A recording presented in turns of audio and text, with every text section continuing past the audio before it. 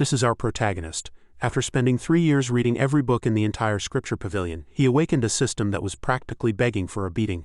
As long as he pisses people off, he can earn rage points. These points can help him do many things, like breaking the formations set by powerful female masters. The masters were so impressed they immediately took him in as a direct disciple. Master number 1 possesses all sorts of insanely powerful techniques. Master number 2 is a master of all worldly sword arts. Master number 3 uses illusionary arts that can get people unbelievably high. Master number 4 never holds back and will take on anyone who dares to provoke her. Alright, without further ado, let's begin. The story opens on a cool morning. Shia Ji was about to head to the scripture pavilion to read by himself when he was coincidentally stopped by a group of fellow disciples who were as ugly on the inside as they were on the outside, and they threw a few taunts his way. Going to the scripture pavilion to read again? If we're talking about who studies the hardest in the outer sect, it has to be Shia Ji. Another guy chimed in. I heard you've already read every single book in the scripture pavilion, Shia Ji. Why don't you show us a thing or two? Shia Ji thought to himself. Here we go again, these guys really have nothing better to do. He said nothing, letting the disciples play off each other. His tone was full of contempt. Tisk, aren't you making things difficult for him? No matter how good his theory is, he doesn't have a shred of spiritual energy. He can't use anything he learns. After they had their fun, he put on a fake apologetic look. Oh dear, I forgot. Shia Ji, don't be mad at me. Shia Ji was handsome and level-headed. He didn't bother with these small fries and let their words go in one ear and out the other, not getting angry in the slightest. This, however, infuriated the two disciples. Having been transmigrated here for 3 years, Shia Ji knew the character of Li Yuanqing and his gang of lackeys like the back of his hand. Compared to what he had been through, this bit of bullying was nothing. Furious, Li Yuanqing rushed forward, grabbed Shia Ji by the collar and tried to act tough. You know why I'm always picking on you? It's because of that smug face of yours. Why pretend to be so tough? You act all calm, but deep down you're scared to death, aren't you? Get on your knees and beg for my mercy right now, and maybe I'll share some scraps with you in the future. Unfazed, Shia Ji said only one word. Let go. This made Li Yuanqing even angrier. He announced his background in an insufferably arrogant tone. Shia Ji, I am the young master of the Heavenly Blade Alliance. Piss me off and you can wait to be kicked out of the sect. At the end of the day, you've cultivated for 8 years and you're still just a cultivator at the first stage of the Ling Shui realm. Even dogs look down on you. Even so, our protagonist remained unmoved. That's none of your business. Just then, a master intervened. According to the rules of the Azure Alliance, fighting among fellow disciples is forbidden. Li Yuanqing's face darkened with anger, but he had no choice but to release Shia Ji's collar. He turned to the master with an innocent expression. I was just sparring with my senior brother. I had no idea he was so weak. We'll be on our way, the master warned them with a stern gaze, as long as no one's hurt. Now get back to the training grounds and focus on your own cultivation. And with that, the 3 obnoxious disciples left. Only the master and Shia Ji remained. The master asked about his future. Shia Ji, what are your plans? Shia Ji replied nonchalantly. I don't really have any. The master tried to persuade him. You've been cultivating for 8 years and you're still stuck at the first stage of the Ling Shui realm. There's really no need to waste your time here. I'm saying this for your own good. If you leave the outer sect sooner, you might find a new path for yourself. Shia Ji thanked the master for his kind intentions, but he had his own ideas. I have my own plans. Master, I'll be taking my leave now. I'm heading to the scripture pavilion. The old master watched Shia Ji's retreating figure, wondering, does he really think he can just bang his head against a brick wall and break through? Our protagonist was also aware of the problems he faced. On his way to the scripture pavilion, his mind was filled with all sorts of thoughts. Even the dogs of the outer sect would scoff at him. After 8 years of cultivation, he had barely reached the first stage of the Ling Shui realm. He was average-looking, had no distinguishing features, and was plain and rustic. Standing alone in the scripture pavilion, the protagonist recalled the moment he transmigrated to this world 3 years ago. When he woke up, besides inheriting some of the original owner's memories, he hadn't received any kind of cheat ability. It seemed Shia Ji's luck was truly abysmal. The spiritual root in the body he inherited wasn't suited for cultivation. Though he knew he couldn't cultivate, the thought that this place provided free food and lodging was enough for Shia Ji to decide to just hang around for the time being. Shia Ji pulled out a red book. After this one, he should have finished reading all the texts in the outer sect scripture pavilion. 3 years after 3 years and 3 years after that, he should at least be a familiar face and find some connections. Our protagonist remembered his teacher's words from his past life. Xiao-san, I've written the specific operational theory of dual spiritual roots on the blackboard. Did you understand? For Shia Ji, his practical cultivation was dead last, but his theoretical knowledge was undoubtedly number 1. Maybe one day I can even train a cultivation genius, he thought with a smug smile looking at the book. He was suddenly reminded that on the 1st of next month, the Azure Alliance's 4 immortals would hold their triennial direct disciple selection. For hundreds of years, disciples from both the inner and outer sects had all but given up the right to challenge. Not to mention Empress Lizon's 9 Heavens Annihilation Formation and the 99 Jade Heaven Stairs. No one dared to even attempt them. A good-for-nothing like me who's only at the first stage of the Ling Shui realm shouldn't even think about joining the fun. It would be a gross overestimation of my abilities. Shia Ji read for several hours, only finishing as dusk began to fall. After he was done, he jumped for joy because he had now read every single book in the scripture pavilion. As he was celebrating, a system interface suddenly popped up before his eyes. Rage system activated. The system clearly stated, as you have completed the hidden novice quest, read all texts in the scripture pavilion. The system is now officially activated. Obtain rage points by angering others to unlock system quests and items. Our protagonist was furious upon hearing this. Why didn't you say so earlier? Do you have any idea what my life has been like for the past 3 years? The 5 items presented by the system were: books hold a house of gold, books hold 1,000 measures of grain, books hold a face of jade. Now he could add a new line: books hold a cheat ability. He was too shocked at the time to clearly hear what items the system was offering. I had assumed that a system obtained after 3 years of reading would be very refined, very proper, and very cultured. But by the time I came to my senses, for example, 3 days later, our protagonist had had enough of the constant accusations. Shia Ji, I'm going to rip your mouth off, go to hell. I've never met a bastard with such a foul mouth, he finally understood. This was the side effect of this crappy system, and that side effect was making enemies everywhere and racking up hate. It was like a scam. It didn't feel like a cheat ability at all, but more like a trap set by someone who wanted me dead as soon as possible. As our protagonist was thinking, the system uploaded the first quest with 2 options: accept and reject. Shia Ji asked tentatively, what if I refuse? The system replied, uninstall immediately. Shia Ji gave a wry, unlucky smile. Then what's the point of giving me a choice? How redundant. Is it that stupid? The system stubbornly asserted. It is not meaningless. If you fail to complete the quest, the system will also be uninstalled immediately. Resigned, Shia Ji could only give this excellent system a thumbs up. The system immediately urged Shia Ji to make a choice. 10, 9, 8, the protagonist sighed. Dude, how long have you been here? You're already starting a countdown, the protagonist deliberately probed. So what's the quest this time? The system displayed, become a direct disciple of the Four Immortals of the Azure Alliance. This was something the protagonist had never even dreamed of. His face twisted in shock. The Azure Alliance sacred domain was founded by the Four Immortals. No disciple had ever reached the top of the 99 Jade Heaven stairs, nor had anyone ever passed through the Nine Heavens Annihilation Formation set by Empress Lizan. Today, however, history was about to be rewritten. Conquering this formation required 233 rage points. Shia Ji stood before the formation. Formation breaking progress 80. Our protagonist suddenly unleashed a move, blasting all his power forward. The entire formation erupted in a brilliant red light and fragments flew everywhere. After the formation was broken, the protagonist vaguely saw a golden light. The light grew brighter and brighter, dyeing the surroundings until even Shia Ji's face was enveloped by it. Suddenly a powerful backlash erupted, terrifying in its light and speed. The force sent Shia Ji flying backward. Our protagonist landed face down on the ground, and could only lament, I'm exhausted. This should count as passing the Four Immortals trial, right? Suddenly a voice called out, Oh, and how did you pass this trial? Shia Ji thought to himself, who is that? This is the area before the Azure Alliance's main hall. The only people who could be here are the Four Immortals. The protagonist grew more curious. Could this be one of my 4 future masters? She doesn't look much older than me. The young woman demanded sternly, answer my question first. The girl was incredibly curious because his cultivation was only at the first stage of the Lingshui realm. It should have been impossible for him to climb the Jade Heaven stairs, let alone pass through her big sister's Nine Heavens Annihilation Formation. Shia Ji was a bit flustered. He scratched his head and answered dumbly, Well, didn't you see it with your own eyes? The moment he spoke, the system prompted, Host, speak with caution or face divine punishment and a violent death. Shia Ji quickly responded, I know, I'll keep it a secret, the girl thought worriedly. Could it be that the Jade Heaven stairs in the formation are just broken from being in disrepair for so long? Shia Ji gave another goofy smile and blinked. Ha. The girl told Shia Ji to stay put while she went to inform her 3 sisters. You just stand right here, don't wander off. At that moment the protagonist was still staring at the girl's figure. Wow, those clothes are really tight. The girl's figure vanished in an instant. Shia Ji sat there dumbfounded, thinking again, if the 4 masters want to know how I broke the formation, how am I supposed to explain it? The system beside him reminded Shia Ji. Host, look, it's the immortal condensation pond. The thing our protagonist saw nearby was in fact an ancient divine spring. Formed from the condensed essence of the cold moon, it took 10 years to produce a single drop. It could stabilize one's foundation and replenish spiritual energy. Seeing such a treasure, how could Shia Ji let it go to waste? He took off his clothes and immediately jumped into the pond with a splash to take a bath, and his level began to skyrocket as a result. First stage of the Lingshui realm, second stage of the Lingshui realm, third stage of the Lingshui realm. Meanwhile, the youngest junior sister had returned. A voice rang out. Little Yuer, have you seen our disciple? Yuer replied. Yes, I have. He's quite handsome, but one of the sisters asked curiously.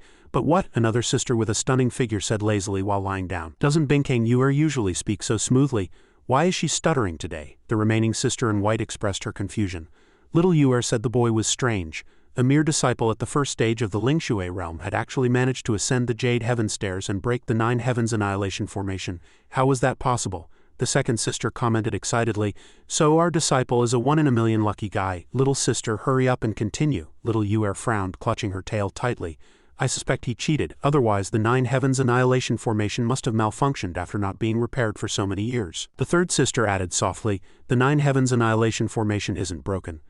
Little sister, you just means that this boy is too unusual. The eldest sister didn't seem too concerned and declared directly, since he passed the trial, he is our disciple. The second sister hugged little Yuer and said happily, I can't wait, we have to go see our disciple right away. A moment later, little Yuer returned to the spot, but there was no sign of Shia Ji. She frowned in annoyance. Where'd he go? Didn't I tell him not to wander off? A dark shadow was visible under the water's surface and bubbles slowly floated up. Shia Ji emerged from the water, flicking his handsome hair back. Little Yuer's eyes turned red with anger. You, our protagonist, his muscles well defined, flashed a charming smile. You're back. The other two masters have come as well. Little Yuer was furious. You, how dare you bathe in the immortal condensation pond? Rage points 500. Our protagonist's face fell. She's mad, looks like she has a short fuse. Just then an idea flashed in Shia Ji's mind. My apologies, master. He deliberately provoked her. What's wrong with taking a dip in the spirit pond? I like to stay clean. I have to bathe every day. And I'm not just going to bathe, I'm going to scrub my back too. Shia Ji thought to himself, hey system, I'm risking my life to rack up hate for you here. You better not let my efforts go to waste. As soon as Shia Ji's provocative words left his mouth, Master Yuer's rage points increased by another 500. The system kept reporting the good news to Shia Ji. Congratulations host, you have angered Yan Yu, the 9 Saber God, and obtained 9,000 rage points. Additionally, in light of your shameless behavior, the system will grant you the divine tier technique barehanded, which can completely block any single attack. Cooldown 7 days, duration a quarter of an hour. Seeing this, Shia Ji thought, barehanded, a divine tier technique? Are you serious? The system replied affirmatively, absolutely. You'll know once you use it. Shia Ji muttered, system, my man, you're pretty good at pulling aggro yourself. The size of the reward depends on the level of anger. The women in front of me are the four immortals of the Azure Alliance. You should at least give me a more impressive sounding technique like Divine Void Heavenly Art or something. The system immediately prompted. Please do not underestimate the system's ratings. Master Yuer shouted. You, what are you muttering about over there? I order you to get out of the spirit pond immediately. Shia Ji complied. Walking out completely naked, the other two masters began to chatter, looking a little shy. Whoa, not bad at all. Master Yuer covered half of her eyes. Who told you to stand up? Get your clothes on now, our protagonist even tried to argue. You told me to get out. I was just following your orders. Little Yuer was huffing and puffing with rage. I can't have a disciple like you. With that, she charged forward, looking genuinely furious this time. Our protagonist was still frozen in place. Little Yuer roared, go to hell. Stop, the second sister shouted, trying desperately to intervene. Shia Ji could only manage a what the hell, a look of utter confusion on his face. A sharp sword whistled through the air, flying rapidly toward him. The protagonist thought, I'll have to bet on it, he shouted. Barehanded, an intense light flared, outshining everything around them. Even little Yuer couldn't believe it. How is that possible? The barehanded skill had been activated by the protagonist. Remaining cooldown, 6 days, 23 hours and 59 minutes. The eldest master appeared and ordered, Little Yu, stand down. The second and third masters obeyed the command and both stepped back. Shia Ji gasped for breath, thinking, Master is too dangerous. Her disciple almost got burned to a crisp. Little Yu was filled with doubt. Impossible. How could a cultivator at the first stage of the Lingshui realm possibly catch my sword? The eldest master sternly called out Yan Yu as a warning, and only then did she bow her head in obedience. The sword that had just been unleashed flew back, causing the protagonist to lose his balance and fall headfirst into the water. In the face of their eldest sister's authority, all the sisters shrunk back. Did you not hear my words? As punishment, go back and copy the Sutra of a Pure Heart 500 times. Little Yu accepted her punishment, though she felt wronged. At that moment the system chimed in again. Congratulations host, you have angered Empress Lizon's Golden Flood Dragon. She is the future Empress destined to suppress the heavens, invincible in battle. The system will now unlock the epic reward Divine Cosmos Physique. The Divine Cosmos Physique, ranked first on the physique chart, could increase one's comprehension and cultivation speed 100-fold. Whoever possessed the Divine Cosmos Physique would become the overlord of the three realms. This could also be indirectly attributed to the host's efforts. The protagonist thought, speechless. How that works too, the eldest master spoke up. Shia Ji has successfully reached the summit and passed the trial. From this day forward he is our direct disciple and the future master of the Azure Alliance sacred domain. This matter is settled. Announce it to the entire sect immediately. Come with us back to the Azure Alliance Divine Temple, the second master said. My dear disciple, I will take good care of you from now on. The third master also chimed in. I will prepare the cultivation manuals for you. As for little Yu, she glared at the protagonist with a murderous look in her eyes. What are you still standing there for? Hurry up and follow. Shia Ji followed them gleefully. Masters, here I come. The scene shifts to the Cloud Mist Pavilion in the Azure Alliance Divine Temple. This was where the masters usually received their guests. The eldest master was sitting on a chair giving orders. Before the official disciple acceptance ceremony, let Yan Yu be the one to guide Shia Ji. Yan Yu's expression immediately changed, and she said loudly, her face a mask of annoyance, What, you want me to do it? Little Yu's rage points increased by another 500. She refused. Eldest sister, you know that I'm not very good at teaching people. As expected of the eldest sister, she stood by her original decision. It is precisely because you two don't get along that you must use this opportunity to temper each other's characters. This matter is settled. Take Shia Ji and show him around the Azure Alliance Divine Temple. You don't have to do the homework I assigned you for the next few days. Little Yu looked dejected. Yes, whatever eldest sister says, Yan Yu will do. Under the eldest sister's command, the fourth master came before Shia Ji and said loudly, "Hey kid, get up and let's go." Shia Ji obeyed. "All right, master." As he followed the fourth master, he thought to himself, that's right, just like that. The little girl's getting angry, she's getting angry." After the fourth master and Shia Ji left, the third master watched their retreating figures and asked with a puzzled expression, "Eldest sister, Yan Yu has a straightforward and simple personality. I'm afraid she's no match for our little disciple." The eldest master sighed. "The Azure Alliance Divine Temple has been too quiet these past few years. This is a good opportunity to inject some new life into it." After hearing this, the third sister gradually understood and nodded. "That's a good idea," the second master said excitedly. "Our little disciple has many secrets.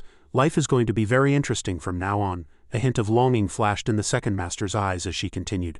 "I'm really looking forward to it." The eldest master looked at the second master with a puzzled expression, thinking to herself. This girl's eyes light up whenever she sees a man. Shia Ji and the fourth master walked one after the other to the formation gate. But Master Yan Yu was already annoyed by Shia Ji's endless stream of questions. "Fourth master, who built the Azure Alliance Divine Temple?" "Fourth master, when did you become one of the four immortals?" "Fourth master, is the second master really a fox?" "Fourth master, why do you keep ignoring me?" Yan Yu's head was about to explode. She roared, "I don't know." The fourth master pointed Shia Ji in the direction of the scripture pavilion.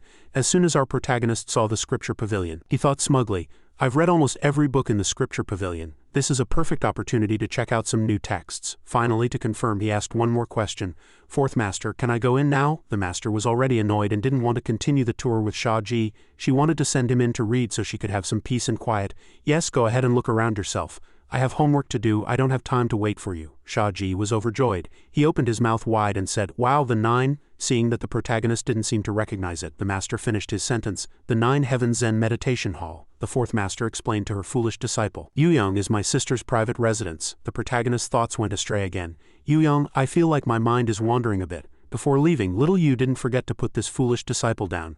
"My sisters say you're some kind of son of fortune, but I don't believe it for a second." Just then, the system prompted, "Host, I'm watching you. Don't say anything reckless." The protagonist adjusted his attitude and asked little Yu, "Isn't our main goal to tour the Divine Temple?" The fourth master took a moment to explain. "Yes, but I only give tours to true direct disciples. If you cheated during the trial, you'll meet a bad end. You're merely at the first stage of the Ling Shui realm. I'm at the Divine Realm, 6 major realms and 54 minor stages above you. Do you take me for a clown?" Our protagonist scratched his head again and muttered, "But I am the son of fortune." Shia Ji was also thinking to himself, "She must be suspicious of my bare-handed technique, but she has no proof." A corner of little Yu's mouth curled up as she approached with a cold smile. "Is that so?" The protagonist also nodded faintly. After that, little Yu turned and left. "We have plenty of time to verify it. I'd like to see just how long your luck as the son of fortune will last." Shia Ji had always liked to add fuel to the fire. How could he let the fourth master leave so easily? He added another sentence, "Girls who get angry often will hit menopause early." After hearing that, Yan Yu immediately turned around, her brows furrowed. What's menopause?" Shia Ji did not disappoint the fourth master's curiosity. He explained in great detail, "It's an incurable disease. You'll get depressed, have insomnia, get acne on your face, and you'll go bald." What else was there? "Oh, you'll also grow a beard and your chest will become flat." After speaking, the protagonist reached out and gestured toward the master's chest, then added another infuriating comment, "Fourth master, yours aren't very big to begin with. Add to that your volatile temper and it'll be hard for you to get married in the future." The system prompted, "Rage points 5,000. The fourth master had completely fallen into Shia Ji's provocative trap. She began to stutter. "You, Shia Ji, the day I become smaller is the day your thing becomes shorter." As soon as she finished speaking, a flaming sword ignited in little Yu's hand, ready for battle at any moment. Shia Ji panicked at the sight, but instead of begging for mercy, he threatened his master. "Fourth master, don't forget the eldest master's orders. Be careful or she'll get angry with you." A cold smile appeared on little Yu's face. "Haha, very good. You've already learned to use eldest sister to pressure me. What a good disciple you are." Our protagonist had always been unscrupulous, using whatever method worked. He even thought to himself, "This girl really cares about the size of that thing. Just mentioning it added 5,000 points. Does she really care that much about her body's stats?" The protagonist snapped his fingers, convinced that he had found the fourth master's weakness, and said arrogantly, "Fourth master, it doesn't matter if your chest is small. Your butt is quite perky." He said this with a laugh, an act that was enough to infuriate anyone to death. The master's eyes were filled with murderous intent. She gripped her large saber tightly, and her move, Realm Crimson Augmentation, ignited in an instant. "Shia Ji, no one can save you now." The story moves to the next day in Shia Ji's room. The fourth master appeared, kicked open the door, and said, "Get up." The protagonist was sound asleep and was startled awake by the shout. He was so surprised he hadn't even had time to get dressed and could only quickly cover himself with the quilt. "Fourth master, I've told you before, doors are for knocking." Seeing this cringe-worthy scene, the fourth master immediately turned her head away and her voice came over. "Yesterday's tour is less than half finished. Get up and let's continue." Shia Ji obeyed, immediately getting dressed and putting on his shoes neatly. Our protagonist looked extremely rushed when he came out. He shouted, "Wait a minute." But in his heart he thought, "You little brat, just you wait and see how I piss you off." Shia Ji began to chatter on again, not forgetting to bring up yesterday's incident to annoy her. "Fourth master, you're not still angry about me saying your chest was small yesterday, are you?" The fourth master frowned and the system immediately added 1,000 points. She was too angry to speak and could only complain to the third sister. "I can't teach this guy." Seeing the situation, the third master gently tried to persuade little Yu. "He's still young, there's no need to argue with a child." Our protagonist immediately nodded in agreement. "That's right, I'm still a child. How can you pick on a child?" Yan Yu thought for a moment. "Not a child anymore, we'll see about that," she said provocatively to the protagonist. "Hey, just you wait." The third master didn't forget to remind Yan Yu of the eldest sister's instructions from the day before. "You are a cultivator. Your mind must not be impetuous." After hearing this, little Yu obediently replied. After reminding little Yu, the third sister didn't forget to instruct her disciple Shia Ji.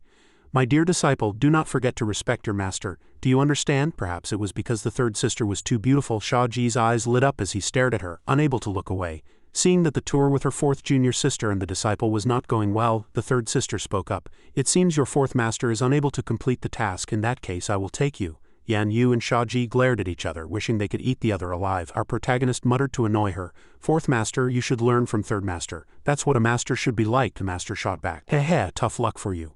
I'm destined to be your master for life." Yan Yu added, "By the way, let me give you a friendly reminder, fourth master. You should provoke third sister less." Shia Ji's curiosity was piqued to the extreme. "What's the reason? Hurry up and tell me." Little Yu deliberately refused to say. "I'm just not going to tell you. Let's see you get angry." This move from the fourth master made even Shia Ji, who had never known anger, frown. The system immediately announced, "Congratulations, host, for getting angry for the first time. This time is exempt from penalty. Next time, if you get overly angry, your rage points will be greatly reduced." Protagonist immediately consoled himself. "This is a feature to help me cultivate my mind and character." The third sister led the two of them to a place and said, "Let's start our tour here for today."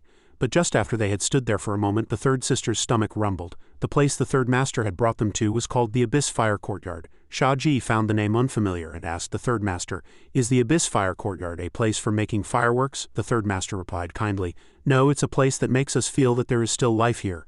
Little Yu knew very well that this boy was a fool and definitely wouldn't understand. She said again in a lecturing tone, "It seems you still don't get it." The protagonist still looked bewildered. "Get what?" The fourth master revealed the answer. "You don't get that this is a test." The mention of a test made the protagonist's head spin as if he had lost consciousness. What the fourth master wanted was for the protagonist to cook. Our protagonist found it amusing. The four immortals had long since achieved a state of fasting, yet they still wanted to eat. The third sister explained to her disciple, "Normally we don't need to, but we just want to be touched by a bit of the mortal world's atmosphere." Master Yu continued, "With your cultivation level and lifespan, it's hard for me to explain it to you clearly." The third master began to introduce their dishes. "There are 4 of us in our family. Eldest sister loves chicken stew with ginkgo nuts, second sister likes roasted chicken with potatoes, I like salt-baked chicken, and fourth sister likes steamed chicken." Master Kongyue also revealed to Shia Ji that the third sister used to do all the cooking, but now that she wanted to focus on breaking through, the task would be handed over to him. This was the first time Shia Ji had been tasked with cooking, and he was at a complete loss. He asked, "You want to eat chicken?" He said this while scratching his face in embarrassment. Just then, the fourth master rushed over and caught a chicken. She handed the chicken to the protagonist. "Stop playing dumb, hurry up, it's almost mealtime." Our protagonist looked at the chicken with mixed feelings, then his expression changed, revealing a look of confidence. "Haha, this is my specialty." Both masters hoped Shia Ji would do a good job to save his own skin. "I hope so. If it doesn't taste good, just you wait and see how I deal with you." The protagonist was full of confidence. "Haha, leave it to me." Before killing the chicken, he even prayed for it. "May you be reborn soon and escape the animal realm." Shia Ji looked incredibly handsome as he prepared the chicken. He closed his eyes, the blade in his hand flashing as he moved with the skill of a god, making one look forward to the dishes he would create. At this moment, there was only one thought in the protagonist's mind: cook chicken, cook chicken. The protagonist said confidently, "This is my specialty. These dishes are all from the hands of the top chef Shia Ji." Before long, our protagonist had finished cooking and was ready to present the dishes to the 4 masters. He carried the dishes while shouting loudly, "The food is here, it's time to eat." Shia Ji diligently delivered the dishes to the 4 masters' seats. "Please, 4 masters, enjoy." As the lid was lifted, a golden light burst forth. Seeing the golden light emanating from the 4 clay pots, the 4 masters were all stunned. These dishes were exceptional in every way, from their aroma to their presentation. Seeing the strange vision emanating from Shia Ji's dishes, the second master asked curiously, "Shia Ji, what was that light just now?" The protagonist didn't explain much, simply extending his hand and saying, "Please help yourselves." The eldest master calmly ordered her sisters, "Well then, let's eat." At her command, everyone picked up their chopsticks and began to eat.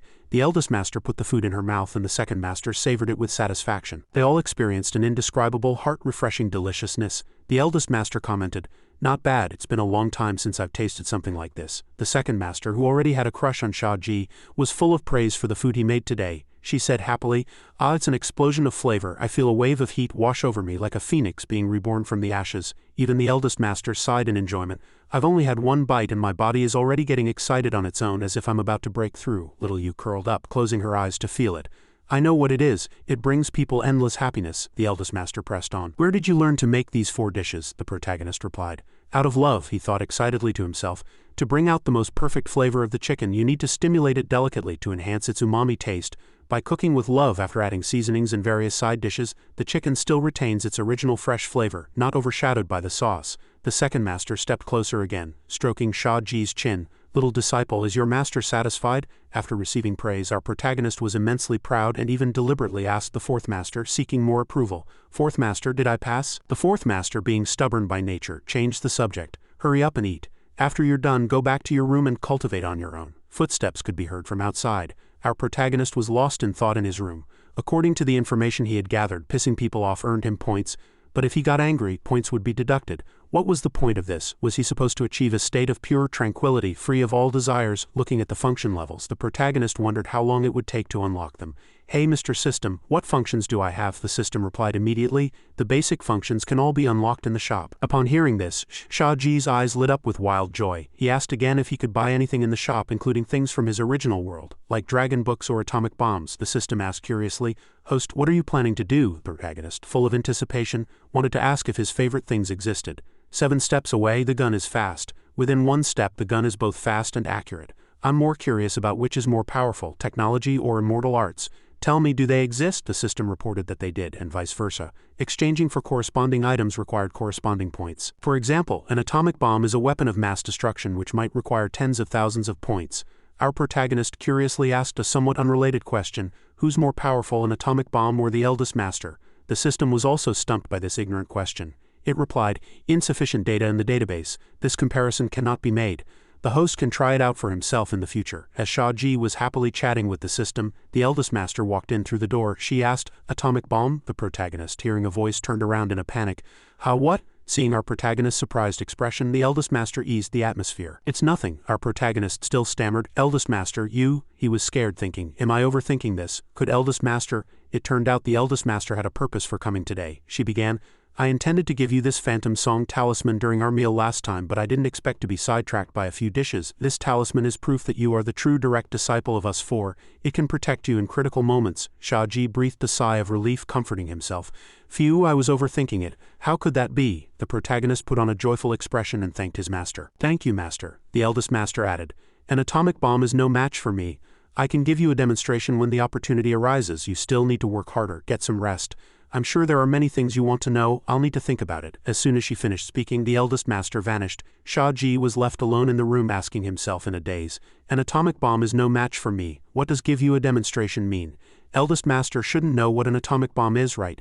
Standing in front of the Starcloud Pavilion, Shia Ji scratched his head in confusion, muttering to himself, "What was the name of that scripture pavilion mentioned yesterday?" "What, Cloud Pavilion? I guess this is it. HMPH, it's all Yan Yu's fault. She's really not a good guide." While the protagonist was badmouthing Yan Yu, she was also plotting how to drive him crazy. "Third sister, I've thought of a few things to say that will piss that guy Shia Ji off." The third sister replied meaningfully, "I'm afraid a certain master will be the one to die of anger first. Sister, why don't you sit down with me and have a calming cup of tea?" Our protagonist was about to push open the door to the Starcloud Pavilion. He had long wanted to see what the scripture pavilion of the Azure Alliance Divine Temple looked like. Woohoo! The door was quickly pushed open. The scene before him confused Shia Ji. A pink tail appeared out of nowhere spinning, and our protagonist was swept into it, becoming dizzy and unsteady. When the second master saw Shia Ji, she asked curiously, "Little disciple, what do you need me for?" Our protagonist was a little flustered when he saw the second master. "Ah, it's you, second master." The second master looked back and said, "From your tone it seems you're a little disappointed." Seeing the second master think this, the protagonist quickly denied it with slick words, "No, not at all. I was originally going to the scripture pavilion to find some cultivation manuals and secret techniques. I didn't see the path clearly yesterday, so I ended up in the wrong place. This place is great too, it was also on my tour plan. The second master swayed her enchanting figure, brought her arm closer and asked probingly, "My dear disciple, why are you so eager to learn?" The protagonist had a feeling that something was about to happen, but he still braced himself and replied, "Ha, it's just so." The second master moved closer, her hand touching Shia Ji's lips. "Why are you avoiding me? Am I ugly? Did I scare you?" The protagonist did not disappoint her, but instead began to praise her. Second master is as graceful as a startled swan, as elegant as a swimming dragon, as radiant as an autumn chrysanthemum, and as lush as a spring pine. You are an absolute beauty, as beautiful as a hibiscus flower. One glance from you could topple a city, and a second could topple a nation. Before he could finish, the master's figure pounced on him.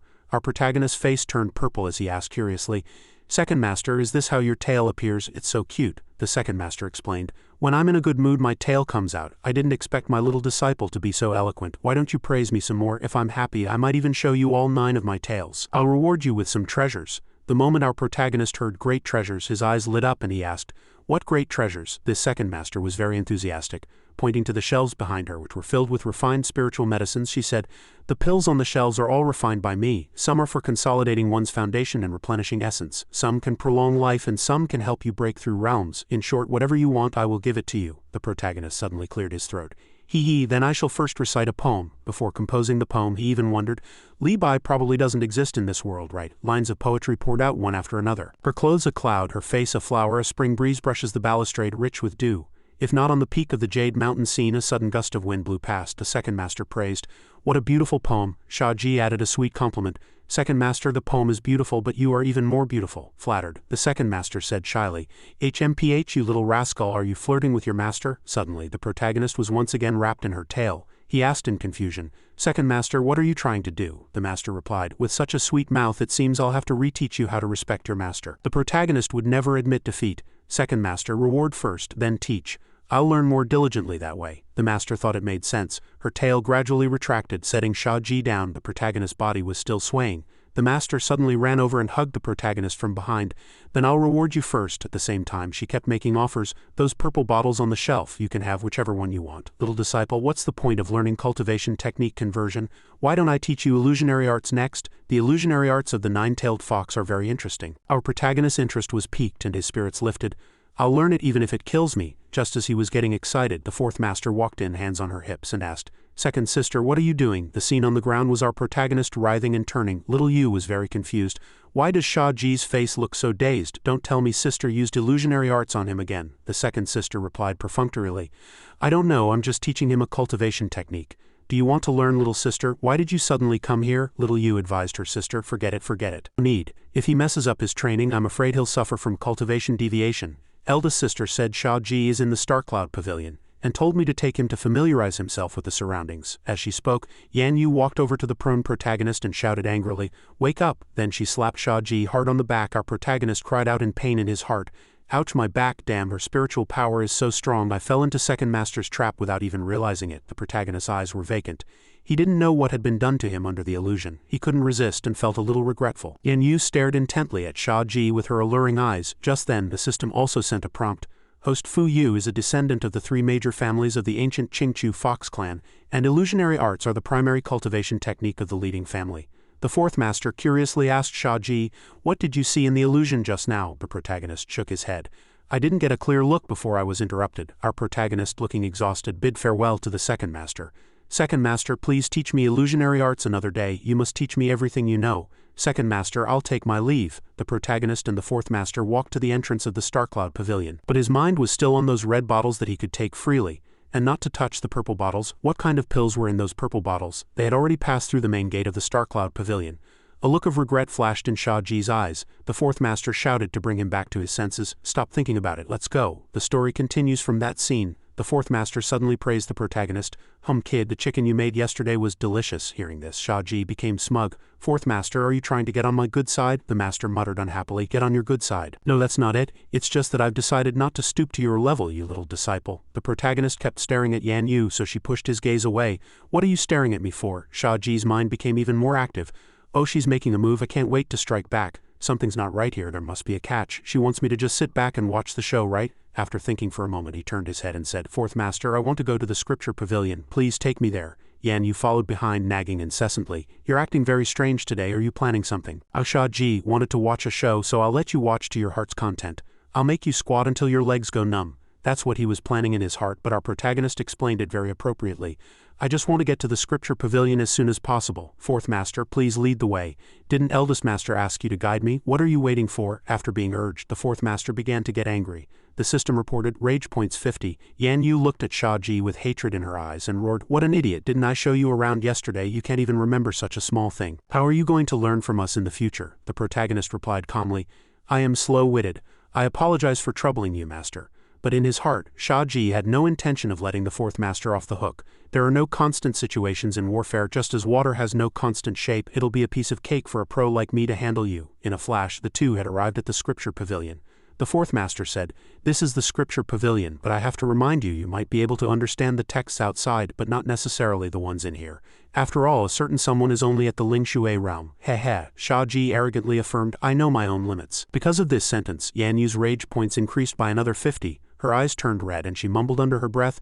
The two slowly pushed the door open. The door of the scripture pavilion was coated with a layer of paint. The light inside was very strange. Little Yu recognized it. It was Third Sister. The beautiful Third Sister was sitting on a high chair. She was engrossed in a book, her face exuding an intellectual aura. Shia Ji called out from below, Third Master, you have such refined taste. However, he received no response because when Third Sister was focused, no one could disturb her. Seeing the Third Master's focused look, our protagonist was filled with admiration. Little Yu then reminded the protagonist, don't mind her. Third Sister ignores everyone when she's concentrating. Come with me. Although I don't come here often, I'm still quite familiar with the place. Shia Ji remained skeptical. Really, I don't believe you. As they moved, the protagonist looked back reluctantly. Suddenly, the Fourth Master said loudly, I found it. I remember putting my 9 Li Saber technique here. Shia Ji looked at the Fourth Master with tired eyes. We've been walking for an hour just to find this. And you said you were familiar with this place. All that effort just now was for nothing. Yan Yu was furious. You talk too much, just take it. It's better to be prepared. This made Shia Ji chuckle. You even know how to use idioms. Suddenly, Shia Ji looked over to the other side in surprise. A hurried voice came. Where did it go? I remember putting it on this shelf. Is it on top? The book in question was Introduction to the 9 Li Dissipating Fire Saber Technique. Yan Yu was still searching hard. How could it be lost? I clearly wrote it out carefully. Meanwhile, the protagonist had already gotten the book, covering his mouth as he lamented, Fourth Master, it's such a pity for it to be thrown on the ground by you. Just then, the Third Sister appeared and warned, You can't read this book. Shia Ji turned around in a panic, stammering, Third Master. The Third Master began, I was reading just now and didn't notice you two, the book in your hand at that moment. Little Yu saw it and said loudly, Third Sister, you're here, perfect timing. Sister, have you seen my book? I remember I put it on the shelf. Seeing her younger sister's panicked look, the Third Master replied, Your book, is it that 9 Li Saber technique? Yan Yu had forgotten for a moment. I think that's the name, the Third Sister added. I don't really remember, maybe someone else took it. The protagonist still looked confused, but the Fourth Master was already impatient. Is that so? Then forget it. The Third Sister asked curiously, What are you two doing here? Little Yu replied. Shia Ji said he wanted to find some books, so I brought him over. On the other side, our protagonist hurriedly hid the book, and at the same time the system's blue interface appeared. The Third Master asked the protagonist, Shia Ji, what kind of books are you looking for? Scriptures or cultivation techniques? The protagonist turned around foolishly and said, I want to find a few high-level cultivation techniques. The Third Master was a bit puzzled by these high-level cultivation techniques. She thought for a moment, then extended her arm. A rich spiritual light appeared, seeming to fill the entire room. A few books appeared, and the Third Master instructed, Take these books for now. This pile of treasures left the protagonist no choice but to accept. Thank you, Master. The Third Master also added, If there's anything you don't understand, you can come and ask me. Our protagonist respectfully cupped his hands and said, I'll be quiet and won't disturb you, Third Master. However, the little junior sister immediately grabbed Shia Ji's hand and was about to leave. He asked curiously, Didn't you say you wanted to read? If you have something to do, you can go first. The fourth junior sister said to the third senior sister, Third sister, I'll take him away now. Before leaving, the third senior sister added a reminder, Yan Yu, you need to study harder and stop writing the wrong characters all the time. As they walked out of the scripture pavilion, Shia Ji didn't forget to tease her. Fourth Master, you can't just because Third Master said you write characters wrong. Disrupt my plans, can you? The Fourth Master explained. You didn't understand Third Sister's subtext just now. That sentence was her way of telling us to leave. If you had stayed any longer, she would have turned you into an ice sculpture. Don't ask me how I know. Shia Ji gave her a sidelong glance, a look of disdain on his face. Are you being too sensitive? Yan Yu insisted. If you don't believe me, you can try it. Getting frozen by her would be the better outcome. She has a habit of ignoring things she deems unimportant. I won't save you then, Shia Ji thought to himself. Judging by the Fourth Master's expression, it doesn't seem like she's lying. The Fourth Master provided more evidence to prove she wasn't lying. I've warned you before, don't provoke third sister, especially when she's concentrating on something. The fourth master was truly trying her best to warn her disciple while also warning him not to tell anyone about her writing mistakes. If you dare to tell anyone, I'll roast you and throw you into the demon beast forest. Having gotten some leverage on the fourth master, Shia Ji immediately threatened her. Haha, fourth master, if you want me to keep your secret, you'll have to pay a price. Otherwise I'll spread it all over the sacred domain until everyone knows, and then you'll be quite embarrassed. Our protagonist had pissed off the fourth master yet again. She said loudly, "Fine, set your own date of death. I won't stop you." The system chimed in again to announce, "Congratulations, host, for repeatedly angering Yan Yu in a short period of time. You have obtained special rage points and have now activated a system quest. The quest is Shia Ji must pass the intersect assessment. Completing the quest will reward you with your choice of a heaven-tier cultivation technique or a magic weapon. Punishment unknown." Looking at the system panel, Shia Ji muttered, "What's the punishment?" Seeing Shia Ji's distracted look, the master shouted, "Hey, what are you muttering about over there? Did you hear my threat loud and clear?" The system was still teasing our protagonist, keeping him on edge. Shia Ji thought with a dazed expression, "Although the system gave me a lot of novice gifts, it's always teasing the host like this. What a wicked sense of humor." Shia Ji then recalled when he first activated the system. The system had announced, "Hello host, I am your system.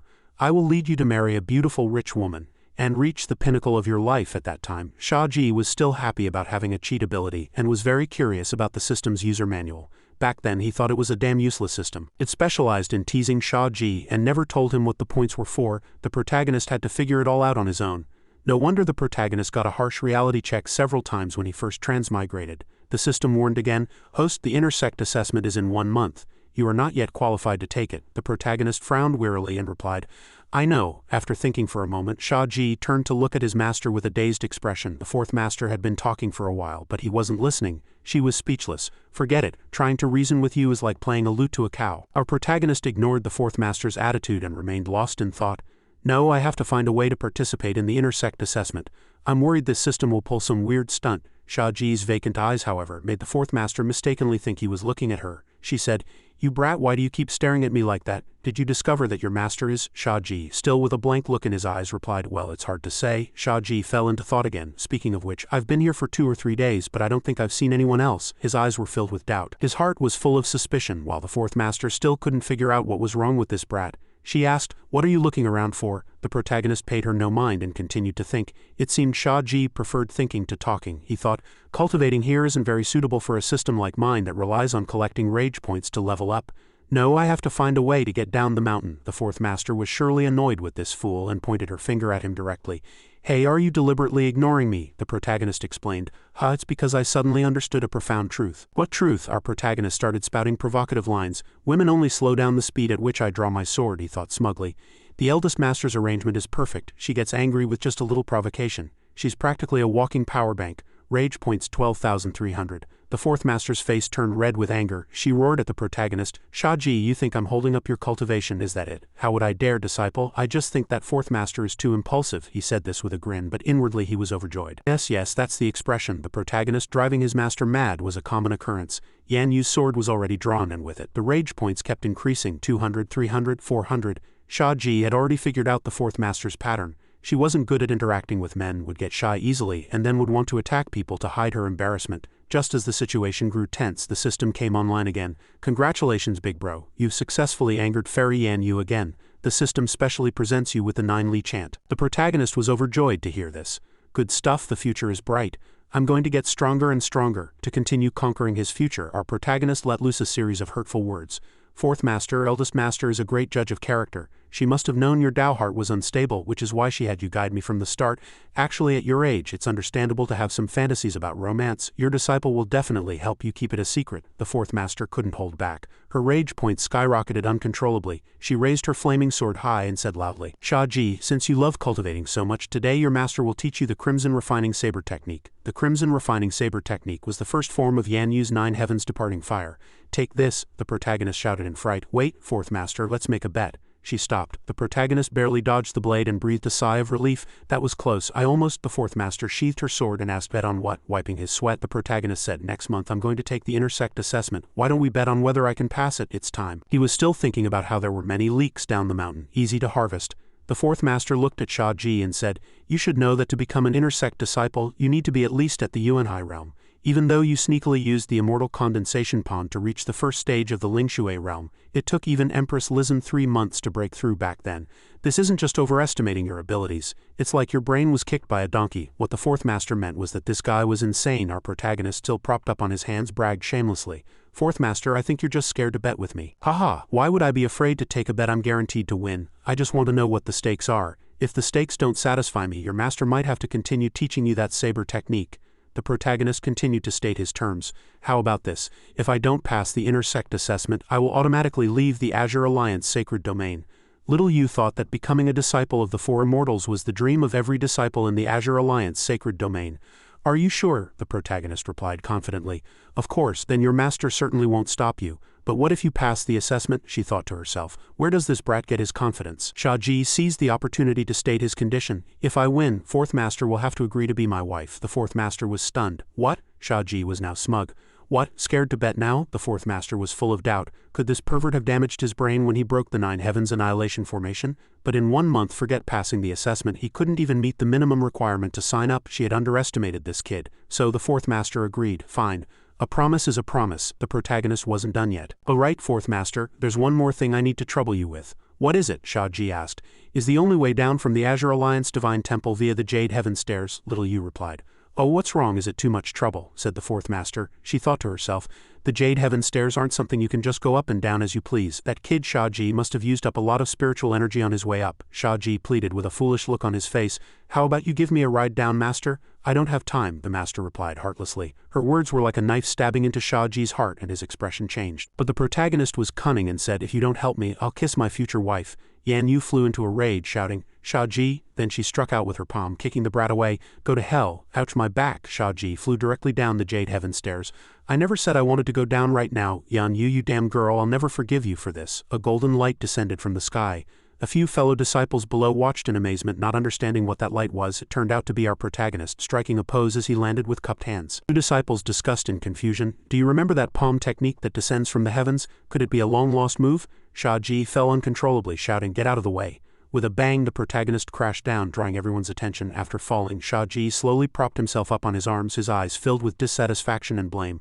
Fourth master is so cruel, ouch, that hurts like hell. A fellow disciple approached and sneered. Well, if it isn't the good-for-nothing Shia Ji. How did you get kicked down? Didn't you already climb the Jade Heaven Stairs and break the Nine Heavens Annihilation Formation? When it came to playing dumb, our protagonist was second to none. He cleverly changed the subject and turned the tables. Li Yuanqing, why do you always have it in for me? You used to gang up on me and mock me every day, and now you're sneering at me again. Is it because you can't even climb past the 30th step of the Jade Heaven Stairs?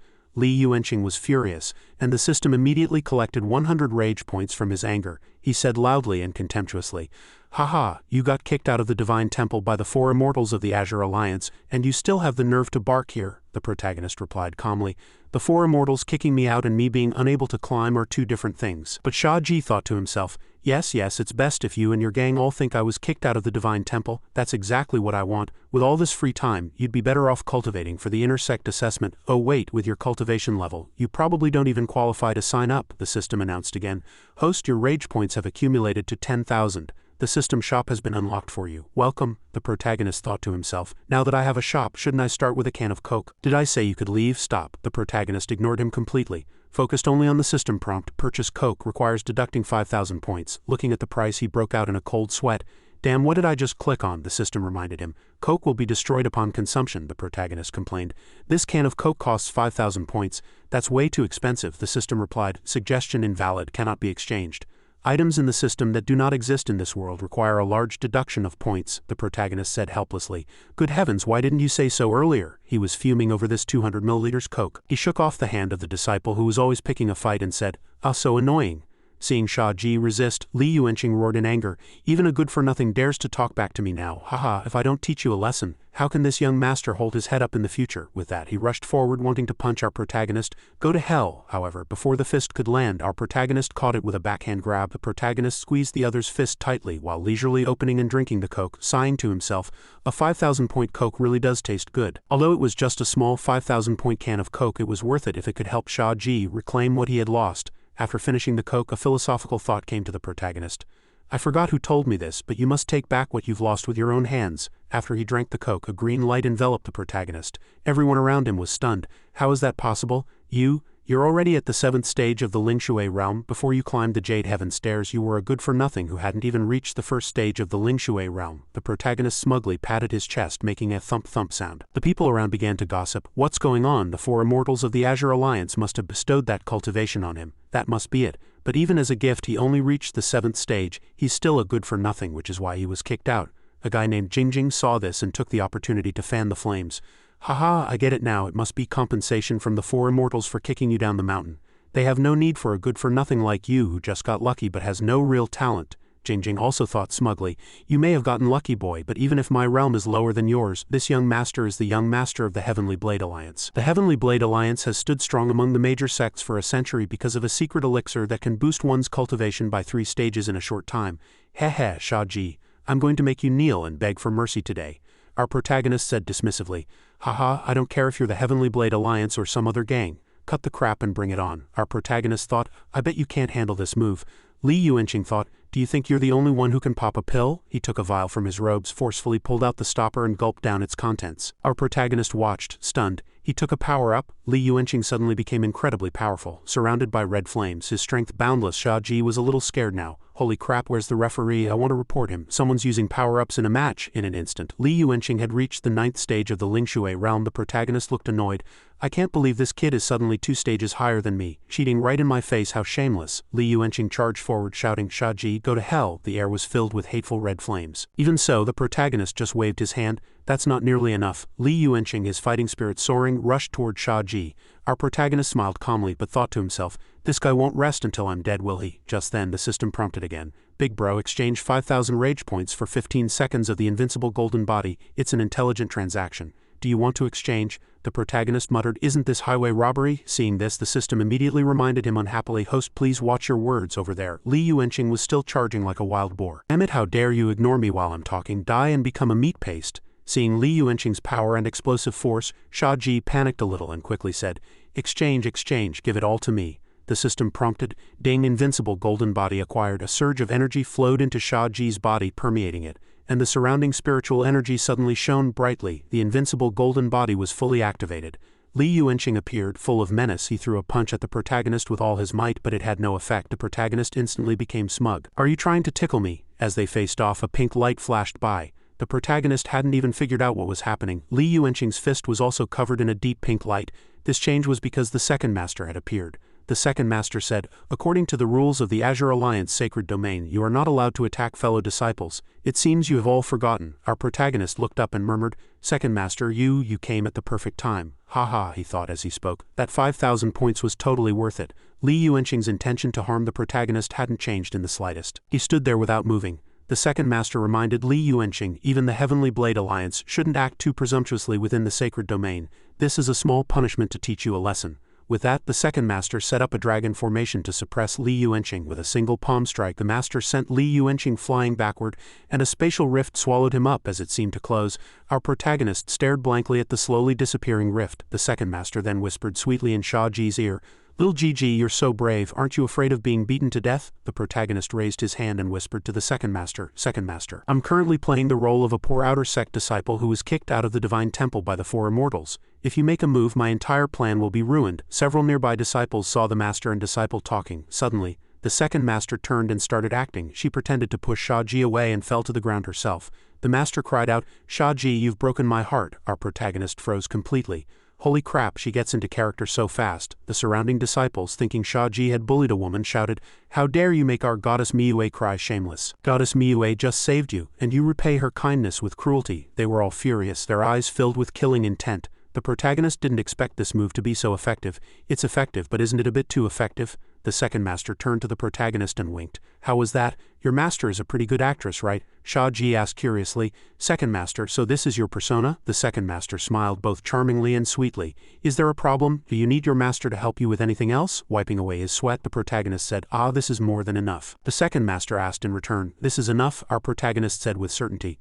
I can handle the rest, the second master demanded. Quick, help your master up, however. She ran over and hugged Shia Ji herself. Second master, what's wrong? The surrounding disciples went crazy seeing this, their rage points soaring. The second master replied to Shia Ji, your master hasn't had enough fun yet. She ran off shouting, I can't go on living, I can't go on living. Shia Ji was completely baffled, his head full of question marks. The disciples shouted, brothers, avenge our goddess Miyu. Charge. Shia Ji could only turn tail and run, desperately fleeing from the crowd. The fourth master was enjoying this. Since we're playing, let's play this to the end.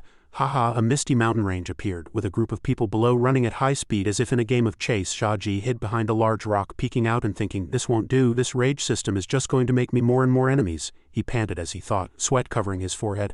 I have to carefully calculate all my points and enhance the skills the system provides to escape. Otherwise I'll be tortured to death by this mob sooner or later. Our protagonist was sitting dejectedly, when he suddenly heard the sound of flowing water. Splash, splash. The protagonist looked at the waterfall and thought, where have I run off to? He waved his hand dismissively, feigning confusion. And so our protagonist secretly hid in the bushes, spying on something. It turned out this was the Fuyu pond behind the outer sect scripture pavilion. How did I end up here? The Fuyu pond was one of the forbidden areas of the Azure Alliance sacred domain. No one was allowed in or out under normal circumstances unless there were special situations. The protagonist also noticed someone was there. Someone was there, a young woman bathing by the stream. As the woman slowly walked ashore, our protagonist accidentally let out a small ah. It turned out to be the third master, completely naked. The master saw Shia Ji and said, Shia Ji, come here. Seeing the scene before him, the protagonist's courage failed him. He fell to his knees and said, third master. The master asked curiously, what are you doing here? Shia Ji tried his best to explain, it wasn't on purpose. I didn't mean to peek. However, the protagonist's mind immediately thought of the second master. This must be the second master's doing. He found it strange and didn't know why the third master was here. The third master explained, this is where I come to quiet my mind. You have trespassed and must be punished. Our protagonist was usually a smooth talker with the ladies, but today he didn't dare to look up at the third master as he spoke, mumbling, third master, it's cold. You should put on your clothes. The third master thought for a moment and demanded that our protagonist dress her. With a wave of magical power, the third master's clothes were drawn over and in an instant they were in the protagonist's hands. You will dress me. Shia Ji's face turned red with embarrassment, but he still had to accept the punishment. He stepped forward to dress the third master. While dressing her, the protagonist didn't dare to look directly at the third master even once, focusing intently on the task. The third master's alluring body was right in front of him, and her clothes were put on perfectly, one piece after another. The third master was curious about Shia Ji's intention to participate in the assessment, and asked, I heard from Yan Yu that you want to participate in this month's intersect assessment. The protagonist replied obediently, yes. She found it surprising that Shia Ji would participate in the assessment. Third master said, you are already the true direct disciple of the four of us. Why go to such lengths? Shia Ji replied slickly, actually your disciple doesn't want to be the subject of gossip. The outer sect disciples all think I'm not qualified to be the disciple of the four immortals. In reality, Shia Ji had to participate in the assessment because of the system, but he could absolutely not reveal anything about the system. The third master looked at the protagonist as if she could see right through him. Her eyes were sharp, capable of reading a person's heart. The protagonist seemed a little scared, thinking, the third master's gaze feels like it's about to see right through me. The third master instructed, I understand, you may leave. I will keep your trespassing into the forbidden area a secret. The protagonist breathed a sigh of relief, having managed to fool her for now. Your disciple takes his leave. The system sent another notification. Congratulations, host, for achieving the Anger 1000 Outer Sect Disciples accomplishment. Shia Ji was shocked to hear this. 1,000? That many? The system updated its information. The plane hopping function is now unlocked. The specific timing of travel will be determined by the system. The host can cultivate in other worlds and obtain items and skills from those worlds. The protagonist exclaimed excitedly, holy crap, now I finally feel like this system is a bit useful. The scene shifts to the mountain gate the next morning. A black hole ripped open, and with a thud, Li Yuanqing fell out. He coughed twice, sore from the fall, but didn't forget to curse. Shia Ji, just you wait, it's either you or me. At the Spirit Cultivation Hall, in front of the Cultivation Formation specially set up by Empress Lizhen for the disciples of the Azure Alliance sacred domain, our protagonist thought, I heard that for every level you go deeper into the Spirit Cultivation Hall, the spiritual pressure you endure during cultivation increases tenfold. That means on the 18th level, the spiritual pressure is a terrifying 180 times greater. The deacon of the Spirit Cultivation Hall, an old man named Zhang Tilan, was calling out names one by one. Next, when it was finally the protagonist's turn, he walked up enthusiastically. Hello, Deacon Zhang, the old man replied coolly. Name realm length, our protagonist thought. Damn it, in front of all these people, this is so embarrassing, he replied. Shia Ji, first stage of the Lingshui realm, 5.5 inches, the old man asked again lazily. Don't you mean 5.5 feet? Only then did Shia Ji realize. Oh, he thought, if you wanted to ask for my height, just say height. Why say length, the old man said. First stage of the Lingshui realm, go to the second level. If you can't handle it, come out. Don't push yourself, otherwise you'll be crippled at best or your body will explode at worst. But Shia Ji said, isn't the second level too easy? I have to participate in the intersect assessment next month, so I need to at least advance to the Yuanhai realm, Deacon Zhang reminded him. The top genius in last year's intersect assessment, Zhang Zonglin, only dared to challenge the third level. You're not young anymore. And you're only at the 7th stage of the Lingshui realm. You should be careful. Don't lose your life just for the sake of advancing your realm. A few fellow disciples behind him couldn't help but add their 2 cents. Abandoned by the Four Immortals, he might as well just die. A glorious death is better than a miserable life. Serves him right for trying to challenge the Jade Heaven stairs. Now he's completely lost face. He deserves it. Losing face is a small matter. Being kicked out of the sacred domain means his life is over. Haha. Shia Ji thought unhappily. These 3 lackeys of Li Yuanqing have perfectly inherited all of their master's genes. Li San came up and said mockingly, Yo, with the cultivation the Four Immortals pitied you with. I'm afraid you can't even pass the first level. Sending you to the second is already giving you face. Wang Si didn't forget to fan the flames. This kid has always been a good for nothing. He probably doesn't even know the importance of physical strength.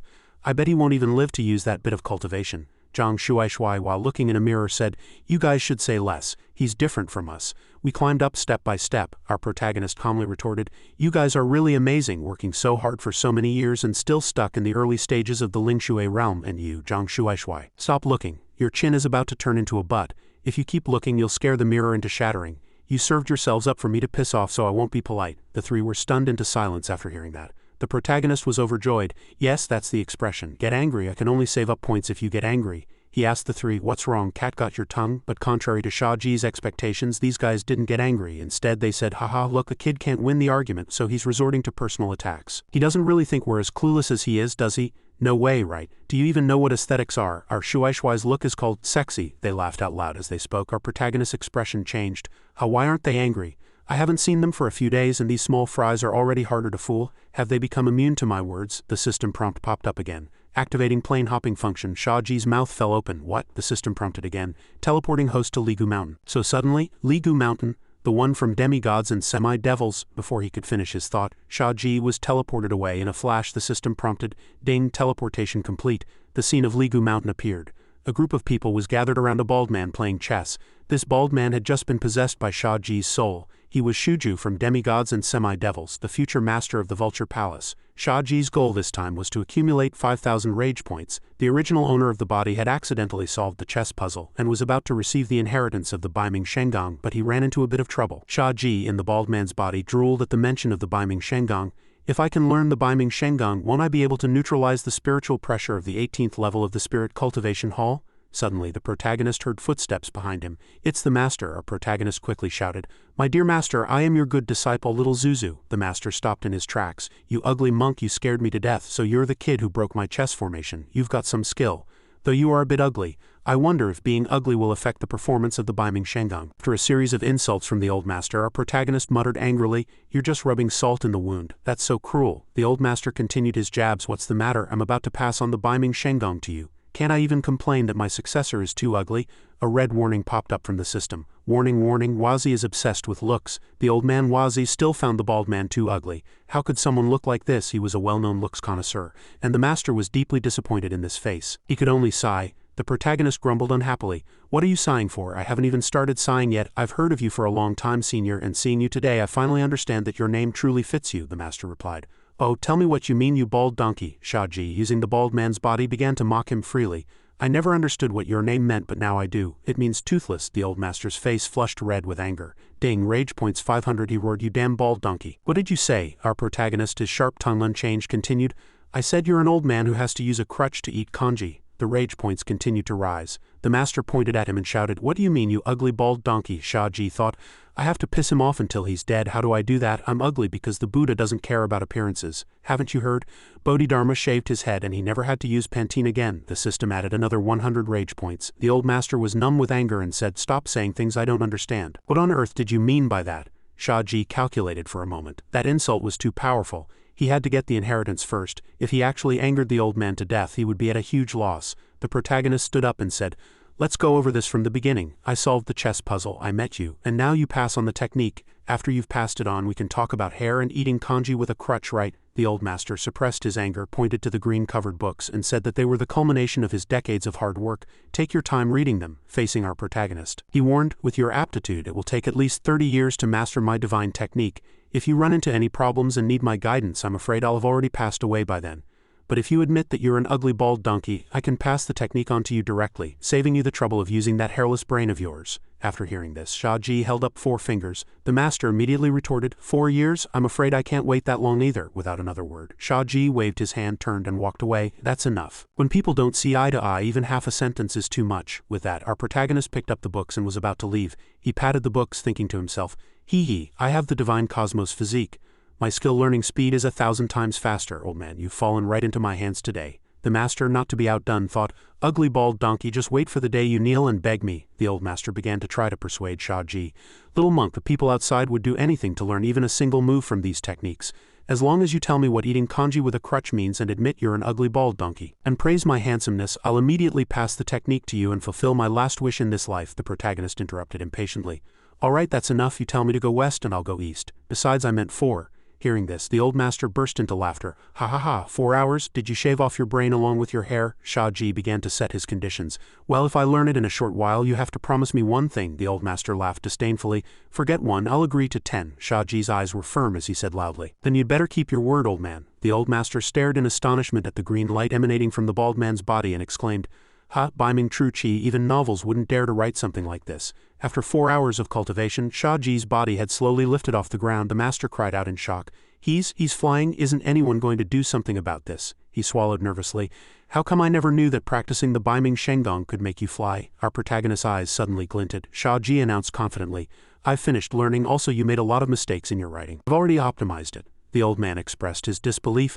"Haha, learning the Baiming Shenggong requires a foundation of internal energy. Otherwise, the conflict of multiple techniques in your body will cause you to immediately vomit blood and cripple your meridians. Little monk, I don't know what kind of Pantene your grandmaster used, but not boasting was one of his teachings."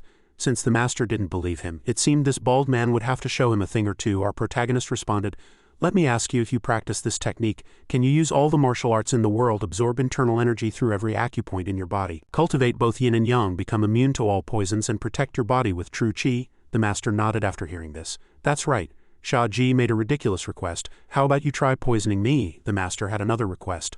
"Old man, today you've fallen right into my hands." A corner of the protagonist's mouth lifted as he announced, "Then watch closely." A green light enveloped the surroundings as if to drown everything in its radiance. The old master was dumbfounded, his mouth agape in an O shape. What? It turned out our protagonist had used too much force. He was supposed to shatter a stone table, but instead he demolished the master's entire residence. Now, the master finally believed that this was indeed the Baiming Shenggong. Where on earth did this kid come from? You can't even describe him as a genius anymore. "He's practically a grandmaster," Shia Ji said smugly. "How about it, old man? I didn't lie to you, did I?" The old master turned around and said in a deep voice, "I will naturally not go back on my word." Our protagonist ran over to the old master and said fawningly, "1 thing would have been enough, but you insisted on adding up to 10. But at this moment, the old master pretended to go back on his word. "Ahem, let's just say my words were like spilled water." Hearing this, the protagonist didn't hold back either. "Since you're being so frank, I'll tell you, eating kanji with a crutch means shameless and despicable. Crutch sounds like without teeth, which means shameless. And kanji flowing from top to bottom means despicable." The old master was furious. And the system added another 1,000 rage points. He roared, "You little brat, cursing without using a single curse word. How am I shameless and despicable?" With a wicked smile, the protagonist began to list the master's sins. "First, you liked Tong Piaoyun, but you caused her to suffer from cultivation deviation. Then you got involved with Li Chusui, and you were also secretly in love with her junior sister. Is that something a human would do? I'm not wrong, am I?" The master broke out in a cold sweat and admitted, "That's right, that's why I feel so guilty and have been in seclusion here, too ashamed to face anyone." Our protagonist began to assign tasks to the old master. So the first thing is to go find the 3 of them and admit your mistakes. That's not how you build a harem, you know. The second thing, I have a good brother named Chao Feng. He's a guy who got screwed over by his father. After you get out, you must protect him. He has some issues with his head, so don't let him do anything stupid." The old master didn't care much about these things, only about looks. "These small matters are not even worth mentioning. Is he handsome?" Hearing this, our protagonist became really impatient. He had no choice but to change the subject and continue. "As for the third thing, from now on when you see others, you'll say that you passed on your technique to Shuju because he was too handsome. Disrespecting Shuju is disrespecting you, Wazi." The old master roared in refusal. "I'll agree to anything but that." The protagonist took the opportunity to continue his taunts. "As expected of an old man who eats kanji with a crutch, you're so old yet you don't keep your word." The master had no choice but to agree through gritted teeth. "Fine, I promise you, you damn looks connoisseur." The two walked out together, chatting like friends as they went. "Let's go, it's time to get out. We can talk about the rest of the conditions on the way. I haven't left this place in decades. Tell me about the outside world on the way out." Shia Ji explained the current situation to Wazi in detail, even recounting the plot of the next 20 episodes of the TV series. Wazi was moved to tears and promised Shia Ji that he would eradicate the evil forces in the martial arts world and let righteousness prevail. Wazi eagerly looked around. Meanwhile, Shia Ji took advantage of the crowd to harvest another wave of rage points. The old master brought Shia Ji before everyone. Everyone, I announced that the Zhenlong chess puzzle was just a pretext. Shuju is the most handsome man in the world. From now on, he is my true disciple. The system popped up another notification. Congratulations, host, for perfectly completing the quest and learning the Baiming Shenggong. This technique will be brought back to the main world as a reward. You will be teleported back to the main world in 5 seconds. Please prepare. Looking at the system interface, the protagonist thought, I wonder what will happen here after I leave. In that case, I guess I've changed history, right? Big brother Chao Feng, my childhood idol, I've done my best. A new scene unfolded, a green light enveloping the protagonist's body. Shia Ji's eyes snapped open as if surprised by everything. Our protagonist understood in his heart. It seems time in the main world is frozen. This plane hopping function is an excellent cultivation tool. Just a few more trips and I'll reach the pinnacle of my life. The guy named Shuaishuai still spoke with a sarcastic tone. Shia Ji, as your fellow disciple, I advise you to have some self-awareness. Letting you cultivate on the second level is already giving you face. Overestimating yourself will only lead to suffering. The protagonist replied unhappily. Haha, who said I'm going to the second level? I'm going to the 18th. Everyone else was stunned. What? The 18th level? They pointed at our protagonist. Do you know you're going to your death? Don't forget, just a few days ago, you were only at the first stage of the Lingshui realm. Your body hasn't been tempered. The moment you step into the 18th level, you'll be crushed by the spiritual pressure, Shia Ji announced calmly. If I walk out of the 18th level unharmed, you, Zhang Shuaishuai, are not allowed to look in a mirror ever again. The other two must say that Zhang Shuaishuai's chin has grown a butt. The others let the protagonist be. Fine, we won't stop you if you want to die. We'll talk again if you can come out alive. Shia Ji turned to Deacon Zhang and requested, Deacon Zhang, please register me for the 18th level. The old man didn't believe him and was still trying to dissuade him. Kid, Shia Ji, there's no need to get angry with your fellow disciples. This is no small matter. Don't ruin your cultivation path and your life because of a moment of impulse. Our protagonist's eyes were firm. Please register me. My mind is made up. Shuaishuai looked at the protagonist with contempt, constantly muttering, Haha, your choice of suicide is quite creative, Deacon Zhang. Since he wants to die so badly, why stop him? Just register him. This voice came from Elder Lin. Old Zhang asked with a frown, Elder Lin, what if something happens? Elder Lin replied, the path of cultivation is inherently difficult. If everyone had a smooth journey, wouldn't cultivation be too easy? Since he's taking the initiative to challenge the 18th level, he must be prepared. Old Zhang sighed. All right, he quickly wrote down a few words. Shia Ji grinned and thanked Elder Lin, thinking to himself, I didn't expect to run into Elder Lin here. She usually only shows up for lectures. I heard she's the saint of medicine in the outer sect. If something really happens, she definitely won't stand by and do nothing. Better be safe than sorry. Before leaving, Shia Ji even said hello. See you in a bit. Shuaishuai was also eagerly anticipating the result. The deacon pointed and said, please stand on the star-plucking platform. You will be teleported to the Shira Hall on the 18th level shortly.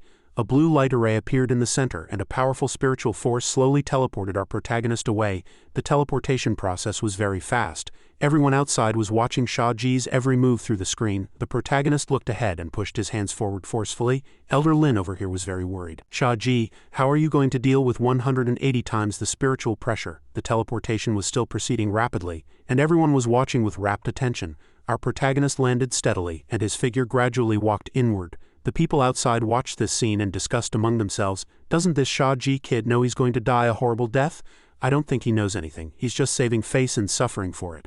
I heard the master of the Shira Hall, Shira Lianhua, is extremely cruel and violent. Her personality doesn't get along with Fairy Yan Yu at all. The effeminate Shuaishuai flicked his hair and said, it's better that they don't get along. If she knew Shia Ji was a disciple of the Four Immortals, he would die an even more horrible death. On the 18th level, Shia Ji was about to reach out and open the door when a ghost-like thing on the door said loudly, which rude kid is this? Take your dirty hands off me. Our protagonist was startled and immediately let go. There were 2 red ghost heads on either side of the door, and they even called each other brothers. Sigh, big brother, you'll scare the kid like that. HMPH, he doesn't know the rules. I have to teach him a lesson, the protagonist exclaimed in anger. You're alive? The redhead scolded the protagonist in return. Stinking kid, all things in the world have spirits. You don't even know this and you dare to come and challenge. Even the door grinned at the protagonist. Ha ha, old ghost, you like it too, don't you? It's been a long time since we've had a newcomer here. Let's let him in. The 2 ghost heads, brother door and little door, were very talkative, taking turns to speak. Tis stinking kid, let me give you a reminder. With your frail body you won't be able to withstand my young lady's test. If you die here, no one will be there to collect your corpse. Bro. He's not bad looking. Maybe the young lady will like him. Shia Ji maintained his composure, ignoring the gossip. I guarantee I can pass the assessment, please let me in. The two doorknobs still spoke with arrogance. Haha, what an arrogant kid, I like it. HMPH, you can only be arrogant for now. If you're in such a hurry to die, I won't stop you. With a click, the door opened, and a golden light enveloped the entrance. The protagonist slowly walked in as a voice echoed, haha, a guest has arrived. The scene inside looked incredibly mysterious. A paradise unfolded with cranes dancing across the sky. Shia Ji was captivated by the sight. As the protagonist was relaxing, a voice came from somewhere. Come in, come in. The protagonist began to think, this scenery has nothing to do with the name Shira. It's more like a hidden paradise, a fairyland on earth. As Shia Ji took his first step into this paradise, his eyes were suddenly drawn to a girl sitting under a tree surrounded by teddy bears. This girl was Shira Lianhua, the master of the Shira Hall. Shia Ji began to ask, little girl. Her eyes slowly opened, a look of surprise on her face. You've come to take the challenge? Our protagonist answered confidently, yes. He was patiently explaining, I am, but before he could finish, the girl launched a series of attacks shooting a stream of red light beams. The beams shot toward Shia Ji with astonishing speed and power. This terrifying force made our protagonist break out in a cold sweat, and even the ground in front of him cracked. Shia Ji muttered to himself, looks like she has a bad temper. The girl said sternly, did I say you could leave? I ask you answer. You can only come up when I tell you to. The teddy bears surrounding her were actually alive and incredibly bloodthirsty. Miss, this kid doesn't know the rules. I'll go teach him a lesson. Me too. The young lady stroked a bear's head and said in a doting tone, you're all so good to me. You're all Lianhua's favorite treasures. After doting on them, she turned back to Shia Ji and said irritably, which sect of the Azure Alliance sacred domain are you from? What's your cultivation level? The protagonist introduced himself, an outer sect disciple. 7th stage of the Lingshui realm. Hey, my face changes faster than a Sichuan opera performer. The young lady was still puzzled. What? Lingshui realm, Shia Ji said proudly. There's no rule that says someone at the Lingshui realm can't challenge the Shira Hall, is there? The girl repeated. I ask you answer. If you don't follow the rules, whichever foot you stepped up with, I'll chop it off. I'll ask again, who is your master in the outer sect? The protagonist lowered his head and answered respectfully. The Four Immortals of the Azure Alliance. Lianhua understood and nodded. So you're the guy the Four Immortals took in as a disciple. No wonder you dare to come to the Shira Hall at just the Lingshui realm. In that case, I won't hold back lest I tarnish the reputation of the Four Immortals. Shia Ji gradually sensed that there was some conflict between the Shira Hall and the Four Immortals. As he was worrying, the dolls next to him chattered, don't hold back, like master, like servant. Lianhua instructed, follow me. The challenge officially began. The young lady led Shia Ji to the arena of the Shira Hall, which was quite noisy. Lianhua stood below and shouted, it's been a long time since anyone dared to challenge the Shira Hall. Must all be very bored, right? The chattering dolls all replied, very bored. Yes, yes, no one comes, no one comes. They discussed the people who had challenged the hall before. Remember that kid who came to challenge 4 years ago? He almost succeeded. A once-in-a-century genius. What a pity. Lianhua couldn't believe the Four Immortals would take a mere 7th stage Lingshui realm disciple as their direct disciple, but he had an air of pride about him. Unlike that crybaby Yan Yu, the young lady stood below and clapped well. Don't be discouraged when you get on stage to challenge. After all, anything can happen. Besides, you're also a disciple of the Four Immortals. I'm looking forward to it. Shia Ji thought to himself. This little girl is trying to intimidate me, isn't she? It's useless. Lianhua began to announce the start of the match. All right, enough talk. The challenge officially begins. Before our protagonist could do anything, a stream of green water unexpectedly surged up. Shia Ji watched in confusion, unable to say a word. Lianhua explained to console the protagonist that everything here was her treasure. They couldn't withstand the damage from spiritual pressure, so Shia Ji would have to take the challenge within this water curtain. Shia Ji immediately asked the system for help. Tell me the details of the Shira Hall challenge. The professional system reported, the challenge is divided into 4 parts. The spiritual pressure increases by 3, 6, 12, and 18 times respectively. Due to the spell restrictions of the Spirit Cultivation Hall, you must get the highest score in each part of the challenge to advance your realm. If you quit midway, your injuries will not recover, and you will not receive any benefits. The protagonist asked the system, is the Baiming Shengong useful for the spiritual pressure challenge? The system replied, it can be used. The activation interval for the Baiming Shengong is 2 minutes. Due to the host's realm restrictions, when the Baiming Shengong is activated, all other system functions will be frozen for 2 hours. Our protagonist ordered, cancel this freeze and interval for me. The system immediately refused. How is that possible? This angered the protagonist. Damn it, I knew it wouldn't be that easy. I must prioritize advancing my realm. Otherwise, if the system functions are restricted next time, I don't know what I'll face. The young lady Lianhua shouted, are you ready? Shia Ji sighed and replied wearily, ready, he comforted himself. I'll cross that bridge when I come to it. As long as I manage my time, skills, and how I use them, it shouldn't be a big problem. Lianhua introduced the first part, Heartbreak Pippa, with golden and emerald green feathers. The sound of Oriole's singing came from its strings. Its power was self-evident, and the surrounding blue light symbolized strength and mystery. Shia Ji was a little wary when he saw his opponent. Lianhua smiled secretly to herself. The 7th stage of the Lingshui realm was an advantage in the first part. Even with the spiritual pressure increased threefold, it wouldn't cause too much damage. But starting from the second part, our protagonist also launched his first move. Seeing the girl, Shia Ji felt a little sick and said to himself, it's only 3 times the pressure I have to hold on. The system prompted. The immortal condensation pond of the Azure Alliance Divine Temple suggests the host take more baths. Our protagonist sighed. That pond belonged to Yan Yu. He'd have to listen to her nagging again. He urged, let's continue. Lianhua designated the second part. Light gauze seductive dance. A green light appeared again. This time it was falling flowers circle the trees, light and shadowless. Swirling snow follows the wind, a glance unseen. Her arms moved in perfect coordination. Her attacks were wild and uncontrolled. Our protagonist knelt to resist. He had to do his best. His force was 6 times stronger. The battle was so tense it was suffocating. The system reported a 6-fold calculation is 6 times the base. The protagonist immediately got angry after hearing this. Damn it, why didn't you say so earlier? You didn't ask, Lianhua warned. If you stop now, you can still escape unharmed if you continue. Your body will self-destruct and you'll die within 16 seconds. Give up. The protagonist made up his mind and began to activate the Baiming Shenggong. The golden light of the Baiming Shenggong shone brightly as the protagonist faced his enemy directly. Our protagonist always looks brave when he fights. Lianhua and her treasures were all surprised. What? Shia Ji coughed up blood and said, I've endured this round too. He was still calculating in his mind how to flexibly use various techniques. Based on the challenges of the first 2 rounds, the effect of the sudden surge in spiritual pressure on the human body was impossible to withstand for 2 minutes. The spiritual pressure in the 3rd level is 12 times greater. If I don't use the Baiming Shenggong, I'll definitely be crushed in an instant. But the Baiming Shenggong has already been activated once. If I stall for time before the 3rd part, I can pass it smoothly. Using the same method for the 4th part won't be too dangerous. The young lady Lianhua looked at Shia Ji with eyes full of admiration. The Four Immortals disciple really has some skill. This kid is unusual. Did he just absorb the spiritual energy from the water curtain? Shia Ji might have underestimated the Shira Hall. He didn't expect it to be so terrifying by only the 2nd part. I'm actually a little scared, but I have the divine cosmos physique. I've known all the uses of the Baiming Shenggong for a long time. Haha. The young lady Lianhua cupped her hands in admiration of Shia Ji. Brilliant, absolutely brilliant. I'm looking forward to your next performance, the protagonist replied. Thank you for your praise, Hallmaster. As soon as he left the arena, the protagonist held his head and thought, I just absorbed 9 times the spiritual pressure. What arithmetic progression?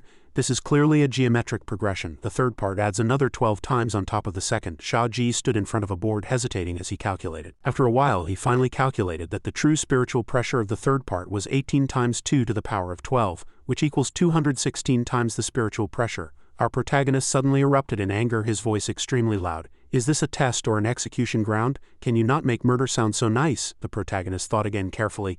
The last person almost passed the 4th part, but it wasn't this terrifying. This is the Shira Hall. Even the Son of Fortune would be murdered here. Good thing I have a cheat ability. But this system always waits until it's almost exposed before explaining things clearly. I'll have to be more careful in the future. The young lady Lianhua waited lazily. Well, can we begin? Shia Ji suddenly let out a small ah, his face turning purple. The girl was surprised. I haven't even started yet, our protagonist said with a pained expression. I think I have a stomachache. Can I leave for a bit? The young lady Lianhua refused directly. No, what do you think this place is? How can you just come and go as you please? Watch it, she thought to herself.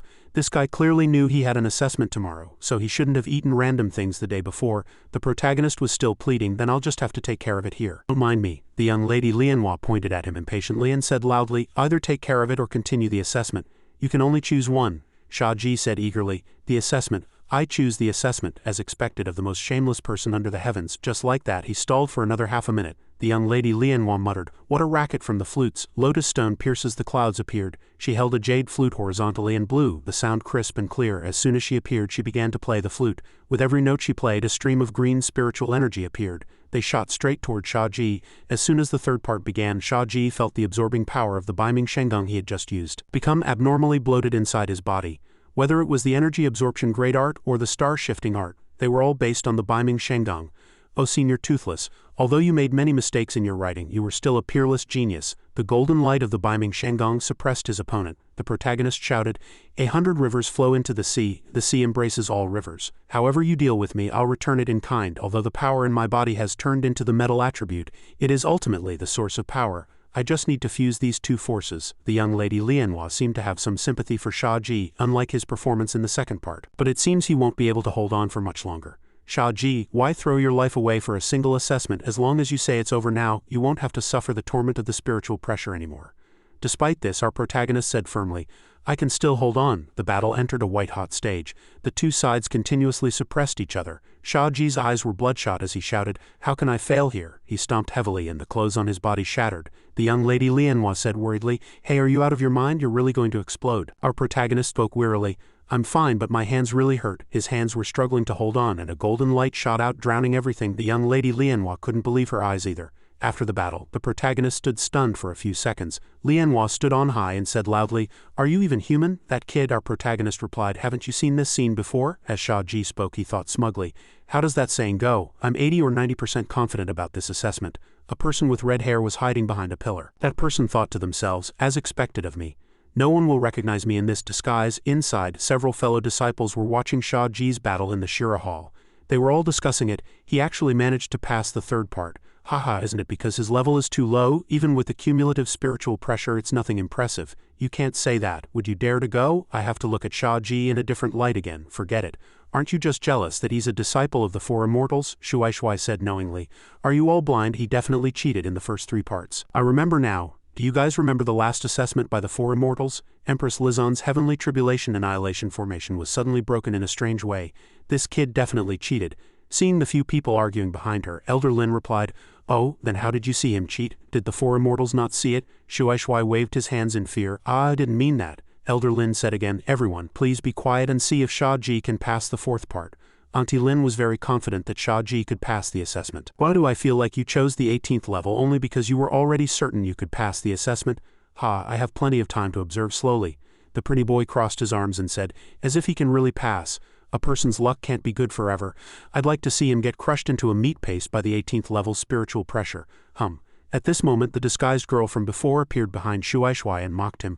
"Cursing others behind their back is not the act of a gentleman," that pretty boy retorted. "It's my business to say it. What does it have to do with you?" The little girl's words were also unforgiving. "All right, leave the handsome guy alone," she warned. "Disrespecting a disciple of the Four Immortals is the same as disrespecting the Four Immortals themselves." Shuai spoke nonsense with a look of indifference.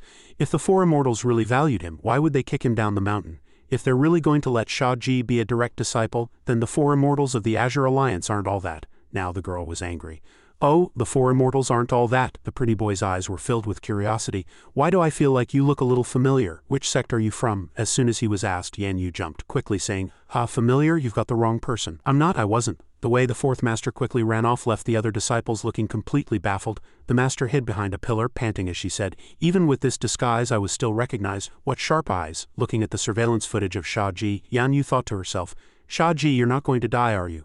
Long Yi Xiaoyue was feeling very conflicted and torn. She tried to brainwash herself. "I, Yan Yu, am here to see Shia Ji make a fool of himself. It would be better if he died.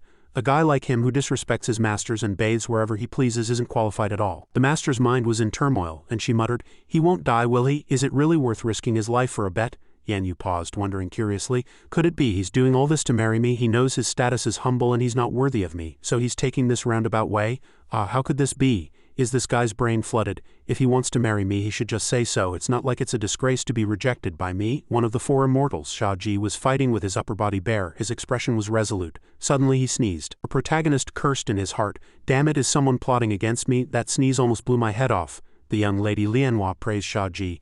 "You were able to break the Nine Heavens Annihilation Formation. You're truly remarkable to actually pass the 3rd part of the assessment." After praising him, she didn't forget to add a reminder, "But whether it's good luck or great strength, we'll see in this 4th part." Shia Ji was in a perilous situation, but his infuriating nature never changed. He threw out a provoking comment, "Can you even beat my 4th master?" Lianhua was furious and shouted, "What?" The 4th master was praised and felt secretly pleased. To praise me in front of so many people is so embarrassing.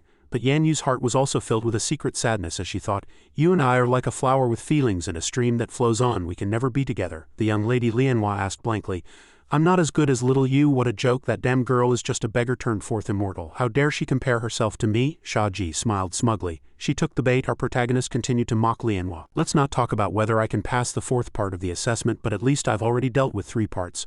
Haha, if my 4th master were here, she could turn me to dust with a single slash. Tell me who's stronger, you or my 4th master?" Hearing this, the master's thoughts were in a jumble. What nonsense is this kid talking? He clearly caught my slash. "Oh, but he's right. If I really went all out, he would certainly turn to dust. But is it necessary to announce that here? Could it be that he guessed I would come to see him? Oh no. To observe, so he said it for me to hear. I'll have to teach him a lesson when he gets back and tell him not to run his mouth everywhere." The scene shifts back to a long time ago in a waterfall area. This world was blessed by water, plants, rocks, air, and spiritual energy. The source of life was the powerful and gentle water. The water spirit prayed for all living things. In the sky lake of the Azure Alliance sacred domain, the water spirit gave birth to a child.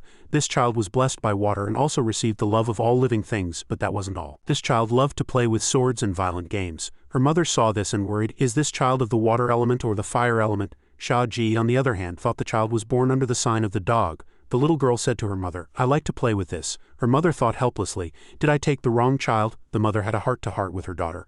Lianhua, you're all grown up now. Sooner or later you'll have to inherit your mother's position. Before you do, why don't you go see the mortal world? The child was full of excitement and asked in surprise, really? That's great. Back in the present, the child was in a state of extreme anger. Her eyes were bloodshot as she roared furiously, Shia Ji, you'd better watch your words. How can a girl no one wants compare to me? Her rage points increased by another 3,000. Our protagonist stood on high, arrogantly spouting infuriating words. Whether someone wants her or not isn't for you to decide. In any case, I think the assessment of this 18th level Shira Hall is just a paper tiger. It looks scary, but it'll fall with a single poke. He even thought to himself, I've already started my leak harvesting operation. Just a few words from the protagonist, and her rage points soared to 4,900, then to 5,000. Little Lianhua retorted angrily, HMPH, of course it's for me to decide. Water is the source of all things. I can see through more than you can. The protagonist did not stop his belittling. Shia Ji said nonchalantly, you're also a peeping Tom. Relying on your ability to see through all things via water is truly despicable. After hearing that, the young lady Lianhua froze completely. Seeing this, our protagonist became even more smug, thinking to himself, did I hit a nerve? Your face is as red as a monkey's butt. Fourth master wouldn't be like this. She can take a joke, Lianhua retorted. Who's peeking? Make yourself clear. I can only feel things. I'm too lazy to care about you humans. Shia Ji couldn't stop laughing and then mocked her. Stop trying to make excuses for yourself, it's too late. When I get out, I'll tell the whole world your true colors. Several fellow disciples saw this scene through the screen and said, Tisk, I've never seen such a despicable and shameless person. Shuai pointed and said loudly, a mere cultivator at the Lingshui realm dares to openly insult Hallmaster Lianhua. This is an insult to the water spirit, a contempt for heaven and earth. The fourth master's gaze remained fixed on Shia Ji's every move. Back in the arena, Lianhua said a few words to belittle Shia Ji. Shia Ji, I was going to show you some mercy, but now it seems that's unnecessary. The protagonist's eyes were confident. I'm here for the assessment, not to have a romantic conversation with you. Don't act so intimate. The young lady Lianhua's face turned ugly again. The system added 30,000 rage points. She shouted, this is a special assessment that this master has specifically added to the fourth part. Microspirit / the protagonist watched intently. The system's assessment countdown had 4 seconds left. 3 seconds in your name with my body. 2 seconds 3,000 weak waters. 1 second. A monstrous wave appeared. Even so, the protagonist only saw it as an empty threat. 3 options appeared on the system interface. System shop, barehanded, Baiming Shenggong. Shia Ji was skilled and bold. He used just one finger to catch the opponent's sword, instantly immobilizing it. Both Lianhua and the fourth master's eyes widened in surprise. Our protagonist used the Baiming Shenggong and barehanded. In just a few seconds, his opponent's attack shattered into 1,000 pieces, and a green light filled the entire arena. Lianhua stared blankly, and the dolls were so surprised they all fainted. The system prompted, congratulations, host, for breaking through to the 3rd stage of the Yuanhai realm. You are now granted the 2nd level of the 9 Li chant. Shia Ji had now advanced to the 3rd stage of the Yuanhai realm. The other disciples couldn't believe what they were seeing. Shuai thought with jealousy, what kind of dogshit luck did this guy step in? Not only did he pass the trial, but he also broke through a realm. The formation was broken and water splashed everywhere, flowing all over the place. A few teddy bears fled in panic, shouting as they ran, the water's coming, run, the water's coming. The young lady Lianhua was splashed in the face and soaked from head to toe. She stood there stunned, thinking to herself, how is this possible? The protagonist's figure appeared before Lianhua, a sly smile on his face. Not so impressive after all. The Shira Hall is all talk and no substance, isn't it? The little girl's lips quivered in grievance, and 2 streams of tears immediately rolled down her cheeks. Lianhua's crying grew louder and louder, as if she was desperately trying to make everyone know. Our protagonist was also at a loss. He and her servants all blamed him. You're bullying her, the teddy bears said in unison. Bullying a woman so shameless. Shia Ji is shameless, bastard. Anyone who bullies Lianhua is a bad person. The protagonist panicked when he saw a woman cry. I just passed the trial. It's not that serious, is it? Despite this, Lianhua continued to cry, complaining, woo, you're so mean. Shia Ji was at a loss, not knowing how to comfort a girl. Don't cry. How could I bully you? When the other disciples saw Lianhua crying, they all got angry and kept giving him the middle finger. Master Yu, on the other hand, said, haha, same old, always crying. She has no other tricks up her sleeve. However, the fourth master, who witnessed all of this, was also a little puzzled. But how did he do it? How did he actually manage to pass the Shira Hall's assessment? This guy must be hiding something from me. Shia Ji asked the system, can I use the system shop now? The system stammered, it's still on cooldown, but what? The system announced again. Complete one plane hopping challenge and you can immediately unlock other skills. Does the host wish to accept the challenge? Our protagonist happily agreed. Of course I accept. Before leaving, Shia Ji looked at Lianhua with a helpless expression. If I don't comfort this girl soon, the Shira Hall will be flooded. Sigh. I, Shia Ji, find it so hard to be a man. I need to get stronger quickly. The system replied. Yes, the time in the main world will be frozen during the plane hop. Activating the plane hopping challenge. The host will be teleported to Tang Bohu's house to conquer 8 wives. Our protagonist heard the word conquer and felt this was going to be a tough job. The scene shifts and 2 women are arguing loudly. The young girl in yellow clothes said 5 honors, 6 sixes, and the one in pink said 7 tricks, 8 horses. The last sentence was pay up. Just then, Shia Ji pushed open the door and entered. He saw the scene of several women arguing and broke out in a cold sweat. These women were so loud he had gotten in deep before he was even ready. Suddenly a woman behind him patted him. An old woman said, Son, many people envy your life. What are you still dissatisfied with? The plot was still very complicated. Since there was a role to play, how could the protagonist not play it? He opened his mouth and said, Mother, I have nothing to be dissatisfied with. I am very satisfied. As soon as he finished speaking, he ran over to the 8 wives with a lecherous look on his face. My dear wives, I, Bohu, have arrived. The old woman looked at her son with helpless eyes. The protagonist's tongue stuck out, looking very terrifying. The system prompted conquer 8 wives. Shia Ji looked at this challenge and frowned. This is a challenge? This is clearly a perk. The system immediately denied it. I'm not. I don't have that. The protagonist joined the card game and said loudly, My dear wives, what are the stakes? Shia Ji also carefully instructed the system, but calling you system all the time is too formal. From now on I'll call you Hey Siri. The system nodded. All right, Hey Siri. The wife in the fur coat felt it was very strange today. Husband, why are you in the mood to play mahjong with us sisters today? Our protagonist replied. I was young and ignorant before, but today I've finally seen the light. With beauties by my side and so many recreational activities, I've truly been a worthless fellow. Mahjong game began. Several wives praised him enthusiastically. Husband is so amazing. You're proficient in zither, chess, calligraphy, and painting, and you're so good at mahjong. The women's laughter was endless. As expected of one of the 4 great talents of Jingen, our protagonist also said confidently, It's a small matter, a small matter. What's next? Shia Ji asked curiously. Does anyone know how to play baccarat? Does anyone know how to play Texas Hold'em? Siri was puzzled. What does being good at mahjong have to do with being one of the 4 great talents of Jingen? Is this the host's true nature? Shia Ji replied to Siri, I rarely met a worthy opponent in the past. Even Gao Zhen would have to yield to me. After a fierce battle of 300 rounds with his 8 wives, the girls were all panting, their faces flushed, looking exhausted. They were lazily piled on top of each other, a very eye-catching sight. Siri found it an eyesore. What are you blushing for? It's just a game of cards. No need to be like this, the wife in the pink dress said. Husband, how can you be so vigorous? Our protagonist replied calmly. Haha, really? I haven't even used my full strength yet, the wife said again. Can you let us sisters rest for a while, and then come back to continue the battle with you? Shia Ji approached, touched the little wife's face and said, We can fight in a different way. The little wife was touched by him and became shy. Naughty, it's broad daylight. Are you even a scholar? After hearing that, Shia Ji immediately showed off his flirting skills with a few lines of poetry. A book holds a face of jade, but even that can't compare to my 8 wives. Our protagonist was in high spirits but was reminded by Siri, Host, I'm afraid there's not enough time. The protagonist recognized the problem and nodded. You're right. After all, it's 8 wives. Time is short. Siri explained helplessly. That's not what I meant. The system has determined that you have passed the challenge. You will be teleported back to the Shira Hall in 3 minutes. Shia Ji showed a look of regret. Only 3 minutes? I haven't had enough of this world yet. He then turned to his 8 wives for advice. My dear wives, your husband is in urgent need of help. The women replied in unison. Husband, please speak. Shia Ji asked frankly, how do you make a woman happy, especially when she's crying her heart out? The wives all chimed in with their suggestions. Cook her favorite food, buy her a bag, it cures all ills, get her pretty clothes, of course, give her money, give her cosmetics. Our protagonist's head was spinning. The wife in the fur coat asked, Husband, are you thinking of marrying another wife? The other wives immediately flared up. What, you scoundrel? Tang Bohu, however. The wives still threw Shia Ji a red-covered book with a woman printed on it, which he caught with lightning speed. It was Tang Yin's 36 Stratagems for Wooing Women. His mother appeared and said loudly, Have you forgotten a book you wrote yourself? Our protagonist quickly assimilated the 36 stratagems and couldn't help but exclaim, Holy crap, you're amazing, Tang Bohu. This is a real treasure, Siri reported, teleporting back to the main world. Please prepare, host. Before leaving, Shia Ji said a few parting words. My dear wives, it is as hard to meet as it is to part. If fate wills it, we shall meet again. The wives around him were all surprised and confused. Husband, what are you talking about? We don't understand. As soon as he finished speaking, the transmigration system brought Shia Ji back to reality. A vortex appeared before his eyes. The wives froze in place, a look of bewilderment on their faces. Over here our protagonist had been safely teleported back. He looked around and said, I'm back. That girl, Lianhua, was still crying. She sobbed as she cried, You're too mean, you bully. I don't want to live anymore. No matter how the surrounding dolls tried to console her, she continued to cry her heart out. Shia Ji began to use a few tricks. He asked the system, Siri, have the system permissions been unlocked? Siri replied, unlocked for you, sir, our protagonist exclaimed confidently. Very good, let's see if this 36 stratagems for wooing women has any effect. The protagonist walked over to Lianhua, knelt down and said, honey, don't cry anymore. If you keep crying, your eyes will get swollen.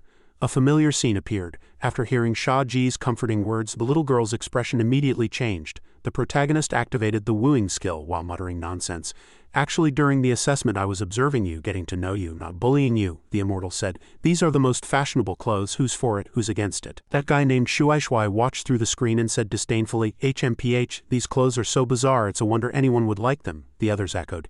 Yeah, that skirt is so short, not at all elegant. Exactly, Hallmaster Lianhua would never like them. Man's plans are no match for heaven's. When Hallmaster Lianhua saw the clothes, she was incredibly excited. Are these all for me? She thought to herself, so everything he did just now was to analyze me. What a serious person. Over there, the fellow disciples were so embarrassed by their own words they could have died. Our protagonist asked Lianhua seriously. Do you want to try them on? Lianhua asked curiously. Why are you giving me these clothes? The protagonist used his ultimate move, stepping closer and placing his hand on the girl's face. I want the whole world to know that this fish pond has been contracted by you. Do you understand? I just used the wrong method before. Please forgive my directness. The scene unfolding was like everyone was watching a romance drama. Lianhua received the new clothes, her face full of excitement. Then I'll go change now. You wait for me here, don't go anywhere. After a few sweet words, our protagonist collapsed to the ground exhausted. He smiled proudly and announced, done. If I use this 36 stratagems for wooing women on my 4 masters, that would be amazing. The moment the protagonist thought of it, he couldn't stop grinning. His thoughts were interrupted by the disgruntled accusations of his fellow disciples. Lianhua came out and said shyly, I've changed into one set. Our protagonist pretended to be cool but was secretly peeking. Lianhua asked shyly, does it not look good? It's my first time wearing this kind of clothing. Shia Ji remained cool-faced and silent but gulped hard. Lianhua felt the atmosphere was very quiet and was a little uneasy. Why aren't you saying anything? Our protagonist wanted to give a thumbs up, but because he was shy, he immediately pulled it back and said to Lianhua with a blush, it's not bad. Try the others too, Lianhua said happily. Okay. Although he was complimenting Lianhua, Shia Ji was thinking of his 4th master. Lianhua and Yan Yu had almost identical figures. What would Yan Yu look like in these clothes? As he thought this, he grinned like a pig. Lianhua came out in a new outfit. Shia Ji, this skirt is too short, I'm going to kill you. Shia Ji quickly made a no gesture. This set was a bit strange. The girl changed into a red one and our protagonist nodded in satisfaction. She changed into a black one and Shia Ji nodded again. For the last, a schoolgirl style outfit. The protagonist's mouth dropped open in surprise and he gave a thumbs up. Shia Ji spent 12,689 rage points to buy clothes for Lianhua. She cheered happily. Are you giving all these clothes to me? Our protagonist could only raise his hand in a gesture. That's right. Lianhua was overjoyed. You're so good to me. With that, Lianhua ran over and hugged our protagonist. I like you the most. The story gradually unfolded. After receiving many beautiful clothes from Shia Ji, Lianhua was overjoyed and thanked him profusely. You actually gave me so many beautiful clothes. As soon as she finished speaking, she ran off quickly. Then I have to give you a gift too. Come with me. The gate to their destination opened. The protagonist was still a little skeptical and asked, there's such a good thing? The girl revealed that the gift she had prepared for Shia Ji was very good and would definitely be very useful. However, the scene of the gift-giving was blocked by the 2 bears who wouldn't let Elder Lin and the other disciples watch. They said, you can't watch the next part for free, you can't watch it for free. When the disciples saw this, they immediately started gossiping.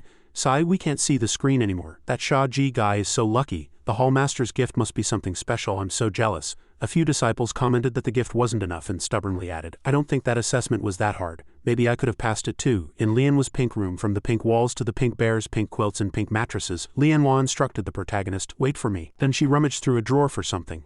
After searching for a while, she finally found it. Ah, I found it. The girl said it was a gift from her mother. She didn't need it anymore, so she would give it to him as a thank you gift. It was a ring. According to the little girl, it was called Ocean's Embrace, a Saint-tier artifact that could nullify the pressure from an opponent's spiritual energy. Moreover, this Saint-tier artifact required at least a Tongshu realm cultivation to use.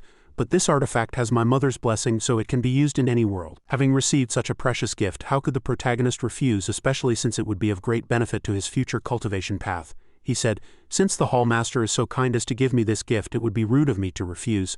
Lianhua said hesitantly, well, how should I put this? Before she could finish, our protagonist interjected, we're friends, Hall Master. If you have something to say, just say it. Lianhua blushed unexpectedly. Friends, you already consider me a friend? She thought to herself. I was just about to ask if you would be my friend. Shia Ji thought he had said something wrong and tried to bluff his way through. Was I being too forward? Lianhua happily ran to our protagonist's ear and said, of course not. I'm very happy to be friends with you. The gift-giving wasn't over yet. The little girl turned her palm and another object appeared. It was a crystal clear blue jade pendant. surrounded by spiritual energy. Lianhua handed it to Shia Ji, which surprised him greatly. The jade pendant entered Shia Ji's body directly and the surrounding spiritual energy immediately became richer. Lianhua explained, if you encounter any danger in the future, just recite my name 3 times in your heart. As long as there is water, I can appear before you immediately. Strange sound was heard and our protagonist's feet slowly left the ground. His expression and face were extremely cold. The old deacon's mouth dropped open in surprise. Congratulations on passing the Shira Hall's assessment. I've really opened my eyes today. I never thought there would be a genius like you in the outer sect. I must report this good news to the sacred domain immediately. Faced with this joy, the protagonist just said coldly, "Sai, I was just lucky." The few troublemaking disciples began to criticize. Wasn't it just luck? These people kept shouting. I think Hallmaster Lianhua was in a good mood and spared your life. The lackey disciples chattered on the side. Yeah, you have a lot of good stuff on you. Hiding so many clothes to please the Hallmaster beforehand, how despicable. After countless taunts and jeers, Shia Ji's character had now become as solid as a rock. I only gave the gift after the assessment. I can't take the title of despicable. If you don't believe I can pass the assessment, why don't you 3 try it yourselves? Just then, the system added another 1,000 rage points which came from Shuaishuai's anger. He said through gritted teeth, who knows if you made some secret deal with the Hallmaster. Elder Lin's head was about to explode from these idiots' nonsense. She shouted, silence, how dare you insult the Hallmaster like that? What do you think the Spirit Cultivation Hall is? Many people witnessed Shia Ji's assessment, it cannot be questioned. Zhang Shuaishuai, do you know your crime? That effeminate Shuaishuai was also a little angry and was about to retort when his companion stopped him. Calm down, it's not worth saying more, there's plenty of time. After listening to his friend's advice, he had to admit his mistake, but his face was still full of defiance. I misspoke. After intimidating the fools, Elder Lin turned to Shia Ji and praised him. Shia Ji, congratulations on passing the assessment and obtaining the qualification to participate in the intersect assessment. The intersect assessment is just around the corner and I'll be watching you. After receiving Elder Lin's praise, Shia Ji replied, thank you for your high regard, Deacon Lin. While thanking her, he was also sizing up Elder Lin. Deacon Lin seems to have something on her mind. Although she hides it well when she looks at me, it's definitely not simple. I need to pay more attention to this person. Shuaishuai muttered to himself, your good luck won't last forever. Damn it, he got all the attention. On the other side, fellow disciples crowded around to congratulate Shia Ji. Shia Ji, what did you and the Hallmaster do in the room? Shia Ji, are you free tonight? Let's go stargazing together. Back at the Azure Alliance sacred domain, the 4th master went to see the 2nd sister with a happy look on her face. The 2nd sister saw her and said, sister, you're back. Oh, you're beaming. Did something good happen? The good thing that made the 4th master so happy after her trip was seeing that girl Lianhua get her comeuppance with my own eyes. Of course I'm in a good mood like a spring breeze. But the 2nd sister didn't seem too happy about the 4th master's trip to the Shira Hall. She asked, you went to the Spirit Cultivation Hall, what for? Seeing the 2nd sister's expression change, the 4th master immediately stammered guiltily. To see Shia Ji, nothing. The 2nd sister was naturally curious. Hearing only half the story, she felt so uncomfortable that she had to pry the truth out of little Yu's mouth. Since you've let it slip, you might as well tell me everything. To be so secretive in front of your sister, this girl has really grown up. Little Yu said shyly to her 2nd sister. That kid actually went to challenge the Shira Hall. I was afraid he'd die. Since eldest sister ordered me to be his entry-level master, I had no choice. Hearing little Yu's words, the experienced 2nd sister already understood her thoughts and could only say helplessly, at this age it's normal for you to have other ideas. Why are you blushing? A new scene appeared in the room, filled with steam, and the hot figure of a woman appeared, her legs slowly walking over. In a flash, the 4th master was dressed, her expression proud. She was holding something in her hand, humming a few lines of a song leisurely, preparing to take it out and look at it. Just then our protagonist ran over and said, 4th master. This shout startled Yan Yu. Ah, what is it? I didn't do anything, don't get the wrong idea. No matter how the master tried to hide it, our protagonist mischievously snatched the object from Yan Yu's hand. You're not writing another martial arts manual, are you? Let me see, the master snapped. Shia Ji, I order you to give me back the picture book. The protagonist took a look, was stunned, and muttered, oh, it's a shoujo manga. Little Yu snatched it back aggressively. Annoying, give it back. The protagonist had to let go, but his eyes rolled, and he continued, 4th master, you're very strange today. That martial arts manual before had much more soul than this one. You were so into drawing it. Little Yu said shyly to herself, suddenly I don't think it's that well drawn anymore.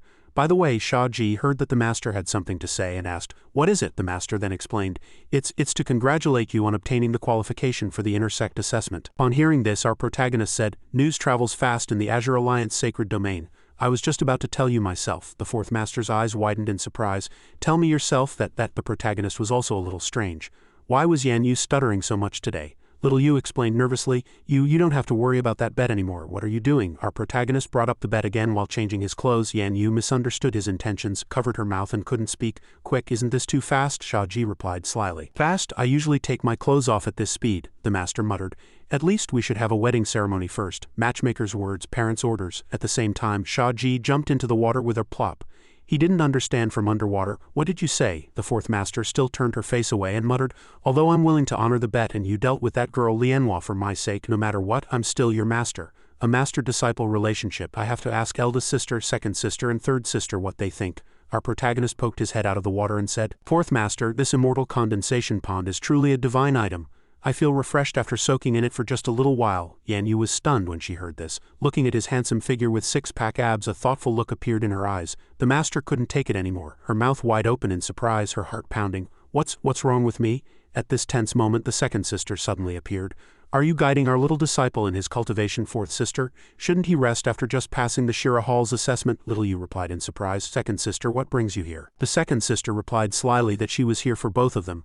The disciple acceptance ceremony is tomorrow. Our protagonist asked curiously, Is there anything I need to prepare? The second master replied, You don't need to prepare anything yourself, but there are a few things I need to remind you of. Upon hearing this, the protagonist immediately put on an eager look. Your disciple will remember everything. Yan Yu's gaze fell on the paper in his hand, praying in her heart, Please don't flip through it anymore. Before leaving, the second master added, On the day of the ceremony, the 6 sect masters will all be present. These 6 are not to be trifled with. The Azure Alliance sacred domain is composed of 6 sects, the Divine Temple, and the Outer Sect. Under the rule of Empress Lizan, it maintained a superficial peace. It was unprecedented for the Four Immortals to take a disciple, and this direct disciple had passed the Shira Hall's assessment before even being officially accepted. The second master took a light puff of smoke and exhaled. She said cheerfully, It's going to be very lively tomorrow. The day of the disciple acceptance ceremony finally arrived.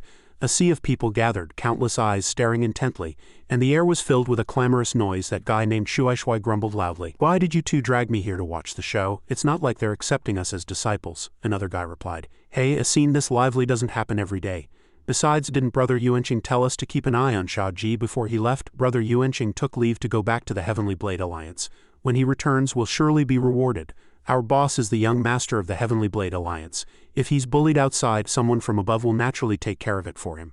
That kid Shia Ji won't be smug for long. Won't we have to wait forever for our sweet revenge? While wait for the future, he'll probably get a good thrashing today. That kid is too arrogant and has already drawn the attention of the intersect, not to mention what the other 5 sect masters think, but Sect Master Guo of the Thunder Control Sect is not someone to mess with. A series of heavy footsteps was heard. These few people exuded a murderous aura, their expressions cold. They were Shan Gaoyang of the Wood Control Sect, Han Tiangong of the Gold Control Sect, Pu Honda of the Earth Control Sect, Qi Hengba of the Water Control Sect, Bu Bailing of the Wind Control Sect, and Guo Ce of the Thunder Control Sect. This group walked majestically into the main hall. Guo Ce surveyed his surroundings, a pensive look on his face as if calculating something extremely complex in his mind. Suddenly, Bu Bailing spoke up. Sect Master Guo, why the long face? Is the food in your Thunder Control Sect not good, lacking in nutrition? The chefs in our Wind Control Sect are quite skilled. Want to try some? Guo Ce closed his eyes and replied, Sect Master Bu, considering what day it is, you should joke less. Bu Bailing, still maintaining her enchanting posture, continued, Isn't it just the Four Immortals taking a disciple? What's so strange about that? It's just that it's been a few years. Guo Ce's gaze was icy. HMPH, this new disciple is far too arrogant. Even those of us who live deep within the intersect have probably heard of his great name. A person like this will sooner or later bring trouble to the Azure Alliance sacred domain. A resonant voice announced, The Four Immortals have arrived. The eldest master slowly appeared, and Guo Ce bowed respectfully. Greetings to the Four Immortals. As the 4 masters entered the hall, the scene immediately fell silent. Yan Yu looked at the men and thought to herself, HMPH, a bunch of old fossils. The second master hoped her disciple would behave, while the third sister's thoughts were hard to read, her gaze fixed straight ahead. The eldest sister commanded with authority, Take your seats. The eldest master slowly walked and sat down, her sharp gaze swept over the crowd, and the atmosphere in the hall grew even more solemn. Taking this opportunity, the eldest sister said, I have never been fond of red tape, so let's dispense with all the troublesome procedures, if not for the fact that the acceptance of a disciple requires the witness of the 6 sect masters. I would not have troubled you all to make this trip. The protagonist slowly walked into the hall, his expression calm. He bowed his head respectfully and said, Disciple Shia Ji pays his respects to the 4 masters and the 6 sect masters. The masters had already given him detailed instructions. The second sister explained, Although the lord of this Azure Alliance sacred domain is your grandmaster, Empress Lizan, the 6 sects have always been highly autonomous. For this disciple acceptance ceremony, I hope you can conceal your talents to avoid trouble. The 4th master also warned, That old geezer Guo Ce has always wanted to move into the Azure Alliance Divine Temple. He is very cunning and never dares to accept my challenge. He's nothing but a blustering coward. Bu Bailing's gaze was fixed on the protagonist as she spoke. This look is my type. Are you married? Do you have a sweetheart? Why don't you come to my wind control sect and be my live-in son-in-law, and you'll want for nothing? Shia Ji was so shocked by these favorable terms that he was speechless. Chi Hongba also chimed in. Men are healthier when they're a bit tanner. This kid is so fair-skinned, tisk, not manly enough. Bu Bailing shook her head impatiently. If everyone were as dark as the disciples of your water control sect, I wouldn't be able to stomach it. I like them fair-skinned. After hearing this nonsense, Guo Ce shouted, "What is this behavior?" The protagonist was still clueless, not knowing what had happened. Guo Ce shouted loudly, "In the majestic hall where Empress Lizhen presides, how can you two be so boisterous?" Shia Ji raised a finger, thinking to himself, "Such overstepping. He's ambitious all right. I'll just treat him as a villain, saves me the trouble of guessing." The eldest master also spoke up. "The Azure Alliance sacred domain is united as one. If you have something to say, feel free to speak your mind." Guo Ce abruptly stood up from his seat, walked up to the protagonist and said, "We 6 sects will naturally always be loyal to the Four Immortals, but we must also guard against certain people with ulterior motives who might tarnish the reputation of the Four Immortals." Shia Ji's eyes darkened. "I understand. You're talking about me, aren't you?" Guo Ce's expression was cold, his words pouring out one after another.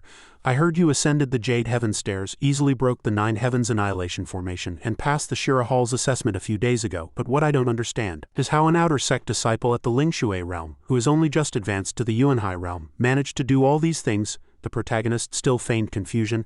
"I don't understand, disciple." At that moment, the third master spoke up to explain. "He probably means that you cheated in front of everyone. Did Sect Master Guo ever question Her Majesty the Empress like this?" The fourth master also nodded in agreement. "Sect Master Guo is concerned about the 6 sects, so it's natural for him to overthink things." Guo Ce, having had his thoughts exposed, showed resentment in his eyes. The eldest sister spoke up to stabilize the situation. "Today you have all met Shia Ji. If you still have any doubts, let the intersect assessment prove it." "How about it?" Guo Ce replied. "That works as well, but the participants in the intersect assessment are the most outstanding disciples of the past 3 years. The pressure is not small. If he ends up being expelled, wouldn't that damage the reputation of the Four Immortals?" Shia Ji said loudly and firmly. "4 masters, 6 sect masters, please rest assured, I will not let you down." Although Guo Ce was angry, he pretended not to see and ignored the protagonist. The second master, on the other hand, was secretly pleased. "My disciple is so well behaved." As Guo Ce left, he threw out a challenge. "Then I shall wait and see." The eldest sister watched him with a thoughtful look, while the second sister yawned wearily. "Then the disciple acceptance ceremony is over. Why don't we all play a few rounds of mahjong before leaving?" Guo Ce refused angrily. "I will not play mahjong with a cheating fox spirit like you. Farewell." The scene shifts to outside the hall. Guo Ce was walking when he was called to a halt. Sect Master Guo, why the rush?" The old man's eyes were cunning. "What is it?" Bu Bailing said straightforwardly. "I know you like to gamble. I quite like this kid Shia Ji, and I'd like to bet a treasure with you." Guo Ce guessed in his heart. "You want my origin-fixing pearl?" Bu Bailing replied. "You happen to have 2, so giving me one won't be a big deal for you." Guo Ce began to hesitate. "You think that kid can pass the assessment?" Bu Bailing frowned. "Who knows, just for fun." Half a month ago, before the intersect assessment, a carriage was speeding along. Our protagonist slowly pulled back the curtain inside the carriage. Shia Ji looked around and said, "This seems to be the land of Shu." The second master, who was lying down, also asked curiously, "Where is the land of Shu?" The protagonist scratched his head and explained, "It's a place I dreamed of. It has the same kind of valley terrain. It gets hot and humid in the summer, just like a sauna." The eldest master asked curiously, "Do the people of Shu all like to eat spicy food?" The protagonist was surprised by the eldest master's vast knowledge. "Eldest master, how did you know?" The master replied in a deep voice. "The valley is damp. Eating spicy food can dispel the dampness. Isn't that common sense?" The protagonist began to stare blankly at the eldest master. He said, "Thank you, eldest master. The power of an atomic bomb, I'd like to experience it sometime too. You have to work hard. That time too." I clearly heard her say the words, atomic bomb. Could it be that eldest master? It's very likely. The system can't identify others' identities, so she probably can't either. As the protagonist was lost in thought, Master Yu walked over and slapped him. "What are you dazed for? When we get to Panshan Villa later, you'll fight a few rounds with me." Shia Ji looked at the fourth master unhappily and said, "Fourth master, if I were an ordinary person, that punch would have shattered my internal organs." Little Yu closed her eyes, unconcerned. "We'll talk about it when it shatters," she was still muttering to herself. Could this guy have forgotten about the bet? It's been days and he still hasn't brought it up. Is he playing me? She was fuming, her rage points constantly rising. The second master leaned in and said, "A few days ago you said you wanted me to teach you illusionary arts. I have already tailored a few courses for you. You must learn will. If you don't, you will be punished by your master." The protagonist replied obediently, Okay, I will definitely study hard." He simultaneously recalled the second master's terrifying hanging from a tree punishment. The second sister looked at her little junior sister and asked, "Little junior sister, is something on your mind?" Yue said shyly, What could be on my mind? I don't have anything. However, the second sister's eyes seemed to have seen through everything. 2 days ago at the Immortal Condensation Pond, did you two not finish your conversation? Little Yu waved her hands in denial. We finished it long ago, right, Shia Ji? The protagonist muttered as he tried to recall. I think we were talking about the bet. He finally remembered, his eyes lighting up. Oh, the bet. Fourth master, you lost, a loud voice was heard. Eldest sister, teach me formations. The eldest sister replied sternly, even between master and disciple there must be rules. Little Yu frowned at the word rules, and the scene shifted elsewhere. The sound of horse hooves echoed on the ground and a large gate appeared. The second sister poked her head out and said, we're here. You two can talk about the bet after we've settled in. Following the eldest sister, our protagonist and the fourth master also appeared. The third sister followed slowly behind. Suddenly, the eldest sister called out, Jingen. The third sister turned around and said calmly, eldest sister, I'm fine. Hearing this, the eldest sister was also relieved. On the other side, the fourth master was chasing Shia Ji with a saber, their bickering endless. Shia Ji, you'd better watch your words. The 9 Li saber has no eyes. Eldest master said there are rules, but fourth master doesn't keep her word. The second sister watched this scene and commented helplessly, these two are truly a pair of clowns. The third sister's body suddenly weakened and the second sister immediately reached out to support her. The eldest sister stepped forward with concern and cast a spell, and a stream of purple spiritual energy appeared. The second sister judged, third sister's old ailment is acting up again. The eldest sister said calmly, Jingen, I will take you to Dongtang Valley to recuperate now. Fuyu, you stay here and watch over Yan Yu and Shia Ji. The second sister agreed. Alright sister, don't worry. The eldest sister and Jingen left, leaving everything to the second sister. The scene is in the main courtyard of Panshan Villa. The second sister instructed the little fourth immortal, alright, stop fooling around. Little Yu still shouted impatiently. Second sister, let go of me, I'm going to kill this kid. The second sister reminded her. Don't forget why we're here. Little Yu immediately retorted with disdain. Isn't that guy very powerful? He even passed Lianhua's assessment with ease. What's the intersect assessment? I think this time we're just out for a break. As she spoke, she glanced around curiously. How were our eldest sister and third sister? The second sister explained. Jingen's old ailment is acting up again. Little Yu's eyes widened and she gradually realized. Have they already gone to Dongtang Valley? The second sister nodded. At this moment the protagonist also spoke up. 2 masters. Where are eldest master and third master? The second master immediately replied to avoid suspicion. The two of them suddenly had something urgent to attend to. Shia Ji's eyes began to grow deep. He thought to himself, fourth master and second master's reactions are really abnormal, he said aloud. Eldest master is an empress, so it's natural for her to be busy with official duties. Third master is eldest master's assistant, so she must have gone with her. The 2 masters could only nod in agreement. Yes, you're right. The 2 of them are very busy. The fourth master suddenly grabbed Shia Ji's hand. Come on, let's go to the courtyard and have a few rounds. The protagonist's gaze became even more certain of his guess. There was definitely something wrong, but it didn't matter. Sooner or later I'll figure it out. The fourth master shouted, urging our protagonist, can't you hurry up? The second master's eyes were thoughtful as she thought to herself, Jingen's matter is still a secret known only to us 4 sisters. Please forgive us for having secrets we can't tell, we have our reasons. The scene shifts to the front of the hall where the fourth master was directly confronting our protagonist. The master's eyes were icy while Shia Ji was calm and composed. Little Yu spoke first. I'll skip the useless pleasantries, let's get started. Our protagonist's mouth curled up as he said, Fourth master, please give me your guidance. The fourth master's arm slowly rose and a torrent of orange-yellow spiritual energy gathered violently, with what looked like iron chains hanging down around it. The light grew stronger and stronger, and Little Yu looked incredibly confident in her move. She said, I've limited my realm to the 3rd stage of the Yuanhai realm, same as you, but I must remind you, if you want to learn the 9 heavens departing fire, don't use any of those cheating moves from before. Shia Ji was completely focused, but the system popped up. I can provide you with some other methods. Methods that I guarantee she won't notice, however. Our protagonist instead reassured the system. Siri, just watch this time. The system reminded him, Yan Yu is hailed as the 9 Li saber god, the strongest saber user of this era. Are you sure, host? Shia Ji confirmed again. I'm sure. The saber in his hand was slowly drawn. This saber was a small gift from the second master to Shia Ji named Tianmu.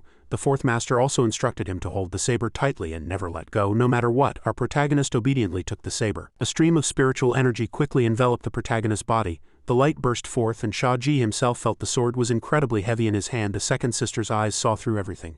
She even gave away Tianmu. She's clearly in love. The fourth master asked with a determined gaze, Are you ready? The protagonist slowly raised the arm holding the saber and spiritual energy and power flowed with it. Shia Ji replied, Please. With the first few steps, Little Yu leapt into the air, her attack swift and fierce, aimed directly at the protagonist. However, he dodged the first move. Shia Ji didn't expect the fourth master to be so ruthless. The opening moves weren't over yet. The fourth master was full of killing intent, every move sharp and fierce as she hacked down violently. Our protagonist defended with all his might, but was still occasionally forced back by his master's attacks. A look of confusion began to appear in Shia Ji's eyes, as he was at a disadvantage compared to his master. The situation was tense. Little Yu showed no mercy, every move seemingly aimed to kill. Shia Ji's expression changed. He stopped defending and charged forward to attack head-on. However, what he got was a terrifying feeling of emptiness, a violent flame. If he stubbornly charged forward, he would die. Help me, help me. The duel between master and disciple was not over yet. The fourth master declared, the person and the saber are one. The saber clashed with the raging flames. The protagonist gripped his saber tightly, trying to suppress his opponent, but the master reminded him, a saber user's blade is not bound by realm but by the heart. The protagonist suddenly used a strange movement technique, which made the fourth master's eyes widen in surprise. Shia Ji's figure dodged the master's attack, then quickly rushed forward to counterattack. The fourth master was startled. This kid must have secretly studied my manual. The protagonist thought smugly, thankfully I have the divine cosmos physique which allows me to understand those moves that were like a storyboard for the soul. Little Yu said, although I gave you Tianmu, the saber chooses its master, your performance isn't enough to qualify you as its master yet. Just you wait, the fourth master had originally thought. When she first took Shia Ji in, that she even felt he was a bit despicable on the inside. But after sending away hundreds of hosts, he was the only one who understood that he couldn't rely entirely on the system. Meanwhile, the protagonist thought angrily, is her realm really restricted to the third stage of the Yuanhai realm? She's ridiculously strong. The situation was still not over. The two were in a tense standoff, each completely focused. Our protagonist was already injured and panting heavily. The fourth master roared angrily, my saber is for someone who can master it. Do you even know how to use it? The master's moves were always so fierce and powerful. The protagonist had to admit one thing, even with her realm restricted, her saber skills were still masterful. The fourth master ordered our protagonist, fight with all your might until you die. Only then can you be considered an excellent saber user. The raging flames seemed to want to burn everything around them. Shia Ji felt exhausted from resisting, his body slowly moving away as he thought, she has already become one with the saber. Even without a high realm she is still a powerhouse. Just then the fourth master appeared behind the protagonist and asked, what are you still thinking about? Shia Ji was startled, his mouth agape. Yan Yu kept kicking our protagonist, reminding him to focus. The protagonist's arm stretched out and grabbed the saber. A cracking aftershock appeared, and dust flew everywhere, a white haze as yellow, red and gray lights intertwined in the sky. The fourth master watched thoughtfully. The saber is turning red-hot, as if some kind of aura is being absorbed into it. Little Yu still had an angry expression as she said to the protagonist, if that had been a real battle you would have already died while you were lost in thought. Shia Ji looked exhausted and coughed a few times. The master walked over to wake the protagonist up. Stop pretending, I haven't even used my full strength yet. Shia Ji cupped his hands and said respectfully, fourth master, please teach me the nine heavens departing fire. This sentence stunned Yan Yu. Her eyes sparkled and she seemed to blush shyly. I was going to teach you anyway. Why are you suddenly being so serious? What are you trying to do? Suddenly, the protagonist made some strange moves. Tightly gripped the fourth master's hand and said softly, Master, teach me, teach me. That descending slash from the sky you just did was so cool. The fourth master pulled her hand from our protagonist and said, focus on building your foundation first. She was still blushing and thinking, why did he suddenly grab my hand so improper? Shia Ji walked away and announced, I've learned a little something, let me show you. His arm slowly felt it out, then he raised the saber, but his body had a different reaction, his eyes widening. What's going on? The saber didn't move an inch, even though the protagonist was using all his strength. Seeing this, Little Yu concluded, it seems Tianmu hasn't chosen you as its master yet. Shia Ji was sweating and very flustered. What do I do now? The master gave the protagonist a suggestion, prove yourself to it. Shia Ji still looked bewildered, not understanding. How do I prove it? By sweet-talking it. The fourth master let out a long yawn and said, although you lost without a doubt today, you do have talent. Read that manual of mine more often, you'll definitely get some inspiration. Shia Ji nodded perfunctorily. Then the master instructed. I'm going out for a bit, it's been a long time since I've been to Mingzi Stream, I must go to Dongtang Valley. I wonder how third sister is doing. The protagonist looked into the distance, thinking, she realized I've studied the manual. Before he could finish his thought, the second master came over and hugged him. My dear disciple is so amazing, the protagonist replied sadly. Second master, I lost so badly, please don't make fun of me. The second master comforted him. There are only 3 saber users in the world who have earned the 9 Li saber gods recognition. What's there to be dissatisfied about? Shia Ji scratched his head in confusion, feeling much weaker. The master suggested, you've practiced with the saber, now master will take you to learn illusionary arts. The protagonist yawned and said, I'm afraid I can't right now. The master asked curiously, what's wrong? Did that saber practice strain your kidneys? The protagonist explained, it's just a sore back, the master said with relief. That's good, master has plenty of healing medicine, it's a perfect chance for you to try the new pills I've refined. The night scene appeared with a voice, thank you for the pills, second master. My back is really better, see you. The protagonist left quickly and slammed the door with a bang, his nose red as he panted heavily. Few second master's illusionary arts are too powerful, a few more lessons and I'll definitely die from blood loss. But second master seems to have something on her mind, otherwise she wouldn't have had that expression. Siri suddenly appeared, reminding him of a quest. The quest displayed, protect the envoy of ink from the Chengdu's sacred domain. Quest successful, reward 100,000 rage points. Punishment for failure. Unknown, the protagonist's eyes widened as he read every word of the quest. He began to mutter. Why would an envoy from the Chengdu's sacred domain appear in Kangxi Stream? Shouldn't he go directly to the Azure Alliance Divine Temple to see the masters? Siri explained. Gong Mo came here concealing his identity, claiming to be a foreign trade merchant. His purpose is unknown. Shia Ji frowned. Even you don't know his purpose. The human heart is hard to fathom even for a system. Where is the quest location? The system reported, now syncing detailed quest information to the host brain. Sync successful. According to the book, this world has 3 major continents. Besides the Azure Alliance, there are the Chengdu Sacred Domain and the Free States. The protagonist suddenly accelerated, running forward quickly. The Chengdu Sacred Domain is ruled by a queen and has long since cut off contact with other continents. It is said that this queen used to be kind and amiable, hailed as the white dove of the Sacred Domain. But one day the queen's temperament changed drastically. She closed the gates of the imperial city and at the same time sealed the nation's borders and hasn't shown her face in 15 years. The protagonist's feet had already stepped into Blue Merchant Village. He observed from a high place, lost in thought, muttering, since she has already sealed the country, why send an envoy? The system had no relevant information about this question. Shia Ji suddenly jumped down and said, it's definitely not for anything good. Sneaking into Kangxi Stream with a fake identity, not daring to be seen as an envoy, he must have an ulterior motive. It was very quiet here except for one noisy place. Master, drink my wine. Master, I'm going to get angry now, the little girl said with a pout. You clearly said you'd drink my wine first. The fat master laughed heartily. He comforted her. Don't be jealous, master will drink all of it, all of it. This old man had a woman on each arm. Suddenly someone knocked urgently on the door from outside, shouting, Master, it's me. A subordinate ran to open the door and a girl reported fearfully, Master, this is the money that was collected. Please have a look, that servant ordered. You may leave. Yes, but the young girl's figure was exposed. That old man's eyes immediately lit up and he noticed her. Wait, that short old man approached the young girl. Little girl, what's your name? The girl lowered her head and replied, My name is Lingdang. The old man pried again. Are you betrothed? Lingdang said softly. And no, I'm an orphan. That fat old man was like a savage beast, an orphan, good. I remember it was Tai Lang who was supposed to bring the money. Where is she? Lingdang answered timidly. Sister Tai Lang had an urgent family matter to attend to, so she asked me to collect the money for her. The fat old man took a piece of gold from the money pouch. So that's how it is. Here's a piece of gold for you. Tai Lang doesn't need to come anymore, let her take care of her family matters. This position is yours now. As long as you serve me well, you won't lack for rewards. Lingdang exclaimed in surprise. How can I accept this? It's too much. The fat old man chuckled. It's not that much, take it. Lingdang kowtowed in thanks. Thank you, master. She was ecstatic about receiving such a heavy reward. The fat old man's hand lifted Lingdang's, rubbing it incessantly. A young girl's skin is indeed as smooth as milk. The scene here was still terrifyingly quiet. Our protagonist sat perched in a tree observing, his expression seemingly bored with everything, but suddenly his eyes lit up at something he saw. The young girl, Lingdang, appeared looking around. The fat old man's heavy footsteps came, and he shouted, This girl has some personality.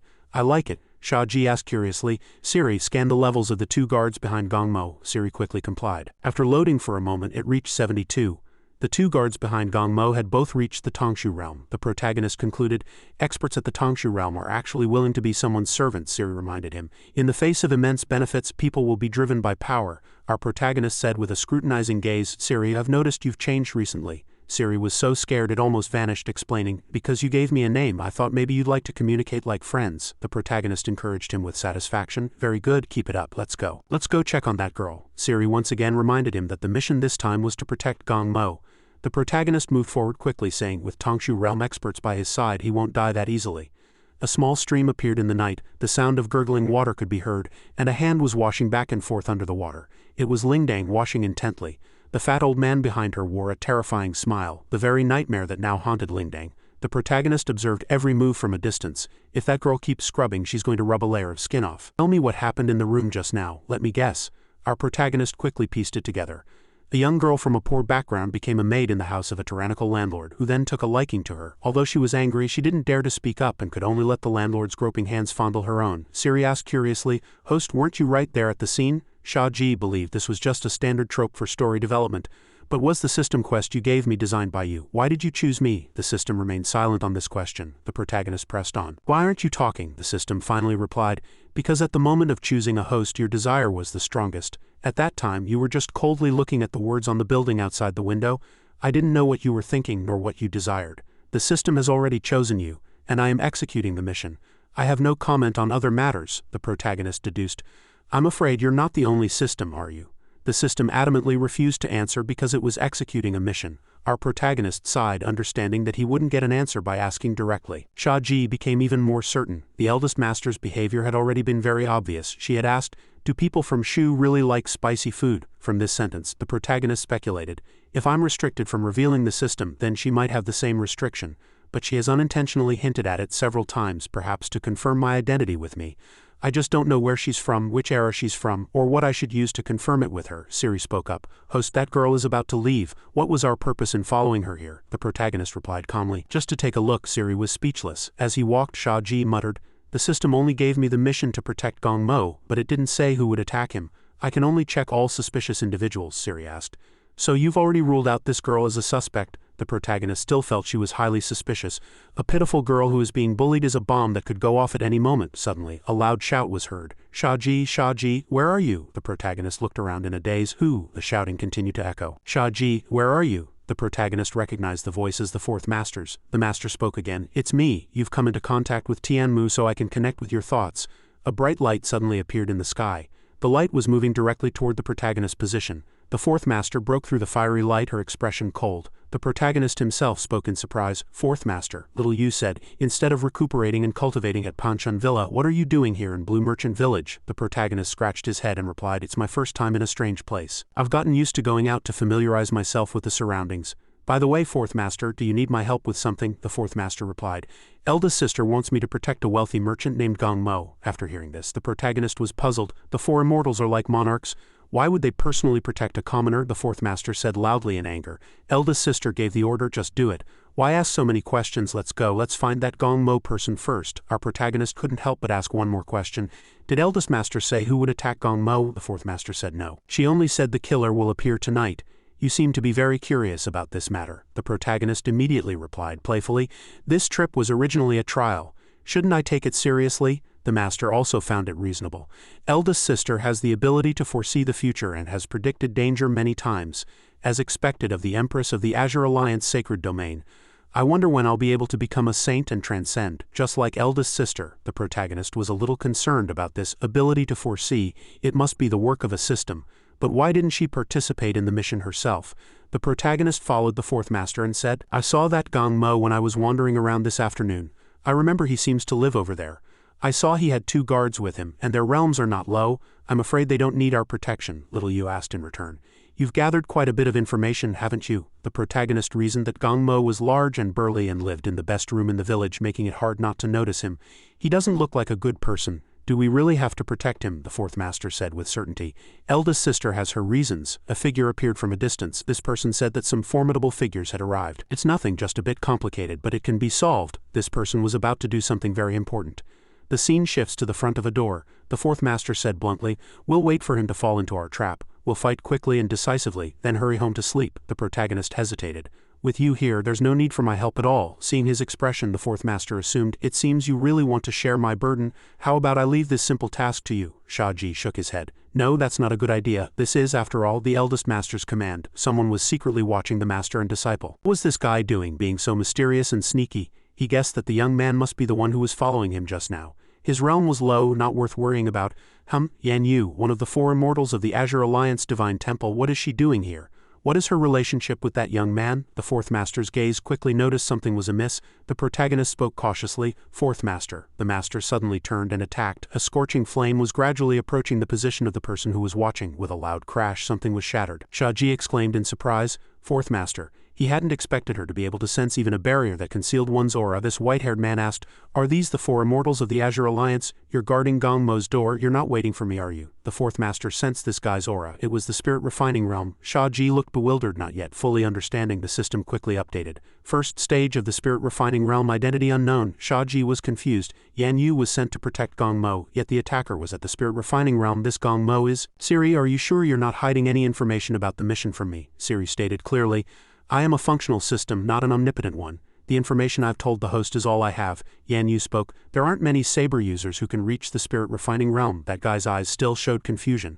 The Fourth Master announced with great momentum, why don't we have a practice match? The white-haired man replied, it's a great honor to be able to cross swords with the 9 Li Saber God, but right now I'm not in the mood. A commotion came from the front of the fat old man Gong Mo's house. The footsteps grew more and more urgent.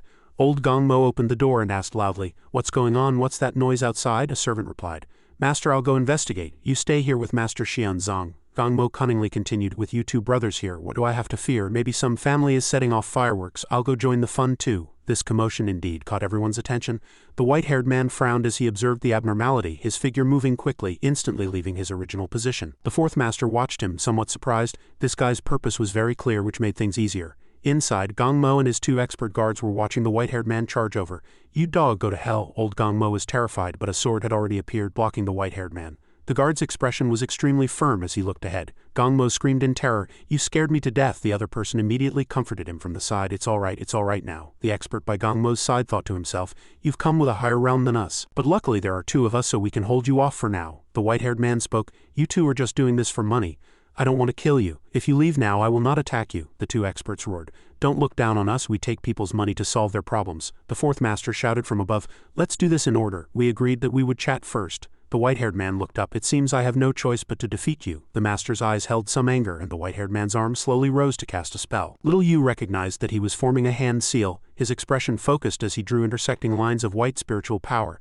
This spiritual energy is strange. What is he trying to do? The move he was preparing to cast was Myriad Flower Mirror. The surrounding scenery was shrouded in white mist and everything became indistinct. Gong Mo ordered, protect me as long as I don't die. I'll reward you with 10,000 taels of gold. The two experts discussed. This lady is really strong. As soon as she appeared, that man's oppressive aura vanished. Indeed, the protagonist spoke. Fourth master, these white bones are getting denser and denser. You must be careful. The master was annoyed at the sight of her disciple and knocked him on the head. I'm here, you idiot. Can't you just chop the bones apart? With just a few basic slashes, the master cut through the dense white bones, but she didn't see any trace of that guy. His aura is all over this courtyard. I really misjudged him. He's quite slippery. The protagonist also thought, although I can't feel his presence, I can feel a strong killing intent. Where on earth is he hiding? The system offered a deal. The host can spend 5,000 rage points to buy an item. The protagonist shouted angrily, Siri, I've noticed you're quite good at fishing in troubled waters. A ray of light appeared from an unknown source. A thunderous voice declared, Gong Mo's life is mine for the taking. The fat Gong Mo was gradually approached from behind. The protagonist's eyes showed complete surprise. The two guards were also stunned. The fourth master smiled calmly and decisively attacked the slippery white-haired man. Wherever she struck, the residual bones vanished, and everything gradually dissipated. Little Yu clicked her tongue. You really have a lot of tricks. However, danger was approaching and the protagonist shouted, Fourth master, be careful. The white-haired man had many new moves and his movement trajectory was unpredictable. Gong Mo watched everything that was happening in terror as golden light continued to shine. The white-haired man's sharp eyes were waiting for an opportunity. Our protagonist shouted anxiously, Fourth master. He was so scared his mouth was wide open, his features twisted. On the other side, the fourth master was in the middle of a battle. The white-haired man braced himself, preparing to meet her attack. His eyes narrowed as he thought, she dodged that move. The chance for a quick victory is getting smaller. Suddenly a voice appeared, reminding the white-haired man, don't move. If you move, you die. The white-haired man felt Little Yu behind him and thought irritably, damn it, realm suppression. Gong Mo said uncomfortably, it's so hot. Our protagonist had to admit, too strong.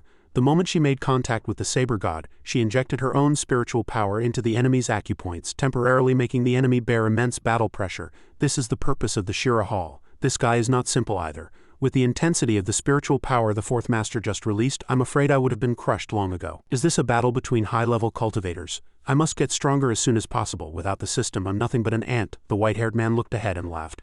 You're going to die. It seems your body's reactions are fast, but your brain can't keep up. The fourth master's eyes widened in great surprise. She turned and shouted at Gong Mo, get out of the way. At that moment, behind Gong Mo, the white-haired man had appeared, preparing to unleash an extremely powerful move. The sword was merciless, its speed astonishingly fast, stabbing straight toward Gong Mo's body. However, this white-haired man did not succeed. The sword formation stopped. The protagonist shouted in terror, a clone. The move just now was not just a simple spell to confuse the eye. The fourth master was also surprised by his disappearance. He was directly fighting Gong Mo's guards, sending one flying with a single sword strike and taking the opportunity to quickly chase after Gong Mo. The old fellow was terrified and fled in a sorry state, shouting, help! The second guard appeared, determined to stop the white-haired man's pursuit. Gong Mo was already on the ground. The two guards quickly surrounded and attacked the white-haired man. His realm is temporarily locked by that immortal. The blades clashed continuously, creating dazzling sparks. Gong Mo knelt on the ground in pain. It hurts like hell. Kill that bastard for me who dares to have designs on me, you dog. I'll make sure you die without a proper burial. Gong Mo just stood by, pointing and ordering, you too, as long as you kill him for me.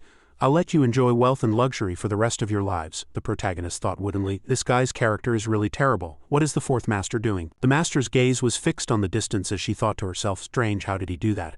I clearly touched his real body just now and locked it, but then it suddenly turned into a clone. The fourth master sat down on the ground and our protagonist looked around even more bewildered. Aren't you going to attack again? Did you discover something? Shia Ji approached. Fourth master, did you discover something? Yan Yu replied. That guy is like a magician. I can't hit him, so I might as well sit down and watch his performance. He's been locked, so he can't cause much trouble. The protagonist generously spent 1,000 points to buy a lollipop for his master. They both ate their candy playing the part of spectators. When old Gong Mo saw this, he was very disappointed. What are these two trying to do? It seems they have a grudge against that man. But why are they sitting and watching now? Gong Mo hurried over. You two, as long as you protect me, I'll give you money. The master and disciple looked at him with vacant eyes. Gong Mo asked, what do you two mean by this? The fourth master replied, aren't you very safe right now? If you're about to die, I'll make a move. Rest assured, the old man shouted. Little girl, what kind of attitude is that? The master asked Shia Ji thoughtfully. Don't you find it strange? The battle was still intense. The master just sat to the side commenting, looking like a clone, but her actions showed some hesitation. Our protagonist's face was slack from sitting for so long. There is indeed a subtle deviation. If it were a clone, it wouldn't show this kind of hesitation. Unless that white-haired man anticipated his opponent. Although these two are a realm lower than me, their coordinated attacks allow them to be evenly matched. This can't drag on any longer. The myriad flower mirror was used, and the white-haired man seemed to have conjured thousands of copies of himself. The bald man said, such a strong expert is actually feuding with this rich fat pig. It seems this fat pig has many secrets. Gong Mo said, did you all just say your thoughts out loud? The master and the protagonist thought, he can actually create so many clones. If they were real clones, with this number, his spiritual power would be exhausted within the time it takes for half an incense stick to burn. How foolish. Gong Mo gritted his teeth and said loudly, what the hell is this? Why does he want to kill me? I don't remember having any grudge against him. Could he be an assassin sent by an enemy? Has my identity as an envoy been exposed? Gong Mo began to ask questions. Who sent you? I'll pay you 10 times the price, however. The white-haired man's gaze terrified Gong Mo. He doesn't want money. The two guards were scared. He still hasn't used his full strength. This is difficult. They thought they could suppress him by joining forces, but now it seems he's definitely still hiding his true strength. The bald guard asked, brother, we're just trying to make some money. There's no need to die for it, right? His brother fell into deep thought. Gong Mo appeared from behind and ordered, what are you waiting for? Go kill him. I have lots and lots of money. As long as you kill him, I'll give you any amount you want. The older guard had already begun to speak impatiently. Yeah, there's no need to die for this fat pig. He bowed his head to the white-haired man. Brother, please shut Gong Mo up. It'll save us from future worries. We brothers will take our leave now. The white-haired man was also surprised by this decision. The two guards were truly terrified. They cupped their hands and left. The white-haired man ordered, get lost. Two of them ran off without looking back. Gong Mo shouted, you dare to betray me, you dogs. Get back here. How dare you run after taking so many good things from me? I will never let you go. Shia Ji had thought that high-level cultivators would also have a higher state of mind, but he didn't expect them to run so fast. The fourth master spoke again. So what if their realm is high? It's just human nature. By the way, what is this called? I want to eat it again after the fight. The protagonist explained that it was a lollipop. Yan Yu liked eating sweets. Yan Yu blinked and said, it seems only I can protect you now, but the sight of you makes me sick. Gong Mo cowered at this attitude. What kind of attitude is that? Yan Yu stepped forward, speaking endlessly. I have no grudge against you. If it weren't for that fat pig disgustingly spouting nonsense, I would really like to have a match with you, but today you want to kill him, and I have to protect him. What a pity. If I were to just stand by and watch, I would certainly appreciate you being able to shut that fat pig up for good. Gong Mo muttered from the side. How many times are you going to call me a dead fat pig? All of you shut up. But why is she protecting me? Hee. I don't care why she's protecting me. Even if my identity as an envoy has been exposed, it doesn't matter. The Chengdu's sacred domain won't receive any news now, so I haven't failed my mission. Hee. The white-haired man stepped forward and announced, even if you are the Nine Saber God, you may not be able to escape this battle unscathed. Only then did Gong Mo's eyes widen in understanding. The Nine Saber God, Yan Yu, is one of the four immortals. Haha, what am I afraid of then? With her here, I can rest easy. As expected, my identity has been exposed, but I already have a plan, Little Yu said. I'm very interested in the skill you just used. It's like your image reflected on the water's surface, which reminds me of a story eldest sister once told me. The white-haired man listened blankly as Yan Yu spoke halfway, then drew his Luqing sword and interrupted her. This story is meaningless now. The protagonist of the story has had their clan annihilated. The system continuously reminded the protagonist. Host, protecting Gong Mo is your mission, Shia Ji retorted. Isn't it fine as long as he's not dead? But Siri believed that the system would judge the host's completion percentage in the mission to protect Gong Mo. If it was below 50, there might be adverse effects. Is our protagonist blaming Siri? I think you're talking nonsense, Siri repeated resolutely. I am executing a mission and cannot reveal other matters, Shia Ji interrupted. All right, it's that line again. If I ask a couple more questions, I'm afraid I'll die on the spot or be teleported to some strange place. I didn't plan to stand by and watch anyway. I came out this time to level up, the protagonist spoke with a cunning look in his eyes. Fourth Master, you're playing all by yourself, don't you want to think about me? Gong Mo kept muttering, you brat, don't meddle in this. Hurry up and kill that guy, I'm getting sleepy, the master reminded him. He's 4 realms higher than you. But the protagonist still answered clearly. I can take your blade, Yan Yu shouted in anger. What did you pass? The protagonist sweated. Nothing. I can take his blade, master, you can rest assured. All right, if you want to practice, how could your master stop you? Just don't die too horribly and disgrace us 4 immortals. You brat, how dare you say you can take my blade in front of an outsider? In any case, with me here, you certainly won't die, the white-haired man said contemptuously. Trying to play a master-disciple game, haha. The sacred domain rumors say the 4 immortals are discerning and righteous, but today you're protecting a bastard like Gong Mo. It seems you're not all that. A kid at the Yuanhai realm, listen up, when I was your age I wasn't as naive as you. By then, this saber of mine had already tasted enough human blood. The white-haired man's eyes were cloudy, filled with the scent of blood. The blade was always stained with blood, the white-haired man declared confidently. I have no grudge against you, but Gong Mo and I have a blood feud. If you block me and die by my blade and regret it in the underworld. The man's moves came quickly. He lifted his feet sharply, looking ready for a fight, attacking relentlessly. Our protagonist was pushed back upon receiving the blow, his figure swaying, powerless to resist. Shia Ji's face seemed to show he was about to give up. The white-haired man's feet were about to kick straight at our protagonist's chest. He seemed to want to crush the protagonist's body with one stomp. Shia Ji fell freely, his back hitting the ground hard, a pain unbearable. The white-haired man sneered. Weaker than I imagined. The master's eyes were worried. This won't do. Although that guy's realm has been forcibly suppressed by me, Shia Ji has no idea how to fight. Their combat experience is worlds apart. I still have to make a move. Shia Ji's eyes suddenly lit up, his stomach seeming to breathe. He replied, I let you hit me with those last few moves on purpose, the white-haired man said angrily. This kid is very eager to fight. Our protagonist had already observed and analyzed everything. During the previous battle, the clones didn't move at all. They were most likely reflected images, as if the pause button had been pressed on a control panel. I can basically confirm that these aren't real clones, and I've thought of some very interesting things. It's taking me a while to prepare this move, so you're getting a bit impatient. Let me see where it is, Siri announced. Multiple shadow clone technique. Exchange 50,000 rage points for 3 minutes of the clone technique. The protagonist felt it was time to show his real skills. I was too arrogant. Who cares about some flashy, hard-to-distinguish technique? Our protagonist became abnormally powerful, his aura filling the surroundings. More and more figures of Shia Ji appeared on the field. The white-haired man couldn't believe his eyes. You can have so many clones at your realm, but that also means your spiritual power won't last 10 seconds before being depleted, and these clones are as fragile as you are. The protagonist raised his hand and asked, Is that so? I think I can last at least 3 minutes. A group of people named Shia Ji swarmed forward. The protagonist thought it was time. The invincible golden body was activated. A large number of protagonists rushed toward the white-haired man's position. The two sides scuffled, fists flying continuously. The sound here was extremely noisy and lively. Our protagonist clones and the white-haired man fought back and forth. The master sat on the side watching, unable to understand. Is this a children's fight? Shia Ji used his final trump card, the energy absorption great art. This card was changing the situation. One eye was wide open, fearfully wondering what kind of demonic technique had appeared. Our protagonist witnessed the explosion of spiritual power. The white-haired man still had a smile on his lips as he said, Strange kid, you're definitely a menace. Shia Ji's expression grew more determined in this battle. The white-haired man's voice rang out high as he announced, Hand over your life. He was now appearing behind our protagonist. The voice of death sounded ominously. Master makes her move. I see you're getting a little carried away. Kneel for me. Our protagonist suddenly felt something flash by. The white-haired man's knees fell to the ground. He seemed lost in a vast space. An arrow appeared, shooting forward rapidly. The arrow grazed his neck, injuring him. Blood remained on the arrowhead. Its power was so great that it shattered the wall behind him. The white-haired man cried out in curiosity. Who was that sneak attack? How could an ordinary arrow injure me? The young girl said fearfully. I finally found a place to live. You can't destroy it. I coated that arrow with poison. You're dead. The white-haired man hadn't expected this. The little girl added, Master Gong Mo, you once said you would take Ling Dang in. I can't let him kill you, Gong Mo replied. Good, good, I'll even make you my wife. I knew you were truly devoted to me. The white-haired man's arm was covered in blood. He hadn't expected to die in such a situation.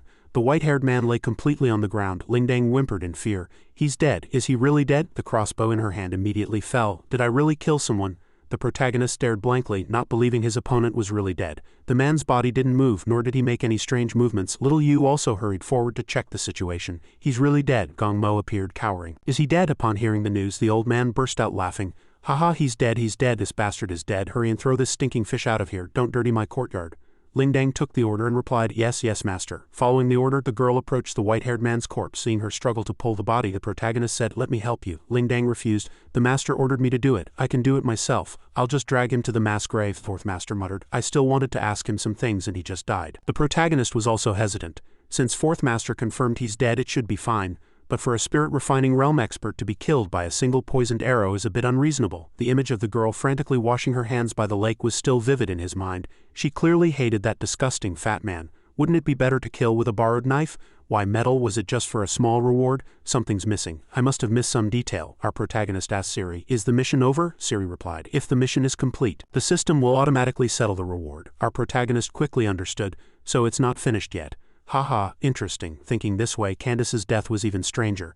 The mission wasn't complete, so Gong Mo's danger hadn't been lifted. Either there's a conspiracy or that fat pig just has too many enemies. Whatever it is, it makes this mission more interesting. Yan Yu was still shouting happily. Let's go back and report to eldest sister. The protagonist immediately stopped her. No, we've extorted so much from that fat man, how can we return empty-handed? Didn't you hear him mention 10,000 taels of gold? That's a huge amount of money. The master also felt that 10,000 taels of gold was indeed a lot. Our protagonist kept boasting, this money can be used to repair the divine temple and upgrade the training hall you usually use for saber practice. Think about it, don't the enchanting and refining of the 9 Li saber require spirit stones? And don't spirit stones need money to be bought? Just leave this matter to me. The protagonist went to ask Master Gong Mo for the protection fee. Where's the 10,000 taels of gold? We've already saved you from the killer. Gong Mo asked in return. Did you protect me? Haha. The old man's smile was filled with contempt. It was my maidservant Lingdang who saved me. You two didn't contribute at all. An arm suddenly shot up and the master grabbed Gong Mo. You fatso, what did you say? He kept refuting. Let go, isn't what I said the truth? Let me say it again, it was Lingdang who saved me. If there's a reward it should be for her, but I bought her with money, so it's only natural for her to protect her master. You two can leave now if you have nothing else to do. When Lingdang comes back I have to dote on her properly. Old Gong Mo thought to himself, since the saber god, one of the 4 immortals, didn't mention her identity, I'll just pretend not to know. If I can get away with it I will, the protagonist suddenly asked. Do you think you're safe now? Old Gong Mo's eyes widened. What do you mean? The protagonist said with certainty.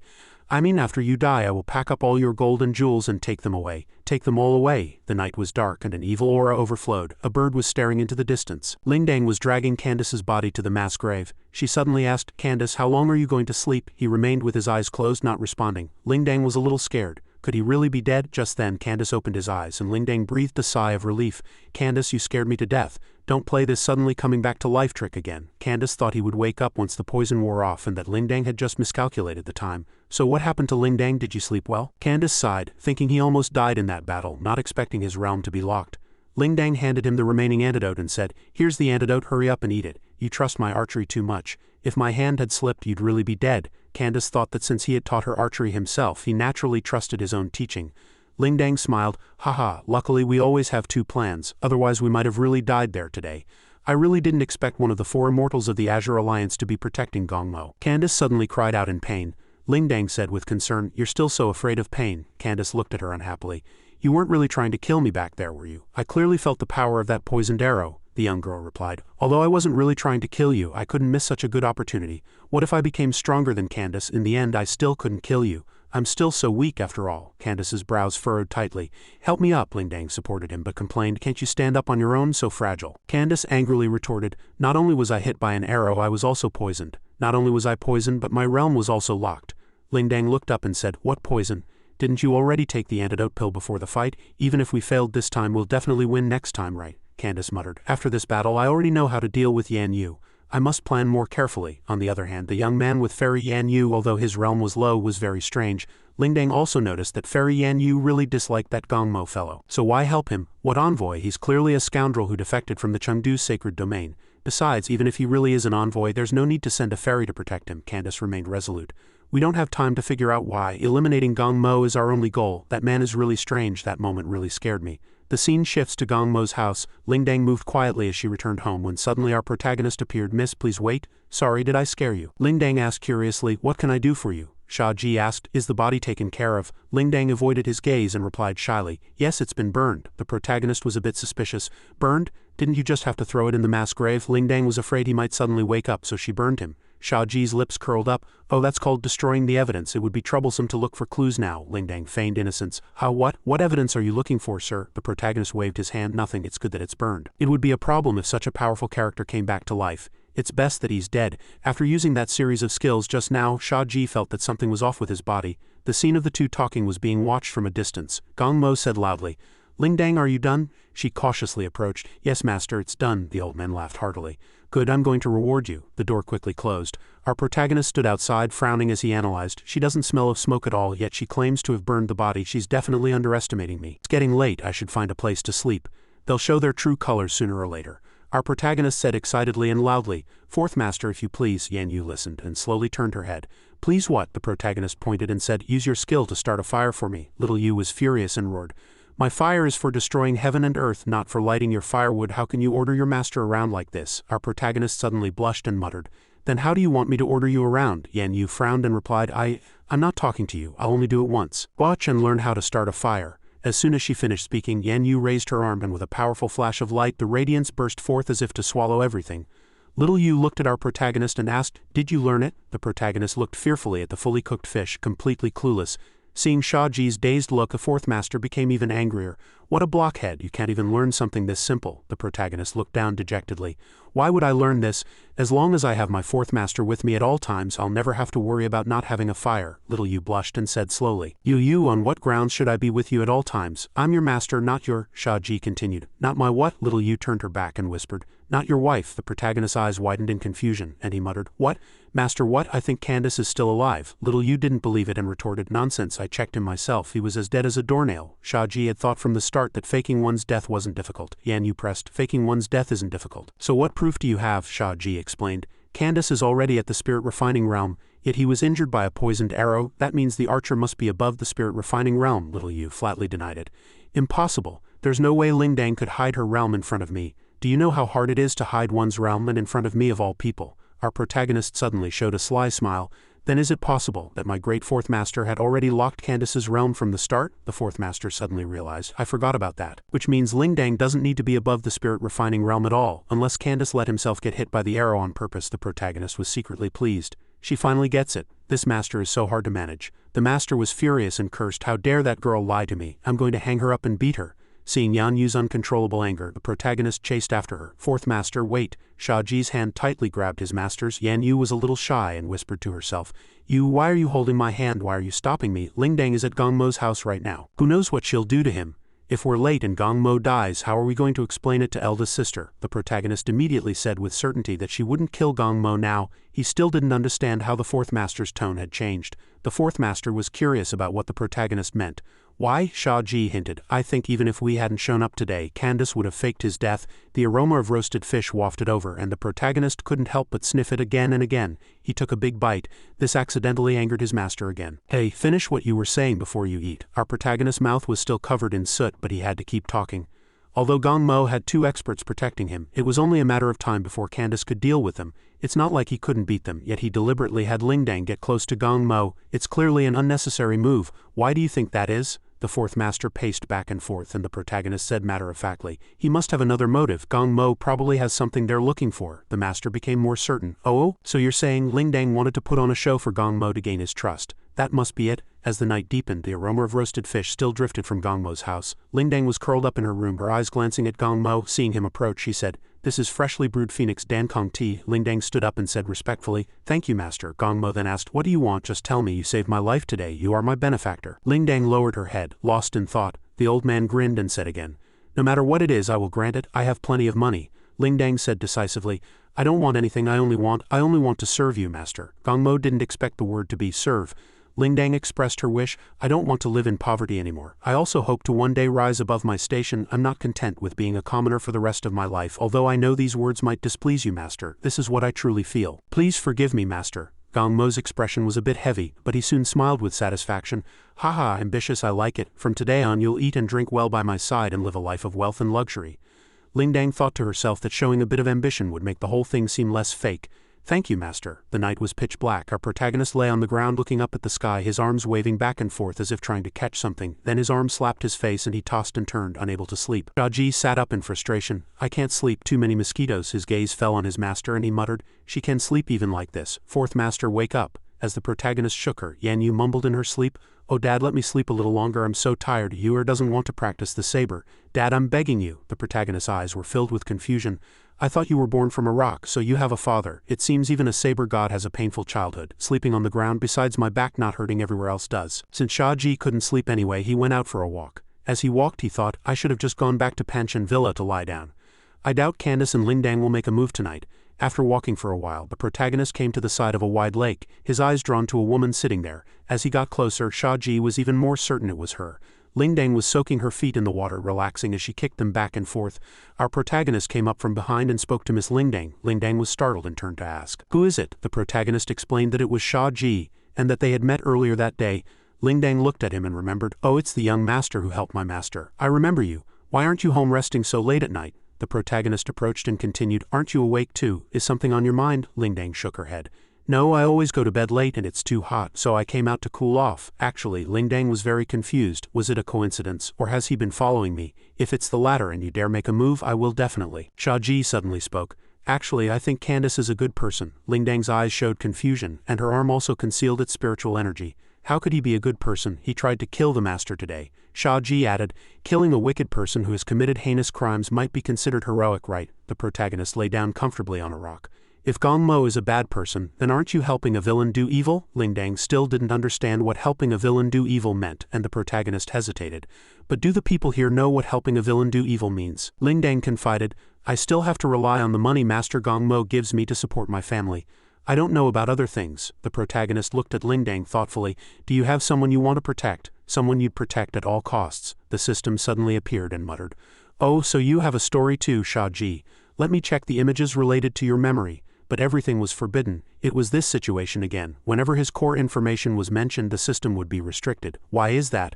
Lingdang was thinking about the person she wanted to protect. Flashback, "Monster, don't come near our village. Get out, you monster." Those words stabbed at Lingdang like sharp blades. "Get out." Her feet staggered on the ground. A small bird lay dead below. Lingdang dragged it away, a long trail of blood smearing the ground. Candace witnessed all of this. He watched thoughtfully. In the present, Lingdang answered Shia Ji's question, saying she had no one. After hearing this, the protagonist immediately sat up. "Once you have someone you want to protect, you'll definitely become stronger, right?" Lingdang listened blankly. After speaking, the protagonist left. "I hope you get what you wish for. I also have to hurry and find the person I want to protect."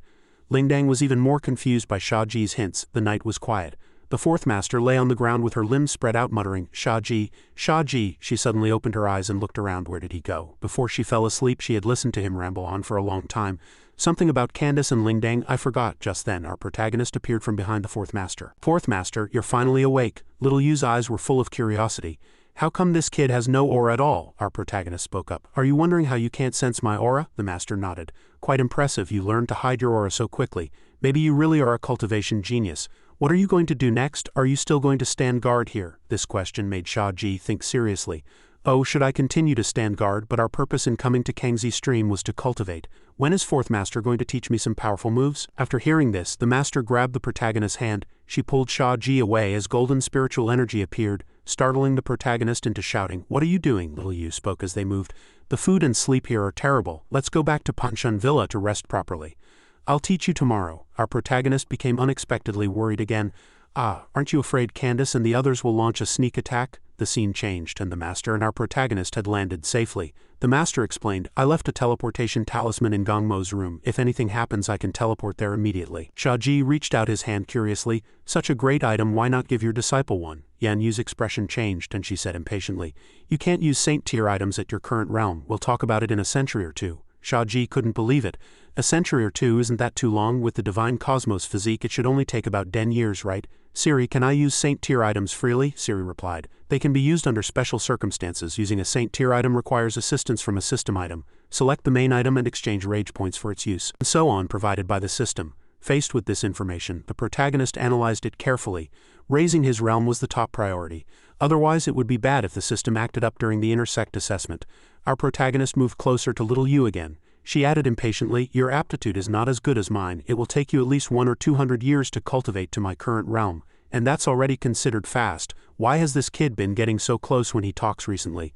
My hearing is perfectly fine. His intentions are as clear as day. If you like me, just say so." Our protagonist suddenly switched to a complaining tone. "In other families, the master guides the disciple, but you're different. You don't plan to teach me at all." Little Yu walked straight ahead and said calmly, "I brought you to Kangxi Stream for cultivation. My sisters and I have already discussed it. When the time comes, don't whine and cry and annoy us. before the master entered her room. The protagonist insisted on asking, by the way, are the first master and third master okay? Is the third master sick? Is it serious? Yan Yu answered bluntly, she's perfectly fine. I'm going to sleep. Sleeping on the grass just now was exhausting. See you tomorrow. Good night. The protagonist sighed and replied, good night. He was still thinking.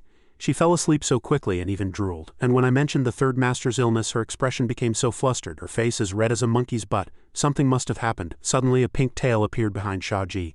A fox? Could it be the second master? Second master, why are you still awake? But the fox didn't transform into a human. It sat quietly, not answering the protagonist. Just then, the second master asked from above, little Gigi, what are you doing? Our protagonist's expression froze. Ah, wait. The second master asked in return, what's wrong? Shia Ji looked at the little fox and muttered, so it wasn't a transformation of the second master. The second master clarified, it is my spiritual servant. What did you and Yan Yu do today? The protagonist replied, the fourth master followed the first master's orders to protect a fatty named Gong Mo. As soon as he finished, our protagonist thought worriedly. It was the fourth master who was supposed to protect him. If I say it like this, the system won't strike me dead, will it? The second master understood after hearing this. So that's how it is. Is the mission complete? Shia Ji reported, half complete. By the way, second master, is using pills to aid cultivation considered a heterodox path? The second master explained. That depends on the situation. What? Do you think cultivation is too hard and want to take a shortcut? Your master does have some pills here that can help you advance several realms in a short time. There are also some pills that can restore a man's vigor. The protagonist replied, no need to restore it right now. My vigor has always been here. The master burst out laughing. Ha, then your master would very much like to witness it. Shia Ji's eyes widened in horror. Second master, are you some kind of master of dirty jokes? The master requested.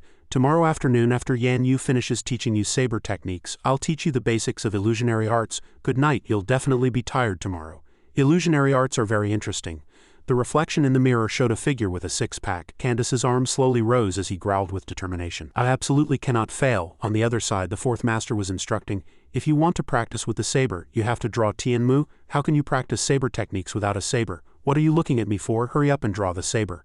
Following his master's words, the protagonist moved his body and tried to draw the saber, but his face instantly contorted as he used all his strength. The fourth master was also startled and suddenly shouted, what are you doing? You scared me to death. Shia Ji scratched his head and chuckled, just psyching myself up. Little Yu kept saying, if you can't draw Tianmu, it means you have no talent for learning the saber. As soon as she finished speaking, a strong light emanated from around the saber, its power rapidly increasing. Shia Ji asked worriedly, what's going on? The light completely froze the saber god Yan Yu in place. She kept cursing, holy crap, a strange phenomenon appeared.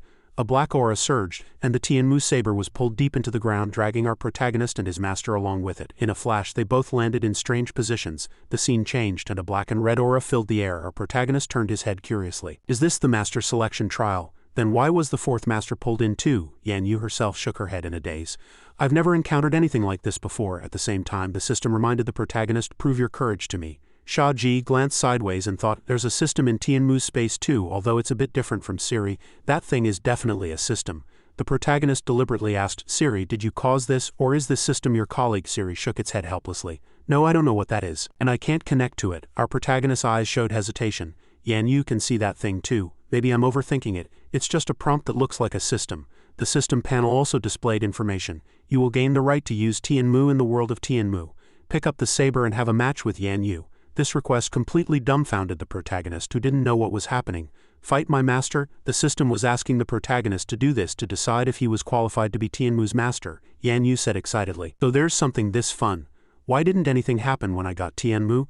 I think this is a pretty good place to train too. No need to worry about destroying our surroundings, saves a lot of trouble. Shia Ji picked his nose and thought curiously. So you didn't say anything for a while because you hadn't figured out the situation? Little Yu ordered the protagonist, pick up the saber and play with your fourth master. No, let your master teach you a good lesson. Be careful. Although the protagonist was scared, he still agreed. All right. A ray of light appeared from nowhere right in front of Shia Ji. The master rushed over quickly. She raised the saber. Using a saber requires a balance of hardness and softness. Shia Ji shouted. This is too sudden, the fourth master reminded him. When fighting an enemy, do you expect them to wait for you to be ready? You brat, take my slash. The master's saber slashed violently toward the ground. The protagonist also got into his stance and said, Fourth master, then I'll be in your care. The fourth master instructed calmly. My dear disciple, watch my moves carefully. I have no patience to teach a fool. Saber technique is not just about how to swing the saber. It's about using your body and consciousness to control power and direction. The master's saber technique was unbelievably fast, leaving our protagonist no time to block, and his entire body tilted backward. Yan Yu reminded him, don't be swayed by emotions and mood. Keep your mind clear and your spirit focused. Shia Ji, this sounds easy, but it's the very essence of the Nine Heavens departing fire. You must remember it. The protagonist tried his best to block the saber technique Yan Yu used, his feet pressing so hard they almost sank into the ground. The suppressive force was like two worlds clashing violently. Shia Ji thought, the master isn't even using spiritual energy, it's purely the skill of a powerhouse. The master suddenly retreated, her feet landing slowly. Very good, you've listened carefully to these seemingly simple principles. You're clever enough. The protagonist, on the other hand, was secretly pleased. Thankfully, I have the divine cosmos physique, which allows me to understand the fourth master's words and actions. It's a win-win. The master continued to attack while reminding him, keep practicing. Don't underestimate the details of each movement. Every movement affects the effectiveness of the entire saber technique. Perseverance and patience are essential qualities for becoming an excellent saber user. Shia Ji, you're distracted. Just as she finished her reminder, Shia Ji's eyes lit up and the saber in his hand moved to block Yan Yu. The fourth master is teaching with all her heart. How could her disciple dare to be distracted? The intense battle scene shone with a brilliant light, catching the attention of everyone around. Yan Yu seemed to be holding nothing back, her saber swinging with fearsome power, its blade pointed straight ahead, its speed astonishing. In an instant the saber was close to where Shia Ji stood, his entire body about to be consumed by the power of the technique. From a bird's-eye view, everything was aimed at the protagonist. The protagonist stood his ground and said loudly, Master, I've tried my best to remember what you just said, the fourth master replied. Being able to use it is what counts as learning. Shia Ji left. The protagonist immediately moved nimbly according to his master's words. Yan Yu still closed in quickly, asking, what did you remember, you fool? Shia Ji moved clumsily, hesitating in his heart. Crap, why did I listen to her? Siri, barehanded blade catch. Siri displayed the information. Barehanded blade catch can completely block any single attack. The skill's cooldown is 7 days, and its duration is 1/4 of an hour. Activated. Shia Ji lowered his center of gravity and resisted with all his might. The master was stunned and said, again? Shia Ji nodded. Yes, again. Little Yu was very annoyed, her face scrunched up. What on earth is that move of yours? Why can it catch my 9-li saber? Tell me the truth or else. Shia Ji had no way to hide it. Let me try to explain, Little Yu permitted. Hurry up and explain. The protagonist hesitated in his heart. If I make it sound too logical, it will be less convincing. Since I can't reveal the system, the best way is, actually, I've already figured out that move of yours. It's not that amazing. Our protagonist's strategy was to muddy the waters and divert her attention. Yan Yu's eyes widened, stunned. My move isn't amazing, and it was figured out by a kid at the Yuan High realm like you? The protagonist sighed at his master's attitude. Thankfully, Yan Yu is hot-tempered. She'll quickly forget her previous question. As expected, the master roared impatiently. Do you know what you're saying? Her rage points skyrocketed, but Shia Ji remained calm and composed. Of course I know what I'm saying. This is the second time I've broken this move of yours. You're always mocking me, but actually I've been letting you win. Fourth master, you're too weak. The fourth master was truly driven mad by our protagonist. She pointed her arm forward and shouted, Yan Yu, saber out. She charged forward. Shia Ji, let me see how many times you can catch it. Now our protagonist realized the downside, completely infuriating Yan Yu. She roared furiously, go to hell, but she'll forget what she asked me. As long as I master the skill completely. Shia Ji's face was almost contorted with smugness as he confidently declared that he could easily win this battle. The protagonist used just one finger to stop his master in her tracks. She screamed in disbelief, what? I'll kill you. I'll use the barehanded blade catch. Wherever Yan Yu slashed, our protagonist blocked. A perfect defense. Not a single hit landed. He was still analyzing in his mind. 1/4 of an hour is still a long time, but Yan Yu's psychological defense must be about to collapse. Yan Yu indeed looked exhausted. The saber in her hand fell to the ground and she burst into tears with a wah, complaining, you bully, this is too much. I want to go home. You're the worst disciple I've ever taught, although you're also the only one. The protagonist got scared as soon as he saw a woman cry. Lianhua is the same way. She cries when she can't win the argument. You two are truly a pair of rivals. The system displayed a curse. So shameless, so shameless. Seeing this, the protagonist's face contorted with embarrassment. The system kept accusing our protagonist. I have never seen such a shameless person. Afterward, they left the world of Tianmu.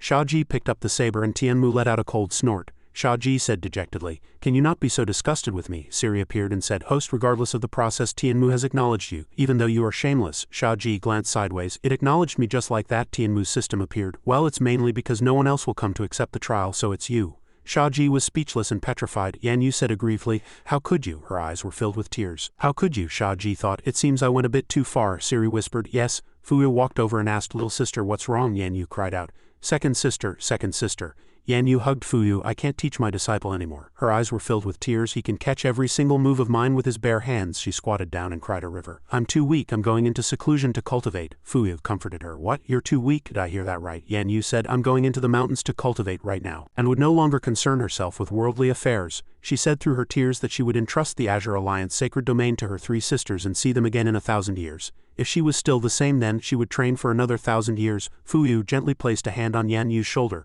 Wait, She frowned. What happened? Shia Ji was sweating bullets. He thought, I have to make up another story, otherwise, with your personality, you'd really go into seclusion immediately. With that thought, Shia Ji grabbed Yan Yu's hand. Fourth master, don't doubt yourself. He averted his gaze. Those were actually life-saving skills the eldest master taught me in private. His eyes were thoughtful as he tried to bluff his way through this. Besides, the eldest master and third master aren't at the villa anyway. Yan Yu was incredulous. Eldest sister, Shia Ji continued. I can't use this skill casually. After using it today, it'll be a long time before I can use it again. I'm just a disciple at the Yuanhai realm. How could I possibly catch your blade for real? Yan Yu asked pitifully.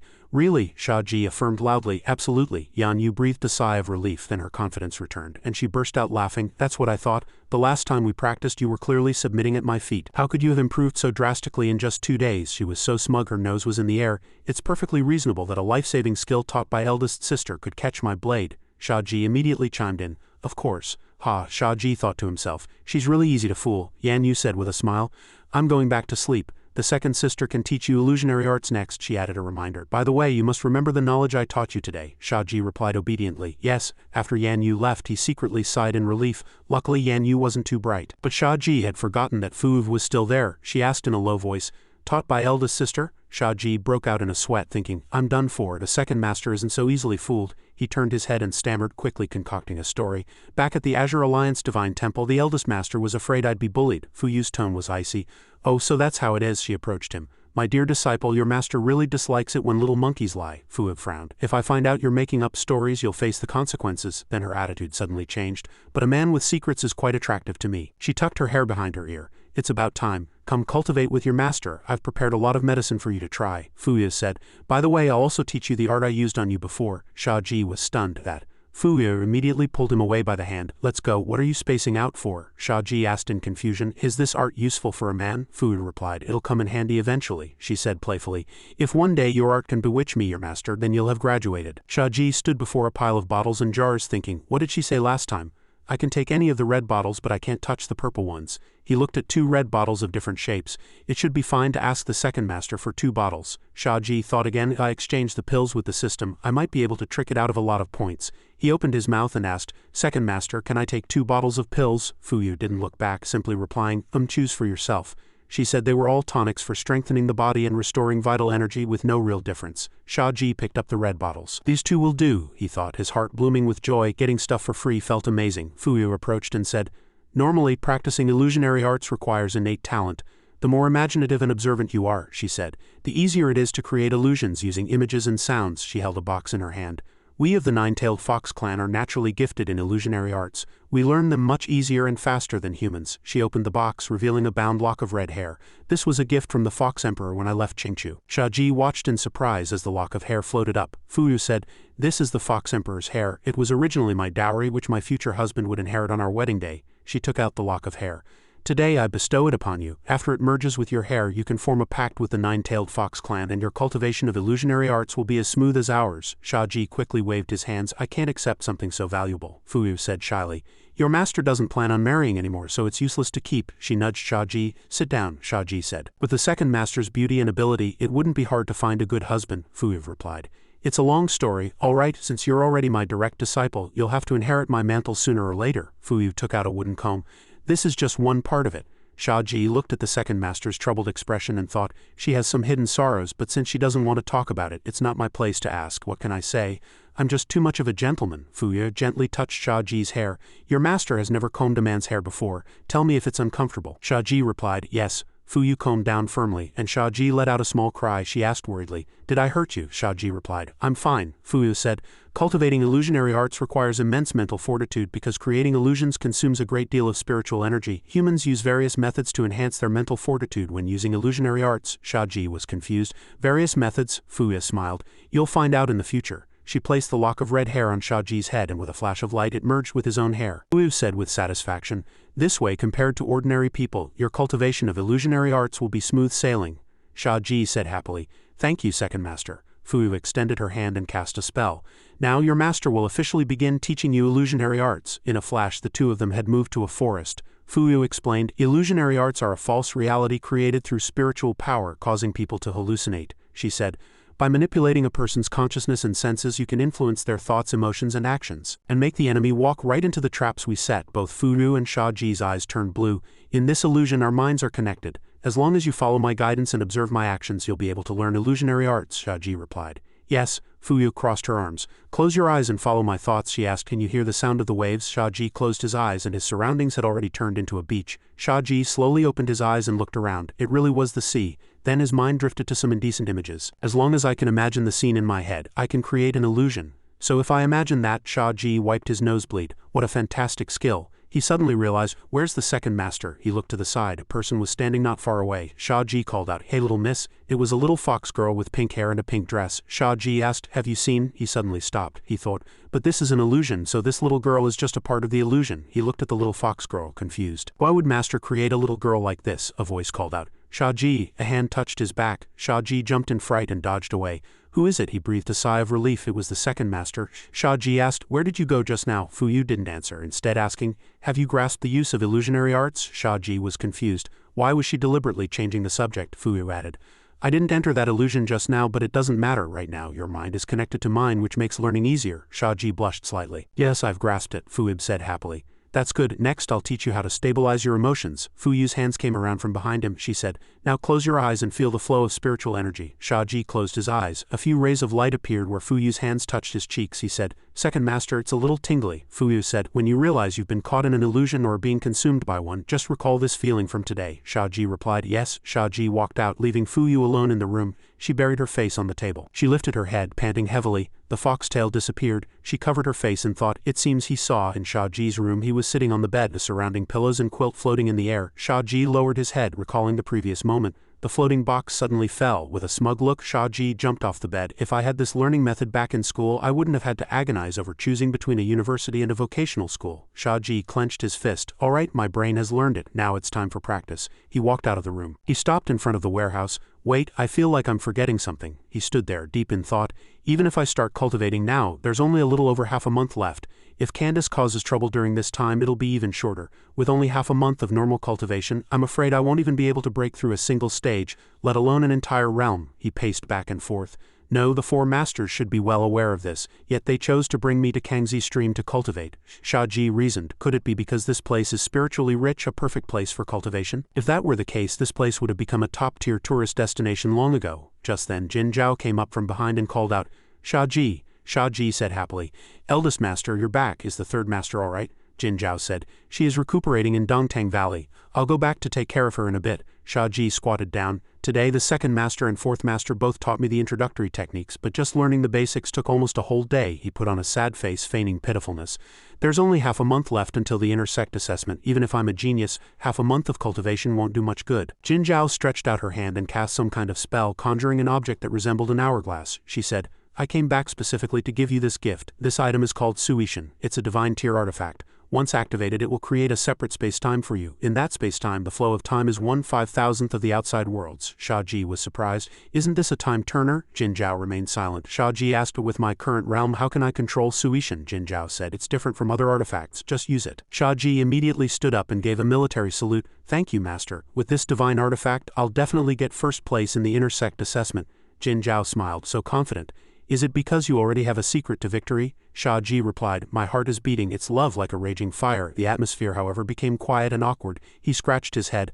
All right, I was just trying to lighten the mood, he thought to himself. She didn't instinctively reply with the next line. Could my previous guesses about her have been wrong? Jin Zhao remained silent. She turned to leave. I'll be back in 2 days to check on your cultivation progress. Shia Ji held Suishan in his hand. Take care, eldest master. A light glowed from Jin Zhao's body and she flew into the sky. Shia Ji watched her disappear and muttered, I knew it. The things about the atomic bomb and people from Shu eating spicy food must have been a coincidence. That secret code is so popular, anyone would subconsciously reply with the next line. He smiled happily.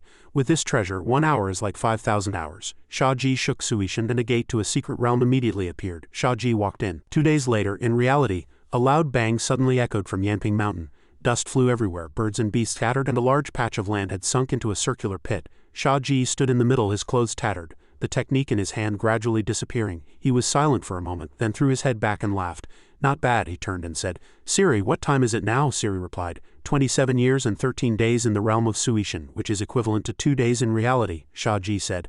With the spiritual space created by Suishan and the assistance of the divine cosmos physique, I've already broken through to the 7th stage of the Chukchao realm. He crossed his arms. I remember the eldest master said she'd be back in 2 days to check on me. It's time to go out. Siri stopped Shia Ji.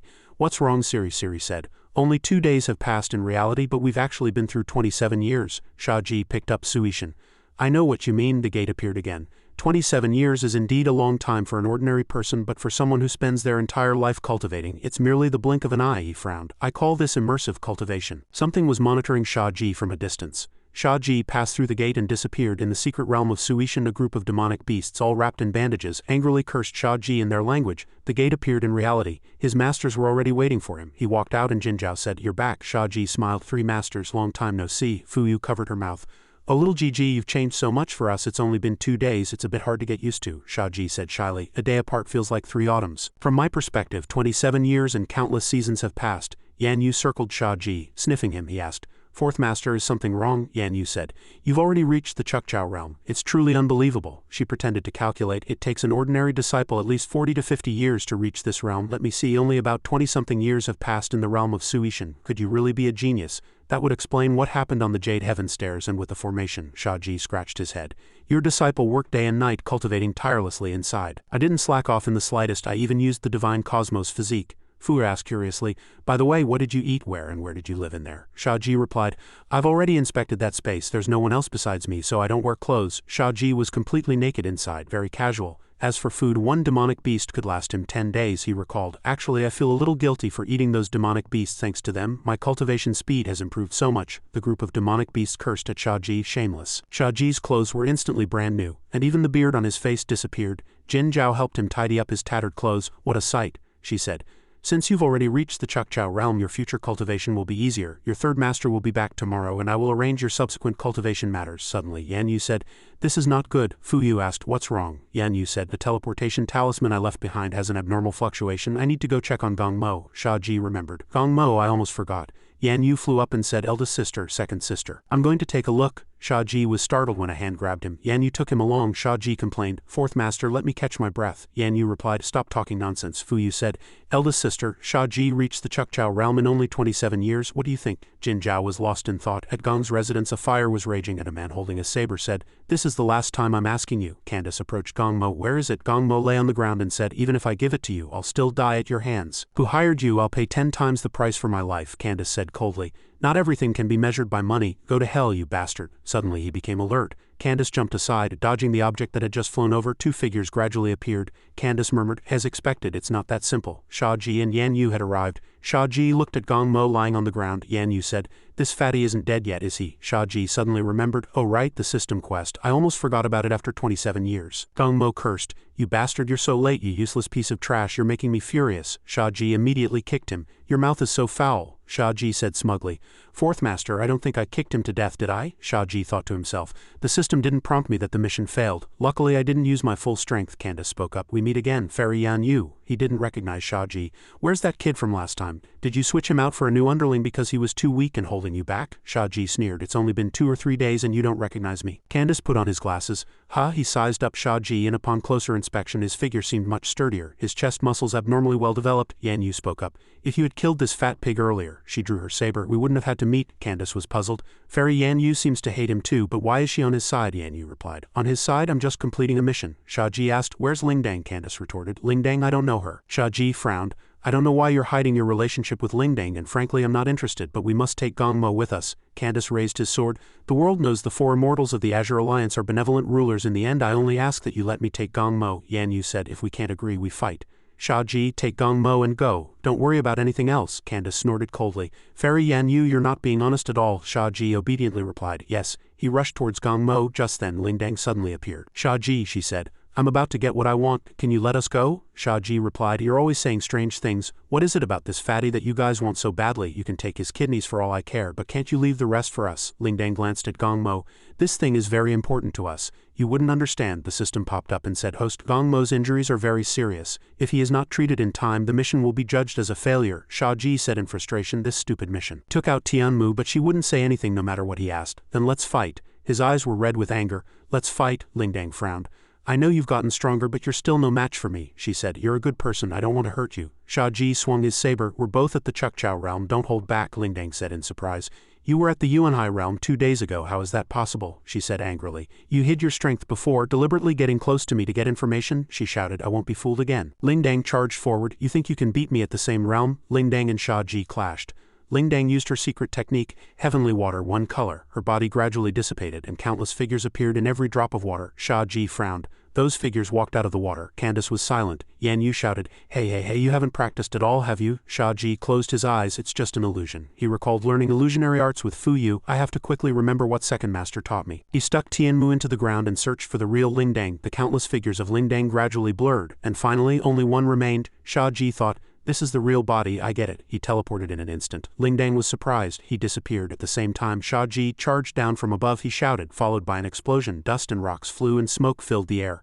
Lingdang's white figure gradually disappeared. Shia Ji said, some things don't necessarily require understanding the principle. Just drag it out and give it a good beating. Lingdang jumped out of the smoke. As soon as her feet landed, Shia Ji appeared behind her. Got you. He frowned. Now you're the one on the defensive. Lingdang was surprised. Shia Ji raised his saber and frowned. This is the saber technique my fourth master taught me. Lingdang tried to block with her weapon, but her scythe shattered instantly. Lingdang fell backward, kneeling on the ground, clutching her chest and coughing violently. A red light flashed in Candace's eyes. She's at a disadvantage. I can only attack her weak point. Shia Ji walked forward. How about it? Yan Yu leaped up and attacked Candace. Now it's your turn. Yan Yu missed, and Candace had already disappeared. He appeared beside Lingdang. Yan Yu cursed. Hey, what the hell, you almost threw out my back, Candace said to Lingdang. Do as I say, we still have a chance. Yan Yu flew up and said, I've taught this disciple of mine with all my heart. He's more than enough to deal with you, although he's still far from my level. Shia Ji said, Master, you're really confident. Candace suddenly sneered, his eyes blood red, his mouth stretched into a grin revealing sharp teeth. You reckless brat. Shia Ji was surprised. What? Candace's eyes split into red and gray. We just need to defeat the weak point. Lingdang leapt up and once again cast the illusion, heavenly water, one color. The same move appeared again. Shia Ji looked around and sighed. This move again. Lingdang flew in the air and said, Let's do it, Lord Candace, I'm ready. Shia Ji was surprised. A water dragon appeared. Dragon's roar. Yan Yu was surprised. Martial skill. Yan Yu quickly warned Shia Ji, fall back. The image of a water dragon was in the water curtain. Yan Yu quickly helped him. Nine Heavens departing fire shield. A fire shield surrounded Shia Ji, who was being charged at by the water dragon. The water surged up and Yan Yu frowned. It's coming. She turned around. Yan Yu blocked Candace's attack. He laughed. Fairy Yan Yu, your opponent is me. Don't be distracted. Candace swung his saber and Yan Yu retreated. She was surprised. Burning your chi si and dantian. Using your life force to enhance your own. Are you trying to get yourself killed? Yan Yu raised her saber. Even so, she shouted, You can't beat me. Yan Yu slashed and Candace immediately disappeared, hovering in the air. Fairy Yan Yu, Candace smiled smugly. Being seriously injured could fool that ignorant kid in Lingdang, he frowned. But you can't fool me. Although I don't know what happened to you, your realm is no longer the spirit refining realm. This is the weak point. Yan Yu was surprised and said angrily, My business is none of your concern. Yan Yu charged forward and Candace continued, I have long since seen through life and death. I must take Gong Mo with me. As Yan Yu got closer, he disappeared again, then appeared beside her. He slashed, but it was just an afterimage. He clicked his tongue. Yan Yu slashed down from above. Candace shouted, Lingdang now? A water curtain appeared, and Lingdang's figure flew over. Lingdang flew out of the water curtain, and Yan Yu struck her, the blade deflecting away from Candace. She said disdainfully, using someone else's body as a shield, how despicable. Candace took the opportunity to attack her. He laughed, my apologies. Fairy Yan Yu, you can't win without killing intent. 2 water curtains appeared behind Yan Yu and Candace's figures surrounded her. Gong Mo's life is mine, Yan Yu said in a panic. What? Candace's figure rushed out and 2 needles pierced Yan Yu's shoulders. She screamed in pain and then her entire body was encased in ice. Candace said smugly, To have the power of the soul-scattering ice spirit in your body. No wonder your realm has dropped so quickly. Accept your fate. The system displayed a red alert. Gong Mo's life value is below 15. Please treat him in time. Yan Yu's 2 Chihu acupoints were injured, and the soul-scattering ice spirit power in her body erupted. If this continues, her life will be in danger. Shia Ji was extremely annoyed. So annoying. What ice spirit power, what Candace, what Lingdang, I get it. I'll go deal with them now. Shia Ji thought of the magic treasure Jin Zhao had given him before. No matter what, I can't let anything happen to Yan Yu. Shia Ji thought to himself. Although this girl has a very bad temper and attacks people at the drop of a hat, she is my master and she always handles things personally. Besides, I still want to learn the 9 Heavens departing fire. How can I let you hurt her? Shia Ji crushed the illusionary song talisman in his hand and a powerful force surged from it. Lingdang was surprised. His aura has changed to spiritual pressure. What is this spiritual pressure? It's completely different from before. It's not the spiritual pressure of the same person at all. The power of the illusionary song talisman grew even more intense, and Lingdang's illusion was affected. She frowned. The ice tomb is about to. Suddenly fear appeared in her eyes. A giant golden dragon appeared. Lingdang was horrified. What is this, such immense power? Candace gritted his teeth as if he wanted to destroy the world. The giant golden dragon opened its eyes and power surged out, shooting towards Candace. Lingdang quickly shouted, "Candace, be careful." She used the shattered ice tomb to block in front of Candace. The attack hit the ice tomb and Candace trembled in fear. He thought, just a single glance and I'm trembling all over. Shia Ji said, "I will not allow you to harm my master." He raised Tianmu and the giant golden dragon also raised its hand along with Shia Ji's movement. Lingdang said in fear, "This terrifying aura, we can't win, we absolutely can't win." Shia Ji shouted, "Whoever hurts my master," he slashed down, dies. Flames spread towards Candace and at the same time the giant golden dragon's palm also stretched out. Candace struggled to resist. The barrier he created was surrounded by flames, and the giant golden dragon's palm pressed down. The ground beneath Candace's feet sank. With a loud bang, Lingdang fell to her knees, blood still trickling from the corner of her mouth. She shed tears. "We've lost." Every one of Shia Ji's slashes was aimed at her. She thought, "I can't win. Facing this kind of power I don't stand a chance." Shia Ji said, "It's all over." The ground within a 3-foot radius of Candace shattered. He spat out blood and Candace fell. Shia Ji looked at Lingdang silently, tears rolling down her cheeks. She was surprisingly calm at this moment. "I've completely lost. In the end I still couldn't help him at all." Lingdang closed her eyes and her body fell backward. She looked at Candace in a daze, calling his name. Shia Ji sheathed his saber. "The person you wanted to protect at all costs is Candace, right?" He grabbed Lingdang's collar and shouted, "What do you two want? Is it worth going to such lengths? Speak." Lingdang forced a smile. "It's the dream of going home." She opened her eyes. "I want to go home." Candace is considered a traitor and is wanted by the imperial court. He was once a hero of the sacred domain of Chengdu, and he was clearly just one step away from liberating the temple. The people could no longer bear the queen's autocratic rule. Just as we were about to succeed, Gong Mo betrayed the people. Later, the Chengdu sacred domain closed all the teleportation arrays and cut off all contact with the outside world. He is one of the few who has a teleportation talisman that allows him to freely enter and exit the sacred domain. We want that teleportation talisman. With it, we can go home, Lingdang said. We were just one step away. As long as I pretended to save him one more time, he would have believed me. As long as I gained his trust, I could have found the teleportation talisman he had hidden. Shia Ji cursed loudly. "Idiots!" Lying on the ground, Gong Mo's fingers twitched slightly. Shia Ji held his head. "This is your plan? He was able to make you believe him in the past and then betrayed you for wealth and glory. That proves he's a deeply calculating and unpredictable person," Shia Ji said. "Even if he already believed you, it's impossible for him to tell anyone something so important." Lingdang fell silent. Shia Ji turned and asked the system, "Siri, I have a question.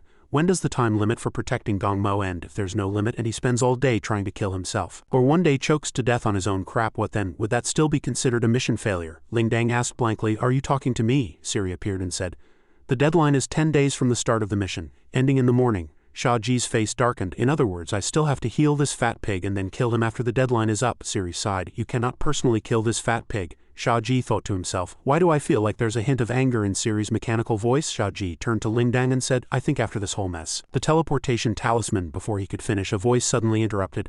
"I never believed you. You want the teleportation talisman? Even if I die, I won't give it to you." At some point, Gong Mo had woken up and walked over to Candace. "I always have pills on me. What are these minor injuries? As long as I have money and power, what kind of miracle medicine can I buy?" He grabbed Candace's hair and lifted him up.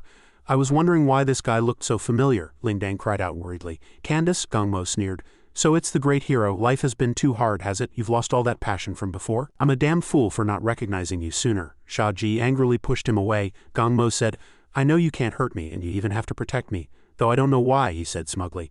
"My luck is just that good. That uprising back then was just the fantasy of a disorganized mob. I would never do something so stupid with them. But thanks to your stupidity, I was able to gain so many benefits and even receive a reward from Her Majesty the Queen," Shia Ji said coldly. "I'll say it again, let him go." Gong Mo showed no fear. "This kid's head is worth a lot of money. Coincidentally, I've been thinking of returning to the Chengdu sacred domain recently. If I bring him back, I'll be truly rich." Shia Ji walked forward and Siri reported Gong Mo's health value. System report 80. Lingdang followed behind. Shia Ji. Gong Mo panicked. "Hey, what are you coming over here for? Stop, don't come near me." Seeing Shia Ji getting closer, he trembled with fear. "Don't come over here." Shia Ji raised his hand high and the fat Gong Mo screamed. Fuyu suddenly appeared. "Wait." She reached out and flicked Gong Mo's forehead. He was immediately sucked into Fuyu's illusionary space. Shia Ji asked curiously, "Second Master, what are you doing here?" Fuyu licked her lips. "Am I the only one who gets to have a mission?" At Panshan Villa, Fuyu walked ahead, dragging behind her the tightly bound Gong Mo and Shia Ji. "Eldest sister, we're back," Shia Ji muttered. "The second master has a really strange way of tying people up." The fat Gong Mo was thrown to the ground like a pig. Jin Zhao appeared. "The usual, all the information." Fuyu smiled and said, "All right, I can't remember who the last unlucky one was." Shia Ji's expression darkened. It sounded worse than death. Jin Zhao said, "Shia Ji, your second master has already made arrangements for those two. All right, in a while. Come find me and your third master in the east courtyard." Shia Ji lowered his head. "Yes, eldest master. but the fourth master is injured and has turned into an ice sculpture. To this, Jin Zhao replied, she has a fire spirit body. She used to be frozen into an ice pillar by your third master as punishment all the time, although this time she froze from the inside out. There's no need to worry. I'll heal her. Just let her stay frozen a little longer. A disobedient child deserves a little punishment. Half an hour later, Shia Ji arrived at the east courtyard. Jingen was leaning against a pillar asleep. Shia Ji deliberately tiptoed, but Jingen immediately opened her eyes. She said to Shia Ji, "You're here." Shia Ji bowed and said, "Third master, I thought you were asleep." Jingen replied, "I was just a little tired. I was waiting for you and fell asleep without realizing it." She beckoned, "Come here." Shia Ji explained, "The eldest master told me to come to the east courtyard." Jingen said, "Eldest sister is meditating in her room. It'll be a little while longer." She pointed to the empty space beside her. "Sit here." Jingen leaned on Shia Ji's shoulder. "I heard you've already reached the Chukchao realm. I was only gone for a few days and you've changed so much. Master hasn't even taught you anything yet." Shia Ji asked, "Third master, how is your recovery in Dantang Valley? As for my own matters, you don't need to worry," he thought to himself.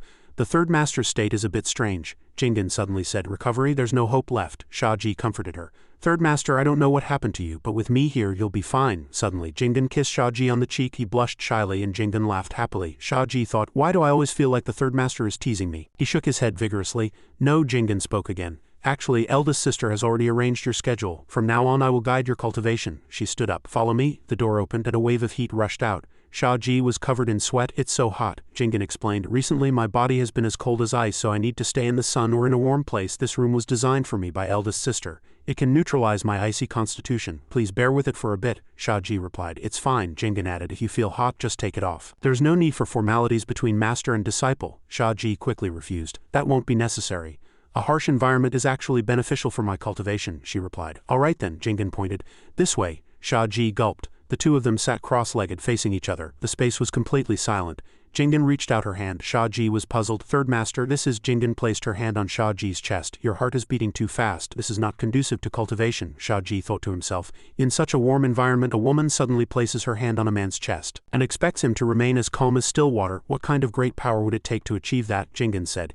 "It's beating faster and faster. This will only be a disadvantage in battle," she thought to herself. "A scorching warmth is coming from my palm. It feels so comfortable. Why is this?" Jingen pulled her hand back. "Could it be because I touched Shia Ji?" Shia Ji asked blankly. "Third master, what's wrong?" Jingen suddenly leaned in close. "There's something on you." Shia Ji was startled. What?" Jingen asked. "Why is it that as soon as I touch your chest I feel my coldness has gotten much better? Are you carrying some kind of artifact? Can you give it to me?" Shia Ji said shyly. "An artifact? I'm not carrying any artifacts." Jingen suddenly buried her head in his chest. "Let me lean on you a little longer," she thought. "It really is because of him. His chest is like an inextinguishable flame." Shia Ji was greatly surprised and stammered, This, he blushed. "What's going on?" Shia Ji blushed. It was too sudden. Jingen's face flushed and her breathing became heavy. Shia Ji thought in a panic, "The third master's voice sounds strange. This is bad." "This is really bad," Jingen asked. "What have you been doing these past 2 days?" Shia Ji hurriedly replied. "Nothing much, just learned some techniques from the fourth master and then the eldest master gave me a time artifact. That's it," Jingen said. "I never felt you were anything special to me before. Why is it that after just a few days apart I feel so comfortable when I'm near you?" Shia Ji asked in confusion. "Third master, you said your body is as cold as ice and needs warmth to neutralize it." Jingen replied. He asked again. "Is it related to me practicing the fourth master's 9 Li Saber technique? The 9 Heavens Departing Fire is a fire attribute technique, Tianmu is a fire weapon, and I am a man of pure yang constitution." Jingen stood up. "I don't know, but I feel very comfortable around you," she said. "I shouldn't have told you about my matter," Shia Ji said. "If there's really a secret I shouldn't know, then your disciple will not ask." Jingen immediately stroked his head. "Good boy." Shia Ji frowned. "Here we go again. She really does treat me like a cultivating dog," Jingen continued. "That matter can't be hidden for much longer anyway. Once my vital essence is depleted, everyone in the world will know. You are our direct disciple, our only disciple. In the future, you will be responsible for protecting the Azure Alliance sacred domain. There's no harm in telling you." Jingen's gaze drifted into the distance. "I don't have long to live." Shia Ji was horrified. "What?" Jingen said. "Eldest sister, second sister and little sister have been trying to find a cure for me. The reason we foretook you as a disciple is also because of me. If one day I really can't control the cold energy in my body and bring disaster, then the 3 of them will die to protect the safety of the Azure Alliance sacred domain," she said. "At that time the disciple we taught with our own hands will guard the Azure Alliance." Jingen untied her sleeves and then took off her socks. Jingen folded her clothes. "Let's put my matter aside for now. Guiding you is the main task today." Jingen pushed Shia Ji and he fell backward. "Third master." Jingen summoned her weapon, the Biling sword. Cold marks swirled around her and the mark on Jingen's forehead lit up. She opened her eyes. Kangchen Leng, the Biling sword, spun in the air and thousands of sharp ice blades flew around the room. Jingen slowly crawled toward Shia Ji. He was at a loss for words. This. From Shia Ji's perspective, Jingen's ample bosom pressed down heavily. Shia Ji gulped and an ice blade shot towards him. Jingen caught it with her fingers. Shia Ji was so scared he couldn't speak. Jingen said, "At the beginning, if your mind is in turmoil and you can't calm down, the Biling Sword will sense your aura and attack." "My Biling Sword has never missed," she reminded him. "I blocked this move for you. Now it's up to you," Shia Ji said in surprise. "No way," Jingen knelt up and said. "Rest your head on this." Shia Ji obediently did as he was told. "What is she trying to do?" He sighed in his heart again. "So soft, so elastic. Oh no, so cold," he cried silently. "Third Master, if you want to kill me, just do it directly." "Why?" He was in tears. "Why do you have to play with me like this? Are you a devil?" Thousands of ice blades were aimed at the two of them. Jingen looked up at Shia Ji, her expression sad. "I think I understand why Yan Yu told me to stay away from the Third Master. There's nothing left to live for. Help me murder. I used to think a day apart feels like 3 autumns was a way to describe how long time felt. In reality, having a woman let you rest your head on her lap and demand you remain as calm as still water is the longest wait of all." The long night passed and the next day had already arrived. Jingen still had her eyes closed and she turned over gently. Jingen opened her eyes. "Has a night already passed?" She sat up. "I'm still alive. Well done." Kangchen Lang gradually disappeared and a yellow light flashed. Jingen covered her eyes. "The light is so bright." Shia Ji was meditating. A Buddha's light emanated from the top of his head, his expression serious. "Benefactor, I have reached enlightenment." Jingen clapped her hands happily. "Enlightenment is good," she said. "After you've fully mastered the 9 heavens departing fire, I'll teach you the Kangchen sword technique. If you don't cultivate both an ice and a fire technique, you won't be able to withstand it," Jingen said. "It's easy to fall into a state of qi deviation." Shia Ji's face turned pale with fright. Jingen got off the bed and put on her shoes. "The biggest taboo in battle is to let your mind wander. The more dangerous it is, the stronger the opponent," she pointed.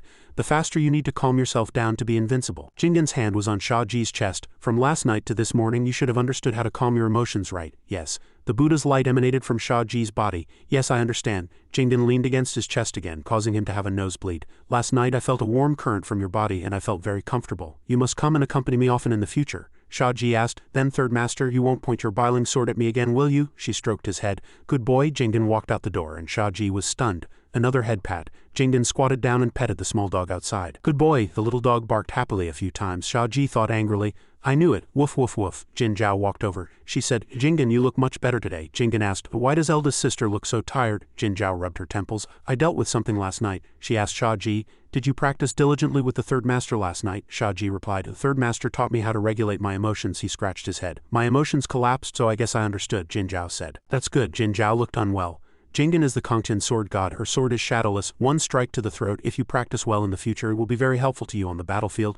"By the way," she said in a low voice, "my head hurts." Jin Zhao suddenly collapsed. Jingen asked worriedly, "Eldest sister, what's wrong?" Shia Ji shouted, "Eldest Master." Jin Zhao's eyes were weary. Shia Ji supported her. "Eldest Master, are you all right? Your face is so pale." Jin Zhao replied, "I'm fine, just a little tired." Jin Zhao stood up. "The intersect assessment is coming up. You and the Third Master will return to the Azure Alliance first. I will stay here for a while. I still have some things to do." Shia Ji replied, "Eldest Master, I'll stay and help you. There's still enough time." Jin Zhao refused. "No need. With your current strength you can't help me." Jingen said, "Since eldest sister has said so, you should go and participate in the intersect assessment with peace of mind." Although Shia Ji was unwilling, he still listened.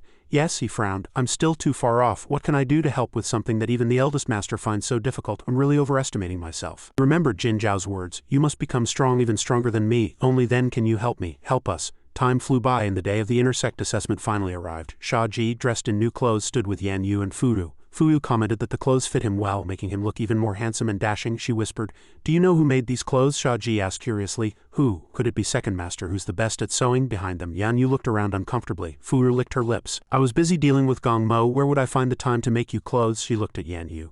"It was her," Shia Ji exclaimed in surprise. "Huh?" Yan Yu jumped when she heard this. She shouted shyly, "What are you hiding about? Are your clothes on properly or not? The intersect assessment ceremony is about to start." In her heart, however, she was secretly pleased. "It fits him quite well. My judgment was right after all." Fuyu said in a low voice, "Little Yu didn't sleep for days and nights to make this battle robe for you. If you don't pass the intersect assessment, she'll be very disappointed." Shia Ji was incredulous. "Fourth Master usually hates the sight of me. She'd make me a battle robe?" "No way." Fuyu poked his forehead impatiently. "You really are a fool. Have you really forgotten?" Shia Ji said, "Please enlighten me, Second Master." Fuyu sighed. "Didn't you make a bet with her? If you could get the qualification to participate in the intersect assessment, Yan Yu would." Yan Yu was horrified and quickly covered Fuyu's mouth. "Second sister, did you get the pass from Gong Mo?" She pulled Fuyu's hand and walked away. "Let's go take care of business first." Fuyu smiled and said, "And also think about it carefully." Shia Ji waved at them. Only then did Shia Ji understand that it was because of the bet. He grinned. "How could I have forgotten about that?" Suddenly someone called out to him, "Young Master Shia Ji." He turned around and saw it was Lingdang. You're here too." She handed him a small cloth bag. "Candace asked me to give this to you." He said it might be of some help. Shia Ji took it. "Then I won't be polite." How is Candace? Lingdang stammered. He can get out of bed now. Are you really going to the sacred domain of Chengdu with us? Shia Ji said. I've always despised traitors. Once I get the pass, I'll send you both back to the sacred domain of Chengdu. Lingdang said. Candace and I are already very grateful that you spared our lives. Lingdang said guiltily. Actually, you don't have to do so much for us. After all, you are the disciple of the Four Immortals and represent the Azure Alliance sacred domain. If this isn't handled well, it could affect the relationship between the sacred domain and the sacred domain of Chengdu, she wanted to continue. But Shia Ji had already placed his hand on her head, stopping her. He said, don't overthink it. Wait for me to come back after the assessment. A group of disciples chattered amongst themselves. Let's go, let's go. The ceremony is about to start. We need to find a good spot to watch the show. Otherwise, we won't be able to squeeze in later. Another person lamented. I wonder when we'll ever be qualified to participate in the intersect assessment. The person next to him retorted, Stop dreaming, let's just get back to work. A man with short hair said, There are only two ways for the outer sect to enter the intersect. One is to be outstanding enough in the annual outer sect competition to become one of the top 3. The other is to sign up for the intersect assessment and get a passing grade, he whispered. I heard that the person who ranks last on the list will be expelled from the intersect. The long-haired man was surprised. Wouldn't that be humiliating? The man with his hair in a bun sighed. For so many years no intersect disciple has ever been last. It's always an outer sect disciple at the bottom. Suddenly, a burly figure blocked the man with the bun. But today, Shia Ji, the direct disciple of the Four Immortals, is also participating in the assessment. If he ranks last, where would the Four Immortals put their face? The man with the bun bumped into the person in front of him and fell flat on his back. Ouch, what was that? He cursed angrily. Who was that? Can't you watch where you're going? The long-haired and short-haired men hurried over to help him up. It's Qin Ying and Zhu Fangzhe from the Earth Control Sect. They were chosen to participate in the intersect assessment. Get up quick. Qin Ying grabbed the collar of the person he had just bumped into. I'm so sorry. I wasn't watching where I was going and bumped into you. Qin Ying easily lifted the man. Do I need to pay for your medical expenses? The man quickly refused. No, that's not necessary. Zhu Fangzhe said.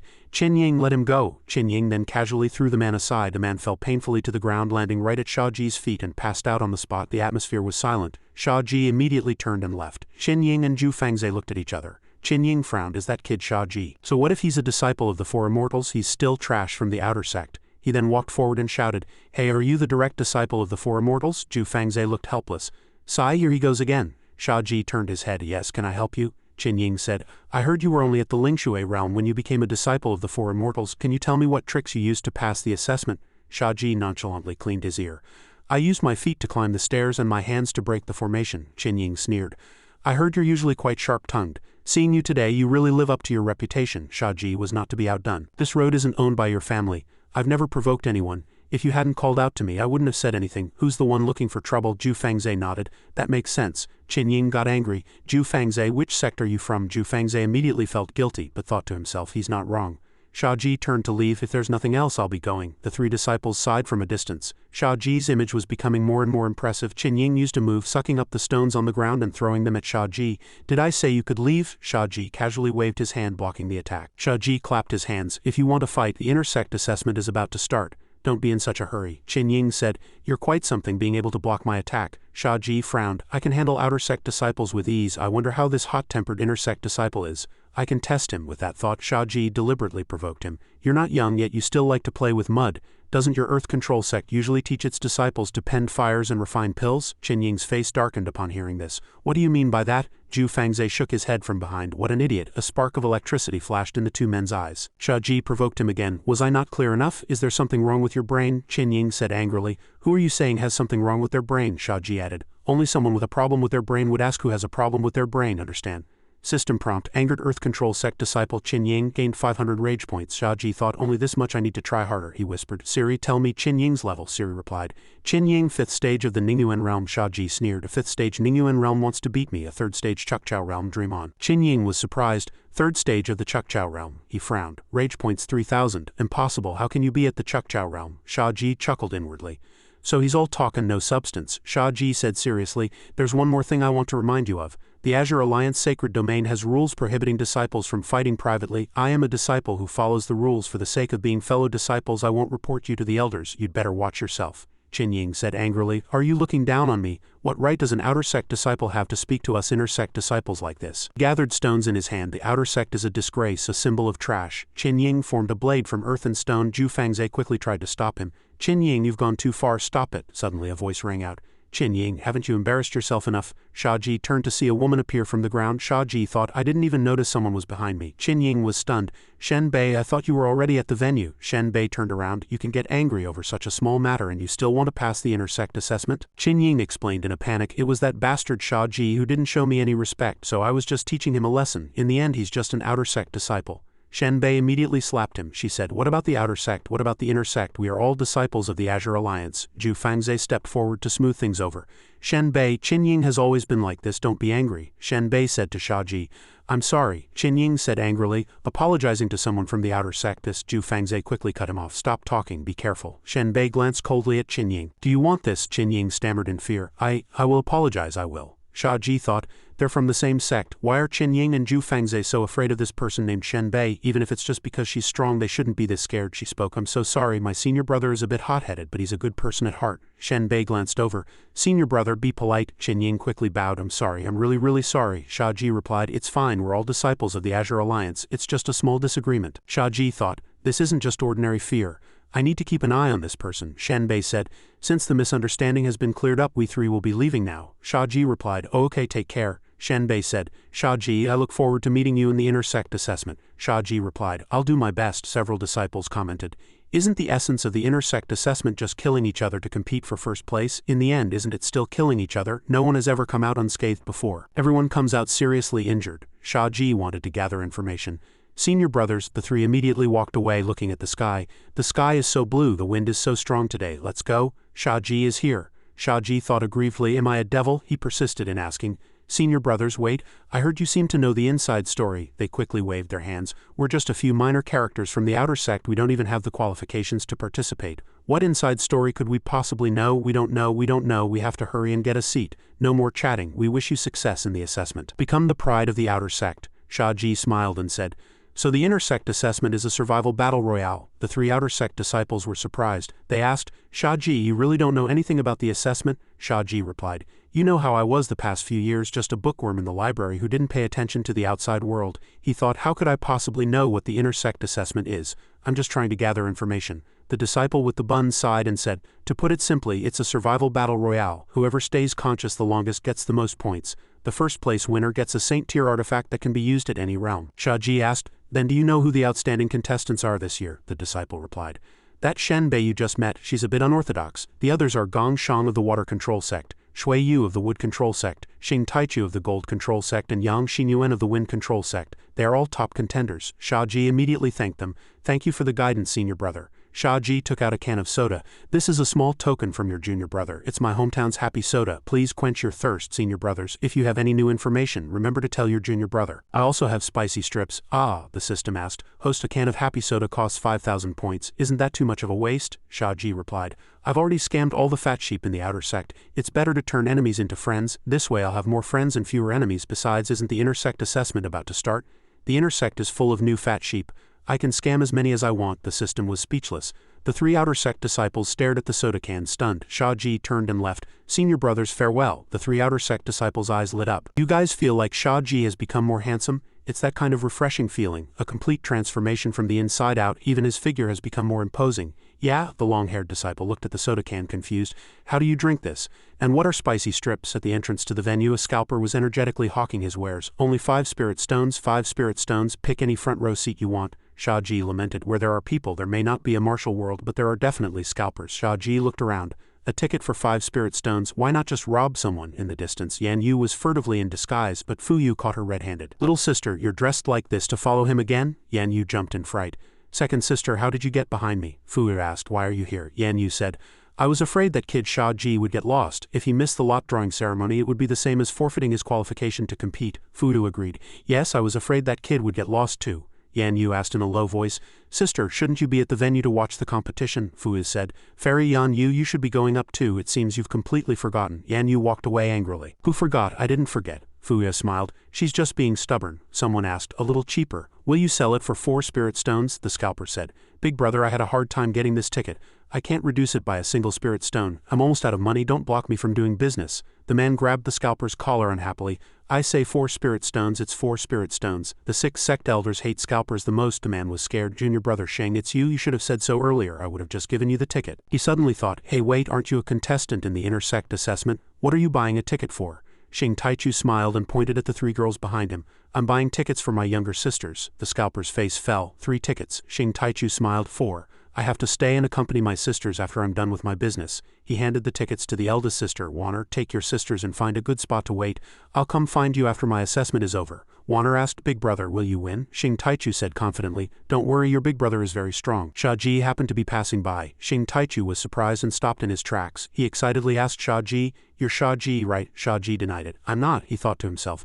Damn, am I this famous now? Shing Taichu was disappointed. Warner said, brother, this is a portrait of Shia Ji. Don't mistake him for someone else. Shing Taichu picked up the horribly drawn portrait and tutted. He looks a bit like him but not quite. Shia Ji was speechless. The fact that you can even see a resemblance makes you quite a talent. Shing Taichu was still hesitating. He immediately affirmed, it's you. It's just that the person in this painting is too imposing and majestic, it completely fooled me. Shing Taichu sealed his spiritual energy. Brother Shia, could you have a match with me without using spiritual energy? Under the dazzling sunlight, Shia Ji asked, right here, right now. Shing Taichu replied, yes, right now. Shia Ji waved his hand. I'm really not Shia Ji, just a passerby here to watch the show. Warner rushed over and grabbed his hand. You are Shia Ji? I'd recognize you even if you were turned to ashes. Shia Ji was confused. Turned to ashes is a bit of an exaggeration, isn't it? Suddenly, an arm wrapped around Shia Ji. Shing Taichu's 2 junior sisters clung to him. Fight, big brother, fight, big brother, fight. Shia Ji was so scared his snot was about to run. Shing Taichu said, after the assessment starts, I'm afraid I won't have the chance to fight you. So I want to have a match with you before it begins. It's just a friendly spar between fellow disciples. We'll stop when we should. Shia Ji finally accepted. All right, he thought to himself. He seems to be a martial arts fanatic and his brain doesn't seem to be working right. Shia Ji and Shing Taichu stood facing each other. The crowd in the distance buzzed with discussion.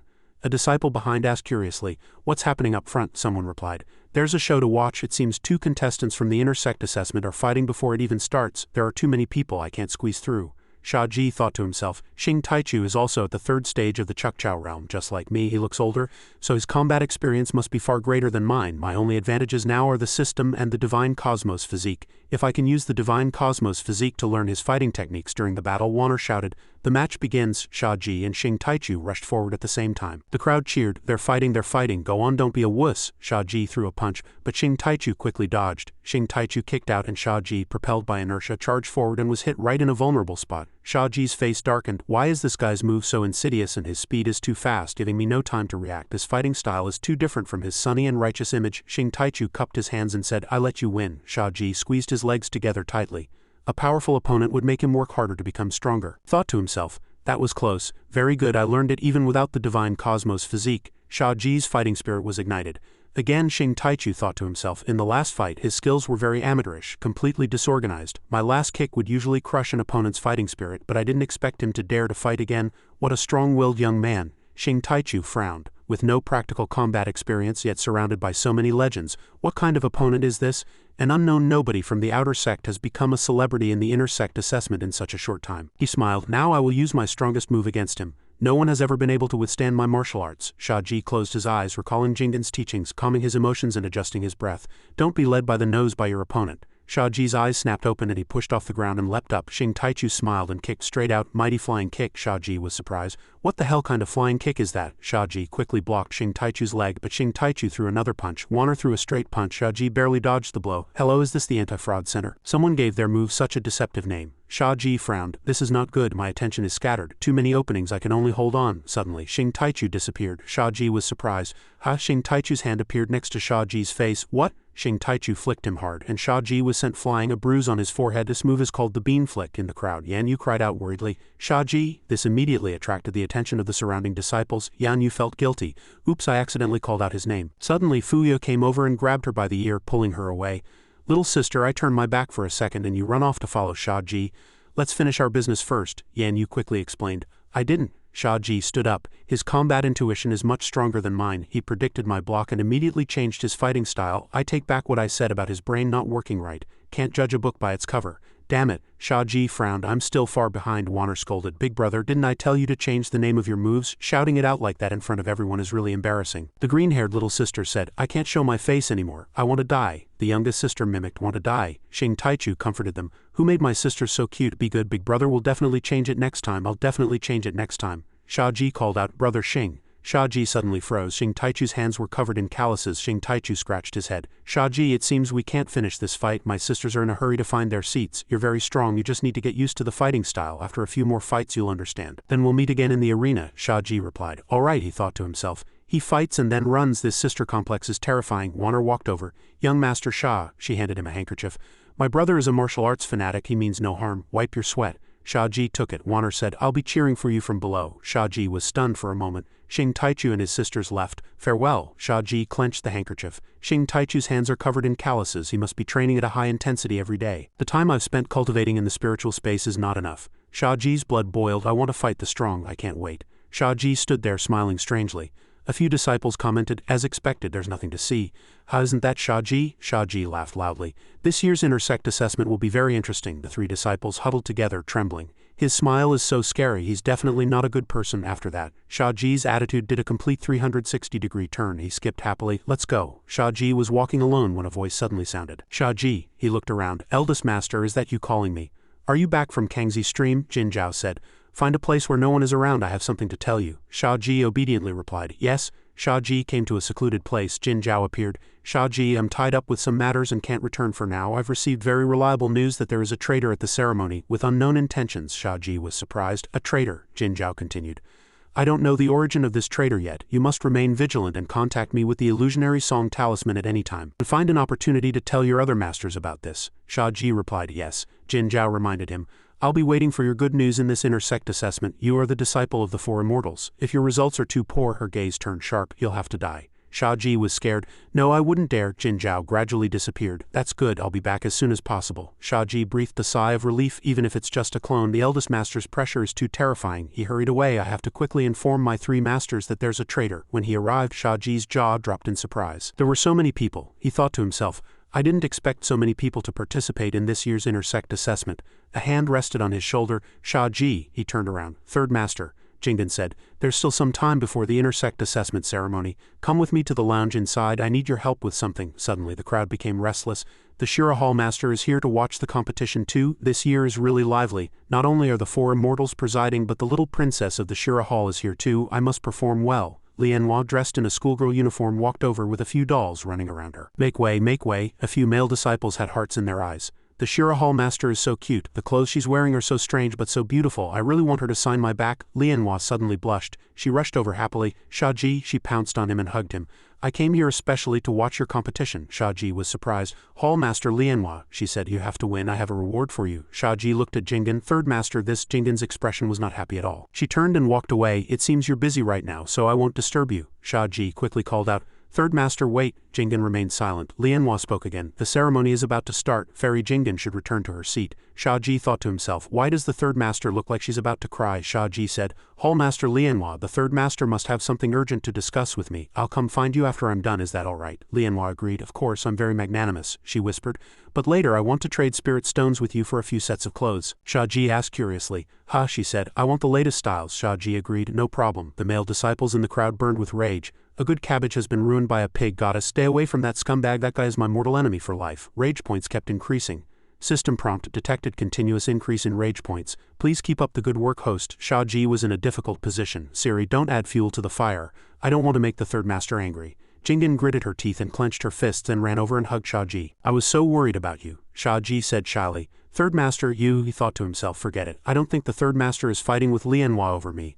I even doubt you know what physical contact with a man means." The crowd was even more furious. "What a guy. This is clearly a scumbag. Let go of the two goddesses. Let me do it. My world is collapsing here. Oh my god." The rage points increased even more. System display calculating rage points. "Please wait." Congratulations, host, for instantly accumulating 25,000 rage points. Total rage points have reached over 200,000. System gift. First stage of Changju Lian. Note: collect all 6 stages of Changju Lian to unlock the Martial Dao Master achievement. Shia Ji was completely stunned. The system said, "Accumulating points will lead you to the pinnacle of life." Shia Ji cursed. "I hope I don't get beaten to death by the third master before I reach the pinnacle of life." And Siri, "Don't you think you're sounding more and more like a pyramid schemer?" Jingen urged Shia Ji. "Hurry up," Shia Ji immediately replied. Right away he cleared his throat, then turned to Lianhua and patted her head. "Be good. See you later." Lianhua obediently replied. Shia Ji thought to himself, I finally know what it feels like to pet a dog's head. It's quite interesting. The male disciples scratched their heads in frustration. I hate this. Shia Ji left, letting them wail behind him. This rage points really came without any effort. In the angry crowd, a little girl was watching curiously. She thought to herself, that's the disciple the four immortals just took in. Even the Shira Hall's Hall Master Lianhua likes him so much. I must pay attention to this person. Suddenly she looked at a figure walking over. It was a beautiful girl in a red dress. They brushed past each other, both glancing at the other. The atmosphere seemed a little off. Jingen and Shia Ji walked into the room. Shia Ji asked, right now? Jingen was confused. What about right now? Shia Ji smiled shyly. As long as you don't point the biling sword at me, you can lean on my chest as you please, Jingen said again. The chest is not necessary. I need your blood. Shia Ji was alarmed. What? Shia Ji asked again. Blood? Jingen grabbed Shia Ji's wrist. Jingen said, ever since I got close to you, the cold energy in my body has been suppressed. It can only last for about a dozen hours. I was thinking if I used the blood fusion method, would it last longer? Jingen brought Shia Ji's finger to her lips. He was confused. Third master. Jingen stuck out her tongue. Shia Ji yelped. He looked at the finger Jingen was biting. She was really sucking his blood. He pursed his lips. This feeling was a bit strange. Jingen released his finger, a trace of blood still on the corner of her lips. She frowned. Shia Ji asked Third Master, how does it feel to suck blood? Are you feeling better? Jingen replied. I don't feel anything. She turned and waved her hand. It seems the blood fusion method is useless. Forget it. You should go attend the ceremony first. I still have to continue refining pills as per eldest sister's instructions. Shia Ji watched Jingen leave. She looked back. It's nothing special. Shia Ji was hit with a heavy blow. Nothing special. Shia Ji asked Third Master, can I leave then? Jingen said. Oh, a patch of frost suddenly appeared on Jingen's thigh. Shia Ji was surprised. Jingen asked, what's wrong? Shia Ji replied, nothing, but he thought to himself, are you really not feeling anything, or are you trying to trick me? Could there be countless biling swords pointing at me outside again?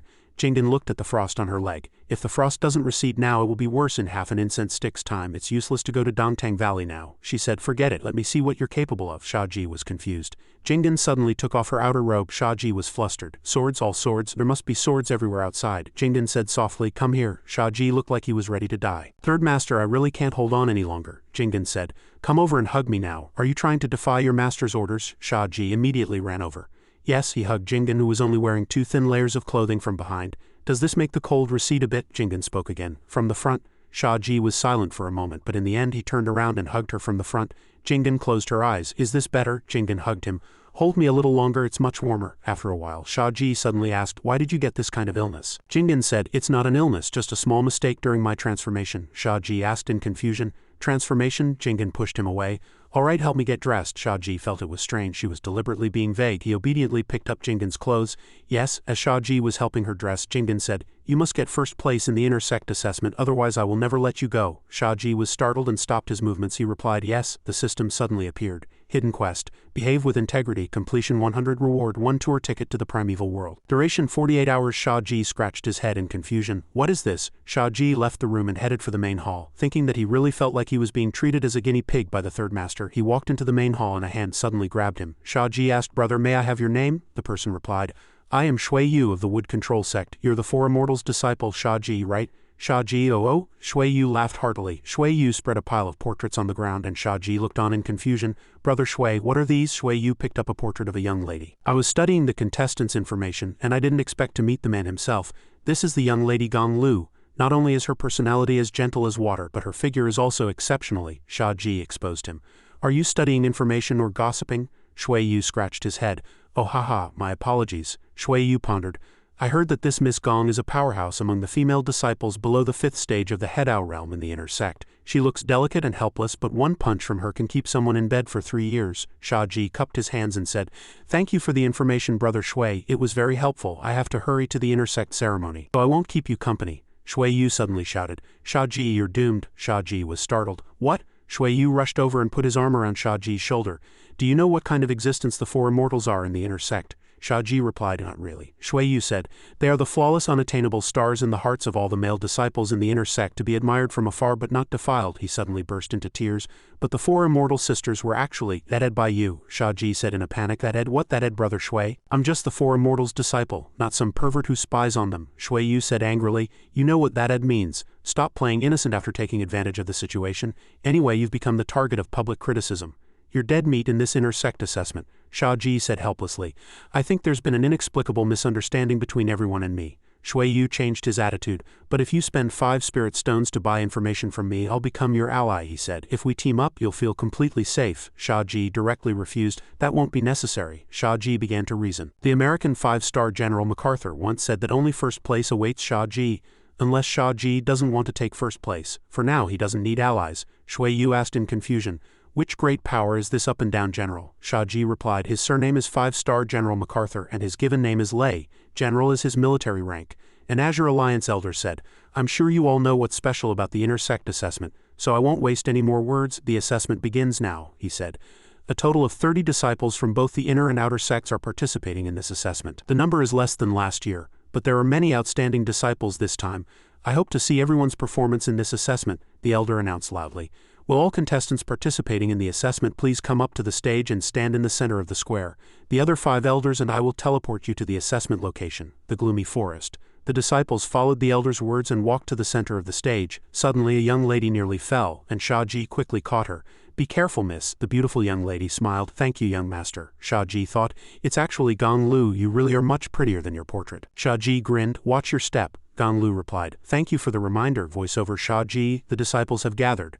Elders, begin the teleportation. Teleportation complete. The white-haired elder announced to the audience. The footage of the intersect assessment will be transmitted here in real time. There will be a continuous live broadcast until the intersect assessment is over. The audience cheered excitedly.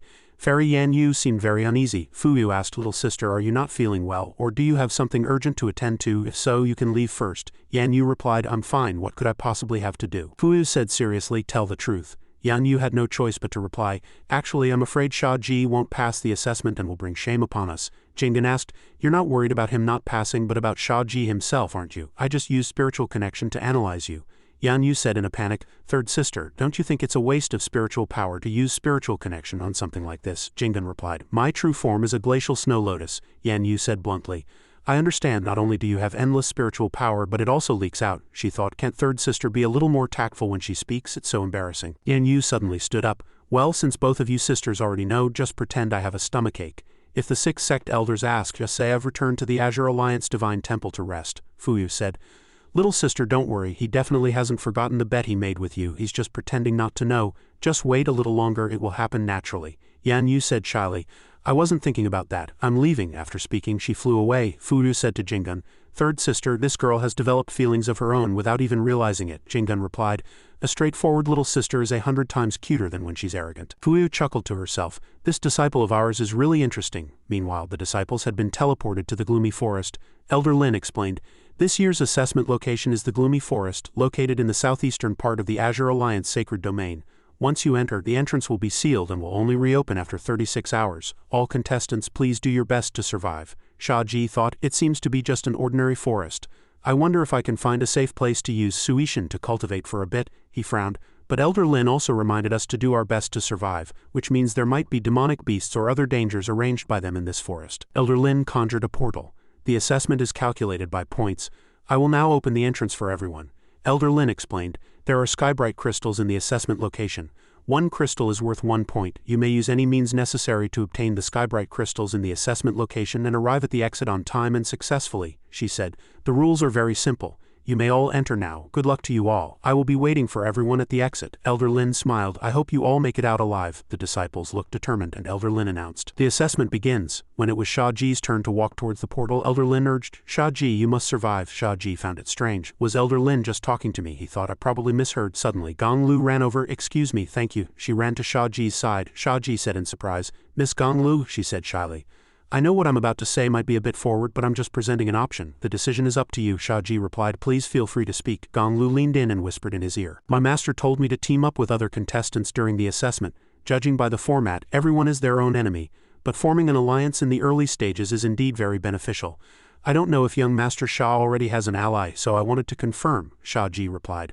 Let me think about it. He remembered what Fuyu had said earlier. Shia Ji looked at Gong Lu. According to Fuyu, she's very strong and a popular contestant. Teaming up with her in the early stages is indeed a good choice. The key problem is the later stage of the assessment. Gong Lu spoke again. Young Master Shia, I know you're worried about the later stages of the assessment. I personally have no need for first place. I want second place. Shia Ji asked why. Gong Lu answered honestly.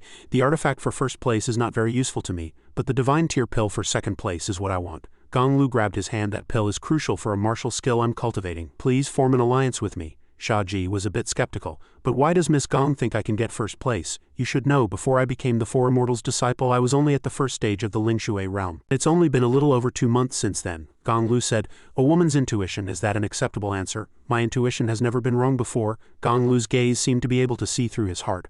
Brother Kai used a technique to hide his aura. He's deliberately concealing his chi, isn't he? Shia Ji was stunned. Brother Kai, is her intuition that accurate, or does she have some secret method to detect chi? Gong Lu looked at him with pitiful eyes and said, can you, Brother Kai? Shia Ji couldn't escape the damsel in distress act. He laughed heartily. Of course I can. Gong Lu suddenly kissed him on the cheek. Then she hugged Shia Ji. Thank you, Brother Kai, I will definitely help you get first place. They hugged, not noticing someone was nearby. Fairy Yan Yu saw this scene and was furious. Yan Yu, you're such a fool to actually care about a scoundrel like that. The assessment began and the other disciples were also full of fighting spirit. 2 allied disciples stopped on a tree branch. The black-haired disciple said happily, so lucky we found a crystal as soon as we came in. Maybe the 2 of us can create a miracle in the intersect assessment this year, he said urgently. Let's go. The golden-haired disciple quickly pulled him back. Wait, someone's here? At that moment Gong Lu and Shia Ji walked over together. Shia Ji asked, are we walking too slowly? Are you sure you're going the right way? Miss Gong Lu's sixth sense. Gong Lu cupped Shia Ji's face and made him look up, interrupting him. Look there. Shia Ji was surprised when he saw the crystal. There really is one. Gong Lu said, Brother Kai, do you believe my sixth sense now? Shia Ji immediately gave a thumbs up. She said in a low voice, there are 2 little eavesdropping mice in the nearby trees. Shia Ji replied, let's test them in a bit and see if they like eavesdropping or if they like crystals. He glanced at Gong Lu and thought, I'll test you too while I'm at it. Shia Ji immediately jumped up and grabbed the crystal. He deliberately said loudly, wow, what a big crystal. This trip was really worth it. The golden-haired disciple indeed jumped over, trying to snatch the crystal from Shia Ji's hand, but he quickly dodged and held it firmly. Shia Ji deliberately threw the crystal towards the black-haired disciple. Oh dear, my hand slipped. He caught it in surprise. You call this slipping? Gong Lu immediately appeared beside him. How dare you snatch our crystal? The black-haired disciple panicked. Gong Lu, he thought. It flew right into my face. Who wouldn't catch it? Oh no, Gong Lu was already preparing to attack. He immediately threw the crystal out. Li Kai, take the crystal and run. Shia Ji is trying to trick and kill us. With a loud bang, several nearby tree branches couldn't withstand Gong Lu's terrifying power and snapped. A large patch of the disciple's chest clothing was torn, still smoking, and he was foaming at the mouth. A large crater was dented into the tree trunk. Shia Ji lamented, tisk tisk, so much for gentle as water. Just as Li Kai was about to catch the crystal, Shia Ji had already taken out Tian Mu and leapt into the air. He slashed down at the ground with his saber. Li Kai narrowly dodged, but the crystal fell out. Li Kai cursed angrily. Shia Ji, be a decent human being. Before he could finish cursing, he was punched in the chin by Gong Lu and sent flying straight into the sky. The words have mercy flew away with him. Shia Ji said with a wronged expression, why am I being blamed again? Gong Lu let out a sigh of relief. She said, finally dealt with. Those 2 were quite strong. Shia Ji's mouth fell open. Oh my god, Gong Lu bent down to pick up the crystal. She smiled and handed it to Shia Ji. Brother Kai, the crystal you dropped earlier. Shia Ji took it. It's all my fault for my hand slipping. He thought. In that case, he looked up at the sky. I really should be the one to blame. Shia Ji exclaimed, Miss Gong Lu is truly amazing, Gong Lu said unhappily. How can you say a girl is amazing, so impolite? She leaned against Shia Ji. Young Master Shia will have to protect me from now on so I can help you get first place. Shia Ji was confused. Miss, what are you doing in this assessment? Remaining contestants, 28. The disciple knocked down by Gong Lu was still lying motionless. A foot kicked him. Tisk tisk, what's this called? Heading to the western paradise right at the start? Shia Ji called out to the girl hiding behind a tree. Wang Wang, what are you looking around for? Get over here and get to work. Wang Wang was startled. Okay, Wang Wang stammered. Sister Shia Ji, what's wrong? I wasn't looking around. Shia Ji said. Wang Wang, you're stronger than me, yet you're so obedient. What are you afraid of? Wang Wang hugged Shia Ji's arm. Don't you think it's very dangerous? This intersect assessment encourages everyone to kill each other. Shia Ji replied, Wang Wang, we're here to kill people. Did you forget? We spent over a year blending into the outer sect, playing dumb and hiding our realms. Wasn't it all for today? Wang Wang stammered. Well, that's true, but it really is very dangerous. She acted cute. Sister Shia Ji, you don't hate me, do you? Shia Ji said, I wouldn't get angry with anyone else but you have to at least pull your weight, right? Otherwise, when the boss shows up, he'll give you another harsh whipping. Wang Wang's eyes filled with tears and she rubbed against Shia Ji. I don't want to. Shia Ji smiled. Come on, do what you're supposed to do. Wang Wang took the sword from Shia Ji's hand, trembling. She was shaking all over, making me do this kind of thing again. Wang Wang's eyes turned cold. She stabbed the disciple with her sword and blood splattered everywhere. Shia Ji sighed. That's what you say, but when have you ever hesitated to strike? Wang Wang turned around, covered in blood. You're the one who told me to do this. Shia Ji said, wasn't I just worried you'd be hungry? It was so hard to find you blood to drink back in the outer sect. In this intersect assessment, killing someone is no big deal. You have to know how to seize the opportunity. Wang Wang grunted in agreement. Shia Ji reached out and held her face. Wang Wang, look at you, you've gotten blood all over your face again. Such a messy girl. The next scene is not for minors. Shia Ji leaned down and kissed Wang Wang's lips. She licked her lips. I like clean kitties. Back to Shia Ji. Gong Lu was sitting and playing with fireflies in the dim forest. It was hard to see clearly, and no sunlight penetrated. The light of the fireflies was visible even during the day. So beautiful, Shia Ji lamented. Aren't we being a little too leisurely? A moment earlier, Shia Ji looked at Gong Lu and thought, with her strength she could get whatever she wants. Out of so many people she chose me. When things are this unusual, something must be fishy. Siri's voice reminded him, host, remember to use the spiritual space of Suishan to cultivate. Shia Ji said, I'll wait until she's asleep tonight. Gong Lu deliberately tripped on a tree root, performing a spectacular disappearing and falling act. I'm falling, Shia Ji caught her. Be careful, Gong Lu said coquettishly. Brother Kai, can I call you Chi? Can you call me Lu? Shia Ji asked in confusion. Are we that close? Gong Lu replied. Names have power, this will bring us closer and make us more intimate. See if I'm right. So now you're Chi and I'm Lu. We're the Lu Kai duo, Gong Lu said. But aren't you in a hurry either, Chi? Do you have a better way, Chi? Chi must have a better way, right? Hurry and tell me, Shia Ji replied. This crystal collecting event, isn't it just encouraging everyone to fight over them? Everyone will definitely fight each other, right? Her eyes lit up. Chi is right, she said. I understand what you mean. If this is a cruel survival competition, then whoever can conserve their stamina until the end is more likely to win. Even if we can't defeat the strongest person with the most crystals in the end, there's no need to expend our spiritual energy at the beginning. Shia Ji said, that's exactly what I mean, he thought to himself. She understands but pretends she doesn't, and in the end she pushes most of the credit onto me. Gong Lu smiled and said, that's right, it's better to snatch the final results from others. If we win, it proves we deserve it, just with a little effort. If we lose, it also proves we couldn't protect the crystals in the process. Shia Ji pondered, but what we can think of, others can think of too. Gong Lu then took off her shoes. She sat by the stream playing with the water. Judging from the results and processes of the dozens of previous intersect assessments, few people can hide if they want to. They always get drawn into various things and are forced to fight until the very end. Shia Ji was very happy. A moment of rest is a moment of rest, he thought. This way I can at least buy 48 hours. Then I'll find another excuse to use Suishan to cultivate. Gong Lu held out her hand. Give me the crystal. Shia Ji handed it to her. Here, Gong Lu directly threw the crystal into the water. Shia Ji panicked. Hey Lu, what are you doing? The crystal floated away with the current. Gong Lu said, holding the crystal makes us a target. Without the crystal, others have no reason to fight us unless their target isn't the crystal. She kicked the water. Gong Lu said, Chi, why don't you come and relax too? Shia Ji shrugged. I guess that's the only way. In the distance, a ball of fire was secretly observing them. What on earth are these two doing? What do they think this assessment is? And Lu, Chi, it's disgusting. Someone approached, and Yan Yu jumped in fright, looking back. Who is it? She said in surprise. Third sister, why are you here too? Jingen and Yan Yu hid behind a bush together. I've already cast a silent spell. They can't see or hear us talking, Yan Yu asked. And why are you here too, third sister? Jingen told Yan Yu a few things. So that's how it is, Yan Yu said worriedly. How could this be? Didn't eldest sister already refine a new pill for you? Your body's tolerance for medicine has reached its limit. I'm afraid the medicine is no longer effective. Yan Yu transformed back into her human form and asked, is healing in Dongtang Valley useless too? Let's hurry to Kangxi Stream and find eldest sister. Jingen stopped her. Eldest sister is tied up with urgent matters, don't disturb her. I came here for another reason. Jingen's tone was serious.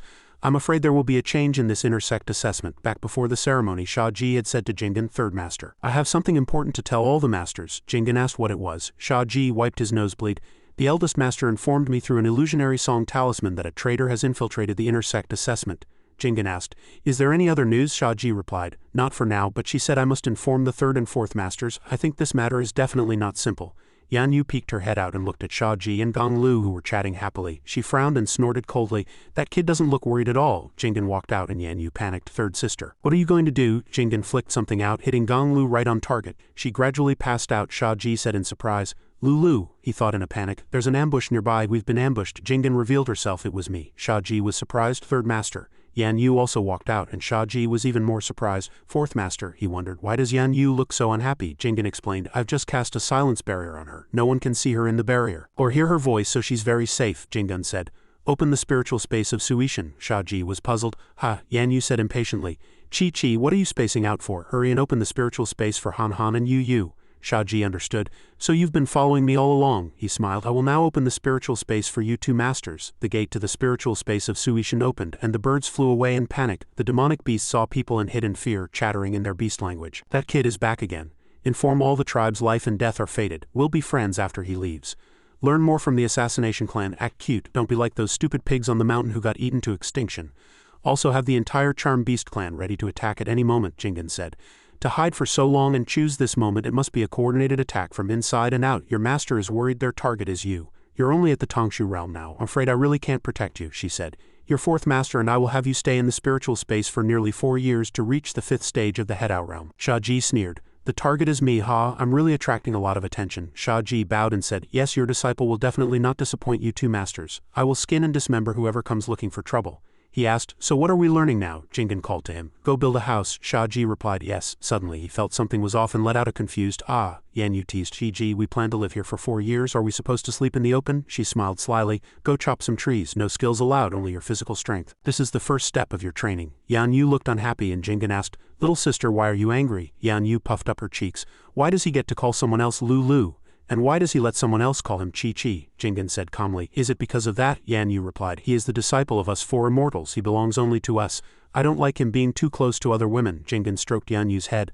Little sister, you like him, don't you? Yan Yu said sadly. He's the one who said he would marry me if he won the bet. I lost, I admit defeat. I just don't want to be someone who goes back on her word. Jingen comforted her. If he doesn't marry you, I'll break his arms and legs and put him in a formation. That way, when you want to see him, you'll know where he is. Yan Yu quickly covered Jingen's mouth. Third sister, that's going too far, it's not that serious. Yan Yu sighed to herself. If it's third sister, she'd really do something like that. How terrifying. Yan Yu confided, he's quite interesting and can make everyone happy. When I was guarding the Great Formation, I still had a group of underlings in the south to talk to, although none of them could take a single hit from me. Now that my sisters have promoted me to one of the four immortals, I don't have any friends left. The Azure Alliance Divine Temple is cold and desolate, and the elders of the 6 sects are always fighting. After he came, my 3 sisters have also been smiling more. Yan Yu said, I hope the 5 of us can be together forever. Shia Ji shouted from a distance, third master, fourth master. He was bare-chested, revealing his strong body. I've already chopped 200 trees with my hands, that should be enough, right? Jingen said, let me see your hands. Shia Ji quickly hid his hands behind his back. It's nothing. Jingen walked forward. Your master's word is law. In the end, Shia Ji still held out his torn hands. Shia Ji said, it's nothing, it doesn't hurt. Yan Yu smiled and said, let me translate for third sister. She means if you can still get your hands torn just by chopping trees with them, you're still far from ready. Jingen said, your cultivation does advance faster than ordinary people, but the first realm, the Lingshui realm, is the foundation building stage.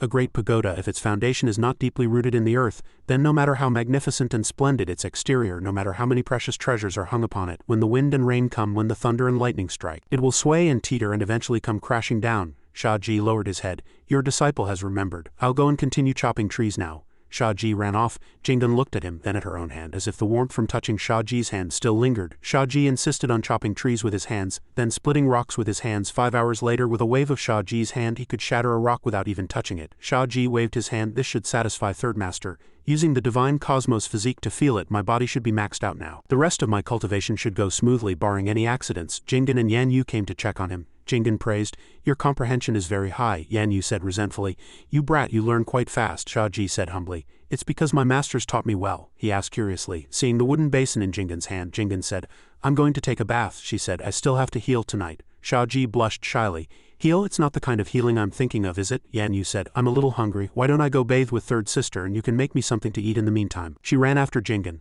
Third sister, wait for me. Shia Ji sighed and ran after the two of them. Wait for me, let's go together. The sound of the waterfall roared. Jingen sat on a rock. Come and undress your master. Shia Ji replied obediently. Yes, third master. He walked over and took off Jingen's clothes. She stepped into the pool. Yan Yu asked, what delicious food are you planning to make for me? Shia Ji replied, will grilled fish do? I saw a few kinds of fish in the lake, but before I cook I have a small question for fourth master. Yan Yu asked, what is it? Shia Ji said, I heard that fourth master was once frozen into an ice pillar by third master. Is third master? He secretly glanced at Jingen. Shia Ji whispered in Yan Yu's ear, is her temper unstable? Yan Yu replied, no, to be precise, she wasn't like this before. She said, it's just that after third sister got sick, the illness is already hard to control. If her emotions fluctuate, it's easier for it to act up. That's why she's so cold and seems hard to approach. I reminded you not to provoke her before. Shia Ji was surprised. So that's how it is. Yan Yu sighed. My power has also weakened recently. It's because when I was healing third sister in Dongtang Valley, I was invaded by her soul-scattering ice spirit power and have to use my own power to suppress it. Even a little bit is hard to bear. I really don't know how hard it must be for her usually. Shia Ji understood. No wonder fourth master's state has been a bit abnormal lately. So that's what it feels like, he thought. The pills I got from second master last time are all great tonics. I'll put a little in fourth master's food later. I am my master's carrying little padded jacket. Yan Yu explained. It's different from the feeling of third sister actively freezing me. Besides the bone-chilling cold, I also felt like my entire being was being drained. My dantian sank. In short, ordinary freezing is already more than you can handle. It's best you don't experience this. Yan Yu suddenly turned her head. Any more questions? If not, when are you making me food? Shia Ji immediately jumped into the water. Your disciple will go catch fish for you now. A white cloth was floating on the water's surface. Shia Ji was at a loss. What do I do about this? It was Jingen's clothes, Yan Yu said happily. Figure it out yourself. Didn't you give that girl Lianhua a lot of clothes? You should have plenty in stock, right? Shia Ji was enlightened and immediately had an idea. He laughed secretly. How could I forget about Siri? His smile gradually became inhuman. Excellent, with my taste. Having third master and fourth master wear the clothes I choose, some indecent images appeared in Shia Ji's mind. A dress-up play. Tonight is a private dress-up play party. He happily splashed water. This time I'm the only one who gets to appreciate it. He. I flew up along with the water. Shia Ji splashed and it all landed on the ground. Shia Ji was smug. The plan worked. I'm so brilliant. Suddenly there was a scream. Shia Ji sat dazedly guarding a pile of fish. Yan Yu was soaking wet. Shia Ji, you did that on purpose, didn't you? Shia Ji was stunned. Huh? Yan Yu blushed. Shia Ji thought, crap, I was too focused on my thoughts just now and didn't control my strength. He looked at Jingen. Third master, Jingen sat in the middle of the dried up waterfall. I said I want to take a bath. Shia Ji quickly took out his own clothes. He covered Jingen with them. I'll pour water for you to bathe. Jingen chanted a spell and the biling swords all pointed at Shia Ji. You have to pay the price for your mistakes. Yan Yu sat and picked up a fish, dangling it. Shia Ji, can I still eat fish? Shia Ji was in tears. Fourth master, do you think now is the right time to talk about this? Night fell, and Shia Ji asked third master, fourth master, how is the water temperature? Jingen said, a little hotter. She looked at her own frozen fingers. It seems I'm destined to be sleepless tonight. Yan Yu held Jingen's hand worriedly. Third sister, what should we do now? Jingen comforted her. It's fine, Shia Ji can make me feel better. Yan Yu said that's good. She thought, it seems I can help too. Jingen said, thank you for your hard work. Shia Ji smiled. When third master needs her disciple will definitely be by your side. He thought, it's not the first or second time. Yan Yu said, Shia Ji, are the clothes ready? I'm a little dizzy. I'm getting out. Shia Ji replied, they're already folded and hung on the rack next to us. Your disciple will wait for you two masters outside. After a while, Yan Yu stepped out of the pool. Third sister, I'm going out first. If you need my help with anything later, I can do it. Yan Yu picked up the clothes Shia Ji had prepared. Meanwhile, Shia Ji was outside asking Siri, why was the mission to protect Gong Mo given? I find it strange. Giving a mission to defeat Gong Mo, capture Gong Mo and ask him how to enter the Chengdu's sacred domain. This process feels a bit contradictory, Siri said to Shia Ji. It seems someone doesn't want you to say. He lay on the ground. Forget it. After I get out, I'll ask second master if she got anything out of the interrogation. I'll find out for myself. Suddenly a scream came from the bathroom. Shia Ji rushed over. Third master, what's wrong? He asked in a panic. Third master, what happened to you? Yan Yu shyly wore the tight outfit. Shia Ji, why is this outfit so strange? Shia Ji feigned innocence and said, fourth master, I saw that it was almost time to sleep, so I thought something simpler and more comfortable would be better, and this is a common outfit in my hometown. I thought fourth master would like it. It seems I was too abrupt and didn't consider the difference in customs. Yan Yu said shyly, I'd better change. Give me another one. At that moment Jingen walked out. Shia Ji was immediately stunned. So beautiful, as expected of me. It really suits third master. Jingen looked at the clothes Yan Yu was wearing. Are there any other clothes like this? This skirt is too long. It's a bit cumbersome. Shia Ji was stunned. What does that mean? Third master Jingen actually asked. Are there none? Shia Ji's head immediately erupted in flames. There are. Shia Ji took out new clothes. Two masters, your disciple offers these. Please accept them. Yan Yu snatched the clothes from his hand. Jingen said, after little sister falls asleep tonight, come find me. Shia Ji replied, yes. He looked at the ice forming on Jingen's body, very worried. When third master was bathing just now, her body was already forming ice. It seems tonight will be very uncomfortable. Yan Yu came out after changing. This one is barely acceptable. She thought, I didn't expect the clothes in Shia Ji's hometown to be so different from here. She blushed and thought, if I have something with him in the future, I must follow the local customs. Yan Yu gently tucked her hair back. Shia Ji, how does this one look? Shia Ji was stunned for a moment. It was the first time he had seen Yan Yu like this. Yan Yu asked, does it not look good? Shia Ji's heart raced and he looked away shyly. It suits you very well. Jingen walked out. It's a new experience. Shia Ji turned his head to look and then his soul flew out of his mouth. I can't let third master wear this kind of clothing anymore. It's completely unsuitable. He looked at Jingen in the tight outfit. It was really fatal. The clothes were drying over the fire and there were 2 bowls of noodles on the table. Shia Ji poured the pills into the noodles. The red bottle contained pills for nourishing essence, consolidating origin and awakening original essence. Fourth master said so. I shouldn't have remembered it wrong. He looked at the bowl of noodles thoughtfully, but something seemed off. He poured some more pills in. A little more shouldn't be a problem. Second master dared to put the pills in such an easy-to-reach place. At most their effects are just different. But this red light, Yan Yu walked over. It smells so good. What did you cook? Shia Ji replied. Hot and sour noodles. When I temporarily stopped catching fish this afternoon, I took some time to chop down some trees and found some cassava, so I made some noodles. Spicy food might help third master dispel some of the cold energy in her body. He happily picked up the bowl. Fourth master, hurry and eat. Yan Yu looked at the bowl of noodles. It smells so good. Go away. Yan Yu hummed happily. Smells so good, smells so good. Shia Ji brought the noodles into the room. Third master, have something hot to eat. Jingen said. Oh? Shia Ji asked worriedly. Third master, are you all right? Jingen reminded him. Don't be loud. I don't want to worry little sister. Shia Ji said. Third master, you asked me to come find you after dark. Do you want me to help you relieve your relapse symptoms? Jingen sat up. Come and sit down. Shia Ji sat down and let Jingen lean against him. Good, there's still a little warmth left. Shia Ji asked, is there anything else I can do? Jingen said, besides this, there's one more thing that needs to be verified. Shia Ji was confused. Verify what? Jingen stood up and Shia Ji was stunned. Third master, Jingen pushed Shia Ji onto the bed. She took off her thin outer robe. Jingen climbed onto him. Before I came, second sister said that your vital blood might be the best medicine for me. Shia Ji was stunned. Jingen said, but I've already sucked your blood before and it didn't have any effect. I guess she might be referring to something else. You should know what dual cultivation is, right? The world is vast and all things have their own way. Jingen caressed his flushed cheek. Cultivators share their spiritual energy and borrow each other's power through dual cultivation. To reach a higher level of cultivation, Shia Ji thought. Although it's very sudden, I have to say, third master is really knowledgeable. Shia Ji said, if this really works, your disciple is willing to help his master. As long as it can cure third master, I'll do anything. Jingen was silent for a moment, then smiled faintly. Jingen got off Shia Ji. What gave you the illusion that you could withstand it? The cold energy in my body is far beyond what the human race can imagine. Aren't you afraid of turning into an ice corpse? Shia Ji replied. After all, I climbed the heavenly stairs and broke the Nine Heavens Annihilation Formation to become your disciple. I believe this is not an illusion, he thought. Could this be the correct way to use the invincible golden body? The two were silent for a moment. Jingen spoke. In this situation, I shouldn't be the one to take the initiative, right? You might die. It's not too late to give up now. At least I'll give you the right to choose, Shia Ji replied. If I were afraid of death, I wouldn't have become your disciple. Shia Ji looked at Jingen with pity and thought, if I can really cure third master, it would be a meritorious deed. But as she said, can my vital essence really neutralize the cold energy in her body? If the yin energy far exceeds the yang energy, I will be devoured by the yin energy. He sighed. He had agreed without hesitation just now. Now that he thought about it carefully, he might explode on the spot. He should at least be given some time to react. Suddenly, the dining table outside was overturned. Shia Ji became worried. What's that sound? He helped Jingen to go and check. The two walked out. Jingen was surprised. Little sister, Yan Yu was lying on the ground, things scattered everywhere. Yan Yu trembled and said, third sister, I feel so uncomfortable. Yan Yu trembled and said, third sister, I feel so uncomfortable. She let out an amorous moan. Jingen immediately ran over. Jingen helped Yan Yu up. Yan Yu said, third sister, I'm so hot, there's a strange hot current in my body. Jingen said, this is caused by the abnormal leakage of the Nine Heavens departing fire. Jingen asked, why is there the scent of the worldly illusion passion pill in the food? This pill can ignite the fire of the sea of heart, stimulating the deepest emotions and instantly make people burn with infinite passion. Shia Ji held his head and shouted, I picked up the wrong bottle. How can such a potent medicine be placed so casually? Jingen asked suspiciously, picked up the wrong bottle? Shia Ji's soul was about to fly away at this point.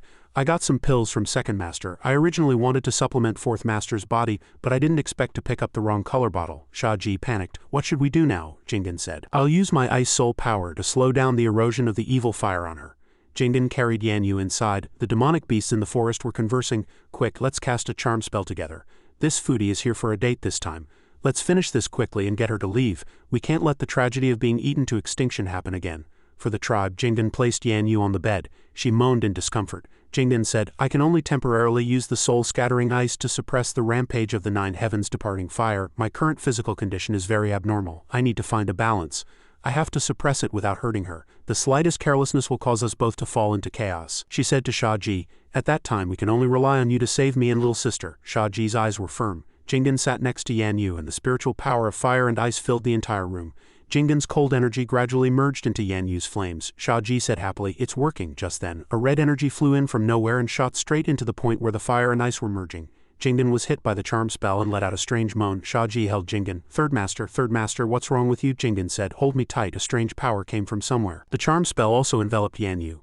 Jingen quickly sealed her in ice. Jingen said with difficulty, I can't even protect myself anymore. I can only seal her temporarily. The rest is up to you. The one who tied the bell must be the one to untie it. Shia Ji asked, does that mean as long as you recover your strength you can control fourth master's loss of control? Jingen said, Shia Ji made up his mind, and please forgive your disciple for his offense. After that was a romantic scene between Shia Ji and Jingen. This scene cannot be viewed due to sensitive content. The next morning Yan Yu suddenly woke up, not yet adjusted. Oh, this is… Suddenly she realized there was someone next to her. Jingen and Shia Ji were sleeping naked, holding each other tightly. Yan Yu sat up shyly. What's going on? Yan Yu thought shyly. My clothes are in disarray and he's like that. Could it be that he was healing third sister last night? And by the way, Yan Yu panicked. Doesn't that mean I'm no longer a virgin? She then ran out. Yan Yu's heart was in turmoil. What should she do now? Only Shia Ji and Jingen were left in the quiet room. Jingen opened her eyes and was surprised to find that the cold energy had indeed weakened. Shia Ji asked, is it effective? Jingen glanced at him. You're awake, Shia Ji said. I've also gained a lot. I'm willing to be a medicinal catalyst for my master. Jingen said, thank you for your hard work. Shia Ji replied, just treat me as a divine pill or holy medicine. Use me as you please. He looked to the side. Where's fourth master? Jingen said. Perhaps little sister woke up early and went out to practice. Shia Ji replied, I'll go out and have a look. I wonder how her body has recovered. Jingen said, Shia Ji got dressed and walked out. He searched the forest for a while but still couldn't see Yan Yu. Shia Ji stopped. he thought last night while healing Third Master and Fourth Master. I unintentionally comprehended the supplementary attribute of the Nine Heavens Departing Fire, Soulward Seeking Track. Now is a good time to try it. The aura of Soulward Seeking Track spread out and found Yan Yu. Yan Yu was sitting on the mountaintop last night. Her body was unstable and she passed out. In her coma she felt. I felt a very strange feeling in my body, and then it seems Third Sister and Shia Ji saved me, and then Yan Yu blushed. I don't know what happened. Should I ask Shia Ji? She suddenly shouted. How do you ask about this kind of thing? I'm already like this. It must be, she thought in frustration. It must be that Third Sister finally decided to duel cultivate with him. My body was also like that, so Third Sister and I were both by him. How outrageous, Shia Ji called out. Fourth Master, what are you doing? Yan Yu screamed in fright. She asked shyly. How did you know I was here? Shia Ji said proudly. I've already broken through to the third stage of the Headao realm and comprehended the soul-word seeking track skill in your Nine Heavens Departing Fire, so it's easy to find you.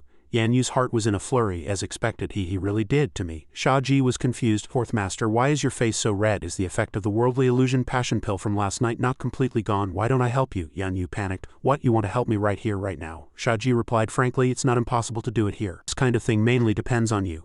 Yan Yu thought in a panic. Depends on me, she thought. Last night you didn't ask if I agreed to be your Dao companion. Why are you so polite now? Yan Yu replied shyly. Shia Ji, once is enough. I haven't agreed yet.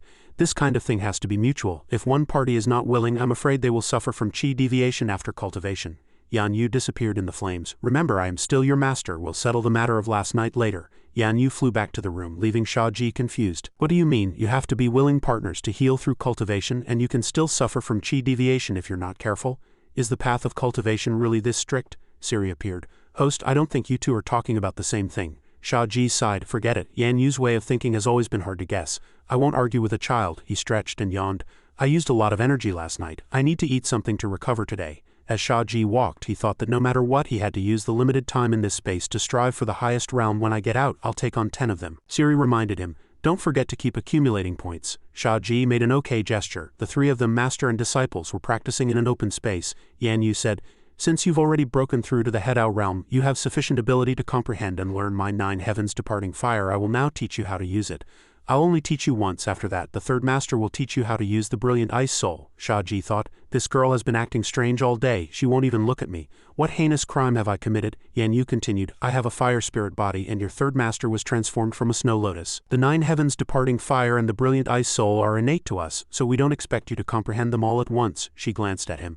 With your aptitude, you'll probably master it in about 7 or 8 years, Shia Ji thought with the divine cosmos physique. 7 or 8 years is like 70 or 80 hours, maybe even less. Yan Yu flew up. To comprehend fire, you must first become fire. Yan Yu's fiery energy erupted. Shia Ji lamented. It seems Lianhua is a water spirit body. No wonder those two don't get along. Yan Yu drew her saber. Fire is the power of destruction. It is the source of life. It is endless passion. It is powerful courage. You must respect fire. Yan Yu walked forward, the firelight illuminating Shia Ji's eyes. Yan Yu hugged him tightly, the flames turning into a giant vortex, and Shia Ji cried out in pain. Yan Yu said, fire is wild and free. It cannot be controlled, only guided. You must learn to merge with the fire, feel its rhythm, understand its heart. Don't be afraid of it. Feel it, she said. Close your eyes, take a deep breath, and merge your soul into the flames. Shia Ji did as he was told. All of Shia Ji's clothes vanished, leaving only flames around him. Feel the heat source radiating from your body. Yan Yu's voice echoed in his ears. Extend it to your arms, to your fingertips. That is the power of fire. That is your power. He manifested a fireball in his hand. You must learn to control fire. Your will is the fire's guide. When you want the flame to burn, you just need to ignite a fire in your heart and let the flame burn according to your will. Yan Yu guided. You must learn to release the fire. You have a fireball in your hand. Throw it in the direction you want. Shia Ji immediately complied. Yan Yu's upper body said with satisfaction, you're learning well. Her clothes had also been burned away. Feel it. Flames ignited in Shia Ji's eyes. Shia Ji looked at the flame on his fingertip. Fourth master, when you teach seriously, you are definitely one of the best masters there is. I have completely mastered it, Yan Yu said angrily. What do you mean when I'm serious? I've always been very professional, she said. When I said you've learned it, I meant you've reached the entry level, not that you've completely mastered it. Shia Ji scratched his head. Yes, Jingen stood up. Because there are still matters outside, and although the time here is different from the outside, I must return to the second master's side as soon as possible to prevent the traitors from causing trouble, so I'll teach you now. Jingen blushed. You already experienced the brilliant ice soul last night, so I don't need to say much. Shia Ji replied, I still remember that feeling. Jingen placed her hand on his chest. A layer of ice formed where Jingen touched, and Shia Ji's face contorted in pain. Jingen said, you just comprehended the Nine Heavens Departing Fire, and now you're enduring the extreme cold of the ice soul's invasion. It's normal for it to hurt, she asked. And I'll continue. The ice gradually spread over Shia Ji's body. Yan Yu created a fire barrier for herself to avoid being affected. Jingen then released her cold energy. All things in the world have their source, and the power of ice and frost comes from the desolate cold universe. You must unify your heart and mind. Listen to the howling of the cold wind. Feel the chill of the falling snow. This is the call of the great Tao, the awakening to the truth of ice and frost. Jingen held his hand. The path of cultivation is to follow heaven and earth, not to try to conquer your child's heart. One must be pure as ice, sharp as a knife, and forgiving as snow. Jingen said, only in this way can you truly master the power of ice and frost and not be controlled by it. Jingen moved closer to him. Now feel the power of the brilliant ice soul enter your body. Let it travel through your meridians and form your ice-frost essence. The two hugged, feeling that cold power. It is not your enemy but your companion. Shia Ji slowly opened his eyes. Your weapon moves with your will. It can freeze all things and it can also protect what you love, Jingen said. Cultivation is a lifelong process. There is no end, but as long as you persevere, one day you will stand at the pinnacle of ice and frost, overlooking the world. Then you will be the true master of ice and frost. Shia Ji hugged Jingen from behind. Thank you, Third Master, I understand. A flame and an icicle flew into the Azure Alliance Divine Temple. Fuyu asked, you're back in a flash? Why not stay in that space a little longer? Jingen said. The crucial teachings are complete. The rest depends on his own comprehension. Fuyu took a puff of her pipe. She asked lazily as she lay on the bed, how is our disciple doing? Jingen replied, his aptitude is very high. He mastered it with just a little guidance. Second sister doesn't need to worry. Yan Yu, upon hearing this, blushed guiltily at the word mastered.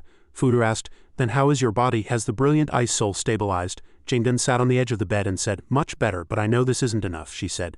That subtle feeling of breaking through to exhaustion, of wanting to destroy everything is still there. Fuyu hugged her and said, a master for a day is a father for life.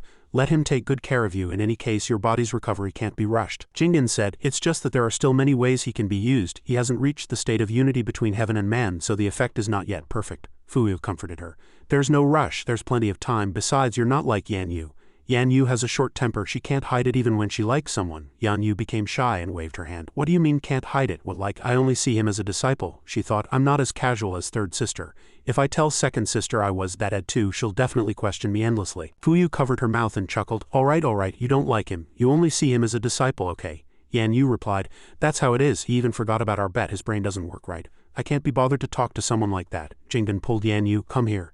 Yan Yu sat between Fuyu and Jingen. Jingen said, how can one of the four immortals lie? What did you say in that space? Have you forgotten everything? Yan Yu stammered. Ah, she blushed. What did I say? She stood up in embarrassment. What is all this nonsense? What's important right now is to find the 3 traitors who have infiltrated the intersect assessment.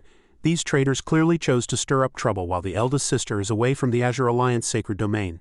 Fuyu smoked her pipe, exhaling a puff of smoke. This isn't just stirring up trouble, they're clearly here to do something big. Yan Yu turned her head. Could it be that second sister already knows something? Fuyu said. That fat pig has a lot of secrets. Come with me to see him. They walked into the cell where Gong Mo was being held. Fuyu said, I've already entered this fatty's mindscape, but I found that a restriction has been placed within it. Fuyu continued, that's what's so strange. According to little sister, it was eldest sister who ordered you to protect Gong Mo, and Shia Ji happened to be with you. Although you completed the mission smoothly, brought Gong Mo back and found out Candace and Lingdang's objective, don't you feel like you were punching cotton? She pondered.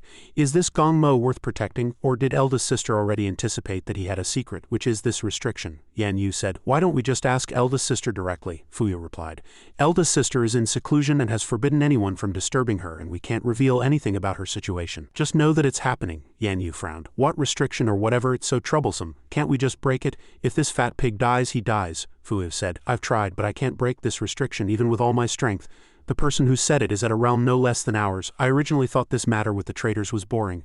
Unless the emperors of the 2 sacred domains came in person, I thought it was just child's play. She frowned. Now there's a restriction we can't open. This matter has become unusual. Jingen said, they really know how to pick their moment. If Shia Ji hadn't been able to help me, this would have been really difficult to resolve. Elsewhere, Shia Ji had already begun cultivating in the spiritual space of Suishan. He sat cross-legged. Finally, I have time alone to use the divine cosmos physique to comprehend the various scriptures in the Azure Alliance Divine Temple's library, and to fuse ice and fire. After Third Master and Yan Yu left, the system rewarded me with the first stage of Changchu Lian because I got my first Dao companion. Just 3 more stages and I'll master the martial Dao. A flash of light appeared. Ever since entering the Hedao realm, his divine sense had become as vast as the sea. I can even see the source of cultivation provided by my divine sense, he said. The power is too immense. Shia Ji reached out towards the light. This is the sign of an impending breakthrough. Shia Ji touched the dazzling light, and a moment later, his entire body seemed to glow. Head Out Realm 5th Stage, Breakthrough. During the 4 years he cultivated in the Suishan space, Shia Ji did a few things in total. First, he took a vine whip and mercilessly flogged a few small beasts. He even shouted, "This is the 345th time you've sneak attacked my base, damn you!" He bullied the spirit beasts until they all cried. It won't be long before the spirit beasts riot. Right now they are just trying to endure you. Second, he lay on the green grass and read books using the divine cosmos physique to read classic cultivation smut. Third, he carved wood into beautiful girls and was very pleased with himself. "My sculpting art has reached its peak, not bad, not bad." Fourth, should I talk about this or not? Should I or shouldn't I? He looked at the system screen, his face blushing as he had a nosebleed, his spiritual power abundant, doing what any boy likes to do. He carved various beautiful girls himself, then admired them, imagining them as modern people, beautiful beyond compare. After finishing, he put his hands together and smiled with satisfaction. Let's do it this way. He did bad things and wanted no one to know. Even the few spirit beasts thought he was shameless. Taking a deep breath, Shia Ji stood before the system and said to himself happily, "The 4-year period is up. It's time for this young master to emerge. Let's tally up my rage points and other stats." A long list of numbers and text appeared. He looked at it, covering his mouth, so moved he was about to cry. "I can be considered a small tycoon now." Siri even encouraged him. "Keep it up." His eyes lit up as he asked it, "What is the epic level upgrade? Give me a little hint," but it firmly refused. "Sorry, the system does not have knowledge in this area. If the host doesn't mind, you can give it a try." While angry, he saw a small beast. His expression changed, looking as if he wanted to devour it alive. "Ha ha," he rubbed his hands as he walked towards it. "Get angry for me now." He threatened it with a wicked smile. "Don't force me, I'll give you 10 seconds to get angry." He then started counting. 10, 9. Small beast's face turned green with fear, breaking out in a cold sweat, but seeing how docile it was difficult for it to suddenly get angry. It shook its head, begging for mercy, but the counting didn't stop. 5, 4, 3. Finally he grabbed its hand and lifted it up. "It seems you're not afraid of me." A system prompt popped up. 1 rage point. With a flash of light, the small beast, not knowing what was happening, was hit directly in the face by the light. It was scared stiff and finally fainted from the stress. The space became unusually quiet with nothing left. That was a complete waste of effort. Shia Ji clutched his head and howled, driven mad with anger. Nothing happened. When he couldn't get what he wanted, he started throwing a tantrum. "Hello, is this the police? There's a scammer here. Can you explain this? Otherwise I'm really calling the cops." The system changed, and he was surprised once again. "Is this your epic level upgrade?" After reading it, he tried to act calm, cleared his throat, and asked the system, Are you a Windows system? You get a bunch of bugs right after an upgrade." A middle finger immediately appeared on the screen, a direct insult to his face that made him want to cry. "Oh my god, I have a bad feeling. It's not just the tech system that's bugged after the upgrade." Why does it feel even more obnoxious? The night was quiet, the moonlight bright, and the two sat side by the lake. The girl gently opened her eyes. Shia Ji turned his head and asked, "Are you well rested?" Gong Lu asked in surprise. "Hey, how did I fall asleep?" He smiled and explained, "We were talking and you just fell asleep. I saw you were sleeping so soundly, so I didn't wake you." The girl shyly placed her hand on her chest and looked away. "How long did I sleep? How is it already dark?" he replied frankly. 6 hours, not long. You seem to have something you wanted to say." Halfway through his sentence, he suddenly stood up and walked away with a serious expression. "The assessment should be reaching its climax. It's time for us to appear." Shia Ji stood up and followed her, agreeing. "You're right," he was secretly pleased. "She really can't sense my true aura. This aura-hiding talisman is amazing." A few minutes earlier, while it was still bright, Shia Ji sat in an open area checking the system. "Good thing the other functions aren't bugged. I'll look for some pills or artifacts that can hide my aura." He happened to see a few talismans. 12,345 points. This price is really something else. "I'll take it." Back in reality, he found it was quite useful. The system then recommended other items to him. After reading, he broke out in a nervous sweat and started calculating. "How much is an atomic bomb?" "Do you know you were bugged just now?" Siri replied happily. Not much, just a small 10-digit number." "Isn't it fixed now?" It spoke of a 10-digit number so casually that he was so angry his eyes widened. "Do you hear the nonsense you're spouting?" Just as things were getting intense, Gong Lu suddenly turned around and asked, Chi, what are you thinking about?" He jumped in fright, his face turning pale, hearing her call him that. His face turned pale. It reminded him of that woman, and feeling annoyed, he immediately suggested, "Miss Gong Lu, you should just call me Shia Ji. I can't help but feel that the name Chi is very unlucky, as if I'm always a step behind others in everything I do. I'm begging you." The girl smiled and agreed, immediately changing the name. "All right, Sha, since it's unlucky, I won't call you that anymore." But the name Sha was even more baffling. Before he could say anything, his expression darkened, and he called out nervously, "Wait!" She was startled and asked, "What's wrong?" Did he sense someone else's presence? Shia Ji didn't speak. He held 2 fingers up to his chest and used soul word-seeking track, seeing many corpses lying scattered in the distance. Only 7 hours had passed, yet so many people had died. Looking closely, even if this was a survival battle, it was ultimately just an assessment. "How could so many people have died?" he said to her seriously. "Miss Gong Lu, there are many dead people up ahead." Hearing this, the girl asked in surprise. Dead? At that moment in the records pavilion, Elder Lin was sitting and reading a report. Looking at the names crossed out in red on the roster, she asked attendant, "Are all the disciples who have died accidentally in the assessment so far listed here?" she immediately replied. Yes, Elder Lin, the girl frowned, staring at the report in deep thought. This Shia Ji had actually participated in the intersect assessment as a disciple of the Earth, Gold, and Wood control sects in succession, and had withdrawn for unknown reasons the previous times. Thinking of that woman, she knew that this time she would again participate as a disciple of the water control sect. Recalling the girl's face now, she realized why she had looked so familiar at the time. This is bad. Elder Lin slammed her hand on the desk and stood up abruptly, commanding loudly. Inform all the sect masters to convene an emergency meeting, the attendant immediately replied. Yes. That night the main hall was in an uproar. No, no, no, the voices were many and loud, and even Fairy Fuyu couldn't help but remind him. Elder Guo, everyone present is a mighty figure at the peak of the 7th stage or the 8th stage. There's no need to speak so loudly. I can hear you. On the surface she was calm, but inwardly she was already getting annoyed. This damn old fool is trying to make a mountain out of a molehill again. It seems his backing is quite strong. Sooner or later I'll make you disappear. Despite the reminder that Elder Guo still stood in the middle of the room, roaring, I do not agree with Elder Lin's proposal to stop the intersect assessment. The intersect assessment is a tradition of our Azure Alliance sacred domain that has lasted for thousands of years. How can it be stopped just because one elder says so? No, it's not up for discussion. Elder Lin was very resolute. Holding a report, she looked the old man straight in the eye. The intersect assessment is an assessment, not a real battle to the death. Throughout history, unless there were special circumstances leading to the death of 1 or 2 disciples, there has never been a situation like this where out of more than 30 disciples, only a dozen or so remain. The casualty number is clearly too high. In front of everyone she asked directly, Also, I would like to ask the elders of the Earth, Wood, Gold, and Water control sects, why was Shia Ji able to participate in the intersect assessment 4 times under the names of 4 different sects? This was indeed suspicious. But Elder Guo immediately interrupted her. That's their 4 sects' business. We can talk about it later. I'd like Elder Lin to address my question first. He was always targeting her, and even mocked. I heard you helped Shia Ji in the spiritual cultivation hall. Are you worried he won't pass the intersect assessment, so you're looking for an excuse to stop it? Hearing this, Fairy Fuyu exhaled a puff of smoke. The old man's words had also implicated her, and she keenly realized, so he's setting a trap here? Hey, she thought to herself, alright, I'll just be a spectator and see what this old fool wants to use my disciple for. I'll watch the show. She would sit still and see what tricks they wanted to play. Elder Lin was enraged and began to loudly berate the old man. Elder Guo, your precious grandson is also participating in this intersect assessment. If you care about whether he lives or dies, you better listen to my advice. The old man stubbornly roared his disagreement. I know Shia Yi's strength very well. What's there to worry about? True gold fears no fire. Only the incompetent ones rely on women as their backing. The two went on bickering like this. Elder Guo, it's obvious your grandson has no luck with women, which is why you still can't hold a great-grandson. I think you're still quite robust. Why don't you have one yourself? The old man roared back, immediately retorting. It's because my grandson has high standards. Elder Lin heard this and jeered.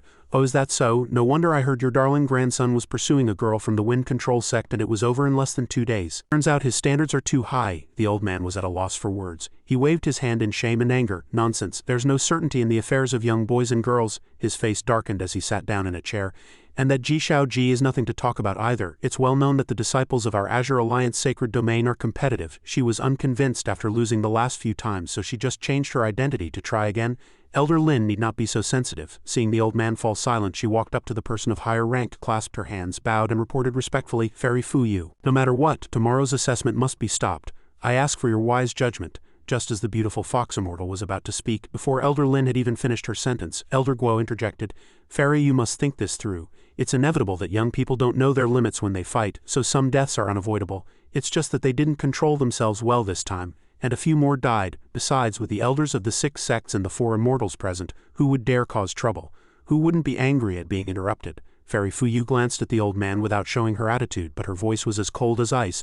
I was not aware that Elder Guo was the master of the Azure Alliance sacred domain. This immortal doesn't even have a chance to speak. After speaking, she propped herself up and walked to the center of the room. Sect Master Guo, this immortal will now return to the Azure Alliance Divine Temple to sleep.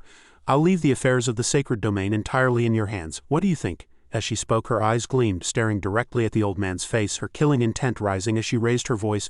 Sect Master Guo, the atmosphere immediately became heavy. The old man was stunned, stammering an apology in a panic. Fairy, calm your anger. This old man was just worried that a sudden stop to the assessment would affect our sacred domain's prestige. Fairy Fuyu smiled contemptuously. Sect Master Guo works so hard for the sacred domain. This immortal is truly humbled. After speaking, her whole form began to change. You all can continue arguing.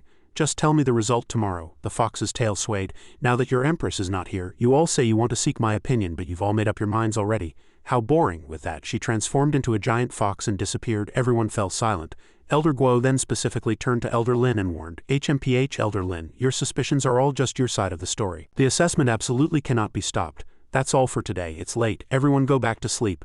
Elder Lin couldn't win the argument against the old man, but she still warned, Elder Guo, I will investigate whatever has happened, you'd better not have any crooked ideas. With that she left straight away, letting the old man retort behind her, Tisk, isn't she just like that old hag from the wind control sect? The moment she sees a strong young man she wants to snatch him up to be a medicinal catalyst. What's with the pretense of purity? Just then a voice rang out. Old man Guo, it's not polite to talk about people behind their backs, you know. Speak of the devil and she shall appear. Just as the old man finished speaking she appeared. She walked up to the old man and questioned him. Old man Guo, what did you just say? Louder. The 6 sects are all one family, why be such a stranger? As soon as the others saw who had arrived they made excuses and slipped away. I'm sleepy, going to bed, you guys continue. With that they vanished without a trace, all of them thinking, the old hag from the wind sect is angry, let's scram. Only the 2 of them were left in the room. This Guo fellow was caught red-handed, but he was still stubborn. Was I wrong? I'm not talking nonsense. I'm sure Sect Master Bu has her own plans. In the future, you should restrain yourself a bit and not corrupt the young girls of the wind control sect. The girl was furious but couldn't do anything, so she laughed sarcastically. You're right, I'm a bad woman, but Elder Lin is known for her self-respect and purity. Can't you, an old man, be a bit more decent when you speak? Decades ago Sect Master Guo was also young and vigorous. She leaned in towards the old man and said bluntly, we cultivators barely age after reaching the 5th realm, but how did you get old so quickly? The old man's eyes immediately widened in alarm, and he cursed inwardly, what is this damn woman doing getting so close? Seeing the old man unable to answer, the girl smugly teased him, ah, I get it. A man's essence is limited. Sect Master Guo couldn't have been drained dry by someone, could he? That was too fast, which is why you're jealous of those strong men outside, who wouldn't be angry when their sore spot as a man was poked. The old man roared in shame and anger, I can take on 10, with age comes greater wisdom. Young people only have their bodies, whereas this master excels in the soul, but the old man's soul was also rotten and decayed, who would believe him? The girl raised her chin, looking him up and down, and finally left him with one sentence, I really can't tell. Elder Guo's face turned red with shame and anger. He spun around abruptly, quickly changing the subject to avoid losing another argument with this woman. You've said so much, don't you just want to argue with me? If you have something to say it quickly.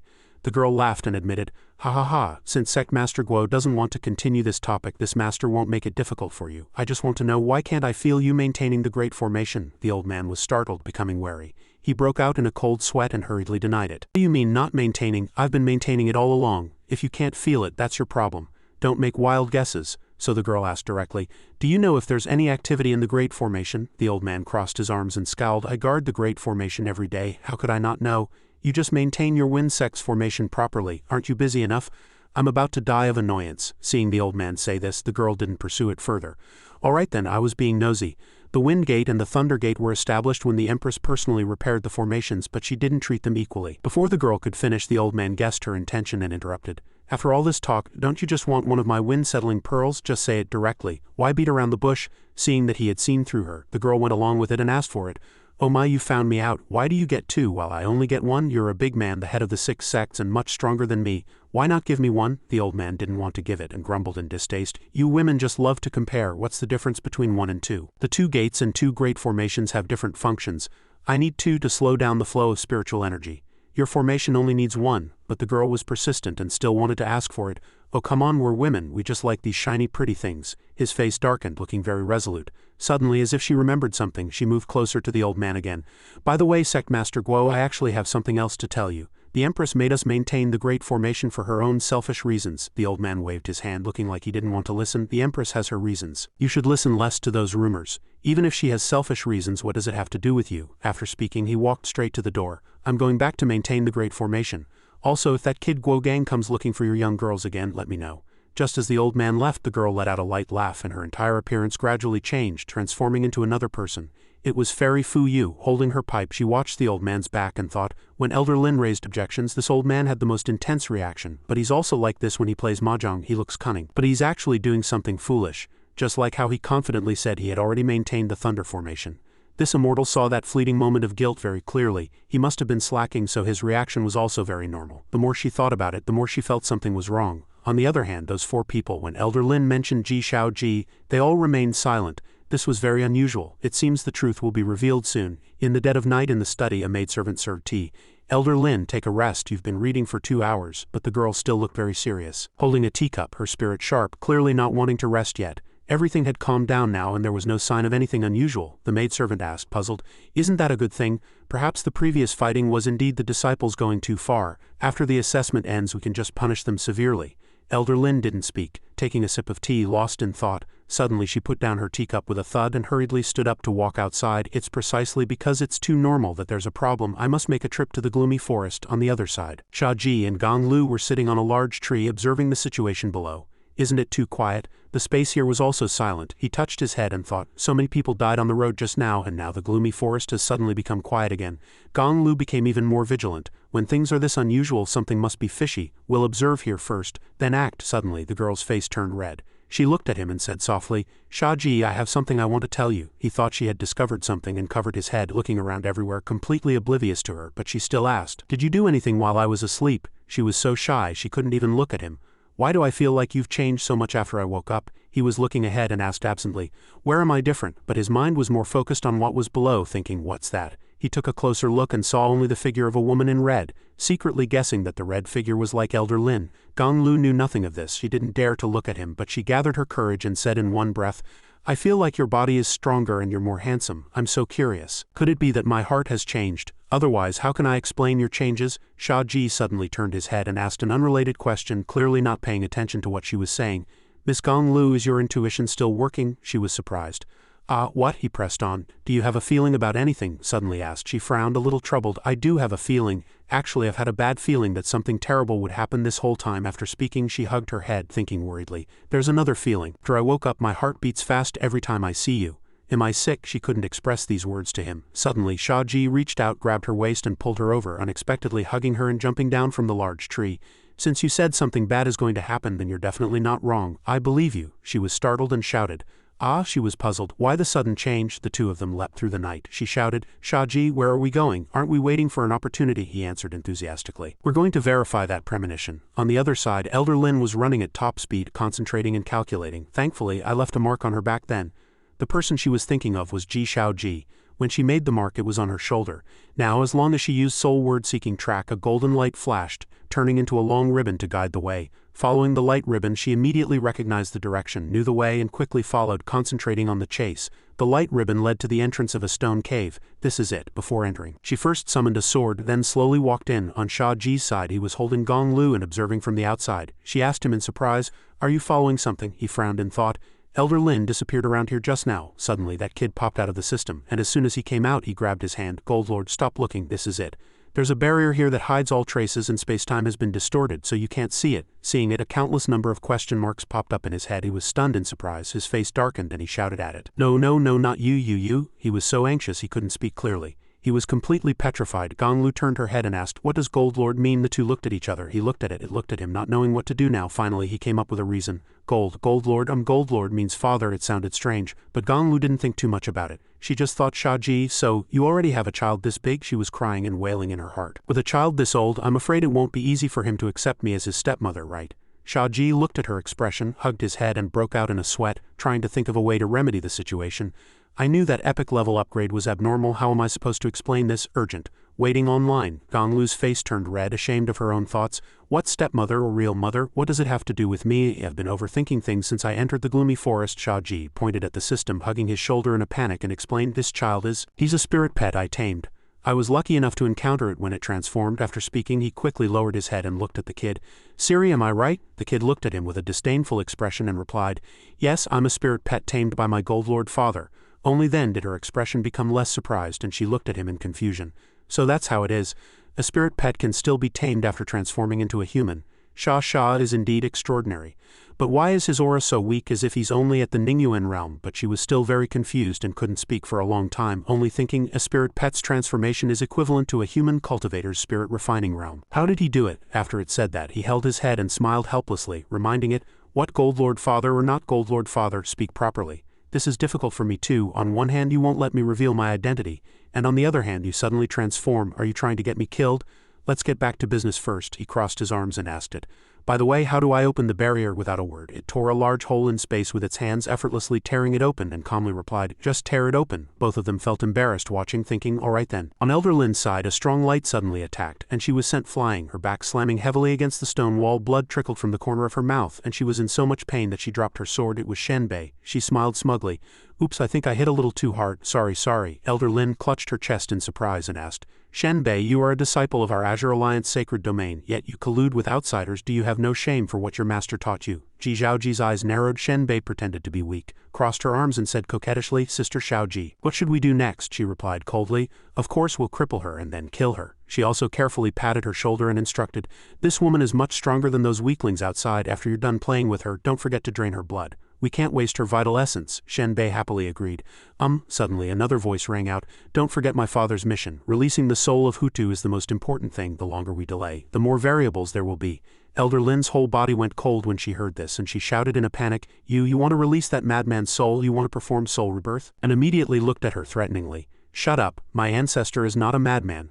I'm keeping you alive now so you can see the distorted truth with your own eyes. Elder Lin was now seriously injured. She stood with difficulty holding her wound, unable to do anything. Your master must have been bewitched by outsiders. There is no distorted truth. She didn't expect these two kids to be able to control the soul-devouring beast to refine her. Her internal injuries were too severe. She endured the pain and thought of a way. How can I get the message out? What should I do? What should I do? She tried to buy time by appealing to emotion, saying to the other one, Shenbei, your master treated you like his own daughter. He just misunderstood something. You? Suddenly she froze, her eyes widening in horror. His own daughter. Thinking of this, she finally understood and cried out, Fu Hongda is your father. Shenbei grabbed Ji Xiaoji's hand. Sister Shia Ji, this old woman isn't too stupid. Ha ha, Ji Xiaoji echoed. Elder Lin is indeed a smart woman. As she spoke, she stretched out her hand towards her, 3 bright red ghost tongues in her palm. They stretched forward. If Miss Shenbei wants you to be a witness to prevent you from disrupting our business later. That thing wrapped tightly around her neck, but it didn't kill her. Instead, it was slowly draining her power. Ji Xiaoji's face was flushed with excitement and she licked her lips. Your spiritual energy is very pure, let me drain it dry. Elder Lin's hands and feet were controlled by them. Even her chest was not spared. Her limbs were pulled so she couldn't move. One of them swayed in front of her and suddenly stabbed directly into Elder Lin's mouth. She couldn't resist and trembled all over. Seeing this, the 3 of them said to each other, Let's begin. A golden halo immediately appeared on the ground surrounding the 3 of them. The light was brilliant, as if it were about to open a gate to another world. Elder Lin watched helplessly, only able to struggle and twist her body.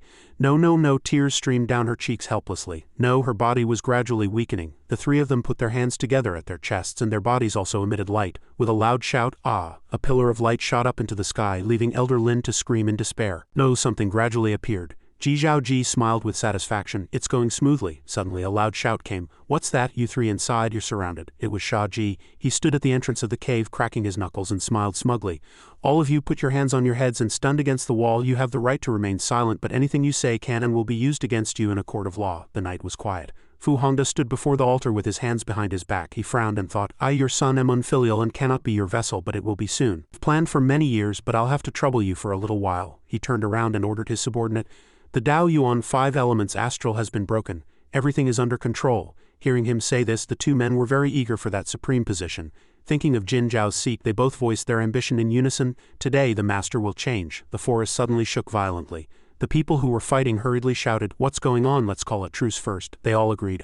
I agree, I have a bad feeling. Suddenly the screen went black and everyone asked anxiously, What's going on? Why did the screen go black? The crowd watching outside shouted in a state of chaos. Do you feel the ground shaking? Could it be that something big has happened? Shen Gaoyang realized that the formation had been broken, but the spiritual wall emissary mentioned earlier hadn't appeared yet, and he felt that something was not right. Han Tiangong chuckled lightly, smugly. What emissary do we need if formation has been broken? We can just force them to abdicate. Fu Hongda saw that the time was right, waved his hand and walked away. The plan is thorough. A problem in one link won't cause a major impact. To the Divine Temple. The Divine Temple was bustling at this moment. Everyone had arrived. Yan Yu looked at the few people inside.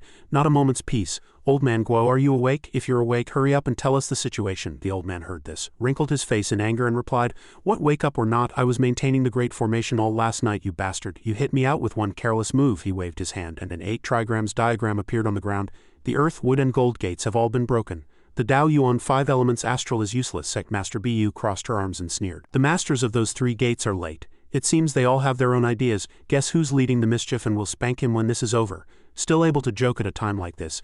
As soon as she finished speaking, the old man rebuked her. Sect Master Bu, this is a serious matter, be serious. And Qi Heng, how long are you going to sleep? Why do you sleep so much during your cultivation? He was still leaning back in his chair with his head up, sleeping. Too lazy to even open his eyes. He hummed a few times and started snoring again. Sect Master Bu crossed her arms and said, The Empress isn't here, but we still have the 3 immortals. Old man Guo said worriedly, What's the use of that? Either you go and repair the formation or you shut up and listen. She still couldn't change her frivolous and joking nature, crossing her legs and swaying her waist. I'm so scared who will hold me. She was still secretly happy in her heart. Eeny, meeny, miny, mo, whoever I pick will come and hold me. The old man was really having a headache. He couldn't teach her. He could only sigh. Sigh, this generation of the intersect is really difficult to lead. One by one, sigh. Fuyu also had to rub her forehead and warn, you two, that's enough, say a few less words, it's noisy enough when you play mahjong. Now we're doing business. Even if you're pretending, you have to pretend to be serious. Just then Fu Hongda walked in. Not sleeping in the middle of the night, it's really lively. Where's Jin Zhao? With such a big thing happening, why isn't she here? Yan Yu took a step forward and looked at him coldly. The earth, wood and gold gates that you were responsible for maintaining have been broken. Explain yourself. She pretended to be calm on the surface, but she was actually thinking, in my opinion, I should just kill him with one slash. He was still acting as if nothing had happened without any remorse, and walked to a chair and replied, what's there to explain? I'm here to ask you all a question. He directly asked Fuyu, what is the punishment for the crime of the Four Immortals using their public office for private gain? As soon as he finished speaking, Sect Master Bu couldn't help but giggle. Elder Guo's face was as black as the bottom of a pot. She added a sarcastic remark, turning to the old man. See what I said? They each have their own ideas, he said frankly. After Jin Zhao came to power, she modified the Immortal Emperor's formation. Who else knows about this? Since this year, whether it's disciples or elders of the sacred domain, it's become harder and harder to break through realms. What does this mean? Jingen couldn't hold back at this moment and calmly looked at him and asked, what does it mean? Please enlighten me, Sect Master Fu. Fu Hongda suddenly slammed the table and shouted, it means you four immortals have seized the immortal veins for yourselves, afraid that others will ascend and take your benefits. He was spouting nonsense, and he said it very loudly. Fuyu didn't speak. She took a light puff of her pipe and glanced at the person beside her. She exhaled a puff of blue smoke and said lightly, Sect Master Fu is really good at telling stories with ups and downs. It's very exciting. She was obviously mocking him for making up stories. He still wouldn't give up, pointing to the heavens, getting more and more excited as if he were the king himself, shouting, what goes around comes around. According to reliable sources, Jin Zhao is no longer as brave as she used to be. She's already exhausted. He was slandering her without restraint, and even smiled sinisterly. If you have to blame someone, blame her for being too greedy, craving absolute power only to be consumed by it. What right does such a person have to be the empress of our Azure Alliance sacred domain, to command everyone? Yan Yu had been holding back for a long time, this presumptuous fellow. She was burning with rage, her eyes red, clearly at the peak of her anger. Fu Hongda, you underestimate my eldest sister, opening your mouth to accuse her of one crime after another. She was about to attack when Fuyu walked to her side, gently placing a hand on her shoulder to stop her, then looked at the man and asked, then what does Sect Master Fu want? She was startled and immediately suppressed her anger, surprised. Second sister, the man excitedly said at once. Scatter Jin Zhao's 3 souls and 7 spirits, let her die to atone for her sins to everyone in the sacred domain. You 3 accomplices will also destroy your own spiritual platforms and become lowly slaves. To atone for Jin Zhao's sins. Did he think bullying these few girls was easy? It's easy for him to say. What he said was so shocking that even the person who had been sleeping through the whole thing woke up in surprise. He denied it so vehemently that Elder Guo also stood up and said sternly, Fu Hongda. On the other side, the man hung his head and fell asleep again. Perhaps he was relieved he didn't need to act at all. Someone had already stood up for him. The old man narrowed his eyes, stared intently at Fu Hongda and demanded, as the head of the 6 sects, I order you to kneel immediately and apologize to the 4 immortals. But now he didn't even care about this old man, and immediately retorted, what are you? A dog of the 4 immortals, a tool being used. Do you really think I respect you? Are you so proud to be the head of the intersect? Fuyu stepped forward and stopped the old man. Sect Master Shen, Sect Master Han, do you think so too? Shen Gao uncrossed his arms and raised his face smugly. Fairy Fuyu, I think destroying their spiritual platforms and becoming lowly slaves is not quite satisfying enough. His eyes suddenly darkened, looking extremely disgusting, and he roared, revealing his true colors. I've disliked you all for a long time. I find even having you as slaves disgusting. You should be flayed and have your tendons pulled out as a warning to others. The person who had been sleeping pricked up his ears again. The Sect Master Bu was now holding her stomach and laughing out loud. Haha, I thought I had drunk too much tonight, just the 3 of you. Her eyes were cold, staring straight at them. Do you really think you're that great? Those words were truly fatal. Elder Guo's face was ashen mad with anger, and he warned them. The 100 years of peace in the Azure Alliance sacred domain were established by the Empress and the 3 immortals. Everyone present knows in their hearts who is responsible for our inability to advance and break through realms. As he spoke, he pointed at the culprit and shouted loudly, it's your Fu family's ancestor, the previous Hutu emperor. Fu Hongda was accused. He frowned unwillingly, still arguing. Haha, old man. So you knew all along. The old man stood there and said bluntly without concealment, everything is because of the 4 immortals' immense grace traversing the universe that our bloodline has continued to this day. You don't think about repaying their kindness, but instead commit acts of rebellion, truly disregarding the law. The old man also insulted him. It seems your nature is hard to change. Your bloodline truly flows with dirty and selfish blood. With even his ancestors being insulted like this, how could Fu Hongda not be angry? But what could he do? He threatened. Are you done talking? I'll be sure to pull out every single hair on your head later. All 3 of them took their stances and he placed 2 fingers under his mouth. If you shave your head yourself I might still spare your life." After speaking, a dazzling golden light shot up into the sky from behind him, piercing through the roof, and several similar beams of light shot down. The sky seemed to crack unusually dim. A spatial gate opened. Purple light flickered, and the entire city became as bright as day. Hundreds of ghostly hands seemed to want to reach out and destroy this place. A few pitch-black ghosts with several points of light on their bodies had sharp claws. The roof was also pierced through. Fu Hongda stood there, opened his arms and roared to the sky, "The world will eventually belong to the Fu family, ha ha ha." Fuyu also prepared to fight. She said to her two sisters behind her, "Let's go, I'll leave the east and west to you." After speaking, she flew straight up into the sky, her whole body emitting a dazzling red light, and began to lay down a formation, using the Jiaokong heavenly array to control this place. Her aura was imposing. She commanded, "All disciples of the Azure Alliance sacred domain, listen to my order. The elders of the Earth, Gold, and Wood sects have colluded with the enemy. The evidence is conclusive. All disciples, both inner and outer sects, are to sit in meditation on the spot. Anyone who acts without authorization will be considered a traitor and killed without mercy." Fu Hongda also flew up to the same height as her. He stood there with his arms open and slandered to all the disciples, "Jin Zhao is the leader of the 4 demons that caused chaos in the sacred domain 1,000 years ago. Now her time is up. After I, Fu Hongda, eliminate the 4 demons, the new masters of the 6 sects will be chosen from among all the disciples." The ground suddenly shook violently. He smiled smugly. "It seems the water gate has also been broken." He became more confident, looking back at the disciples below. Those who knew the situation were smart people. The great formation was broken. If not now, when would they rebel? The people below began to waver, discussing among themselves, not knowing who to follow. That guy continued to incite.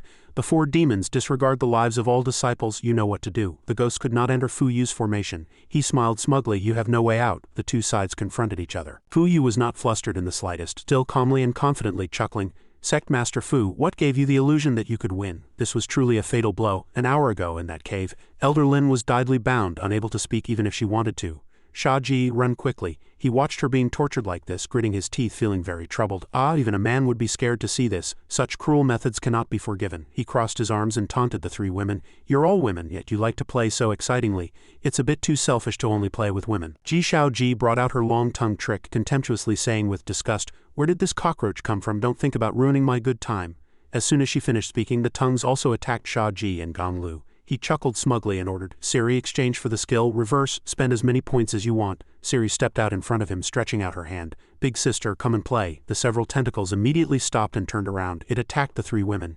Shia Ji was the first to be entangled. How is this possible? All 3 of them were tightly entangled by it and hung up. They struggled hard. "Why won't it listen to my control?" Wang Wang also twisted her body, trying to break free. "No, stop." Shen Bei cried out for help in a delicate voice. "Sister Shia Ji, quick, think of something." Of course Shia Ji wouldn't let it go at that. He touched his chin and secretly smiled, threatening, "How Elder Lin was treated, you will suffer 10 times over." Sure enough, Shen Bei couldn't take it anymore and her whole body trembled. "What did you do?" "Stop it." "Oh no, I really can't." It was so stimulating to watch that even tears flowed helplessly. "No." The screams for help echoed. "No, no, save me." Their tongues involuntarily stuck out, looking at their red bodies below them. "Not there, save me, I can't take it anymore."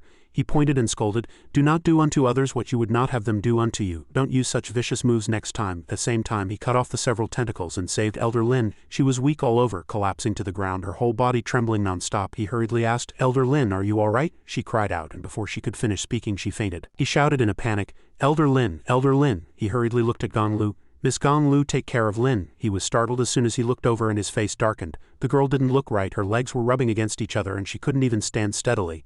I was seen." Looking at her like this, he couldn't help but think to himself, what on earth is this girl thinking in her head? On the other side, Yan Yu pointed to the sky and used the move, "Heavenly fire burns the city." The flames blazed, turning into a fire phoenix, burning the ghosts wherever it flew. And Jingen used a move called lotus blooms and fades, and an ice lotus appeared along with it. Seeing the 2 girls so valiant, Shen Gaoyong's face changed. Han Tiangong also bit his lip, cold sweat dripping down. Fu Hongda's eyes widened and he cursed inwardly, "These 2 guys are really useless." Fuyu's eyes lit up and she sneered, "Cooperation also depends on the person." She looked at the 2 wavering guys. "Shen Gaoyong, Han Tiangong, I'll give you a way out. How about it?" They immediately looked at each other. "Sect Master Shen, this..." Fu Hongda shouted to cut them off. "You 2 took benefits from me. Now that it has come to this, you're not going to turn your backs on me, are you?" He glanced at them and warned, "It's already at this point. Do you think she will really let you go?" Fuyu looked straight at them, her eyes cunning, and cursed inwardly, "Idiots." Seeing them waver, she said again, "I guarantee it in the name of the 2nd Immortal of the Azure Alliance." She said this, but she was thinking, "I guarantee you'll die a thorough death." With just this one sentence, Han Tiangong immediately turned against him. He turned around abruptly and cursed, "That Fu guy. I've finally seen it.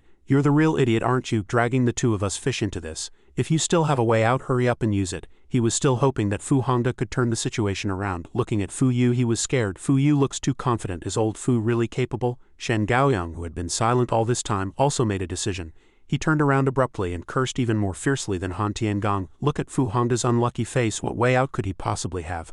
I don't want to die with you, being cursed by both of them. What else could this guy say? He snorted heavily. Weak-willed trash. Fuyu brought her pipe to her lips and took a puff, then forcefully exhaled the smoke. The smoke gradually dissipated, revealing a formation that slowly coalesced, actually showing the image of Jin Zhao and a black-skinned fat man. She sat on a large chair, still majestic, with the black fat man tied up like a pig at her feet. Her eyes were as cold as frost, and Shen Gaoyang's heart trembled as he watched. Han Tiangong was no better, both of them thought in a panic. It's completely over now. But Jin Zhao is already exhausted, her body destroyed. This Fu Hongda has really screwed us over. Fuyu chuckled softly and taunted.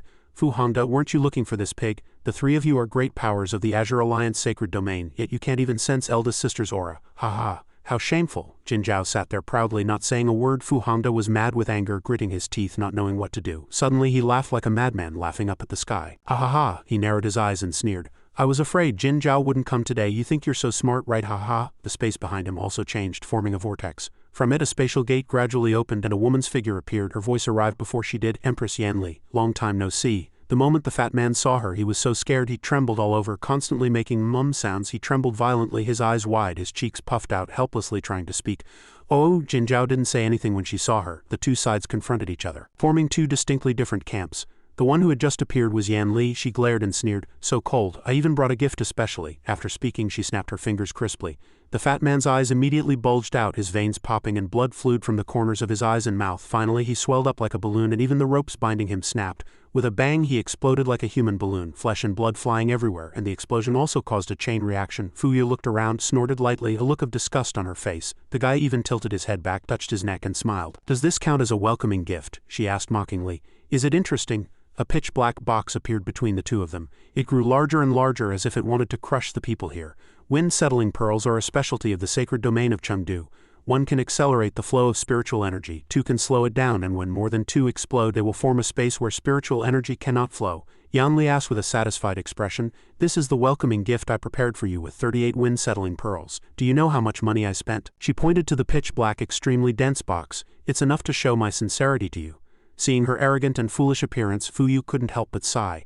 Sigh, as a queen of a country, you still care about how much money? The leader of the insect clan is really stingy. Her face immediately darkened, and she narrowed her eyes, staring at her unhappily. She waved her hand again, thinking of other tricks to tease her. Jin Zhao, in a one-on-one fight, you are indeed number one under heaven, but in this gap where the heavens have been blown open, I am the knife and you are the fish. Jin Zhao's face was stern. She propped herself up and looked at her without showing any expression. Seeing that she didn't even say a word, Yan Li became even angrier. Tisk, I hate that confident look on your face the most. Just then, Fuyu took out her pipe again and took a puff of smoke. The image of Jin Zhao sitting on the chair with her chin in her hand gradually disappeared in front of everyone. She secretly laughed in her heart. I've been listening to you talk to yourself for so long, I'm a little embarrassed. Now Yan Li knew that she had been talking to thin air just now. The image just now was just an illusion created by Fuyu, who wouldn't be angry at being teased like this. She immediately widened her eyes, gritted her teeth and roared, You stinking fox from Chingchu, how dare you play with me? Seeing her angry, Fuyu found it even more amusing and directly mocked her. You are the same as those three idiots, I just let you see what you wanted to see. It doesn't count as me playing with you. After speaking, she even asked teasingly, I wonder what eldest sister would think of you. She was suddenly startled. A formation appeared in the air and a strong light shone down. The black space just now instantly shattered, and she was so scared she panicked and retreated backward. Jin Zhao appeared from within the formation, truly and tangibly. The moment she appeared, she looked directly at Yan Li and said, Yan Li, it's been 1,000 years since we last met, hasn't it? Yan Li's earlier momentum and words were all spent. Now, seeing Jin Zhao in person, she was intimidated into silence, only daring to glare as she thought, I hate her composed attitude no matter the circumstances. It's so infuriating. Seeing her silence, Jin Zhao spoke again. This gift you've sent, I'll accept it for now. With that, she extended her hand. Tone severe, her words like a slap across Yan Li's face. It's just that this cheap, meager gift doesn't live up to my expectations for you. Jin Zhao's hand passed through the pitch-black space, reaching directly in front of Yan Li. Seeing this, Yan Li's face turned purple with fear, sweat pouring down like rain. Unable to resist, she thought in terror, she's a complete madwoman. To survive now, my only option is to run. She retreated rapidly and said to Jin Zhao, It's your business if you want to be an enemy of the heavenly Tao, but I don't want to expose myself yet. Farewell. After speaking, she quickly dove into a spatial rift to return. In an instant, she vanished without a trace. At this point, Jin Zhao's side had completely gained the upper hand. She raised her hand and conjured a small precious pearl, sucking all the explosive fragments into it. then condensed them together and cursed, "Timid as a mouse, all you know is how to run." With that, she violently threw the energy ball towards the fleeing Yan Li. Almost there, it finally caught up, her attack following Yan Li into the spatial rift. Jin Zhao's eyes were icy. "This is a return gift." Fu Hongda at this point had no mind to fight anyone. He was fleeing in a panic. This was not a place to linger. He took to his heels, running blindly. He suddenly slammed into someone's chest and fell to the ground. Seeing the person before him, he cried out in horror. Shia Ji, why are you here?" Shia Ji retorted, "Why can't I be here?" As he spoke, he took out a small toad tied to a tree branch and dangled it in front of Fu Hongda, asking mockingly, "Sect Master Fu, do you know what this is?" No, this guy's face was now extremely ugly. His face was ashen as he gaped like he'd seen a ghost, stammering, "Wow, what of a toad?" Shia Ji had no intention of letting him go, teasing him directly. "You can't even recognize your own ancestor?" Fu Hongda truly seemed not to know. He was shocked when he heard this and hurriedly asked, "What did you do?" Shia Ji didn't answer, only saying sarcastically, "Do you think I'd be kind enough to tell you what I did? That would be a waste of my breath. You'd better take your questions down below and think it over with your two good brothers." Just then a voice rang out. Fu Hongda was scared out of his wits and collapsed to the ground. He looked up. Empress, she gave him a few choices. "How do you want me to deal with you? Shall I sever your limbs, or will you cripple your own cultivation?" Jin Zhao's tone was extremely serious. "Unfortunately, I am ultimately soft-hearted. I won't treat you the way you treated me." Shen Gaoyang and Han Tiangong thought they had escaped and breathed a sigh of relief. But before they could be happy, a murderous glint flashed in Jin Zhao's eyes.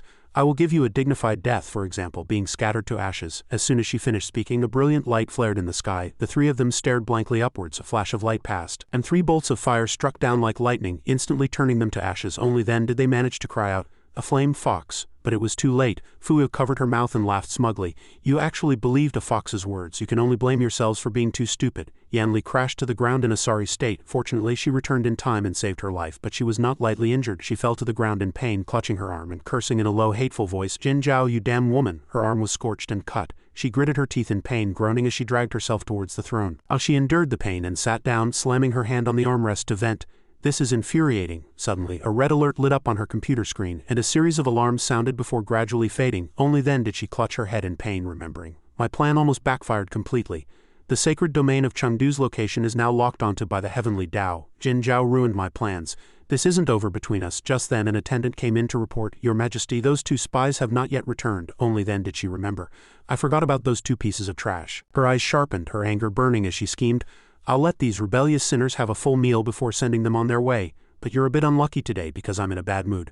A 3-course meal is out of the question. I'll just whip up something simple." In the Azure Alliance Divine Temple, the 3 women were bound tightly and brought to the center of the main hall. Shia Ji and the 4 immortals stood to the side. He held the toad, stroking his chin in a dilemma. "What should I do with this thing? Eating it feels a bit disgusting. It's probably poisonous, right? If this were a frog, I wouldn't be in such a bind. Should I release it?" Yan Yu looked at the toad and seemed to understand something. Toads are inherently poisonous. Their parotid glands, blood vessels, and skin glands contain a white slurry, and toad eggs contain over 30 toxic substances. If a human eats it, it will damage the heart, liver, kidneys, and other organs. She looked at the toad carefully with curiosity and asked, "You're saying this is that old guy Hutu?" Jin Zhao sat high on her chair looking down at them and said, "What happened?" Shia Ji tossed the toad towards Yan Yu.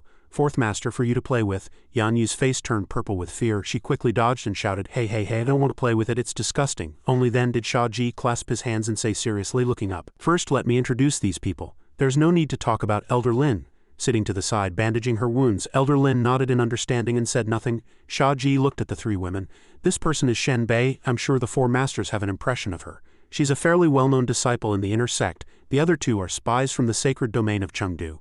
They are poor students who have been deliberately held back for many years, and they've killed many of their fellow disciples in the intersect assessment." Suddenly, Shen Bei started to cry. Wang immediately scolded, "What are you crying for?" Shia Ji continued with what he knew. "I used a little illusion technique taught by the 2nd master to make Hutu's soul mistake this Toa toad for his descendant Shen Bei. The process was nothing special, so I won't go into detail." Jingen looked at them. "Shen Bei, we've known about your background for a long time, but punishment does not extend to descendants, and you have exceptional talent. We originally intended to raise you well." Elder Lin was somewhat surprised, thinking, the 4 immortals. Actually, she smiled faintly, relieved, and comforted herself. The 4 immortals are omniscient. Of course they knew. Jingen's gaze towards them turned icy. "Now that your father has been executed and is no longer in this world, do you have anything else to explain?" Hearing this, Wang was shocked to her core. She was too stunned to speak. Recalling that moment, that ghostly thing had looked at her and laughed loudly. "Hey, that boy Hongda is really filial to me. He's planned for me for so long, and sacrificing a physical body is acceptable. Although it's just a granddaughter, I'll make do with it." When that old guy rushed over to seize her body, she had screamed in terror, "What did you say?" Now she finally understood. Her face flushed as she cried out in grief, I finally get it. To my father and that immortal I was just a disposable tool to be arranged as they pleased. Jin Zhao asked Shia Ji. You captured them. How do you want to deal with them? Shia Ji hadn't decided how to punish these three, so he stroked his chin and pondered. Let me think. An idea came to him. Let's hand Ji Xiao Ji and Wang Wang over to Candace and Lingdang. I think they'll be very excited to see their old friends. Hearing this, the two women's faces grew extremely tense. One began to wail while the other shrieked in protest. Candace, he's still alive. You can't hand me over to him. Sister Xiao Ji, what do we do now? Just then, deep crimson beam of light shot down from the sky, accompanied by a terrifying scream, and the two of them vanished. Jin Zhao, I'll settle this with you next time. Xia Ji was about to rush forward but was immediately stopped by Jin Zhao. This is a dragon's cry. You cannot interfere. Be careful or you'll be seriously injured. Xia Ji was extremely unwilling. After so much effort to catch them, he roared in anger. You're just letting them go like that? The others were also powerless. At that moment, the remaining woman cried out loudly, begging, Empress Yanli, please just hand me over to Candace. They struggled desperately, trying to stay even at the cost of their lives. No, no, no, you can kill me, just kill me. In an instant, everything returned to calm. The three women had been taken away. Xia Ji looked at the closing space in surprise and asked himself, what's a dragon's cry? I could get injured? Seeing their final appearance, they would rather die than go back. Yan Yu pushed up her glasses and explained, a dragon's cry is actually the sound of a dragon's stomach growling from hunger. This is the first time I've heard it too. It's considered a talent of the ancient dragon race. Once a soul is marked as food, no matter where they are, they can only become food for the dragons. Unless, as she spoke, she suddenly stopped. Xia Ji couldn't help but ask curiously, unless what? The girl's face immediately turned red and she said shyly, last time, second sister also stopped when she got to unless. Why are you so curious? Do you have to get to the bottom of everything? Jin Zhao suddenly showed a look of pity and sighed. It's better that they were taken away. It saves us the trouble. A fate worse than death is just that. This is the price they have to pay. Those two were taken away by Yan Li, leaving only Shen Bei. Xia Ji walked up to her and said bluntly, it seems I don't need to deal with those two. Only Shen Bei is left. She sat quietly on the ground, not resisting in the slightest. Xia Ji clasped his hands and bowed. I believe Elder Lin is more qualified than I to punish her. He asked Elder Lin directly, what do you think, Elder Lin? In fact, he had already made up his mind. I'm not going to get myself into trouble and offend people. From the look on my four masters' faces, I can tell they don't want to target Shen Bei. Xia Ji looked at her and she understood. Besides, I actually looked up Lin Shuyer. She seems to have special tastes, and given her strange expression during the tentacle attack, all in all, handing her over to her, she'll definitely be very happy. This way I can consider it as having done her a favor. Just as he expected, Elder Lin did not refuse and immediately agreed. Of course, and so the matter was settled. Jin Zhao also stood up, preparing to leave. Then this matter is concluded. Elder Lin, regarding the suspension of this intersect assessment, please also inform the disciples within the sect. She clasped her hands and accepted the order. Yes, everything returned to its usual peace. A crystal-clear dewdrop fell from the tip of a leaf onto the lake's surface, but in this picturesque scene a slap sound rang out, along with a loud shout, 5 of characters. It turned out that several people were playing mahjong. Elder Guo slammed his tile on the table, having won the hand. He said smugly, Pong, does no one want such a good tile? I finally got to win a hand this time. Fuyu rested her chin in her hand, holding her tiles, and said impatiently, Sect Master Guo, your mahjong etiquette is terrible. You're always so talkative when you play. Sect Master Bu was not to be outdone. She held her tiles in one hand and stroked her chin with the other, pretending to think. Yeah, I should have called Pong earlier. She picked up a tile, thought for a moment, then took it back, smiling at the old man. Sect Master Guo, you definitely want this 6 of bamboos, right? But I'm just not going to give it to you. The old man was on the verge of winning and was furious. He thought in a panic. She discarded that tile and then took it back. What a waste. She played another tile, but before it hit the table she said, am I not just trying to annoy you? 2 of characters. Fuyu looked at Jingen and asked, third sister, have you decided? You're not holding back a big hand, are you? Jingen was the calmest and gentlest of the 4. Let me see. With that she passed a tile to Sect Master Bu. Then she played her last tile. Thank you, Sect Master Bu. 2 of characters, I win. Her eyes were sharp as she extended her hand to the others and said coldly, pay up. Sect Master Bu was so angry she slammed the table and stood up shouting, Fairy Jingen, are you cheating? We've played 15 rounds and you've won all 15. Jingen explained calmly, oh, because you all said you wanted to play mahjong 2 days ago, I bought a few books to read. After speaking, she even took out 3 books about mahjong. It's always good to read more. You can't blame others for your lack of skill, can you? You're even better at learning mahjong than others. The others could only sigh and hold their heads. Elder Guo collapsed into his chair and wailed, I lost badly. His face was purple with anger. Fuyu put on a charming expression and asked softly, third sister, we're such good friends, my debt. Jingen was merciless, holding out her hand to demand the money directly. 230 mid-grade spirit stones, pay up. Elder Guo covered his face and cried out, Fairy Jingen, can you give me a few days? I really have no money. You've won it all. My wife is going to scold me again when I get home. She agreed immediately, hugging the money box and saying, all right, Sect Master Guo, Sect Master Bu, and the ever-sleepy Sect Master Qi, you'll have to take over the remaining 3 gates. You'll have plenty of money in the future.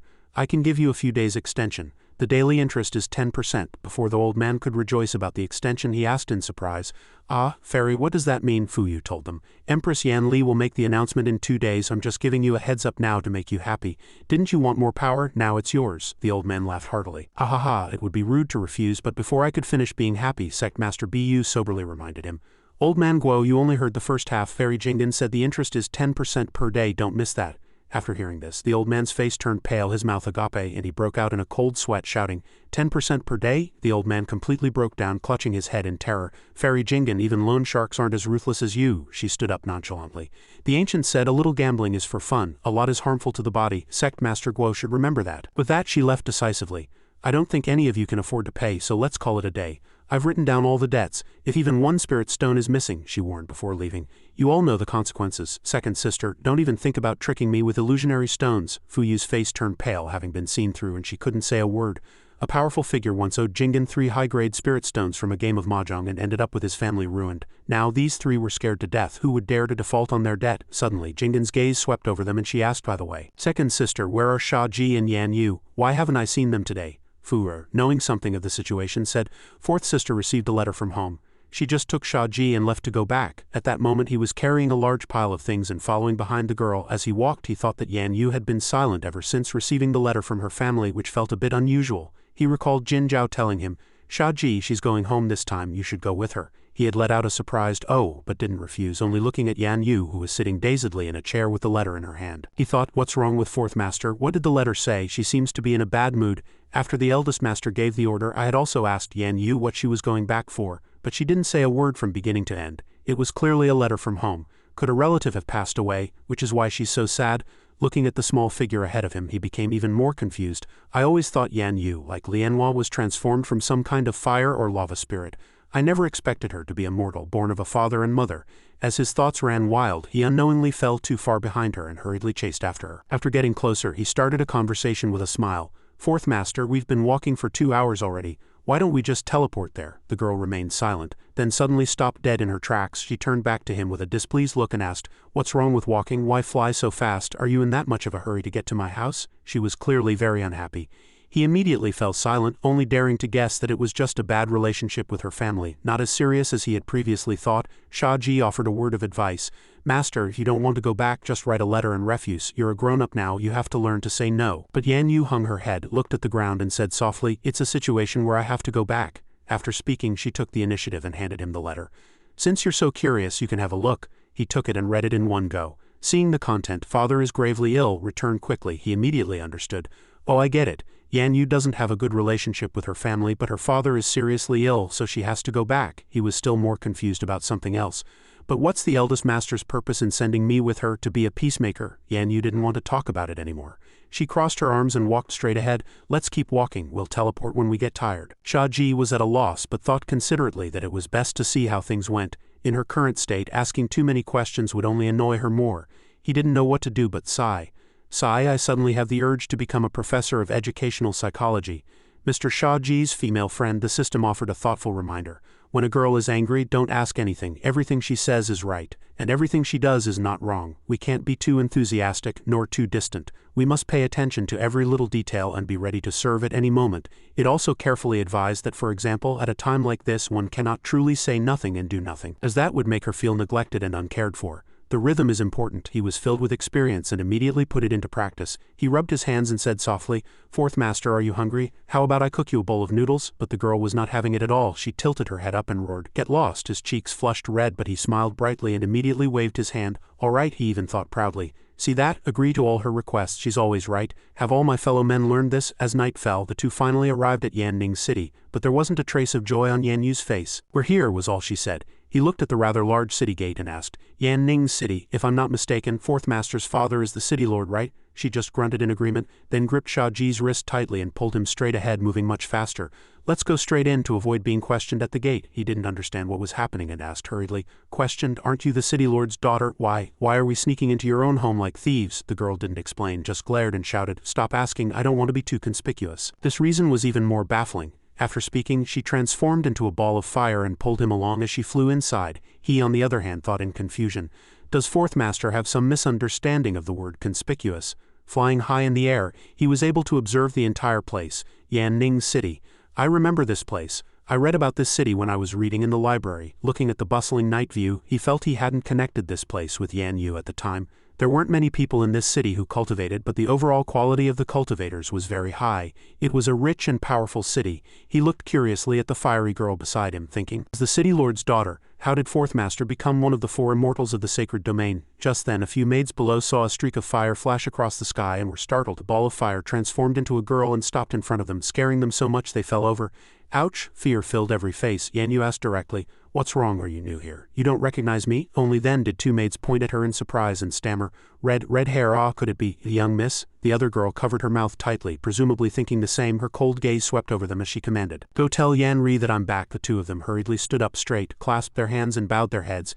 Yes. He watched their backs as they scurried inside to report and thought, the maids are just ordinary people, so it's understandable if they haven't seen Yan Yu before, but it's strange. They look like they don't know Yan Yu is an immortal of the sacred domain. Suddenly the girl called out to him, "Shia Ji." She crossed her arms and reminded him frankly, "My brother is a real jerk, you'll have to bear with him." He said nothing in response, quietly waiting for the person to come out, thinking to himself, my master made me come with Yan Yu. She must have her reasons. Suddenly an excited voice rang out, My fairy Yan Yu, one of the four immortals of the Azure Alliance, you've returned without any prior notice. As your elder brother I failed to welcome you properly. How rude of me." A rather scrawny young man appeared before the two of them. He smiled, rubbing his hands together, chattering on and on, looking very sincere.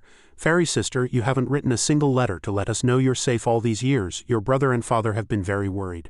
Shia Ji's face darkened as he listened, thinking in disbelief, as an elder brother, fairy sister, to say he doesn't know seniority and hierarchy is a bit of a stretch, and that squinty-eyed smile is truly punchable. Yan Yu ignored these pleasantries and asked directly, "Where is father?" He didn't answer, instead looking at Shia Ji and asking, "And who might this brother be?" Shia Ji crossed his arms and introduced himself. "I am Shia Ji, disciple of the Nine Heavens departing fire saber god Yan Yu." The other party immediately put on a phony expression, clapping his hands and laughing. "Haha, fairy sister, you're still a child yourself, yet you've already taken a disciple. Not bad. It's not a bad idea to find someone to play house with." He was clearly mocking her to her face. Yan Yu shouted in anger. "Yan Ri," Shia Ji thought to himself. "I can tell what kind of person this guy is with one listen. I'm angry too, my blood pressure is about to burst. If you weren't Yan Ri, you'd be dead by now." Outwardly, he just lightly reminded him, "Your words, sir, are a bit too much," but the guy still looked smug, even daring to think, HMPH can't even take a little provocation, she won't amount to much. My sister is only worthy of this kind of person. But he didn't expect that in the next second Shia Ji would also start chattering on. "Brother, I can understand that you want to praise your sister for being young. Just praise her directly. We're all family, why beat around the bush and use playing house to praise your sister for being young? Besides, that would make you seem very strange." Shia Ji's comical mockery of him was on the verge of being rude. Yan Yu, standing beside him, couldn't help but chuckle at his words. The guy hurriedly waved his hand. "Hey, no, that's not what I meant." Just as he was about to explain, Shia Ji had already patted his shoulder, interrupting him. "I don't know what official position you hold now, but since you're my master's brother, I'll call you Uncle Master Yan Ri. You can't be like this in the future." He even leaned his face close to that foul face of his. "By the way, I often hear my master say that Uncle Master Yan Ri's realm is in no way inferior to my master's. How about we find a place later for you to give me some pointers?" He was so surprised he stammered, "Our realm pointers?" Seeing there was a show to watch, Yan Yu immediately joined in the fun, waving her hand and saying with a grin, "Big brother, I reached the peak of the Chukchao realm at a young age and am known as the genius of the Yan clan. In the future, I'm going to inherit all of Yan Ning City. You'd better be careful. A light injury is fine, but if you get seriously hurt, don't." Seeing her join him in needling the guy, he was a little surprised. Then he understood, clasped his hands and became even more playful. "Future City Lord, it was my momentary confusion just now. For a man of letters who doesn't focus on cultivation to reach the Chukchao realm is already quite remarkable." Yan Ri stood there, his face as black as the bottom of a pot, his fists clenched, trembling with anger, thinking, "So this sharp-tongued little brat learned her quick wit from this kid, HMPH. I'll let this brat be smug for a little while longer." Yan Yu patted his shoulder and pretended to remind him, "You'll have to work hard, otherwise my big brother will catch up to you." He gave a thumbs up and chuckled lightly. "You should see who my master is." The two went back and forth, a perfect tag team. She even boldly looked at him and said, "If Big Brother wants to compete, I'll tell him to control his strength later." Now he was speechless, only able to grit his teeth and think to himself, "You wretched girl, just you wait, let's see if you're still laughing later." Finally he managed to come up with a countermeasure, crossing his arms and saying, "Little sister, Yan Ning City has always valued literature. Big brother spends his time reading, so naturally his cultivation has fallen behind. To govern a city, what you need is a brain. We just need to command those cultivators to do the work. By the way, does little sister still write characters incorrectly?" It was obvious he was poking at her sore spot. Shia Ji immediately rushed in front of her to block him. He crossed his arms and retorted with great confidence, I have a small question. As Brother Yan said, you will inherit Yanning City in the future, and Yanning City is one of the cities of the Azure Alliance Sacred Domain. My master is one of the Four Immortals of the Azure Alliance. You are the patrolling emissary who guards a region for the Four Immortals. The more he spoke, the more smug he became. I am the only disciple of the Four Immortals. I should be able to command you to do work. Go back and copy some books for me. The other party was shaken to the core by his words. Completely dumbfounded, speechless and frozen on the spot, seeing him so thoroughly defeated, the girl waved her hand and turned to leave. All right. Besides our clansmen, few people in this city know my identity. Let's just put our identities aside for this trip home. Take me to see father. Shia Ji also followed her, leaving the guy in place. He added a sarcastic remark. A scholar is useless for 100 things. Remember to write neatly when you're copying books. He clenched his fists in anger, trembling all over, but was powerless to do anything. In a brightly lit room, Yan Yu was clearly one of the Four Immortals, yet the servants here were completely unaware. Even along the way, very few people knew who she was. It seemed they took no pride in her. Yan Ri led the two to a room and knocked gently on the door. Father, Yan Yu is back. A voice came from inside. Come in. The guy even politely gestured for the two to enter. Please come in, but then he blocked Shia Ji. This is our family's private matter. You wait outside. Shia Ji immediately agreed. All right, the door then closed. He sat down and calmly said to Siri, go and hear what they're saying. The kid immediately agreed. Okay. With that, it directly poked a hole in the window, clearly showing the three people talking inside. She was bowing to an old man. Father. The old man looked very weak upon seeing her. You're back. Your father is ill, so I won't bow to an immortal. Your father needs you. Yan Yu looked at him in disbelief and asked, what do you need me for? He looked away, saying with some shame, not long ago your husband's cultivation couldn't break through normally, and I was injured. I need you to transfer some of your cultivation to me. Outside, the two were squeezed together, peeking in. He said to it irritably, I told you to go listen and you poked a hole in the door, then what do I need you for? But it replied, you can still see, can't you? Inside, Yan Yu was silent for a moment, disappointment written all over her face. Yan Ri, standing beside her, mocked, little sister, see how much father values you. The old man, regardless of whether she agreed or not, glared and commanded, you help me up, we're going to the training room. She remained standing there, dazed. Seeing this, the guy urged loudly, little sister, hurry up and help father. Outside, Shia Ji and Siri were squeezed at the hole, eavesdropping, neither giving way as the kid wanted to watch the show too.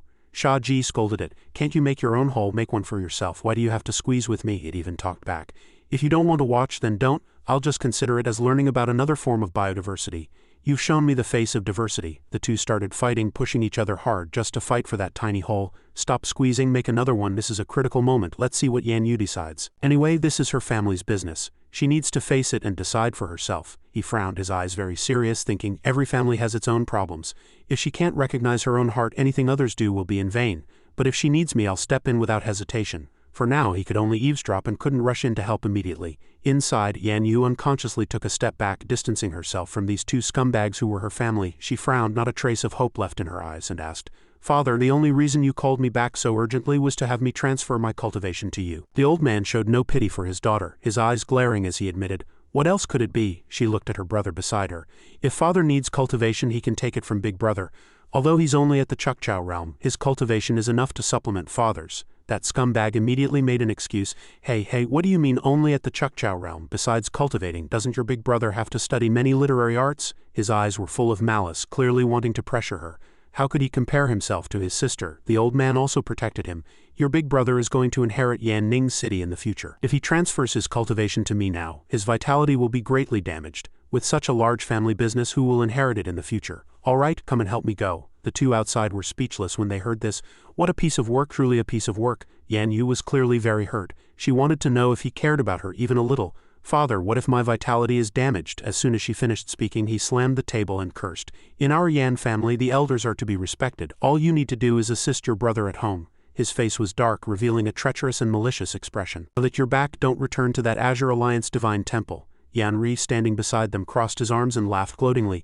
In that Azure Alliance Divine Temple, your status is the lowest. You're probably treated like a golfer, right? When you come back home, you'll be your brother's right-hand woman, a much higher status. He was extremely smug in his heart. Haha, you were just putting on airs in front of me. But in father's eyes, you're nothing. Aren't you just shooting yourself in the foot? Shia Ji heard everything clearly from outside and felt it was unfair. The thoughts of this father and son were truly something else. Yan Yu had nothing more to say to them. Her face darkened, and she turned to walk out. I'm tired from the journey, we'll talk tomorrow. The two of them panicked. Yan Ri shouted, Yan Yu, father's health can't be delayed. Do you want to be unfilial? Her scoundrel of a father also loudly commanded, Yan Yu, stop. The old man coughed twice, trying to make her stop. but she resolutely opened the door just in time to see him and Siri about to leave. The only response the two of them got was the bang of the door closing. The two in the room were speechless, not knowing what to do. Even if they wanted to force her, they couldn't catch her. Yan Yu didn't blame him for eavesdropping when she came out. She just stood there silently, arms crossed, deep in thought. He called out softly, "Fourth Master." Her face was calm and she suppressed her pain to look at Siri and ask, "This is the spirit pet you tamed, right? I heard Gong Lu mention it. I didn't expect it to be able to take human form." He happily grunted in agreement, feeling quite pleased in his heart. It was good that Gong Lu had said that. It saved him the trouble of explaining. He then asked, "Fourth Master, are you okay?" She asked him directly. "Were you eavesdropping?" How could he deny that? He scratched his head and gave a dry laugh. I guess so." She didn't pursue the matter and wanted to leave immediately. "Forget it, you'll find out about our family's situation sooner or later anyway." After speaking, she walked ahead. "Let's go, let's find an inn to rest." The night was deep. At the Fulai Inn, the two stayed in separate rooms. In the room next to hers, Shia Ji once again pressed his ear against the wall to eavesdrop. Siri couldn't stand seeing him like this. "I can enter Yan Yu's room with the system, she won't see me. Why do you have to eavesdrop like this?" But he gestured for it to be quiet. "Listen, is she crying?" It pressed its ear against the wall and replied, "It sounds like she's crying, wailing and such. He doesn't seem like the type to cry in secret, right?" According to Yan Yu's personality, that's true. He took a deep breath, calmed down, and finally decided, "The eldest master sent me here. She must have expected something like this to happen. I'd better go next door and check." Suddenly, the kid reminded him, "Gold Lord Father, did you forget something?" He didn't understand and asked it. "What is it?" It reminded him bluntly.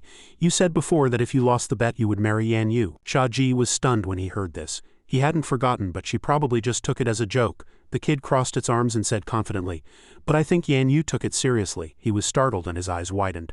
Surprised as he was still very confident and said frankly, "If she really took it seriously, I will definitely fulfill my promise." "How could I, Shia Ji, break a woman's heart? I'm just afraid that I'll be devoted to her, but she'll be indifferent to me." This image of a deeply affectionate man was so dazzling that even Siri had to cover its eyes. Enough of this nonsense, he decisively walked away.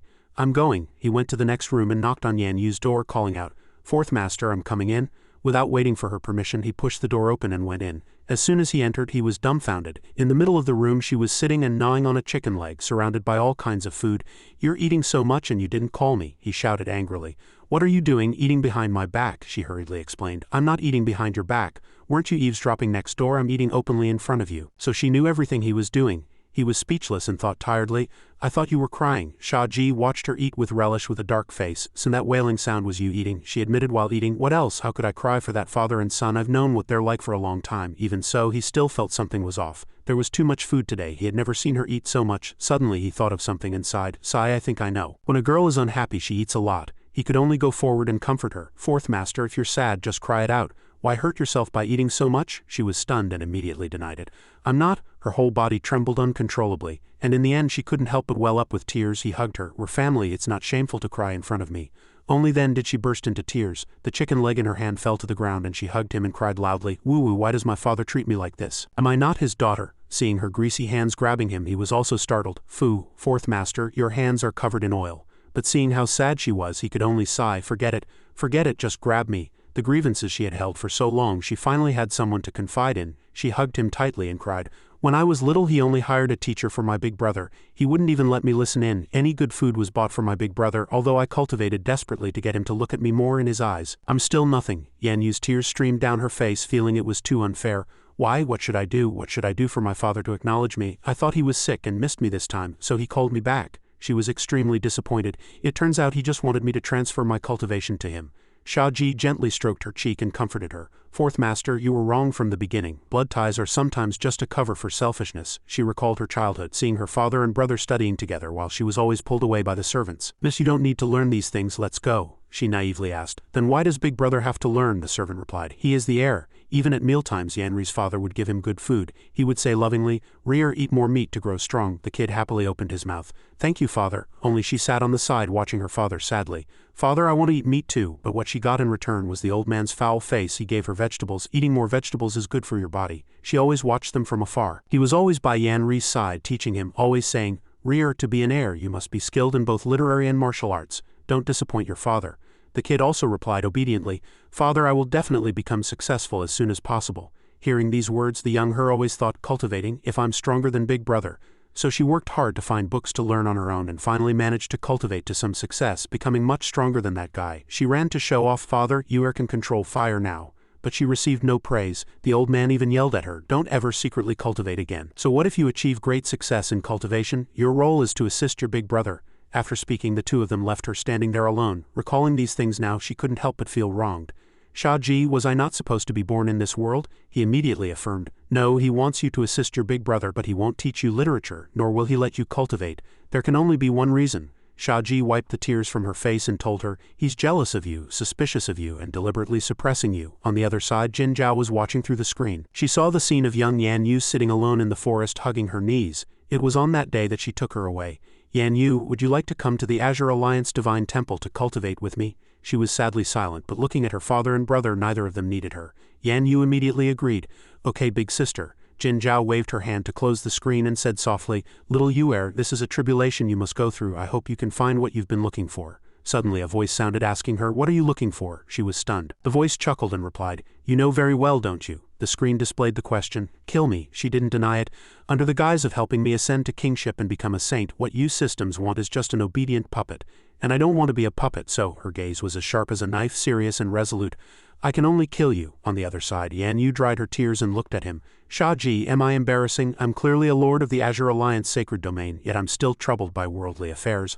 I must seem really useless." He was very sympathetic and enlightened her. "Unless you were born from a stone and have no connection to this world, it is precisely because you have flesh and blood, can cry and laugh and have worries, that you are more suitable for that position." No matter how good she was, she would never get their approval. She could only feel wronged. "But my father said that those in power must be ruthless, tempered to be immune to all poisons. Only then are they qualified to stand in the Great Hall." He immediately understood and continued. "So your father is only the lord of a city. His experience is not enough to be a reference for you." The two of them sat on the floor chatting, and he even patted her head to comfort her. "Fourth Master, the green mountains and clear waters. This world is so vast, there are plenty of people who like to preach. Are you going to listen to everyone's reasoning?" She blushed after hearing this. "I don't understand," Shia Ji continued. "The heavenly Tao is above, but the heavenly Tao may not be entirely correct. If the heavenly Tao is truly omniscient and all-seeing, then how can there be so many injustices in this world? The more I say, the more I feel your father is terrible. Besides, the high position your father stands on also depends on who he is compared to. Compared to the heavens, he is nothing but an ant." Her eyes welled up with tears and she came to a confused conclusion. "You mean father is wrong?" Shia Ji kindly took her hand and got up on one knee. The two stood hand in hand in the middle of the room. Since ancient times, every city, every country has had countless rulers. Usually those who are kind and righteous are more beloved. Yan Yu didn't know how much she understood, and she looked at him blankly. "No matter what you do, what you say, Fourth Master, you just need to continue to be a warm monarch." This was perhaps the first time someone had said this to her. She smiled happily and asked, "I'm warm?" He immediately affirmed, "Of course. You're just a little lively, a little impatient, and your personality is a bit bad." Hearing this, it was hard to tell if it was a compliment or an insult. 1 part compliment, 10 parts insult. Yan Yu's face immediately changed. He didn't notice her staring at him and was still counting on his fingers. "A little Tsunere occasionally does foolish things, sometimes seems to have no sense. Right. Her handwriting is also ugly, a bit lacking in culture." She couldn't take it anymore. A moment ago she was crying her heart out, now she was bad with anger, her fists clenched and she was furious. She gritted her teeth and growled. "Shia Ji," she took out her weapon and threatened, "If you say another word I'll be rude." How could she endure it? She rushed up and started hitting him. She cursed while hitting him. "After all this I've realized you're quite a jerk when you insult people. Shia Ji, go to hell." He was so scared he turned and ran shouting, Hey, I really didn't mean anything else." He tried to turn his head to beg for mercy, catching the bare blade. Siri stood on the side watching the scene, shrugging its shoulders nonchalantly. "Sai, skills are being used as toys in your playfulness." That night at the Yan family, the Li Yuankui brothers came to pay a visit. "I heard that the city lord is seriously ill. My father specially sent me here to present my Li family's precious medicinal herbs to the city lord. It's a small token of our appreciation. I hope you will accept it." Yan Ri came out to greet them and also politely cupped his hands and smiled. Brother Yuankui, you are too polite. We are all acquaintances." Over there he turned his head and ordered the servant to put down the gift box. The Yan family's servant also accepted the gift, and Yan Ri invited the guests to sit down. "Please take a seat." The two brothers sat side by side looking at the young man in green clothes. Yan Ri immediately praised him hypocritically. "This must be young Master Yuan Sheng, right? I didn't expect you to grow up so much in the blink of an eye. Truly handsome and elegant." He also smiled and replied to the praise. "Young Master Yan Ri, you flatter me." After a few pleasantries, Li Yuankui got straight to the point. "Besides delivering the medicine, I have another matter I'd like to discuss with young Master Yan Ri." The guy asked in confusion, "Discuss with me?" He didn't beat around the bush and said directly, "The city lord is recuperating, so it's not convenient for me to disturb his rest. Besides, young Master Yan Ri will inherit Yan Ning's city sooner or later. Just tell me." Yan Ri heard this and agreed. "That's true, so what did you want to discuss, Brother Yuankui?" A cunning glint appeared in Li Yuankui's eyes. "I would like you to introduce me to Fairy Yan Yu." Yan Ri was increasingly confused, a look of bewilderment on his face. "Yan Yu?" The man then stated his intention. "Although few people know Fairy Yan Yu's identity, our Heavenly Blade Alliance has some connection with the Yan family after all. Now that Fairy Yan Yu has become a master of our Azure Alliance sacred domain, we'd like to bask in her glory as well." Hearing this, Yan Ri replied smugly. "That's quite unfortunate then. Soon, Yan Yu will no longer be one of the four immortals of the Azure Alliance." This was shocking news. The family matter wasn't even settled, yet this fool had blurted it out. Li Yuankui of course knew nothing. His mouth fell open in surprise. "Why?" Yan Ri explained. "Father is gravely ill. The only way is for Yan Yu to transfer her cultivation to him. Without her cultivation, how can she shoulder such a heavy responsibility? Don't you agree?" After hearing this, the man immediately began to scheme in his mind. Fairy Yan Yu wouldn't dare to disobey her father's orders. It seems there's no need to curry favor with her anymore. He pondered for a moment without speaking, carefully weighing his options. But if old Master Yan obtains Yan Yu's cultivation, wouldn't he ascend to the heavens in a single step? In that case, why not just cozy up to the Yan family directly? After thinking for a long time, he decided, "So that's how it is. In that case, I wish the old master a speedy recovery. In the future, my Heavenly Blade Alliance will have to rely more on Yan Ning's city for your support." After he finished, Yan Ri put on a troubled expression. "It's just a pity that the girl is now bewitched by her disciple and refuses to listen to her father. How unfilial. The whole family is in a difficult position now." When Li Yuanqing heard this, his eyes lit up. "Disciple?" he asked, his mouth agape in surprise. "Could it be Shia Ji?" He trembled all over, his teeth clenched and his face dark. Seeing this, Yan Ri immediately asked, "Young master knows him." Li Yuankui also looked at his brother and asked, "Isn't this the worthless scoundrel you told me about?" At the mention of this, he became furious, his eyes glaring viciously. "It's him, that piece of trash used some kind of cheating method to become a direct disciple of the Four Immortals and later caused me to be utterly humiliated. I am no gentleman if I do not avenge this." Yan Ri hadn't expected such a golden opportunity. He laughed to himself. "So there's this drama too. The Heavenly Blade Alliance is quite powerful. If I can get their help to obtain Yan Yu's cultivation, that would be wonderful." He even wanted to seize his sister's cultivation for himself without a single thought for his gravely ill father. He put on a convincing act, feigning aggrievement. "No wonder I couldn't beat that kid. 2 days ago my little sister brought a disciple home. We had originally agreed that she would transfer her cultivation to my father, but who knew what that kid said? To drive a wedge between my father and my little sister." Upon hearing this, Li Yuanqing immediately chimed in. "That's right, that guy loves to sow discord. He has no real ability, just a foul mouth. Don't take anything he says to heart." His face was ashen, still fuming. "If it weren't for him, I wouldn't have been forced by the sect to return home for reflection. It delayed my cultivation. I had a bright future ahead of me, but he ruined it all and brought shame upon the Heavenly Blade Alliance." Yan Ri added fuel to the fire, taking the opportunity to sigh. "It's a pity she has Yan Yu protecting him. Sigh, I'm truly powerless. I can only let him run rampant." Hearing him say this, Li Yuankui also thought of a way to cooperate. "HMPH, it's not like there's no way." As he spoke, he took out a golden pill. He introduced it. "This is our Heavenly Blade Alliance's secret medicine. After taking it, your realm will skyrocket by 3 major levels within half an hour. A weakling like Yan Ri wouldn't be able to win even if he took 2, and he knew his limits, saying, "Even with this, I'm no match for Yan Yu." This guy was so easily led by the nose by Li Yuankui. With an ashen face, Li Yuankui held the Yuan pill and smiled. "Some things require a different approach. Young Master Yan Ri, give me your hand." As he spoke, the two began to whisper to each other. Yan Ri smiled with satisfaction, thinking what a brilliant plan it was. His expression also turned wicked, and he decided, "Let's do it that way." That night at the Fulai Inn, Yan Yu and Shia Ji were strolling down the street. He suggested casually, "Fourth Master, you haven't been back to your hometown in a long time. Don't dwell on all that messy stuff. Why don't you be my tour guide and show me the local delicacies and scenic spots?" The girl immediately turned around, pointed at him and warned, "Don't think that just because you've comforted me, you can order your master around. A teacher for a day is a teacher for—" She stopped abruptly, not finishing her sentence. He smiled and asked, "A teacher for what?" Just a simple question, and the girl was stumped. She suddenly turned her face away. "Nothing." He quickly chased after her and joked, "A mother for life, right?" She shouted. "No." She felt even shyer, thinking, "If she's a mother, then what's our relationship? Good thing I shut up in time. This guy Shia Ji is really clueless." The two walked one after the other. The cries of the street vendors were endless. "Hot pancakes, fresh from the pan, eat 'em while they're hot. Don't miss out, step right up. New gadgets from the western regions, come and have a look. Lamb skewers, 5 for 1 copper coin." Shia Ji happily bought a stick of candied hawthorns and paid the vendor. They were also very happy. "Thank you, boss." He immediately handed it to her after buying it. The girl's eyes lit up. She clearly liked it, but she still pretended that only children ate candied hawthorns, so he took it back and ate one. She glanced at him and scolded. "What are you looking at?" He feigned agreement and said, as expected, still a child. Yan Yu ate while scolding him. "HMPH, you're always saying one thing and meaning another, deliberately making people angry. but seeing as you've worked so hard on your cultivation recently, and helped the Azure Alliance Sacred Domain resolve a crisis, I won't hold it against you." Suddenly his system pinged with a notification, gifting him the first stage of Changju Lian. When Shia Ji saw it, he was overjoyed, his smile blooming like a flower. "Just for a few rage points you're giving me something so valuable. Siri, are you deliberately trying to butter me up?" The system popped up another notification. "This is anger imbued with affection, an advanced stage of rage points. Host, please experience it well." After reading it, his cheeks flushed and he felt a little embarrassed. Imbued with affection. He looked at the young lady who was happily eating the candied hawthorns, feeling even more confused. "This girl likes me, how come I haven't noticed?" Recalling the time she had lost her temper with him, he became more suspicious. She was either trying to beat him up or kill him, or just getting angry for no reason.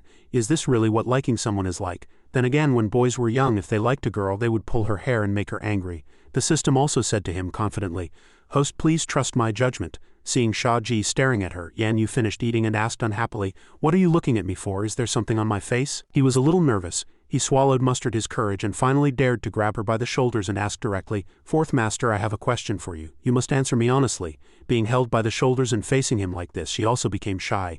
"Ah, what question?" After speaking, he nervously swallowed again, thinking, "I must have been muddled back then to ask such a thing." After preparing himself mentally, he asked frankly, "Do you like me?" Shia Ji held her shoulders tightly and pressed on, "Do you like me?" Yan Yu shyly retreated in surprise. Placing her hands over her chest, her brow furrowed as her face turned red. "Why are you suddenly asking this?" She was also panicking inwardly. "We've already done that kind of thing. Why is he still asking this? How embarrassing." She pressed her lips together tightly, turning her face away and looking around. Seeing her expression, Shia Ji also realized with a jolt of nervousness, it seems she really does like me. The more he thought about it, the more worried he became. His face turned pale as he constantly reproached himself. "She's my master, how did it come to this? It's not impossible for a master and disciple to be in a relationship, but she's too childish. I need to redefine her position." So he shouted, "How could you like an unworthy disciple like me?" Yan Yu's eyes filled with tears. She looked up at him with her clear eyes, and seeing her like this, he couldn't help but sigh. That gaze is full of affection so bright. Seeing him beat around the bush, he asked directly, "Why don't you answer? Why did you suddenly ask this?" Now it was his turn to look away in embarrassment, stammering, "Fourth Master, ah." Suddenly his body jolted as he realized something.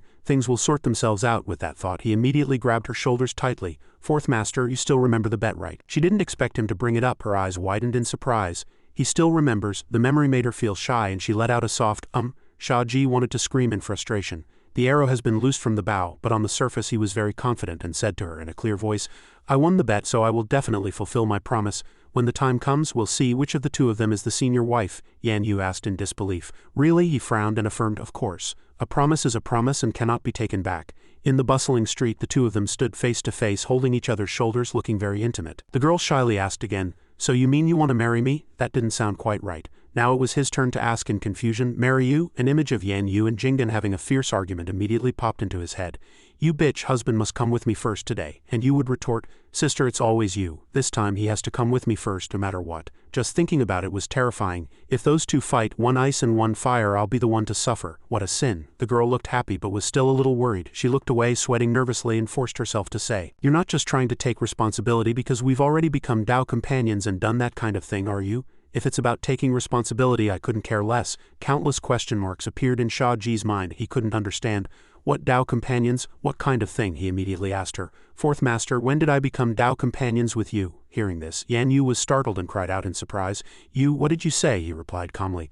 "I'm asking in all sincerity with no intention of running away or shirking responsibility. This wasn't something to be discussed on the street." She grabbed his hand and pulled him along. "Come with me. Let's not talk on the street, it's already very late." In a secluded corner, the girl had to make things clear. It was in the Suishan space. "Ah, and third sister was there too. Didn't we already do that thing?" Mentioning that incident, he told her seriously. "Oh, back then, but I didn't do anything to you. That night I was completely focused on healing Third Master. It was a bolt from the blue." The girl was completely stunned. She couldn't calm down. It was too humiliating. "So that's how it was," she cried out. "Didn't do anything? How is that possible?" A few passers-by looked over because of her scream, and Shia Ji could only cover his ears with a wronged expression. He explained, "That night I was treating Third Master's illness. I was too tired, so I didn't have the energy to move you away." That was the truth of the matter. Now he could only tell her everything to clear up the misunderstanding. Shia Ji told Yan Yu everything that had happened that day, from beginning to end. After listening, the girl's face turned beet red with shame, and she felt a little disappointed in her heart. "I thought I was no longer a virgin." And he also looked away shyly, at a loss. "I'm sorry for causing a misunderstanding." Seeing his attitude, she was also surprised. "What?" Taking the opportunity, he asked seriously, "Now that you're still a virgin, do you still like me? Don't force yourself." Yan Yu answered immediately without hesitation, Of course I like you. Hearing this answer, Shia Ji smiled smugly. I knew you liked me. The space around them filled with a pink romantic aura and she shyly cursed. You tricked me, he smiled gently and replied. It takes a little effort to get you to be honest about your feelings and to make sure I'm not holding you back. Yan Yu pinched her nose tightly and shouted. Stinks. The romantic atmosphere vanished into thin air. He didn't understand and let out a surprised, ah. She pinched her nose tightly and looked to the side. Do you smell something like boiled poop? Now he smelled it too. He immediately covered his nose. After sniffing carefully, there was indeed a faint, unpleasant odor. She was even more certain. That's right, everyone around them was holding their noses. The smell had already permeated the air. Suddenly, several people on the street started running like mad in the same direction. The two had no choice but to step aside to let them pass, saying to each other, Something unusual must be happening, let's go take a look. He immediately agreed. Flames blazed. The two of them flew over in an instant. Yan Yu's power was enough to carry them both there in a flash. They could already see it from above. That is, he shouted happily. I get it. The flames gradually dissipated. The two of them stopped on a rooftop to observe. Below, a large crowd was gathered around a stall. Shia Ji immediately recognized it. It was stinky tofu. No wonder I smelled a stinky fragrant smell. The owner held a bowl of tofu in his hand, hawking his wares. The customers' calls came one after another. Boss, one order, no two. The owner was very enthusiastic. All right, coming right up. A chorus of shouts erupted from the crowd. Boss, me too, I want 3 orders. Are you in a hurry to be reincarnated? Standing up there, I want 1 order. They were like addicts, gobbling down a piece of tofu. Yan Yu couldn't understand the scene either. Is it really that delicious? But just looking at it, I have no appetite. It wasn't just one person. Everyone was eating like a starving wolf. Shia Ji, however, didn't find it strange. He even said he wanted to eat some. Something like stinky tofu smells bad but tastes good. She had no choice but to give up. Forget it. Seeing nothing suspicious, the two prepared to leave. Let's go. The atmosphere is what these small stalls sell. Most of them are just scams. Hearing her say that, he was also surprised. Small stalls, that's a familiar term. The system popped up a notification. Host, you still haven't used your 1-day trial pass to your original world. Don't forget. He gave it an okay gesture. I remember. A night passed. The next morning, Yan Yu and he entered the city together. Standing before her father's door, she smiled and first reassured him. I'll make things clear and come right out. He believed her and replied, okay. Seeing her look of determination, she added, don't worry, I won't waver. With that, she went inside and closed the door. In the room, her father and Yan Ri were already waiting. She sat at the foot of the bed with her head lowered. Father, I've come to bid you farewell, the man asked in surprise. Farewell? He thought smugly to himself. HMPH, I knew it. The old man on the bed looked at the ceiling. Cough, cough. So your highness the immortal doesn't wish to transfer your cultivation to save your old father, is that it? Yan Yu said bluntly. Father, don't you think what you're doing is too selfish? The old man on the bed looked like he was at death's door. But now he could sit up instantly and roared. Me selfish? In what way have I been bad to you? Now I'm asking you to save me, it's for you to repay me. What right do you think you have to refuse? Yan Ri chimed in, supporting the old man and blaming her. That's right, little sister, how dare you speak to father like that? Apologize at once. These two were truly inhumane. She stood up and said bluntly, to give birth but not to raise is to be a parent in vain. Father, you are not so old as to be senile, we are both your children. How have you treated Yan Ri and how have you treated me? Since I left Yanning City to cultivate with the Empress, I am no longer your daughter. Your son, isn't he the most filial to you? She looked directly at her good-for-nothing brother. A plan already forming in her mind. Yan Ri, you are the most filial to father. If you transfer your cultivation to father, I will surely protect Yanning City in the name of the 4 Immortals of the Azure Alliance. Even if you lose all your cultivation, I will ensure Yanning City's safety. How about it? This was indeed the best solution. But the selfish Yan Ri, of course, would not listen. He gritted his teeth, his eyes glaring, feeling very displeased in his heart. When did this girl become so smart? Even he couldn't deny this proposal. After speaking, she looked at the old man again, crossed her arms and said with great confidence, Father, this way you can live forever. Think about it. Even if this is a transaction, it's a good deal, isn't it? The old man was silent for a moment, lost in thought. Yan Yu was one of the 4 Immortals. As long as she made the promise here, Yanning City would get more resources. He also knew that if Yan Ri transferred his cultivation to him, his illness would be cured, although his realm was a bit low. With the help of resources, recovering, or even breaking through was just a matter of time. But compared to the conditions, the old man's face darkened. He knew Yan Yu's plan was indeed better. Seeing that the old man didn't object, Yan Ri became anxious and rushed forward. Father, don't listen to her nonsense. She's ranked 4th among the 4 Immortals. She probably doesn't have much say. Seeing him deliberately belittling her, she decided to use her trump card and calmly retorted, Haha, young lord of Yanning City, your words just now were a bit presumptuous, but I can also ask the Empress to come here and bear witness. Hearing this, the old man immediately became interested. He seemed to have already made up his mind about the Empress's potential visit. If the Empress personally came to Yanning City, that would be a tremendous opportunity, making it the #1 city in the sacred domain. This deal was worth it. However, this would also endanger Yan Ri, causing him to lose his cultivation and status. The thought of this made him so angry his face darkened. Yan Yu, I knew you wouldn't simply obey. But I anticipated your move, just you wait. Just then a servant came running in shouting in a panic, it's bad. It's bad. Shia Ji stood outside watching him run past in surprise, kneeling before the door and shouting, Master, master, it's bad, sickness, sickness. Yan Yu also looked over when she heard his shouting, a plague has broken out in Yanning City. The old man immediately ordered, let him in. Yanri agreed and commanded, come in. The man knelt on the ground reporting fearfully, a plague has suddenly spread through the city. Many people have high fevers, vomiting and diarrhea, the clinics are all full and I heard many people have already died. Now everyone is blocking the entrance, begging for medical treatment. Shia Ji immediately sensed something unusual. What a coincidence, a plague breaks out just as they were about to leave. Yanri clenched his fists and asked, what disease could break out so suddenly? Wasn't everything fine yesterday? The servant didn't understand either. He just tried his best to explain. It just broke out overnight, everyone was caught off guard. I wouldn't dare to joke about this. This guy immediately seized the opportunity, turned to look at Yan Yu. Your Highness the Immortal, let's put family matters aside for now. The safety of the people of Yanning City is more important. After speaking, he turned to look at the old man and shouted, Father is gravely ill. This matter will be handled by me and Her Highness the Immortal. Shia Ji glanced over, having more or less seen through these dirty tricks, and smiled lightly to himself. What a cunning brat, so this is what you were waiting for.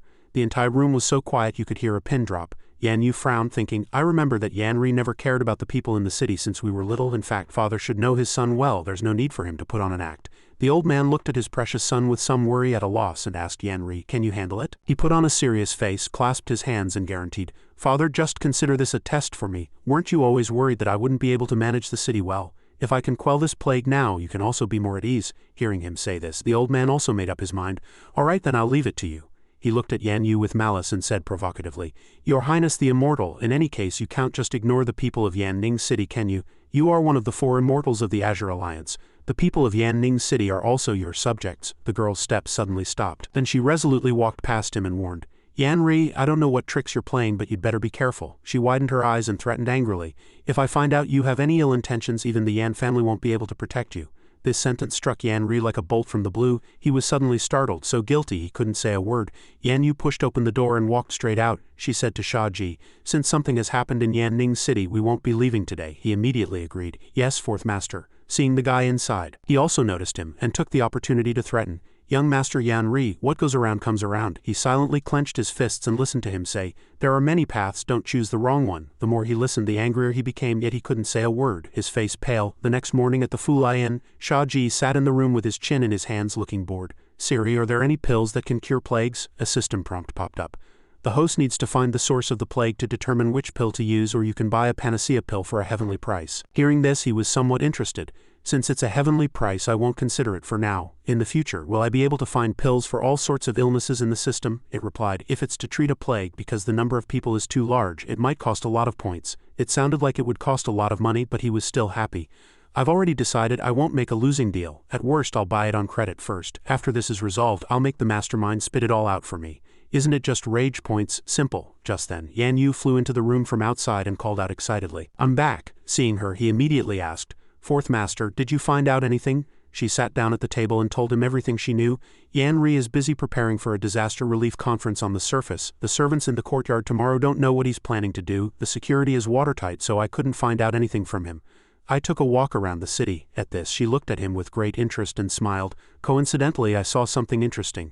Shia Ji smiled and asked, how interesting? The two looked very much in sync. She propped her hands on the table and said in a mocking tone, the esteemed Heavenly Blade Alliance is actually selling stinky tofu. They claim to be from the great Ming sacred domain when they have nothing better to do. I didn't expect them to be doing small business to subsidize their family. Hearing this name, he stroked his chin and thought for a moment. Heavenly Blade Alliance, that name is very familiar. Suddenly his whole body shook, and he remembered a figure and shouted, I remember now, Li Yuanqing, the guy who was always looking for trouble with me before, is the young master of the Heavenly Blade Alliance. She put on the mysterious look of a scholar and smiled as she concluded, Ha, then there is only one truth. He immediately shouted, please enlighten me, master. He thought she understood, but he didn't expect her to be so naive and even smug.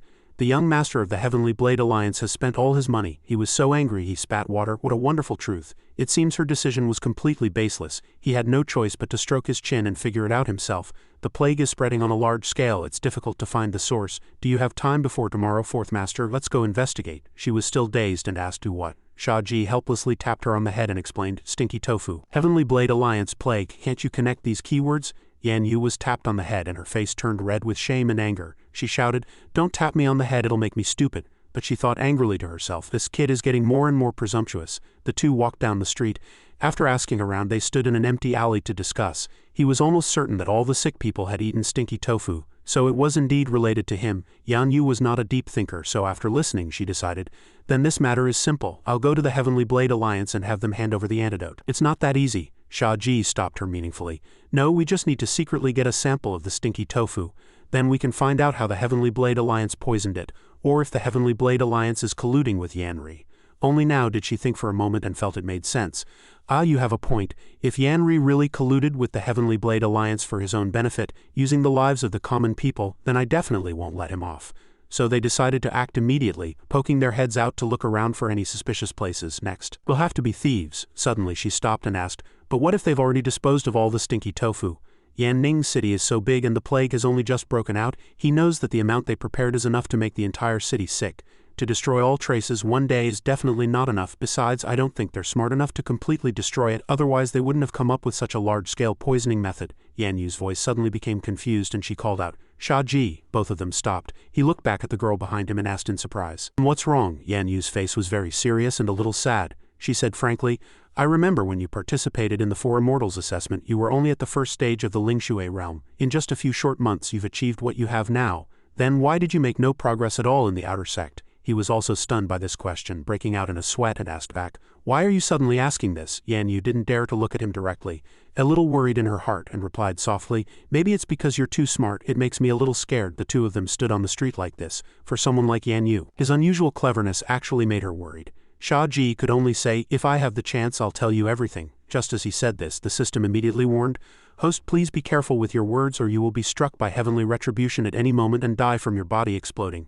He grabbed her shoulders, his attitude sincere. Wait, it's not time to talk about this yet, but don't be afraid. His mysterious appearance made her even more anxious, and she pressed, why can't you say? The system popped up a series of red alerts again, which annoyed him to no end. So annoying. Shia Ji closed his eyes and thought carefully. He knew that even if he told others he had a cheat to others, it would just be a kind of talent. What exactly is the system? Why won't it let him reveal it? These questions shattered in his mind. What am I here in this world for? To become the saint child, and what good does that do the system? His strange behavior made Yan Yu even more worried, and she called out softly, Shia Ji. He could only sigh helplessly, because I'll die if I say it. She was very confused, clearly not believing him, and tilted her head to ask, really? He affirmed seriously. Definitely. Seeing this, she had no choice but to give up. She crossed her arms, turned, and walked away, no longer pressing the issue. All right then, I won't make it difficult for you, but you must tell me the truth when you have the chance. I've remembered it. Don't even think about lying to me. Seeing her so sensible, he also smiled with satisfaction, clasped his hands and bowed. Thank you for your understanding, master. Yan Yu's face suddenly turned red and she shyly reminded him, don't call me master anymore, just call me Yan Yu. Shia Ji smiled and walked to her side, walking shoulder to shoulder with her, and joked, haha, I like this forbidden feeling. That night, the two of them were squatting on the roof observing what was below. In the courtyard, many people stood guard, heavily fortified. They must also be afraid of people breaking in. What a nuisance. I'm one of the Four Immortals of the Azure Alliance, the master of the Azure Alliance sacred domain, yet I have to be so sneaky, Yan Yu said with a smile. But this can't stop me. Shia Ji hurriedly stopped this impulsive girl. We are the righteous side, calm down. Even if you want to use the power of the Four Immortals, you have to find conclusive evidence, otherwise you'll give others a reason to criticize you. He frowned, observed seriously, and concluded, the enemy is in the dark and we don't know how well they are defended. Let's try not to cause trouble for ourselves. She had no choice but to obey, although she wasn't very happy, but it was the right thing to do. I'll listen to you. You must let me go crazy in a reasonable way. After speaking, the two of them used soul word-seeking track, and a flame flew out and into the house to search. Not a single warehouse was spared. They found 3 places with the most guards and even checked the study. I think the stinky tofu is most likely hidden in one of these 3 places. Shia Ji looked around once. He thought stinky tofu definitely wouldn't be kept in the study or the main hall. What's the difference between that and living in a latrine? It must be the warehouse. With that in mind, he turned and invited Yan Yu. It's already the high hour for so many people to still be gathered in the main hall at this time. I wonder if they're plotting something interesting. Should we go take a look? He was leading her around in circles, doing one thing one moment and another the next, making her a bit impatient. Didn't you just say we shouldn't stir up unnecessary trouble? He smiled and coaxed her. Know yourself and know your enemy and you will never be defeated. Come on. The two immediately set off. They lay on the roof again, lifted a tile and peeked down at 4 people talking. He recognized them at a glance and whispered to her. Li Yuanqing, I didn't expect him to be in Yanning City too. This is getting lively. That guy was saying, brother, your plan is a true case of the mantis stalking the cicada, unaware of the oriole behind. Brilliant, truly brilliant. The one called Li Yuanqui smiled smugly and replied, our Heavenly Blade Alliance has influence throughout the entire Azure Alliance sacred domain. those 3 small fries have been dealt with, so it's our Heavenly Blade Alliance's turn to rise. That old fox Yan Sheng is clever. But it's a pity he gave birth to a useless son." His brother seemed a bit more timid and still a little worried. "But Fairy Yan Yu is one of the 4 immortals of the Azure Alliance." Before he could finish, his brother immediately cut him off. "She may be one of the 4 immortals, but she's still a daughter of the Yan family. After Yan Ri finishes his business tomorrow, there will only be Yan Yu, not an immortal of the Azure Alliance. At that point, they'll owe our Heavenly Blade Alliance a favor. Let's see what Jin Zhao can do to repay it. I'm sure Yan Ri can handle this small matter." Hearing this, Li Yuanqing was overjoyed. He smiled confidently. "Brother, after this succeeds, let me be the one to discipline Yan Yu, all right? The 4 immortals used to be high and mighty. We could only look up to them. Now that she's in trouble, let me have some fun too." Li Yuanqi's eyes glinted with a sinister light. "Of course, once I've stolen Yan Ri's cultivation and made him our obedient puppet, we can frame the Yan family for what happens to Yan Yu." Empress Yan Li wouldn't be able to say anything either. The Heavenly Blade Alliance has been biding its time. Perhaps, one day we'll rise to the top and achieve greatness. The more he spoke, the more wicked his expression became. At that point, never mind Yan Yu. "Then Jin Zhao will be yours to play with." It sounded quite promising. After hearing all this, he put the tile back in place and looked at Yan Yu thinking, "I'll just pretend I never said anything about the enemy hiding in the dark and needing to be cautious. I had unrealistic expectations for these idiots." As expected, after hearing the words of those despicable men, the girl immediately flew into a rage. "They want to discipline me, I'll let them have a taste of their own medicine." Shia Ji broke out in a sweat and whispered, "Yan Yu, calm down, it's better if we steal the stinky tofu first." She stubbornly refused. "I'll blow this place up with my saber.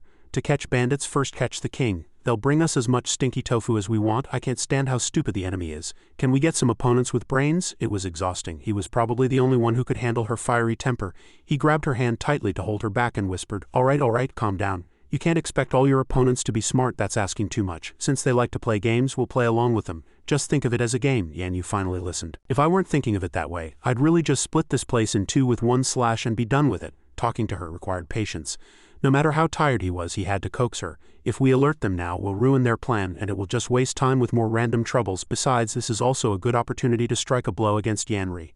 Just bear with it a little longer." Yan Yu was still burning with anger. She grabbed his hand and flew off. "Fine, let's see what my dear brother is capable of. I hope he doesn't disappoint me too much." In front of a small house, the two wondered, why are these 2 guards standing so far apart? They quickly slipped in through a window and successfully entered the house. Both of them were startled and let out a simultaneous "ah." Their eyes widened, teeth clenched, and they couldn't stop themselves from retching. He wiped his mouth, gritted his teeth, and managed to say, "I finally know why the guards are standing so far away." Inside the house, a nauseating stench emanated from several barrels. Yan Yu couldn't take it and fainted while he kept vomiting. "This smell is really potent." The next day, all the common people gathered together, crying miserably, "Young master, save us, we're dying from this illness, save us. Young master, it hurts so much, my body is in so much pain. Young master, please save my son."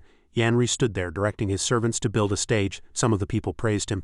"The young master is risking infection to personally come and save us. Sob, how can we ever repay such kindness?" They chattered among themselves. "That's right, and he came up with a countermeasure so quickly, it's really reassuring. I was worried before that with the old city lord gravely ill we'd be leaderless. But now we can rest easy." Yan Yu and Shia Ji were also present, sitting on chairs and looking at the crowd. There were quite a lot of people. It seemed Yan Ri was planning something big today. He sneered, "It's only a big deal if it succeeds. If it fails, it's just foolishness." On the 2nd floor of a nearby building, 2 people were spying. They were from the Heavenly Blade Alliance. Li Yuanqing looked at the 2 below, his face filled with excitement. "HMPH, that bastard Shia Ji doesn't even know disaster is about to strike." Li Yuanqi let out a surprised "oh." He immediately looked at his brother and asked, "What's wrong, brother?" Li Yuanqi frowned and replied, "So that's Fairy Yan Yu. She looks like just a young girl, but she's quite beautiful. I suppose she's a decent match for my little brother." His brother immediately blushed and looked away shyly. "I am still young." On the stage, Yan Ri stood there, opening his arms to the common people below as he began his false speech. All right, everyone, please quiet down and listen to me." He clenched his fist, put on a very serious expression, and said pretentiously, "Our great city is facing an unprecedented crisis. A sudden plague has swept through every corner, causing countless innocent lives to suffer. In this difficult time, we must unite and work together for our shared home." Hearing this, Shia Ji couldn't help but purse his lips and say with disdain, "This opening sounds so familiar." Yan Ri was fully in character, looking at the crowd below with a hint of mockery in his eyes.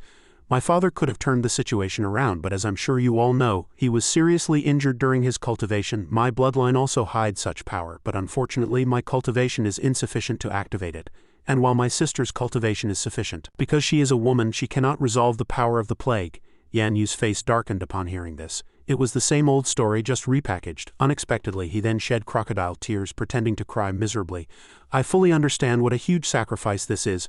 I also know that we cannot force such a great act of devotion. As he spoke, he shouted in front of everyone, as the lord of this city, I must tell everyone of this discovery, because the lives of the people are precious. Yan Ri then deliberately targeted her, looking at her with a provocative gaze. Yan Yu, although you are my sister, I still want to ask you to consider our situation.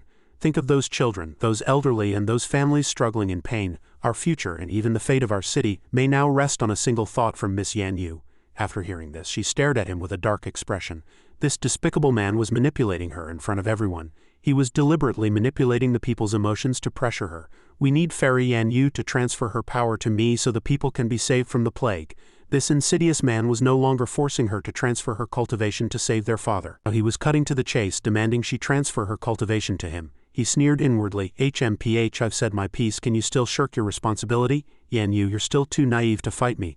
I've read more books on military strategy than you've eaten meals. He thought this move was brilliant. The surrounding people, knowing nothing, immediately chimed in after hearing him. My goodness, Miss Yan Yu is the key to the antidote, transferring her cultivation. Heavens, what a huge sacrifice. That's right, one should sacrifice the individual for the greater good. The Yan family is truly selfless. I'm so moved. They knew nothing, just chattering away. Yan Yu had already anticipated this. She stood up confidently and retorted, Brother, I'm truly moved by your words. If transferring my cultivation to you can save all the people, I am of course willing. Yan Ri had expected her to refuse. He didn't hear her clearly, and immediately said with a smile, Although you're my sister, you. He stopped, suddenly stunned, and stammered, wait, what did you just say? You agreed? This was far beyond his imagination. She put on an obedient look and immediately admitted, I said I agree to save the people. It's just that I'm afraid your spiritual platform won't be able to withstand my spiritual power. If your spiritual platform shatters, your body being destroyed and soul scattering is a small matter, but the hope of the entire city turning to dust would be a great disaster. With just a few light words, she completely turned the tables and even suggested, How about I use your blood to refine a medicine to cure the illness? That would be the safest way. Yan Ri was furious. He slammed his hand on the table and shouted, What nonsense are you spouting? Even if you drain all my blood, it won't be enough to save the entire city's people, she immediately retorted. Just a little will do. At this critical moment, even if the elixir can't cure the illness, it would be good if it can alleviate the pain. Don't you agree, brother? Li Yuankui frowned in silence. Li Yuanqing, not understanding anything, even praised, as expected of an immortal of the Azure Alliance, willing to sacrifice herself for the world. His brother immediately glared at him.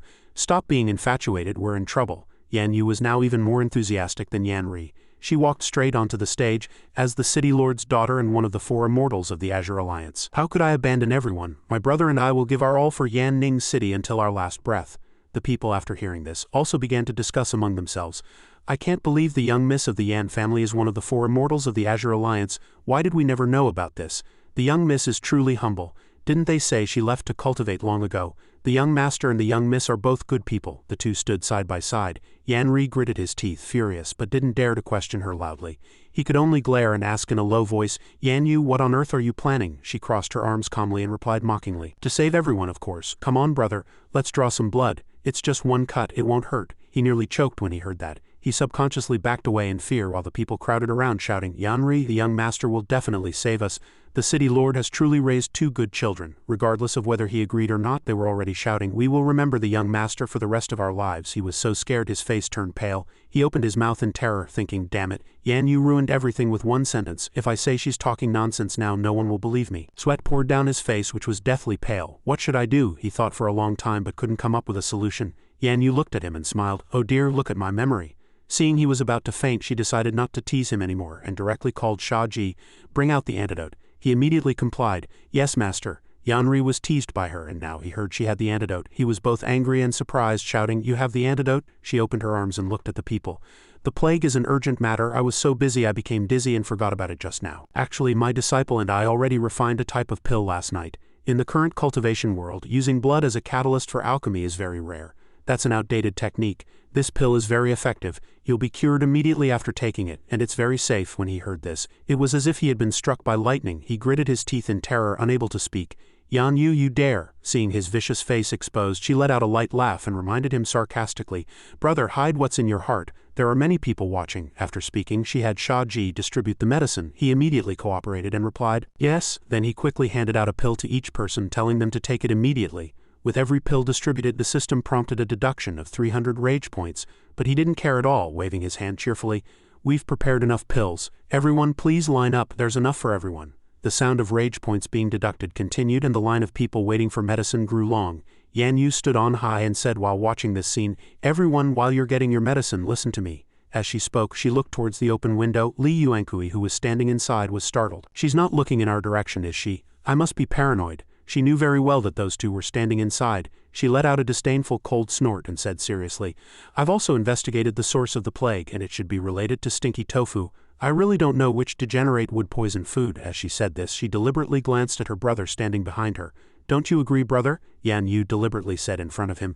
"Yan Ri, when a fool collaborates with another fool, they both think they're very clever. You've thought you were clever since you were little." He was furious. His face pale, but he could do nothing but grit his teeth and watch her leave, hissing, "You!" He clenched his fist, thinking, "How dare you humiliate me in front of so many people?" Before leaving, Yan Yu wanted to warn him again. "Oh, regarding the plague, I've also found the mastermind," she told all the people without hesitation.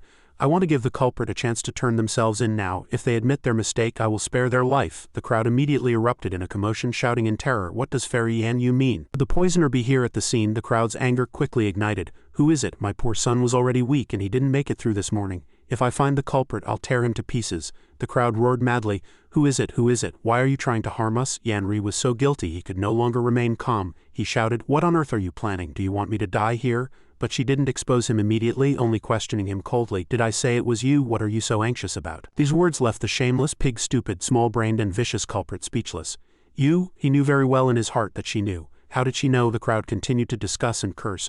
Li Yuankui stood on the second floor watching this scene, so angry he slammed his hand on the table and cursed resentfully. Yan Ri is such an idiot. At a critical moment like this, he's still thinking about seizing Yan Yu's cultivation. A smarter person would have used his father as a shield. Now he's really trying to steal a chicken only to lose the rice. If Yan Yu presses him and he exposes us, then we're all finished. After speaking, he turned and ran. "Yuanqing, let's go, there's going to be trouble." That guy was still stupidly unresponsive. "Ah," below. Shia Ji snapped his fingers and called out Siri, "I'll leave this to you. Make sure everyone gets the antidote." The kid immediately appeared. "What about you?" He smiled smugly. "Of course I'm going to catch the mice." The two brothers ran for their lives, cursing as they ran. "Damn it, this poison was a secret formula of our Heavenly Blade Alliance. Where the hell did Yan Yu get the antidote? Are we seeing a ghost?" Li Yuanqing followed behind, completely useless, constantly asking, "Brother, the first step has already gone wrong, what do we do next? Is there still a chance for me and Fairy Yan Yu?" No, even at a time like this he was still dreaming. He deserved a scolding for saying that. His brother immediately turned back and cursed. "What do you mean, what do we do? The most important thing now is to distance ourselves. As long as we're not caught red-handed, we can muddle through." He turned his head completely to curse. Judging by Yan Ri's reaction earlier, this guy is useless. If I had known, I wouldn't have gone to this extra trouble. Now we're really shooting ourselves in the foot. He was so focused on cursing that he didn't notice someone appearing in front of him, and his whole face slammed into a solid chest. It was Shia Ji, who had already appeared to block their path. Seeing him, the guy was so scared he fell to the ground with a cry. "Ah!" A confident light shone in his eyes as he mocked. "Li Yuanqing, long time no see." The guy helped his brother up while shouting at him.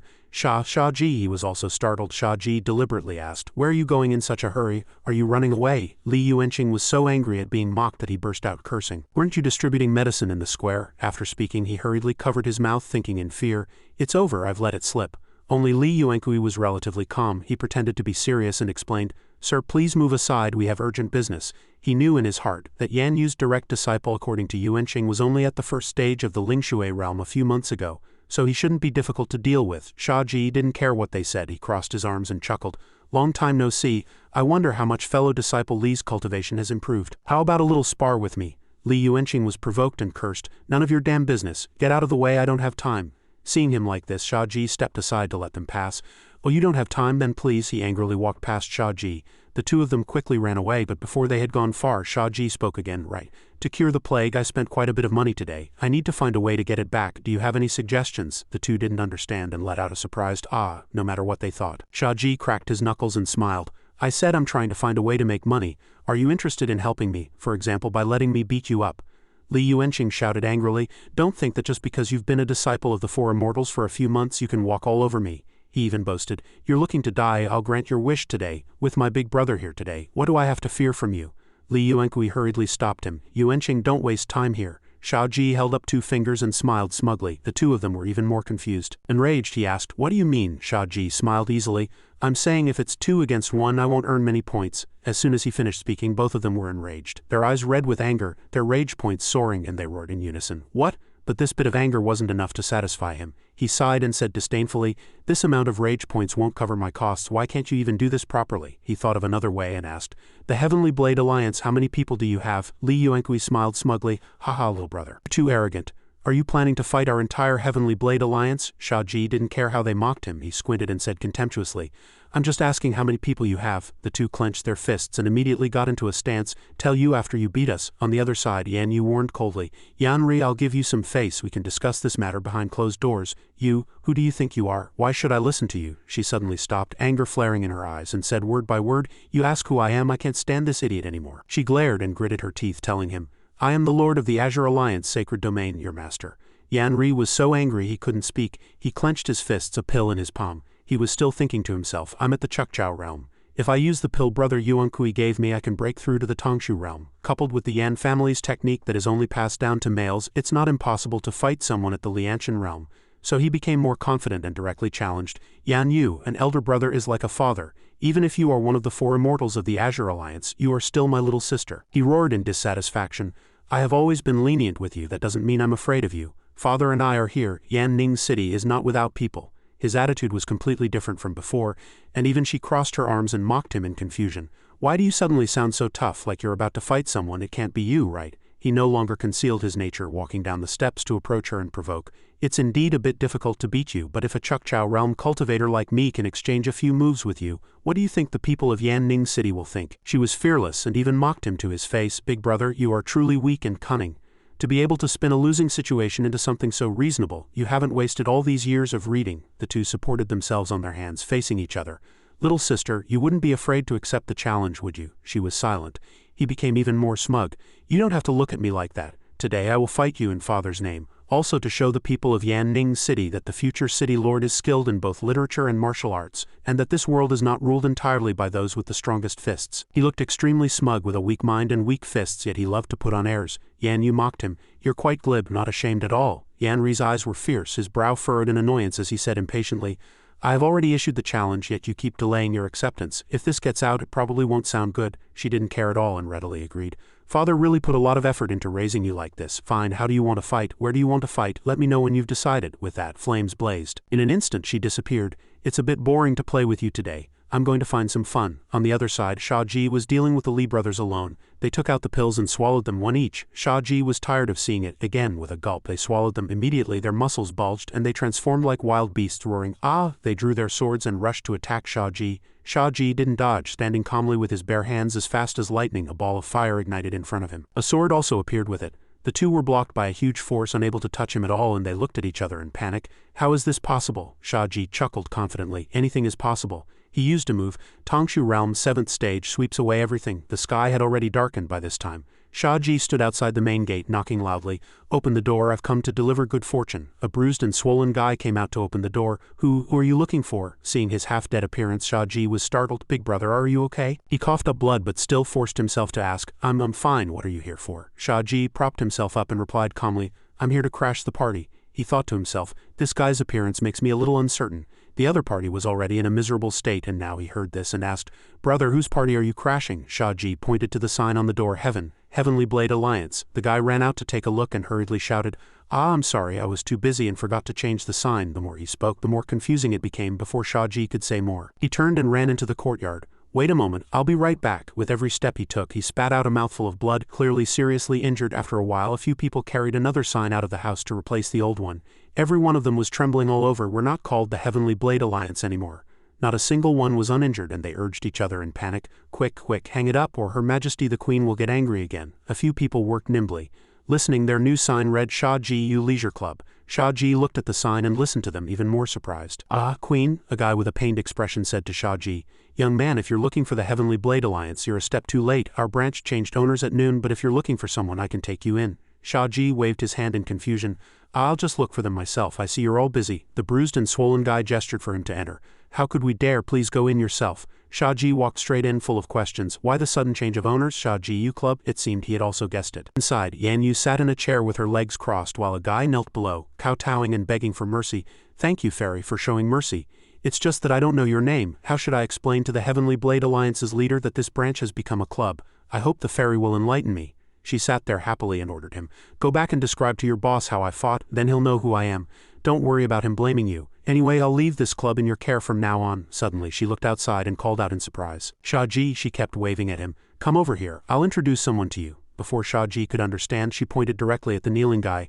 "Let me introduce you, from now on this is the butler of our club." What was his name again? The guy was beaten black and blue. He raised his head and said politely, "Reporting to the ferry, my surname is Bu, my name is Fuyu, the Fu of fortune as vast as the eastern sea and the Chi of auspicious purple air from the east." Shia Ji was also stunned when he heard this name. Good name, he thought to himself. Your father gave you this name, he must have thought your life was too hard. Now seeing this scene, Shia Ji also understood that she was the queen. The girl stood up, placed her hand on her chest and asked enthusiastically, "Ah, how was my efficiency?" Shia Ji didn't know what to say, utterly disappointed. "Fu, fourth master, I don't want it this way at all. I won't be able to get back the money for the medicine. I see they've been beaten by you until they don't even have the strength to be angry. Why didn't you discuss it with me? Today was a huge loss." He really wanted to say this, but he couldn't. Seeing him remain silent, the girl looked up with an expectant gaze and asked again, "How was I?" Shia Ji forced a strained smile. "You," he sighed, not knowing what to say about this girl, and finally just stroked her head and praised her. "It's nothing, I was just too surprised. You did a great job." As he was feeling happy, Yan Yu suddenly blushed and turned her head away abruptly, pretending to be angry, thinking in annoyance, "Just talk, why did you suddenly have to touch my head? Give him an inch and he'll take a mile." Having resolved a lot of things today, she was extremely happy, and her fighting spirit was rekindled. She tempted him. "Where did I do a good job? I just took over the Heavenly Blade Alliance's branch in Yanning City. To swallow the entire Heavenly Blade Alliance we have to go to the headquarters. There's no time like the present, let's go now." Shia Ji hurriedly stopped her. "There's no need to be in such a hurry." The girl was disappointed. She pouted, her cheeks flushed, and said in a small voice, "I just wanted to prepare a bigger dowry, that's all." Shia Ji didn't hear clearly. He tilted his head and asked again, "What did you say?" "I didn't hear clearly." Yan Yu's face turned as red as a ripe persimmon. She waved her hand and shouted, "No, nothing." She cursed herself inwardly. How could I have said what I was thinking out loud? Just then the system prompted, "Host has finished distributing the medicine." Shia Ji made a gesture. "Okay, thank you for your hard work, Siri." He frowned and asked her, "What are you going to do about Yan Ri?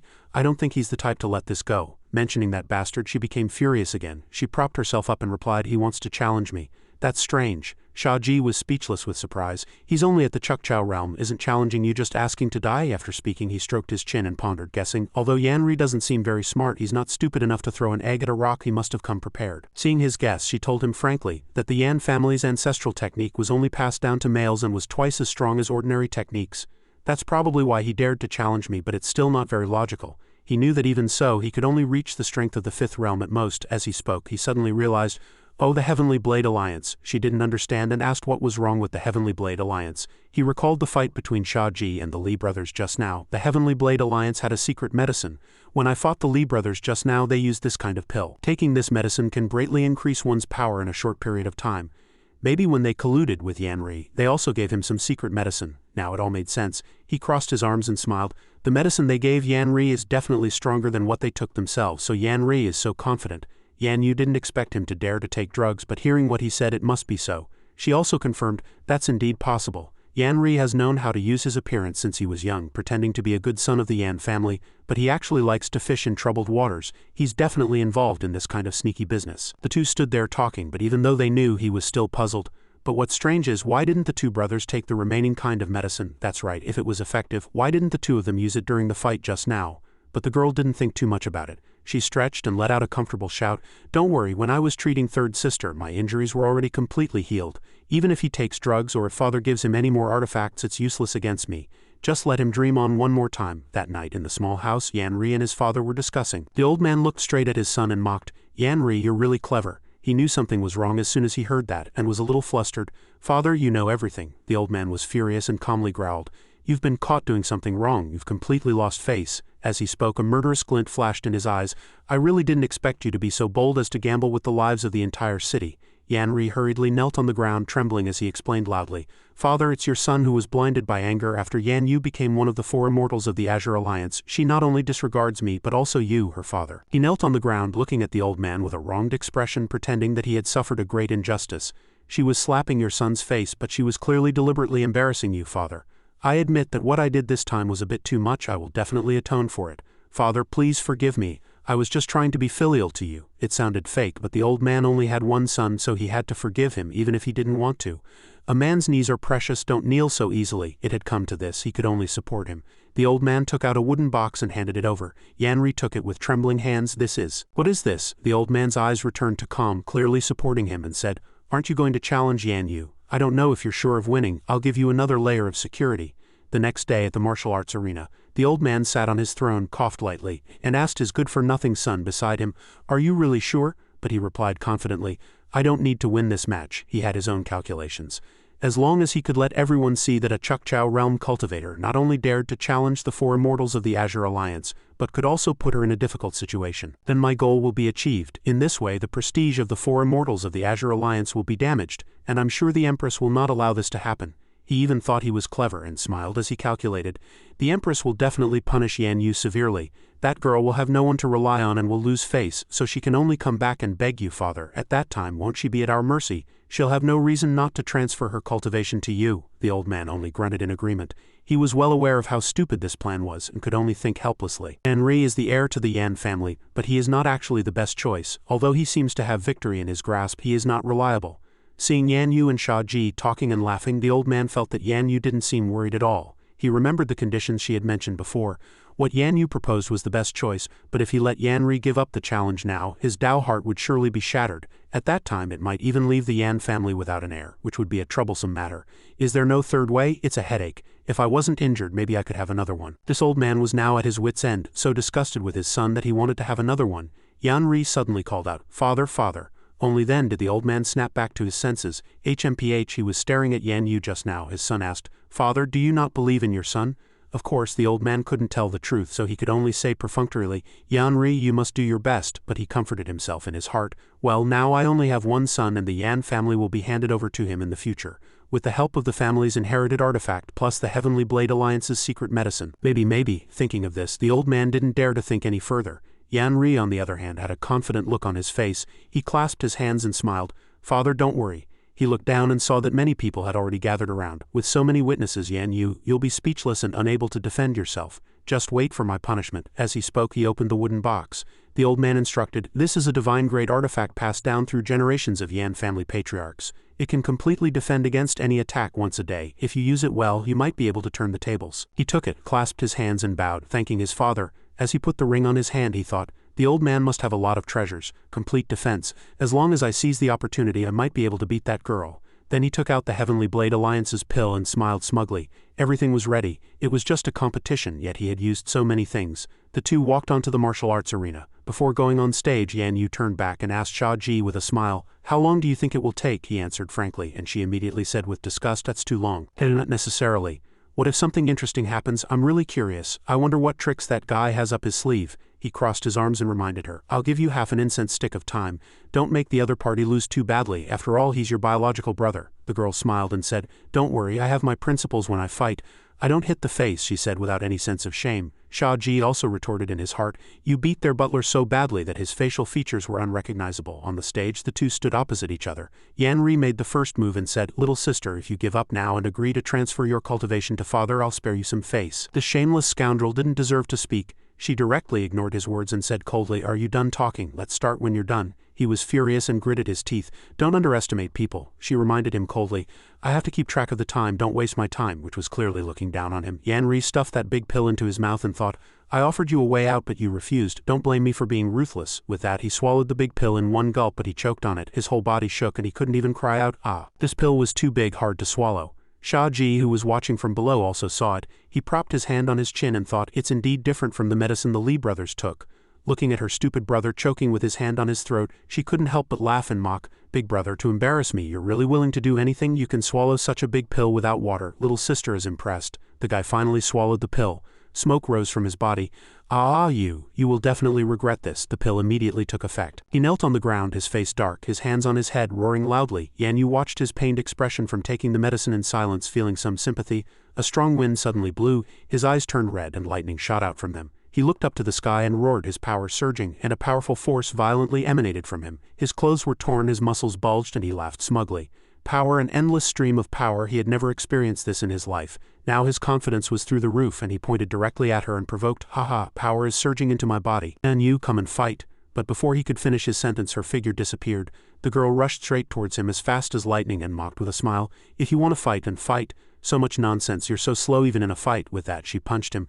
Go to hell. That guy stood there without dodging, thinking he was very powerful, and said, it's useless. Everything you do is in vain. I can completely defend against your attacks. Yan Yu, I am the chosen one. As soon as he finished speaking, his entire person was sent flying into the sky by Yan Yu's punch. The old man was so shocked he spat out a mouthful of water. Shia Ji smiled helplessly. I knew you only hit people in the face, right? No. Yan Ri was punched in the face and sent flying high into the sky, disappearing from sight. The people below couldn't see him either when they looked up. The girl even said domineeringly, you're the chosen one, right? I'll send you to heaven. The entire space was so quiet you could hear a pin drop and no one could say a word. All the people who had come to watch the fun were surprised and asked each other, what happened? I was in a daze. It seems like the challenge started and it also seems like it's over. Are you kidding? That was too fast. A child even pulled his mother's hand, looking at Yan Yu with admiration. Mom, who is that little sister with pink hair? She's so amazing. I was in a daze and she sent the young city lord to heaven. I don't want to study anymore. I want to cultivate. I want to become a master of fighting, the mother tried to persuade her son with difficulty. It seems to be the young city lord's younger sister, I'm not sure. Son, this, the mother also began to feel that it was okay not to study. Suddenly Yan Yu turned her head to look at him. What's with that expression? Let's go, it's over. He hadn't come back to his senses yet and said while holding his head, that was too miserable. The match ended in less than 2 seconds. The girl walked off the martial arts arena and went straight to the old man. Father, do you still think Yan Ri is worthy of being the heir today? After speaking, she handed the old man a pill. This is for you, consider it as me repaying your kindness for raising me. The girl told him calmly, you said in the letter that you were injured by carelessness in your practice. Second sister gave me this pill and none of this would have happened. Seeing the pill, the old man roared with anger. Since you have the medicine, why didn't you give it to me earlier? Now your brother's future is ruined. Even now the old man was still partial to him, blaming her for everything. Yan Yu could no longer hold it in. She glared and said, did you ask me? Did you give me a chance to speak? Even now you still only want Yan Ri? The old man gritted his teeth, sweat pouring down like rain, so angry he couldn't speak. She had nothing more to say to the old man and turned to leave. Shia Ji, let's go. He immediately replied, yes, fourth master. Suddenly the old man struggled to his feet and called out, you err. But in an instant flames rose and she was already gone. The old man slumped into his chair in defeat. At this moment, at the headquarters of the Heavenly Blade Alliance, the two walked straight in. On both sides of the path, 2 rows of people stood and bowed. Shia Ji followed behind, looking at this scene with some surprise.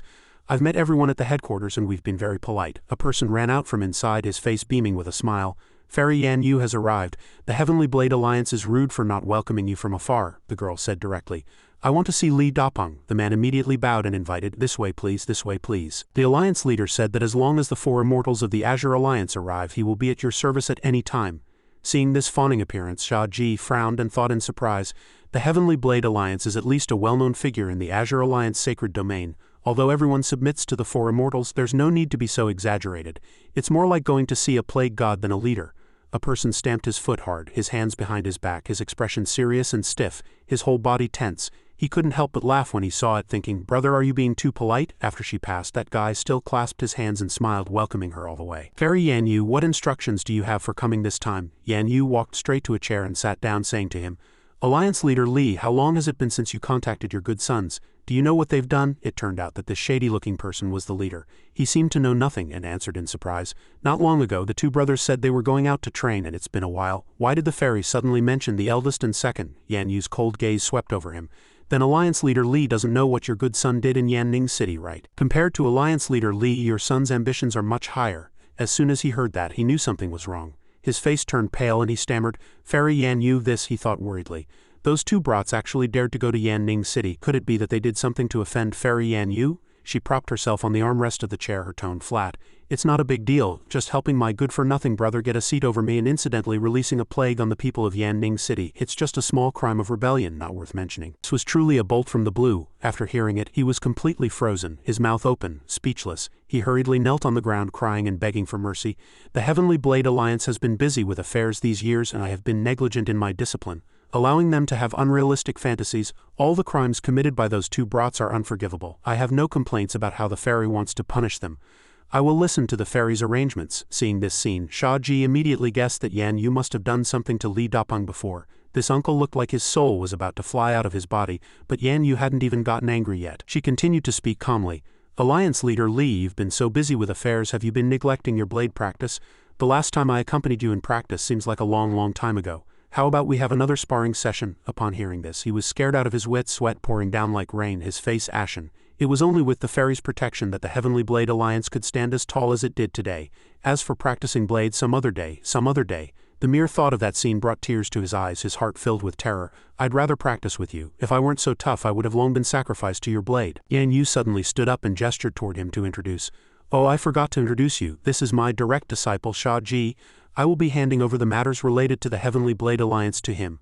Alliance leader Li, you can get up too. Don't always be kneeling for no reason. As if clutching a life-saving straw, the man immediately stood up, scurried over to him, and cupped his hands with a fawning smile. Master Shia, everything will be as you arrange. A great master produces a brilliant student. As long as we don't have to practice blades, anything is negotiable. Anything. He waved his hand to reassure him. It's not that serious. Not at all. I just have a small suggestion I'd like to share with Alliance leader Li. I wonder if you have time to hear me out? His face turned purple, cold sweat dripped down, and with a tense expression he immediately replied, Yes, I have plenty of time. The next day, the two stood outside the main gate. He patted Li Dapeng's shoulder. Alliance leader Li, will have to change how we address you from now on.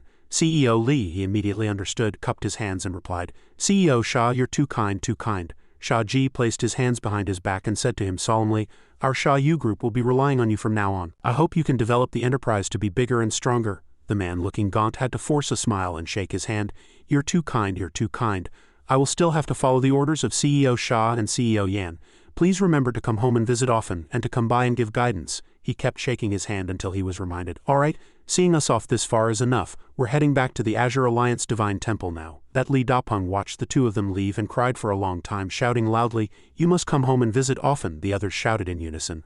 A respectful farewell to our two chief directors. This guy had a new position now, Li Dapeng, former leader of the Heavenly Blade Alliance, now CEO of the Shia Ji Leisure Club, was ecstatic, thinking, this way, the Heavenly Blade Alliance can be considered legitimate. Back then, besides beating me up, she never mentioned absorbing us. The fairy has taken on a good disciple. We'll have someone watching over us in the future. On the road, she said to him, It's a good thing the Heavenly Blade Alliance headquarters and the Azure Alliance Divine Temple are on the same way. It saved a lot of time, otherwise I would have had to make another trip. He looked at her rosy cheeks. Fourth Master had been looking very well these past few days. It seemed the injuries from healing Third Master had completely recovered. The girl enthusiastically held up a finger.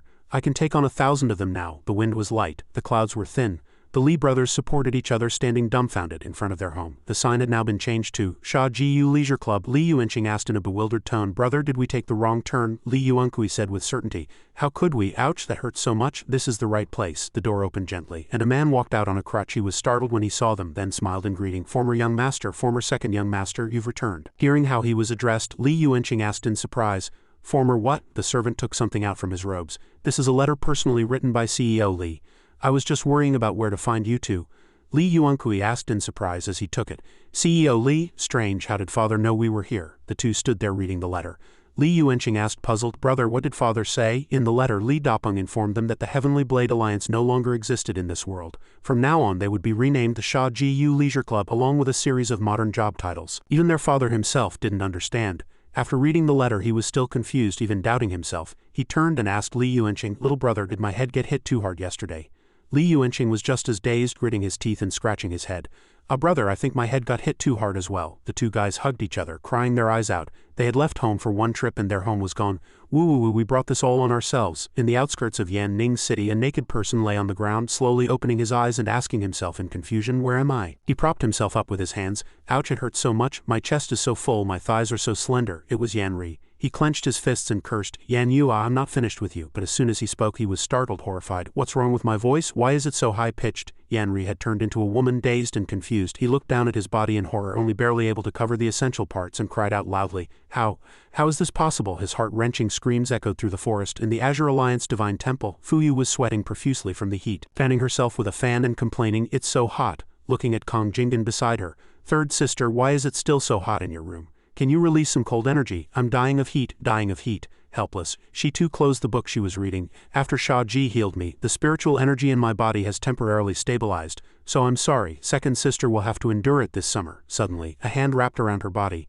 Fuyu pressed her whole body against Jingen, enjoying the comfort. Looks like I can only stick to you to enjoy a bit of coolness. Both girls blushed, hugging each other. Your body is so cool, it feels so good and so soft. Jingen didn't refuse and replied, As long as second sister likes it.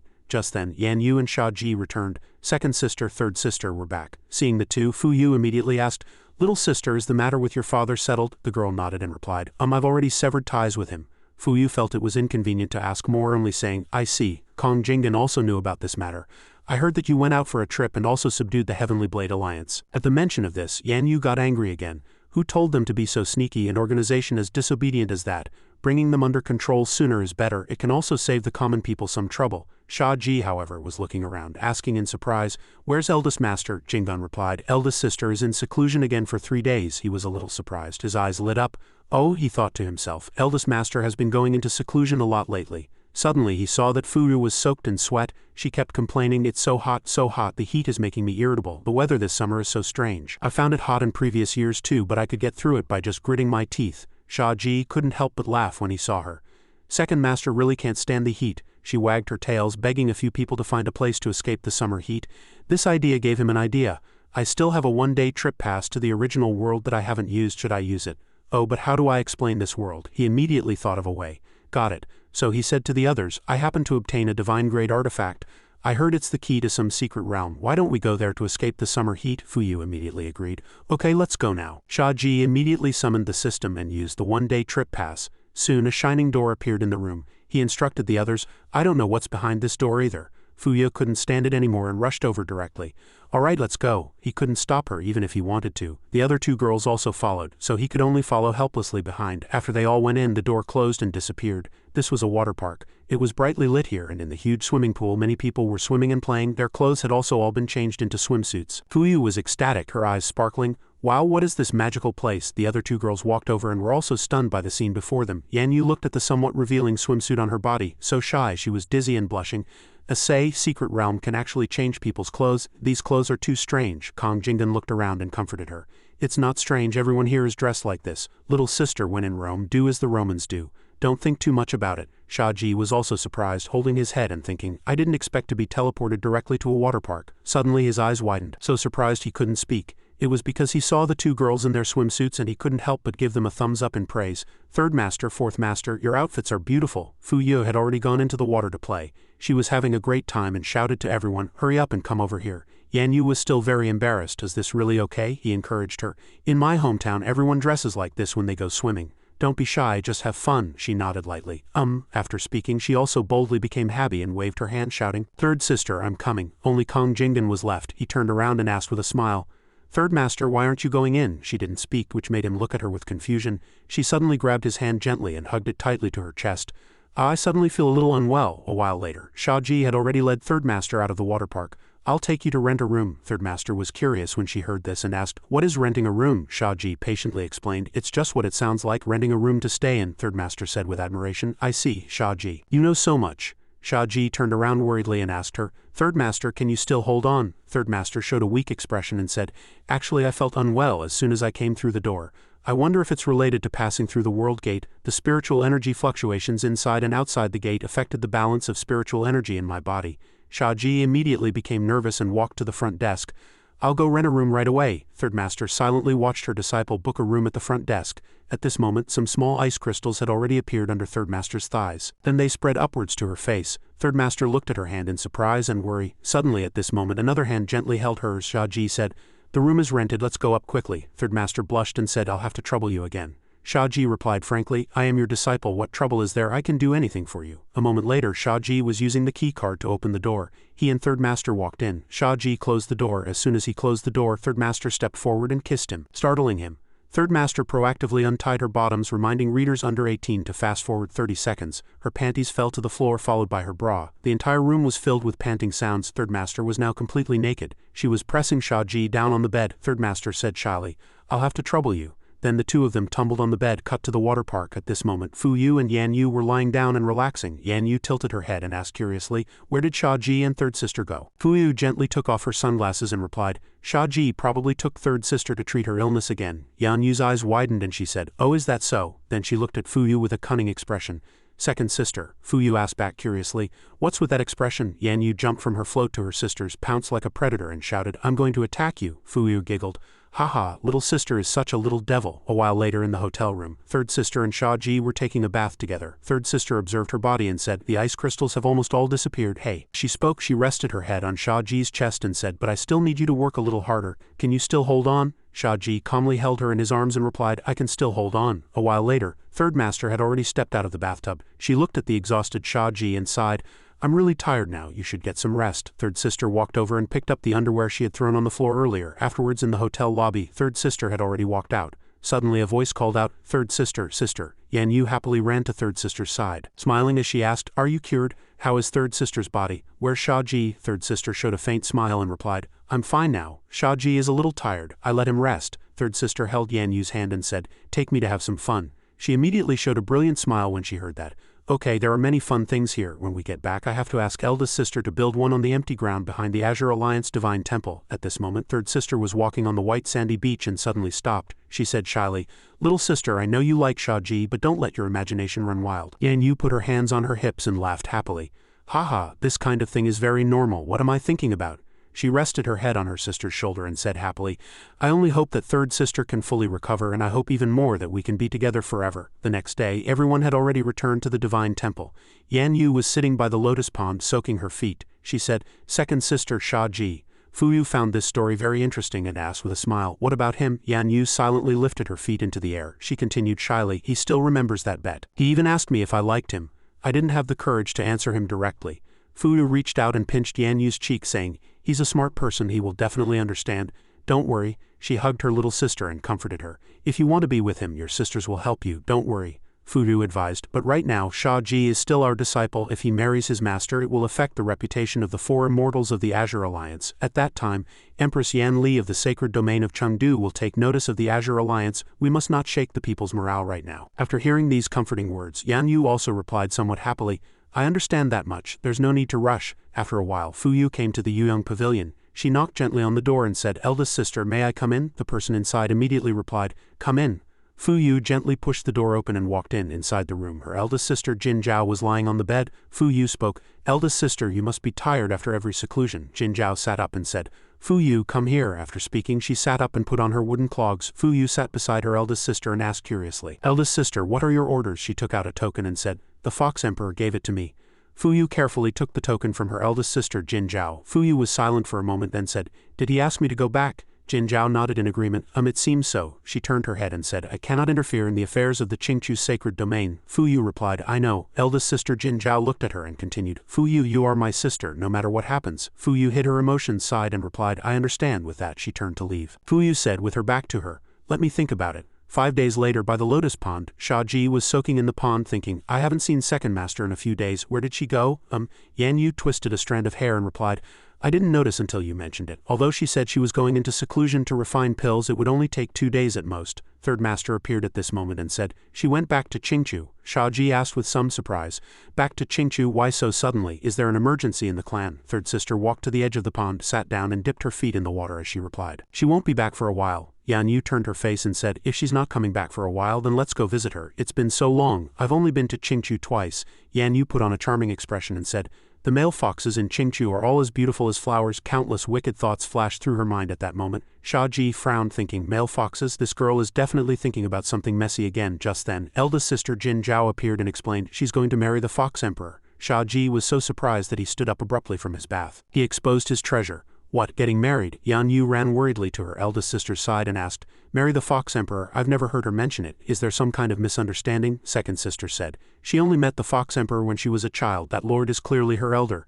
Jin Zhao calmly explained, "The Fox Emperor sent the token of Chingchu. It can't be fake." Yan Yu grew more worried as she spoke, but second sister never said she liked the Fox Emperor. How could she marry someone she doesn't like? Shia Ji wrapped a towel around himself and walked ashore, offering a hypothesis. "Could it be that she has some unspeakable difficulties?" Jin Zhao explained, "To the people of Chingchu, the Fox Emperor's command is like a heavenly decree. It cannot be disobeyed." Yan Yu said worriedly, "Eldest sister, you are the Empress of the Azure Alliance. You must have a way to bring second sister back, right?" After hearing this, Jin Zhao was silent for a moment. Then she spoke, "I cannot interfere in this matter in my capacity as Empress. I can't control what others want to do." Hearing this, Yan Yu immediately said decisively, "Then I will go in my personal capacity to bring second sister back." Jin Zhao shouted in surprise, "Insolence, you cannot interfere in this matter." Yan Yu's eyes immediately filled with tears. Shia Ji, who was behind them, also felt a little guilty. Eldest master's words were clearly a hint to him. By now, Jin Zhao had already turned and left, letting Yan Yu continue to try to persuade her. "Eldest sister, are you really not going to help?" Third sister then spoke, "Little Yu'er, calm down." Shia Ji suddenly stepped forward and grabbed Yan Yu's hand. "Wait, fourth master." Yan Yu looked at him and said, "Do you also think we shouldn't interfere? I think we should at least ask second sister what she wants first. If she's willing, then I won't say anything." Shia Ji spoke. "Fourth master, I will go and bring second master back." He deliberately said it loudly for eldest master to hear, but she walked away without any reaction. Scene changed. Soon after, Shia Ji and Yan Yu had also arrived in Chingchu. Shia Ji asked with some surprise, "Aren't we being a bit too conspicuous?" But Yan Yu walked on without a care, saying, "Don't worry, I've already used a sound insulating spell. People outside can't see us." Yan Yu led Shia Ji to a place, pointed to the room in front of them and said, "That's second sister's boudoir." The two of them walked over. Yan Yu reached out and knocked on the door. The two waited for a long time but heard no movement from inside. Yan Yu spoke with confusion. No one answered. Could she have been taken by the elders of the family to inspect the dowry? Hearing this, Shia Ji also agreed in surprise. If that's the case, it's too hasty. This isn't marrying off a daughter, it's clearly selling one." The two had no choice but to turn around and continue their search along the small path. They paid attention to everyone they passed, searching one place after another. They didn't know how long they had been walking, and in the end, Yan Yu was also a little surprised and said, "We've searched the entire estate, but there's not a single clue. Could she not be home today?" Shia Ji came up with another idea. "Why don't we wait in her boudoir first? She has to come back to rest eventually." Yan Yu immediately agreed. "That's right." By this time it was almost dusk. In the room, Yan Yu and Shia Ji were getting impatient, tiredly slumping over the table. Shia Ji asked in confusion, "Why isn't second master back yet?" Yan Yu added, "She's going to be put on the chopping block in 3 days. She's probably very busy." Yan Yu suddenly raised her head and looked at Shia Ji. "What do you think about second master marrying the Fox Emperor?" Shia Ji also sat up straight and said seriously, "I don't think second master wants to go back to Chingchu at all." He recalled his memories of interacting with Fuyu and said, "After I became a disciple of the Four Immortals, besides when she gave me the Fox Emperor's hair and mentioned returning to Chingchu, I've never heard her talk about her hometown, just like how you never mention Yanning City. If her hometown had given her beautiful memories, how could she not miss it after leaving Chingchu for the Azure Alliance? As the saying goes, to be married as husband and wife, to love each other without doubt. If she has feelings for the Fox Emperor, how could she give his hair to me? The most likely possibility is that the hair is not a token of love, but a gift from the Fox Emperor to a junior. At this point," he continued, "if they are truly in love, they should announce it to the world and return in glory to get married. But why did she leave without saying goodbye?" After hearing his words, Yan Yu pondered and said, That's reasonable." But Shia Ji looked into the distance and said with a smile, "And?" Seeing him seem to hesitate, Yan Yu asked anxiously, "And what?" Shia Ji then said, "For some reason I don't want second master to marry someone else." Hearing this, Yan Yu stared at Shia Ji in silence. The next second she slammed the table. Yan Yu put one foot on the table, leaned over and pulled Shia Ji's ear, making him shout in pain. "Ow, let go, what are you doing?" Yan Yu gritted her teeth and asked in a low voice, "You haven't fallen for second sister, have you?" Shia Ji frowned in pain and said, "She's my master, I respect her. What are you talking about?" Yan Yu let go, put her hands on her hips, and pouted, "Am I not your master too?" Shia Ji rubbed his ear and replied angrily, "How can it be the same? Do you look like a master?" Yan Yu suddenly blushed and said in a low voice, "If you really like second sister, I won't be angry." Shia Ji blurted out in surprise, "Ah?" Yan Yu's face fell and she continued, "I hope the 5 of us can be together forever. As long as you treat everyone equally well and don't play favorites, it's fine. Because I like my 3 sisters very much, I even thought if possible." At this point she suddenly became shy and covered her mouth with her hands, shouting, "I'm not saying it." Shia Ji blushed unconsciously and hurriedly explained, "I became Dao companions with third master only for healing and cultivation, and I'm still developing feelings for you. I treat eldest master and second master as my masters. Don't overthink things and play matchmaker." Seeing Shia Ji blush, Yan Yu suddenly became happy and teased him, "Are you shy?" Shia Ji pursed his lips and said embarrassedly, "No, I'm just telling the truth." Yan Yu playfully wanted to make him admit it, so she leaned over to Shia Ji and said excitedly, "Tell me the truth, are you shy?" "If you don't tell me, I'll use force." Yan Yu stood up, approached Shia Ji step by step and at the same time looked at him with a sly smile. "As your master, I order you to answer me. Are you shy?" Shia Ji reminded her in a panic. "Don't forget, we're on a mission." Yan Yu wouldn't let him off easily and leaned on him, replying, "There's a sound insulating spell, no one will find out, hurry up and say it." Shia Ji suddenly reached out and grabbed Yan Yu's shoulders, pushed her hard and said, "Alright, stop messing around." At the same time, Shia Ji successfully turned the tables, pinning Yan Yu under him while he was on top. Yan Yu blushed in silence, lying quietly underneath. In Yan Yu's astonished gaze, Shia Ji held her hands tightly. He leaned down and said softly to her, "Stop messing around." In this position, Yan Yu blushed and stared at him, calling out softly, "Shia Ji." The next second she shyly turned her face to the side, avoiding his gaze, and Shia Ji was also looking at Yan Yu intently, thinking, so beautiful. His memories with Yan Yu suddenly flooded his mind. At this moment he suddenly realized that he truly liked Yuer. He unconsciously called out softly, "Yuer," then he planted a deep kiss on her lips. His action made Yan Yu's eyes widen, her expression a little surprised but also full of happiness. But she also reached out and hugged Shia Ji tightly as if responding to him. The two held each other tightly like this. After a while Shia Ji held Yan Yu's hand tightly and said, "Yuer, I haven't said these things to you seriously before." Yan Yu shyly asked in a small voice, "What things?" Shia Ji became serious. He looked at her, his voice low. I really like you. Hearing this, Yan Yu was a little surprised, then smiled and said softly, just as second sister said, you can't marry me now, it will affect the reputation of the Four Immortals. These words strengthened Shia Ji's resolve. He clenched his fist and announced loudly, I will become the Saint Child of the Azure Alliance, the Lord of the Three Realms, so that no one will dare to gossip. Yan Yu felt a little shy after hearing this and just hummed softly. Shia Ji suddenly leaned over to Yan Yu and said, You where? I want you. Yan Yu asked in a panic, Here. Shia Ji suddenly buried his face in Yan Yu's neck, kissing her as he said, Not here. Your first time I want it to be in a more beautiful place, to leave you with a beautiful memory. Yan Yu then said, Okay. Then she reached out and hugged Shia Ji tightly. Scene change, it was already late at night. Seeing that Fuyu hadn't returned to her room, the two decided to leave. Shia Ji suddenly suggested, Second Master probably won't be back tonight, let's just barge into the palace. Yan Yu also agreed. Okay, the two quickly flew away, and on the way, Yan Yu added, The palace in Chingchu has restrictions on some martial arts. We can't use the silent spell and we can't fly or teleport within the palace. Shia Ji then said, It's fine, we'll just be careful. However, when they reached the palace, he couldn't help but be stunned by the sight before him. It was a city wall that reached into the clouds. Shia Ji said in surprise, You didn't say the palace walls were this high, he thought unhappily. What is this for? To keep out giants? Seeing Shia Ji staring at her, Yan Yu said helplessly, It's no use looking at me, just climb. Shia Ji scratched his head and said blankly, We can't fly or teleport, and the silent spell is useless. Are we just going to be living targets climbing the wall? After a while, Shia Ji had to search for tools in the system store. In the end, he bought a pair of gloves called Garbage Twin Suction, and was deducted 23,145 points. Shia Ji handed a pair of gloves to Yan Yu and said, Use this to climb faster. Yan Yu also put them on and said in surprise, You have so many good things. Shia Ji thought to himself, This is what I got from making countless enemies. And so the two of them climbed up the city wall using Garbage Twin Suction. After reaching the top of the wall, the two of them jumped in together. They fell in a free fall. In an instant the two had landed inside the city. As they were running, they bumped into a soldier carrying a cloth bag and were greatly surprised. The three of them stood there dumbfounded, looking at each other. After a moment the red-haired soldier came to his senses. He shouted in a panic, Who are you? Fearing his voice would be discovered, Shia Ji quickly rushed forward, covered his mouth with his hand and at the same time asked, Where should we kill him? Yan Yu saw that the other party was handsome, and unconsciously said excitedly, Rape him first and kill him. After killing him, rape him again. The soldier was terrified and hurriedly stammered, no, what I mean is I won't shout. Shia Ji also roughly understood what he meant and asked back, You promise you won't make a sound? If you make any noise we won't be polite. With that he let go. The soldier panted and said, Okay. Yan Yu carefully squatted down to check the cloth bag he had just dropped and asked curiously, Who are you in the palace? Why are you carrying a cloth bag? The soldier stammered, I'm a little eunuch, it's very obvious. Yan Yu checked everything in the cloth bag and said unconsciously, Stealing things from the palace to sell outside, no wonder you have to climb the wall. The soldier panicked and hurriedly pounced over to hug the cloth bag, which surprised Yan Yu greatly. He hugged the bundle tightly in his arms and at the same time said, I didn't steal anything.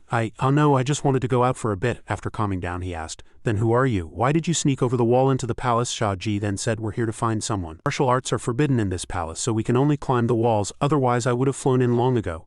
By the way, Shia Ji wanted to gather more information about Fuyu. You're on duty in the palace. You must know about the marriage between the Fox Emperor and Fairy Fuyu, right? Hearing this, the soldier just remained silent, a look of surprise on his face. Seeing this, Yan Yu looked at him and guessed, You don't know, for real? Did you sneak in from outside too? You call yourself a little eunuch, but I think you're just a thief. The soldier grew worried and suddenly said, Of course I know. But why are you asking about this? He asked back curiously. Shia Ji turned to look at him and said, What business is it of yours why I'm asking? Have you seen Fairy Fuyu recently? The soldier said he hadn't. Shia Ji then turned to Yan Yu and said that given his status it was indeed unlikely he'd see her. Yan Yu said worriedly, Then what should we do? If we let him go, what if he turns on us? But the soldier seemed to want to know their purpose as well, so he said, Whether I'm willing to help you depends on the answer to the question I just asked. His words made Shia Ji suspicious. You've never even seen Fairy Fuyu or the Fox Emperor. How can you help us? He suddenly laughed, his tone full of confidence. Although I've never seen them, I know where the Fox Emperor's palace is. However, he rarely rests in his bedchamber, usually sleeping in his study. If you answer my question, I'll take you to the study. Very few people know about that study. After hearing this, Shia Ji immediately rushed forward with vigilance and grabbed him by the neck. He asked in a cold voice, Who are you? The soldier was unafraid and replied forcefully, What I want to do or who I am will be determined by your answer. As soon as he finished speaking, Shia Ji let go. He confessed, We're here to find someone, Fairy Fuyu, who is about to marry the emperor. We want to ask her if she's willing to marry the emperor. If she's not, we'll take her away from here immediately. After hearing this, the soldier understood a little more. He pointed to the side and smiled as he led the way. Oh, so that's what this is about. I see, let's go, I'll take you there. But Yan Yu was a little suspicious and stopped Shia Ji, warning him that it could be a trap. But Shia Ji patted Yan Yu's shoulder and comforted her with a smile. It's fine, if he tricks us we'll rape him first and kill him. His words made the soldier break out in a cold sweat. He turned back and said, yeah, you're too suspicious, it's not good for your health, let's go, I know where there are no guards. A short while later, the soldier led the two to a desolate place in front of a giant tree. Shia Ji also secretly observed the surroundings. There were no houses and no other paths. Just then, the soldier placed his hand on the tree trunk and cast a spell. A huge red light shot out, and in the next second, a door slowly opened. When it was done, he extended his hand in invitation. Please come in, follow me. Shia Ji carefully turned around, took Yan Yu's hand, and at the same time instructed her to hold his hand tightly. Yan Yu looked at him and nodded softly. After everyone had entered, the door on the tree trunk closed. The tree trunk then returned to its original state. The space inside was no different from a fully furnished room. The soldier then took off his hat and turned around happily. Please sit down, I'll go boil some water for tea. The soldier walked quickly towards the tea set. Shia Ji watched the soldier's back from behind, lost in thought, secretly suspicious. He's familiar with the secret passage and the path. And that red hair, the color and texture are exactly the same as the Fox Emperor's hair that second master gave me. A moment later, the soldier brought 2 cups of hot tea. He smiled and invited, please have some tea. Just as Yan Yu raised her teacup to her lips to drink, Shia Ji immediately cupped his hands in a salute to the soldier. Your Majesty the Fox Emperor, I apologize for my rudeness just now. I hope you'll be magnanimous. As soon as Shia Ji finished speaking, Yan Yu was so shocked she spat out the tea in her mouth. Seeing that Shia Ji had already recognized his identity, the soldier no longer concealed it and said, in this study, I'm temporarily not the Fox Emperor. You can call me by my pen name. Chingchu. Yan Yu was choked by this shocking news again. She looked up at the person in front of her in astonishment and blurted out, Chingchu, is that the writer Chingchu? Chingchu said without hesitation. It is I. Yan Yu's eyes lit up when she heard this. She raised her hand and said with secret excitement, I can't believe I get to meet Mr. Chingchu. Am I dreaming? Seeing Yan Yu's unusual expression, Shia Ji asked with confusion, what's wrong? Yan Yu suddenly pulled out 2 books from somewhere. She walked up to Chingchu and said cheerfully, Teacher Ching, I've always kept your books with me. Could you sign them for me? This surprised Shia Ji very much, and he shouted, where did you get those from? On the other side, neither of them paid any attention to Shia Ji's words. Chingchu took the books from Yan Yu's hands and happily agreed, of course I can. Bring me a brush. As he spoke, he reached out and summoned a writing brush, then began to sign the books. In a flash, Chingchu had finished signing. He held it up to Yan Yu and said, it's signed, see if you're satisfied. Yan Yu hurriedly took the books and hugged them to her chest, saying at the same time, I'm very satisfied, very satisfied. Shia Ji watched her from the side and sighed to himself, you're satisfied without even looking at it. Shia Ji then seriously returned to the main topic, whether you are Chingchu or the Fox Emperor, we need to talk. The Fox Emperor replied frankly, we can. Shia Ji asked seriously, do you like fairy Fuyu? Chingchu crossed his legs and said frankly, Fuyu, let me think. I met her once as the Fox Emperor when she first transformed. I gave some gifts to the descendants of the clan. I soon forgot what she looked like, let alone liked her, like or not. I feel the same about all the young descendants of the Fox clan. After hearing this, Shia Ji shouted angrily, if that's the case, why marry her? Chingchu suddenly sighed helplessly, alas, is it her? This matter is not up to me to decide. His contradictory words made Yan Yu confused as well. Chingchu respects the Fox Emperor. If you don't agree, you could just refuse, right? Chingchu suddenly laughed, his tone helpless. Ha ha, that's all in the past. He was silent for a moment, then opened his heart.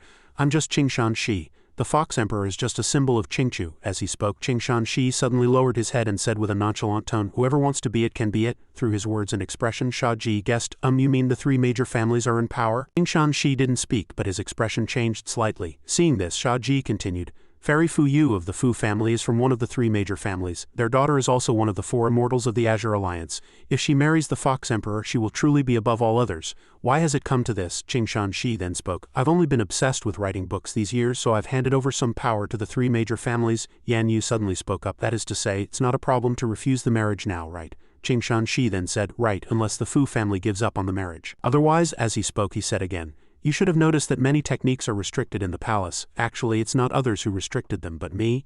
Yan Yu now understood a little. So that's how it is. I'm afraid second sister doesn't know about this either. Chingchu then said, the Fu family wants to turn me into a puppet. I actually feel very comfortable, but I want freedom, and they are particularly wary of me at this point. Shia Ji became more and more confused. How come I'm hearing something's not right? Chingchu then spoke reproachfully, his tone bored. I was planning to sneak out over the wall tonight to gather material for a new book, but you found me. It was a coincidence that you were able to climb the wall into the palace. It was just during the changing of the guard. If you miss this time, you won't be able to get out.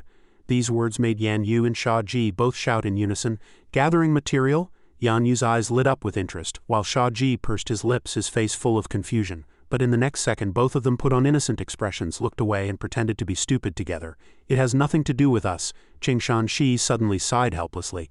Alas, I don't know what kind of formation they'll set up to restrict me. As long as there are restrictions, I won't be able to use my full power. Shia Ji suddenly looked at him and suggested with a smile, if I can help you regain your power, will you refuse the marriage? Qing Shi suddenly rushed forward, getting close to Shia Ji and saying, "Young man, what I want is not power but freedom. I don't care who becomes the Fox Emperor as long as I'm free." Shia Ji smiled and said, "Wait, I think I understand. From beginning to end, you don't care about your power being taken away, you just want freedom." Shia Ji had read his mind, so Qing Shi shouted excitedly, "That's right, I just want to create." He suddenly looked at Shia Ji in surprise and continued, "Don't you think creation is the happiest and most joyful thing in the world?" Shia Ji put his hand on his forehead, feeling helpless towards Qing Shi. "Whatever you say, anyway, I'll help you regain your power first, as long as Second Master is free." Qing Shi's face suddenly showed a look of surprise and he blurted out, "Second Master, I heard before that the Four Immortals of the Azure Alliance took on a disciple, and just now this young lady called Fuyu second sister." He suddenly changed his expression, clapped his hands excitedly and said with a sudden realization, "Oh, so that's how it is?" Knowing that Qing Shi had already recognized his identity, Shia Ji said, "I haven't admitted anything, this is all just the Fox Emperor's guess." These words made Qing Shi a little dazed, but in the next second he also understood the meaning behind Shia Ji's words, that he wanted to hide his identity. So he laughed loudly. "Haha, that's right, it's all my guess." Yan Yu then said worriedly, "Tomorrow is the wedding day, there's only one day left, how can we seize power?" Shia Ji calmly picked up his teacup to taste it, then said frankly, "We just need to make sure the wedding can't be held." Yan Yu thought for a moment after hearing this and said, "That's an emperor's wedding, you can't just disrupt it if you want to. There will definitely be tight security, besides there are many powerful figures in Chingchu. If they attack us together I won't be able to do anything." But Shia Ji said with great interest, "It's even better if the people who come are powerful. The angrier they get, the higher my returns will be." Yan Yu asked blankly. "Returns?" Shia Ji put on an excited expression, flexed his wrists and secretly looked forward to it. "I didn't get my money's worth from the Heavenly Blade Alliance last time, so this time I'll have to let the three major families pay for it." On the other side, Qing Shi sat to the side and seeing Shia Ji's indescribable expression, he couldn't help but feel surprised, but he recognized the lock of red hair tied on Shia Ji's head. Qing Shi unconsciously touched his own hair and smiled to himself. She actually gave the gift bestowed by the Fox Emperor to this young man. The little girl has grown up. Shia Ji suddenly spoke up and asked, "Your Majesty the Fox Emperor, can you fight?" Qing Shi suddenly said with disappointment, "If my power wasn't restricted I might be the strongest person in Chingchu, but now I'm still half a step away from the Lianshan realm." Shia Ji then felt confused. He asked back, "You're so strong, how did the three major families manage to restrict you?" Qing Shi fell silent, turned his face to look into the distance and said vaguely, "I don't know about this, maybe they borrowed some external power. I once guessed that this power came from other sacred domains." Hearing this, Shia Ji interjected in a panic, "Don't tell me it's related to Yan Li again?" Qing Shi unconsciously said, "Yan Li?" Shia Ji then said, "Not long ago, Empress Yan Li of the sacred domain of Chengdu wanted to annex the sacred domain of the Azure Alliance. Now that you've mentioned your power being restricted, I made the connection." Suddenly Qing Shi said again, "I know Yan Li." This made Shia Ji surprised, and he blurted out, "Ah, you know her too." Shia Ji then summarized in astonishment to himself, "It seems that the monarchs of these several sacred domains are all acquaintances, but I always felt that the several sacred domains were too distant from each other. What happened in the past, it couldn't be related to the system, right?" Qing Shi then propped his chin on his hand and said with a gloomy tone, "Of course I know her. Empress Jin Zhao knows her too, it's been so many years, she's finally back." Hearing this, Yan Yu said with surprise, "What do you mean back? Big sister once told me that sacred land has disappeared, but how could a sacred land disappear?" Qing Shi's face was cold, he pointed upwards and said loudly and briefly, "Because of the one above." These words shocked both Yan Yu and Shia Ji and they shouted in unison, "The one above." Qing Shi narrated without hesitation, "It's the Heavenly Tao.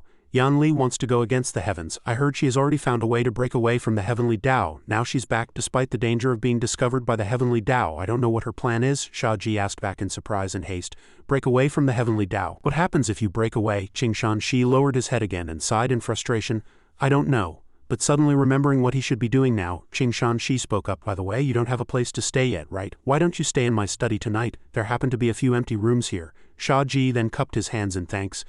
Thank you then, Fox Emperor." He also thought to himself, "I'll ask Eldest Master later." From the sound of it, the Heavenly Tao doesn't seem to be an intangible thing, but a physical entity. Eldest Master should know something. Scene change after entering the room. Shia Ji immediately locked the door. Then he cast a spell on the magic tool and at the same time called out, "Eldest Master, please help." In a flash, Jin Zhao had appeared and spoke, "It seems you've settled in." Shia Ji immediately understood her meaning and asked back in surprise, "You already knew Yan Yu was coming?" Jin Zhao then said, "I know her personality too well, I didn't plan on stopping her anyway." After sitting down, Jin Zhao asked again, "Have you seen your second master?" Shia Ji then said, "Second master isn't home. I think it's possible that the Fu family has put her under house arrest to ensure everything goes smoothly." He hurriedly added, "Eldest Master, I've already met the Fox Emperor. He admitted himself that he doesn't want to marry Second Master and told me that the three major families are now in control of Chingchu. Also, the Fox Emperor's power is currently restricted, making his actions very passive." After listening to Shia Ji's report, Jin Zhao fell into thought. She propped up her hand and pondered in a deep voice. Chingchu is restricted, but the three major families don't have that kind of power, Shia Ji reminded her. Do you think it could be related to Empress Yan Li of the sacred domain of Chengdu? At the mention of Yan Li's name, Jin Zhao's eyes suddenly lit up. She suddenly recalled the suggestion the system had made earlier. If you help me find Yan Li, I'll tell you how to lift the restriction. Thinking of this, Jin Zhao's face turned icy, her eyes filled with killing intent. Then she said to Shia Ji, let's put Yan Li's matter aside for now. How do you plan to handle the marriage alliance between the Fu and Yu families? Shia Ji clenched his fists and said loudly with confidence, I will crash the wedding and snatch second master away in front of everyone. Hearing this, Jin Zhao's system suddenly spoke up to remind her that his actions were tantamount to seeking death. You are well aware of this. Jin Zhao merely remained silent, lost in thought. Seeing no response from Jin Zhao, Shia Ji asked in confusion, Eldest Master, why did you freeze? Is the signal bad? Did you disconnect? Jin Zhao suddenly spoke. Shia Ji, Yan Yu's power has already recovered. If a conflict really breaks out, don't worry about the political issues between the two domains. You two can act as you please. Let your second master make all the decisions. Hearing this, Jin Zhao's system couldn't help but be astonished. Are you trying to add fuel to the fire? Shia Ji cupped his hands and accepted the order. Yes, but Eldest Master, can I ask you one more question? Jin Zhao seemed to know what Shia Ji wanted to ask and said, don't ask, now is not the right time. With that, she vanished, leaving only Shia Ji's communication artifact behind. This scene left Shia Ji a bit surprised. Eldest Master hung up so quickly. It seems like she knew I wanted to ask about the system. With his heart full of unanswered questions, Shia Ji irritably called out Siri. Siri appeared, standing leisurely, leaning against the doorframe with its arms crossed and said, what can I do for you? Shia Ji immediately said, Siri. Do you know what kind of restriction has been placed on the Fox Emperor in the Imperial City? Siri stated frankly. I do not. Shia Ji's shoulders suddenly slumped. Why don't even you know? I'm starting to think you're useless. Siri said that knowledge about the restriction was beyond the scope of its database, and even the heavenly Tao couldn't interfere with the restriction on the Fox Emperor. Hearing this, Shia Ji stroked his chin and pondered. Even the heavenly Tao can't interfere. So is there really a way to escape the heavenly Tao's surveillance? But what happens after escaping the heavenly Tao? Siri replied helplessly. I can't answer that question either. If I say any more, I will initiate a self-destruct sequence, but you still need my help at this stage. Shia Ji looked at it curiously. Siri, why do you want to help me? Are you one of them? Siri looked at him seriously. Do you want to hear the truth? Shia Ji nodded.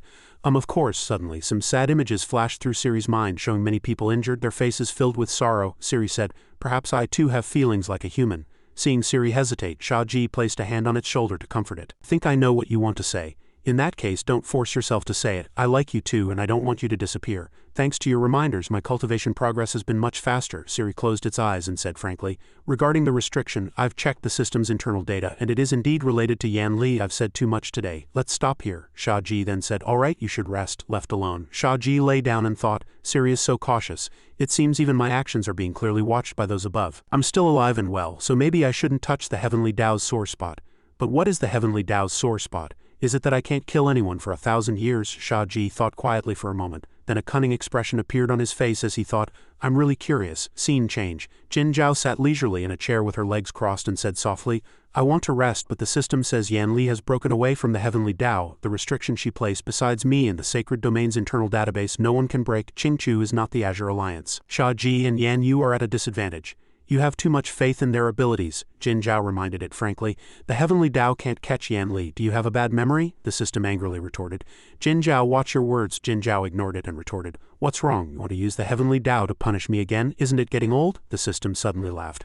Haha, your body won't hold out for much longer, yet your mouth is still so tough, Jin Zhao immediately countered. On the contrary, you can't escape my grasp, you're the more pitiful one. So what if the heavenly Tao is above all? Men can conquer heaven, and I am the best proof. The day you high and mighty beings fall from your divine pedestals is not far off, the system replied angrily. HMPH will be waiting. With that, it slowly disappeared into the space.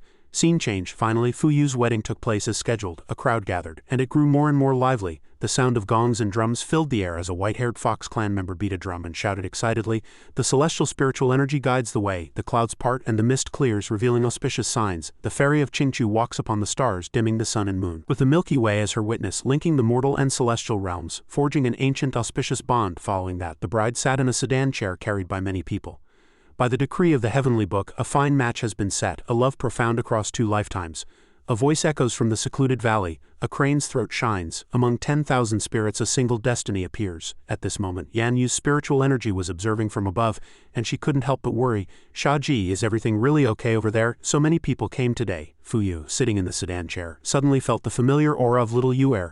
Yan Yu above was anxious because she couldn't find a way to get close to Fuyu. Damn it, it's all guards. There's no way to get to second sister's side. Just then, Fuyu cast a clone spell. A spiritual energy in the form of a fox demon flew out of the sedan chair, then flew to Yan Yu's side and asked in confusion, Yu, what are you doing in Chingchu?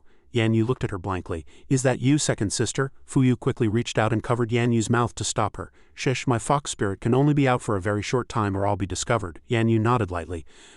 Then Yan Yu said, I've come to take you back to the Azure Alliance sacred domain. However, Fuyu said, I can't go back for now. Yan Yu then said, We've already met the Fox Emperor. He said he's powerless as well and he doesn't want to get married. Hearing this, Fuyu was a little surprised and cried out, What? Suddenly, Fuyu glanced down and said in confusion, Oh no, it seems they've found out. I have to go back. At the same time, the sedan carrier suddenly stopped and a girl was walking over, preparing to lift the curtain. Yan Yu chased after her and said, Shia Ji said he will definitely take you back. You must trust him. In an instant, Fuyu's fox spirit flew back into the sedan chair. At the same time, the Fox clan maidservant unconsciously lifted the curtain, poked her head in and called softly, Miss.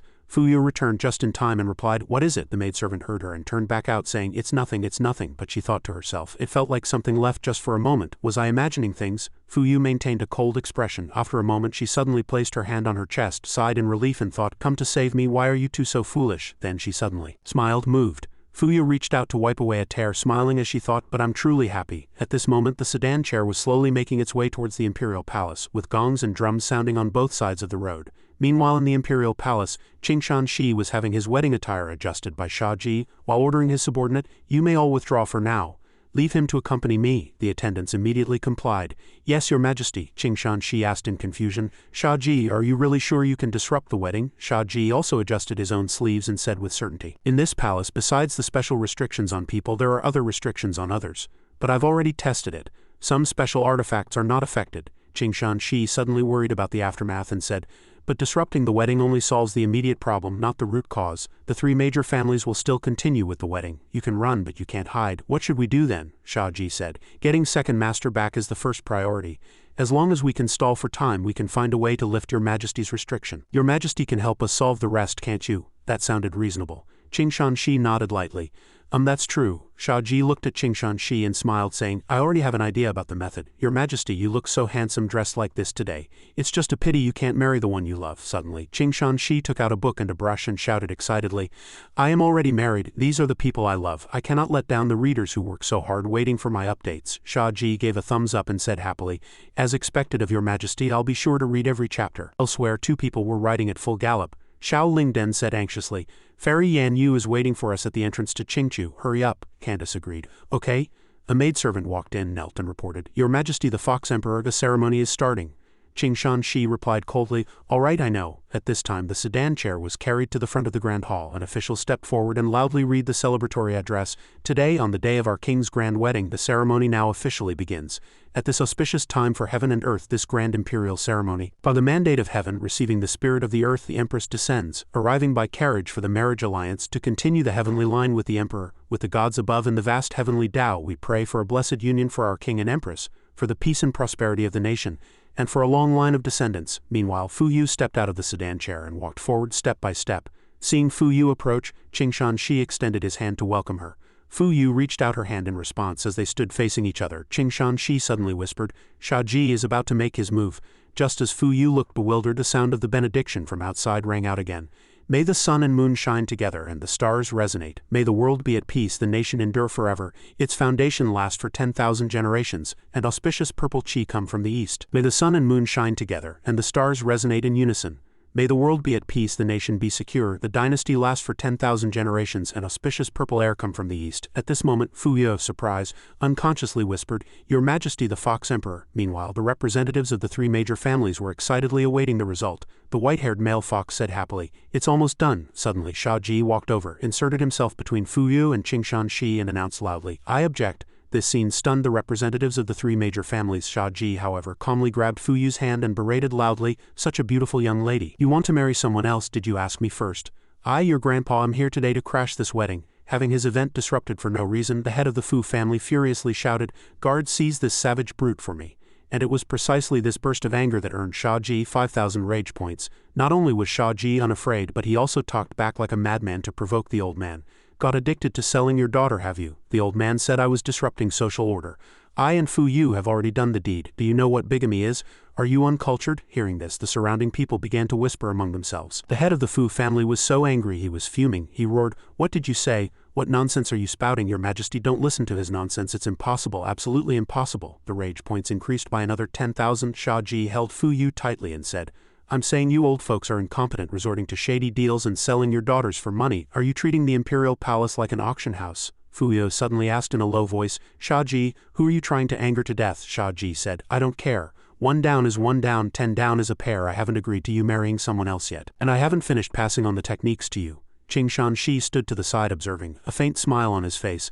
"I didn't expect this kid to be so shameless. That's right, only the crazy ones win." As for Shia Ji, he was secretly and excitedly looking at the system panel. "Use the old guy's rage points and add some more for me, thank you." Then he chose to purchase a flying carpet. The system showed a deduction of 50,000 rage points. The flying carpet was faster than a high-speed train and would last for 1 hour. As soon as he got the flying carpet, Shia Ji grabbed Fuyu and Shi to leave together. Shi, surprised, suddenly asked, "Am I going too?" Shia Ji then explained, "Of course I have to use the kidnapping tactic, Your Majesty." Shi nodded in agreement. "What you said is also reasonable." In the next second, the three of them flew up into the sky, leaving under the astonished gazes of the crowd, and the head of the Fu family screamed in terror, How can he fly?" The sky was lit by the morning sun, yet it was also raining. The three of them were leisurely riding the flying carpet. Seeing this strange weather, Shia Ji was a little surprised. When a fox gets married, it really does rain on a sunny day. Shi lay on the flying carpet observing the scene below and laughed happily. "Ha ha ha, look, they're in chaos. How interesting."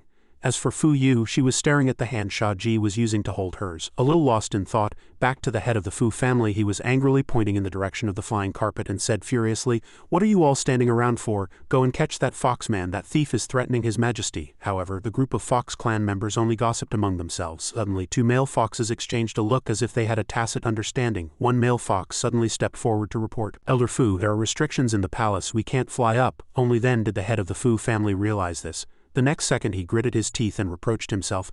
"This restriction is really a case of shooting myself in the foot, damn it." Then he turned and ordered his subordinate, "The thief must have some other motive for kidnapping His Majesty. They won't leave Chingchu in a short time, so go and search for them. Even if you have to turn Chingchu upside down, follow the tracks of that flying carpet and you'll surely catch that scoundrel. Go take some men and pursue them." The 2 subordinates immediately accepted the order. "Yes, as you command, Elder." The white-haired man said worriedly, "Brother Fu, nothing can happen to His Majesty, otherwise our plan." The head of the Fu family waved his hand and said, "Brother Bai Zan, Sister Dao, let's find His Majesty first. We'll discuss everything else when we get back." The golden-haired woman, also from one of the 3 major families, could only bow her head in obedience. Yes, the man surnamed Bai had no choice but to drop the matter and say no more. At this time the head of the Fu family turned to calm the common people. "Everyone please calm down. The 3 major families and the royal army have already been dispatched to search for His Majesty's whereabouts. We will definitely protect His Majesty's safety and ensure that those scoundrels die without a burial place." Scene change. Shia Ji's group had also successfully arrived at a safe location. Along the way, Shia Ji received a continuous stream of system prompts. The rage points kept increasing, making him laugh happily as he thought, "Looks like those guys are about to die of anger, haha." Seeing Shia Ji grinning from ear to ear, Shi asked in confusion, "Shia Ji, what are you laughing about? You haven't been able to close your mouth this whole time." Shia Ji said, "When you make money you're naturally happy." Fuyu stood to the side. Seeing them talking so cheerfully, she couldn't help but be secretly surprised. When did these 2 meet? They quickly entered the house. Seeing Fuyu still standing, Shia Ji walked over and said softly, "Second Master, why are you still wearing the veil? The wedding didn't happen, you're free." As soon as he finished speaking, he casually lifted the veil from Fuyu's head. This action made her cry out, Why did you lift it?" Shia Ji looked innocent and hurriedly said, "Oh, I was afraid it would block your vision. What's wrong? Why are you looking at me like that?" Shi sat to the side and said with a smile, "It seems you don't know the rules of Chingchu yet." Shia Ji looked back at him blankly. "What rules?" Shi said seriously. "In our Chingchu, lifting a bride's veil means you are already married, whether you're willing or not. This moment becomes a lifelong vow." Shia Ji turned to Fuyu in a panic and explained, "I didn't know, Second Master." Fuyu blushed, just lowered her head in silence, not knowing what to say. Shia Ji held up the veil in confusion and said, "Then I'll put it back on for you." However, Fuyu coldly waved her hand to stop him. "Forget it." Shia Ji stammered in a panic, But I didn't mean to. I don't know the rules of Chingchu." As he spoke, he thought to himself, "Why does Second Master seem a little shy? Her personality seems a bit off, doesn't it? Where did her usual fierce and charming demeanor go?" Shi suddenly made a heart shape with his hands and teased at the same time, I was supposed to be the one to lift the veil, but now that you've done it, this is your fate with her. Now your destinies are tightly intertwined, and can never be separated again, Shia Ji said in a panic. Ah, your majesty, I'm an outsider. I didn't know any better. Shi laughed again. Ha ha ha, but since there's a reason for it, you can just pretend it never happened and I'll pretend I didn't see anything. How about that? Suddenly, Fuyu took a step forward. Shia Ji called out softly. Second Master. Fuyu suddenly knelt down and kowtowed to Shi. Your Majesty, your humble servant Fuyu pays her respects to your Majesty. Seeing this scene, Shia Ji couldn't help but be surprised, thinking the Fox Emperor is a supreme existence in the hearts of the people of Chingchu. Even Second Master, who is one of the four immortals of the Azure Alliance, is no exception. No wonder Second Master has been acting strangely since just now. Shi happily reached out to help Fuyu up, and she also extended her hand. Shi said gently, "Please rise." She looked at him and replied with a smile, "Thank you, your Majesty." Shi suddenly said, "I finally get to meet Fairy Fuyu, one of the four immortals of the Azure Alliance. I apologize for being a recluse, but you've been doing well these years." Fuyu looked at him and smiled shyly. "It is all thanks to your Majesty's blessings." Shi gestured and said, "The first time I saw you, you were only this tall, and now you've blossomed into a graceful young lady. I've also heard many rumors about you, and I admire you greatly." Fuyu said softly in silence, "Your Majesty flatters me, your Majesty. Have you been well these years?" Shi suddenly gave a wry smile. "I'm doing okay, not too bad, I'd say average." Fuyu spoke with a tone of doubt. "Shia Ji said you didn't want to get married, but I've already received the Fox Emperor's token. Could it be that the three major families dared to forge your Majesty's command?" Shi held something in his hand and was about to say, "It's also my fault for not paying attention to these matters these years." Before he could finish, Fuyu suddenly slammed her hand on the table in anger. This powerful force cracked a large piece of the table, and along with the aura that erupted from Fuyu's body, it scared Shia Ji and Shi into hugging each other. Fuyu angrily stretched out a hand, gathering powerful spiritual energy, and said coldly, "Unforgivable, I'll first kill those who have committed insubordination and treason to vent your Majesty's anger." She shouted loudly, and Shia Ji panicked and tried to stop her. "Second Master." "Wait," Fuyu shouted. "What are we waiting for?" Shia Ji said, "The Fox Emperor is under a restriction. To avoid taking the long way around, it's not too late to kill them after we figure out the whole story."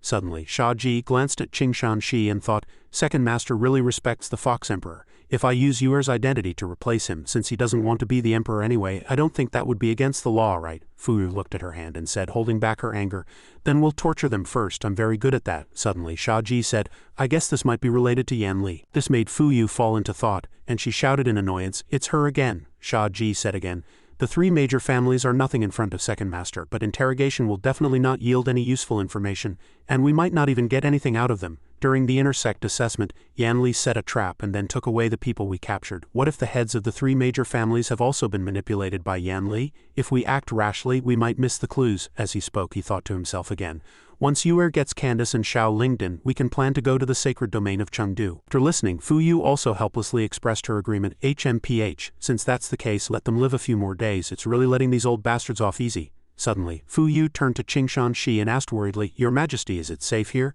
Shi believed it would be safe. "First, only those I allow can enter here. Second, we pretended to escape but actually came to the palace. They would never have guessed that either." Fuyu nodded lightly. "That's good," Shi added softly. "We were able to escape successfully this time thanks to the fairy's illusion." It turned out that during the escape, Shia Ji had suggested, "Second Master, I'll have to trouble you to cast an illusion to make them think we've already escaped the palace." Fuyu immediately agreed and raised her hand to cast the illusion. Soon, the scene of them flying away on the flying carpet was separated by a restriction, and no one could see it. Back to the present, Fuyu spoke, "HMPH, if I had known they were so bold, I would have let them taste the flames of hell in the illusion." This surprised Shia Ji a little. "Second Master, you wouldn't even spare the Fu family?" Fuyu's several tails stood on end in anger, and she said seriously at the same time, "Chingchu respects the Fox Emperor. For generations the Fox Emperors have protected us. How could they not think of repaying this kindness and instead have crooked thoughts? The Fu family was once in decline. If it weren't for the Fox Emperor's pity, they wouldn't have a say today. They are just a group of ungrateful people. They deserve to die." Suddenly, Shi raised his hand to try to persuade her. Seeing this, Fuyu immediately put on another expression and looked at him excitedly. "Fox Emperor, please speak." Shi's face darkened as he said, "The previous Fox Emperors. My parents, ancestors, and descendants, they all deserve their good names." Fuyu nodded enthusiastically. Of course," Shi reproached himself in a deep voice, "but I am not a good emperor." Fuyu panicked and hurriedly waved her hands in rebuttal. "That's not true." Shi felt a headache. He frowned and said, "It's a good thing the fairy is here. I might as well be direct. You can be a witness." Fuyu said excitedly, Suddenly, Shi said, "I want to abdicate." Fuyu also casually said, but in the next second, she finally reacted to what Shi meant and cried out in panic, her voice almost deafening him. "What?" Qing Shi said seriously. "I've already told Shia Ji about this. I'm not really the emperor. I was given the throne because I'm the only bloodline of the Fox Emperor." Fuyu stared at him and asked in confusion, "Wait, you're being serious right now. You're not joking, are you?" Qing Shi immediately raised his hand to affirm, "Ah yes," but Fuyu was still suspicious. "The pure bloodline of the Fox Emperor, who else in Chingchu can bear this heavy responsibility? Your Majesty, are you making this decision because you've been heartbroken by the three major families?" After speaking, Fuyu was suddenly consumed by rage, turned to leave and said at the same time, "I'll go kill them, I can't stand it anymore." Seeing her so agitated, Qing Shi suddenly stood up and suggested, "Fairy, you are one of the Four Immortals and you are also a native of Chingchu. Why don't you take the position? What's the point of bloodline? I think the capable should rule, otherwise it would be a waste and it would hold back the great future of Chingchu." After listening, Fuyu turned her head, looked at him blankly and couldn't say a word as he spoke. Qing Shi turned his gaze to Shia Ji. "I'm being a bit forceful. After all, you are the monarch of the Azure Alliance. Let me think about who is suitable." At the same time, Shia Ji also met his gaze, wondering in his heart, "Why are you looking at me?" As expected, Qing Shi walked up, looked at Shia Ji and suggested, "The direct disciple of the Four Immortals also has a fated connection with me. Shia Ji, why don't you be the Fox Emperor?" Before Shia Ji could react, Fuyu cried out, "Your Majesty." Qing Shi said again, "Fuyu, didn't the fairy give you my hair? Since you've received my hair, you are a citizen of Chingchu. It couldn't be more suitable." Shia Ji was at a loss for words, and he continued to ramble on, "This isn't without precedent. My mother wasn't either. The previous members of the royal family also became citizens after receiving the Fox Emperor's hair. I'm just following the example of my predecessors." He suddenly picked up the book and brush in his hand and said with a cheerful smile, "This way I can write my books and you'll have the Four Immortals to assist you.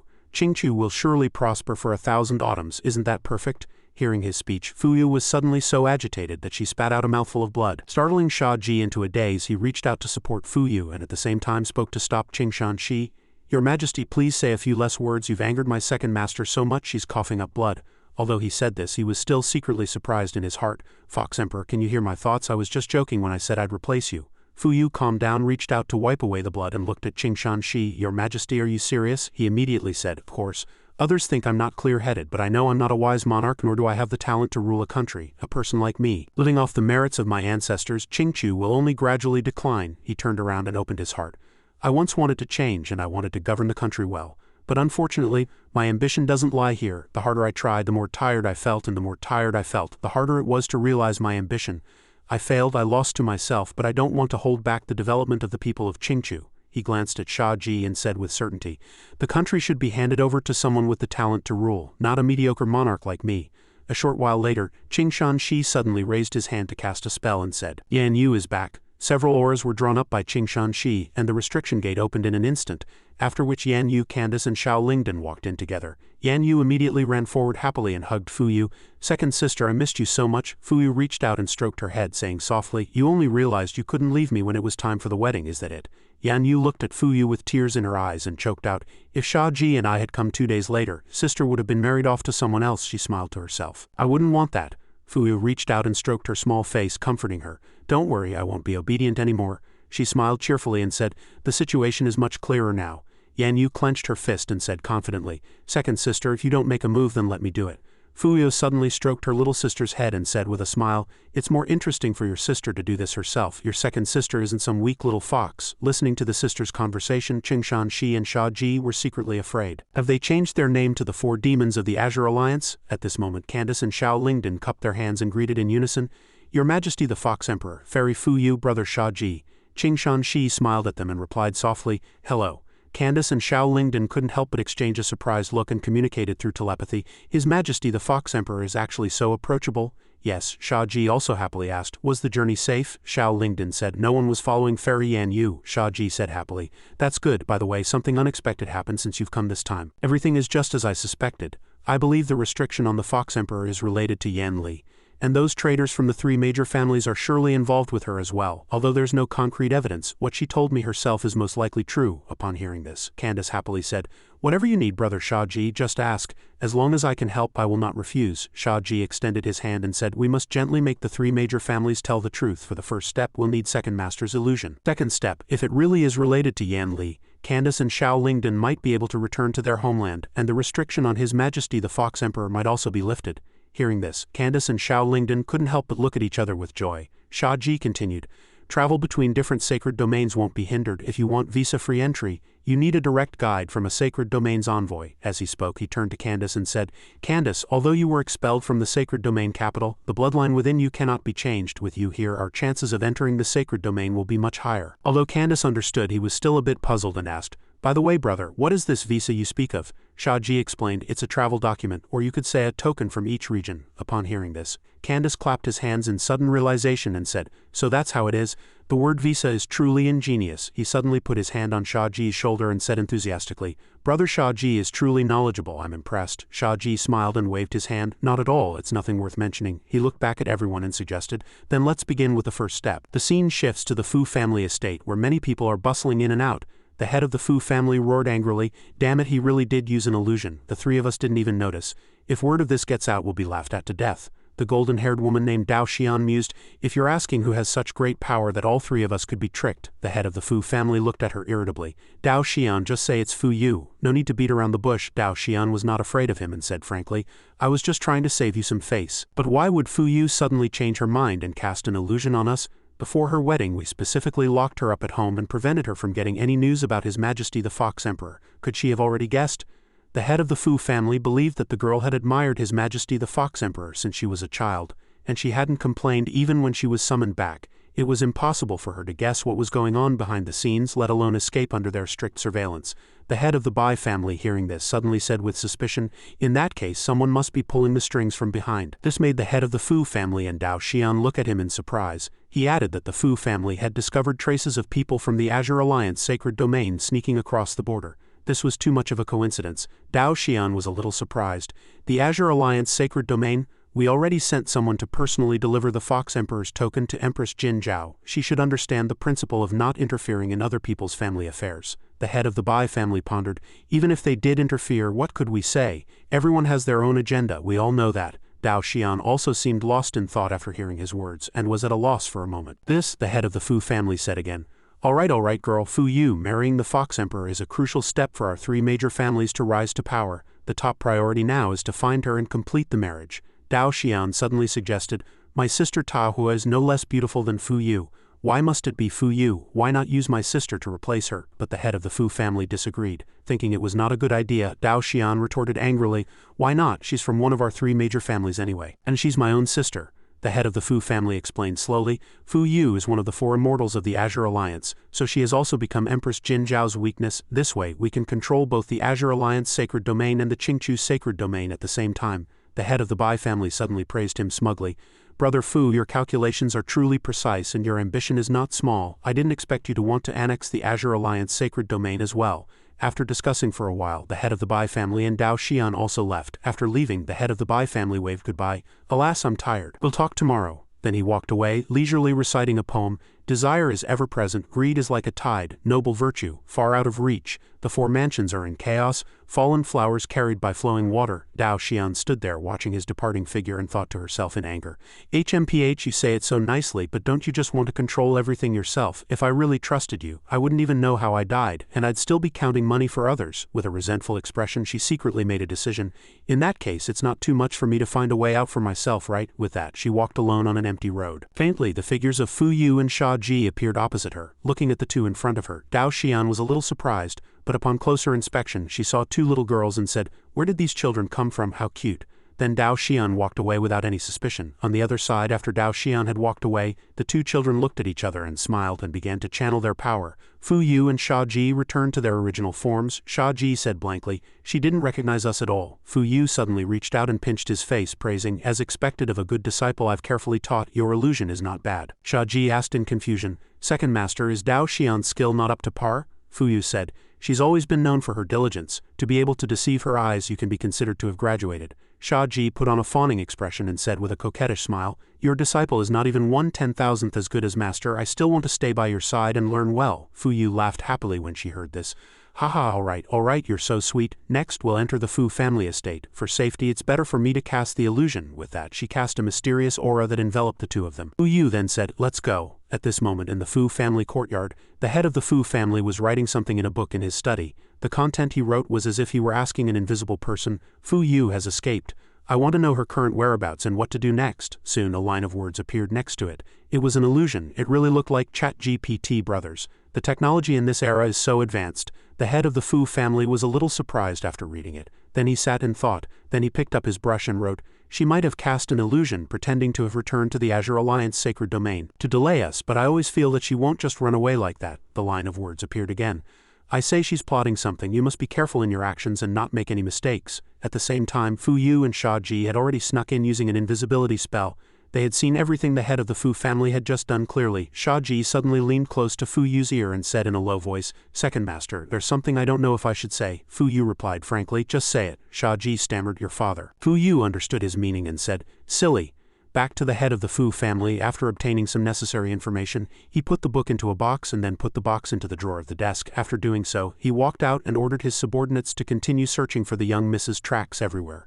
He added a threatening sentence, "If you can't find her, damn it, don't even think about eating." The subordinate immediately replied loudly, "Yes." With that, he turned around and closed the door, locking it tightly at the same time. Then he turned and left. After he left, Fuyu looked at the drawer from before. She casually raised her hand and flicked it. Instantly, the drawer opened, revealing the box. Fuyu walked over, opened the box, took out the book and said in a deep voice, "He's really not careful. He didn't even lock it. But even if he were more careful, he probably couldn't have stopped me." Shia Ji looked at her blankly and said worriedly, "I wonder if this communication is encrypted.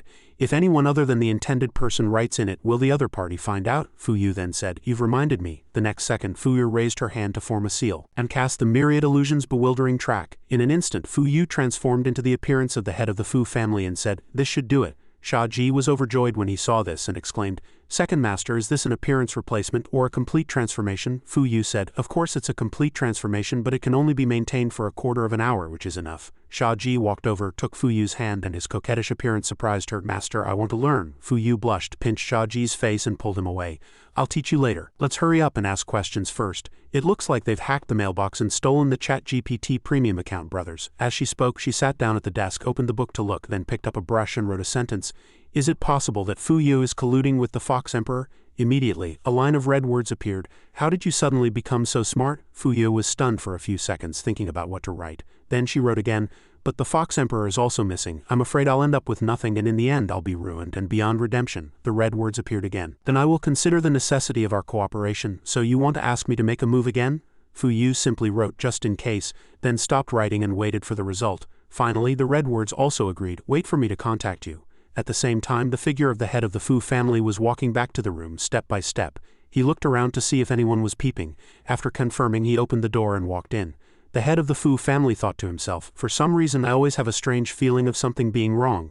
But looking around the room, he didn't find anything unusual. He said to himself, "Am I overthinking things? It's better to be careful. It's best if nothing happens." He raised his hand to cast a spell emitting a faint red spiritual energy, then scanned the entire room to see if anyone had snuck in. From the outside of the door to the cabinet, the head of the Fu family remained silent throughout the entire room.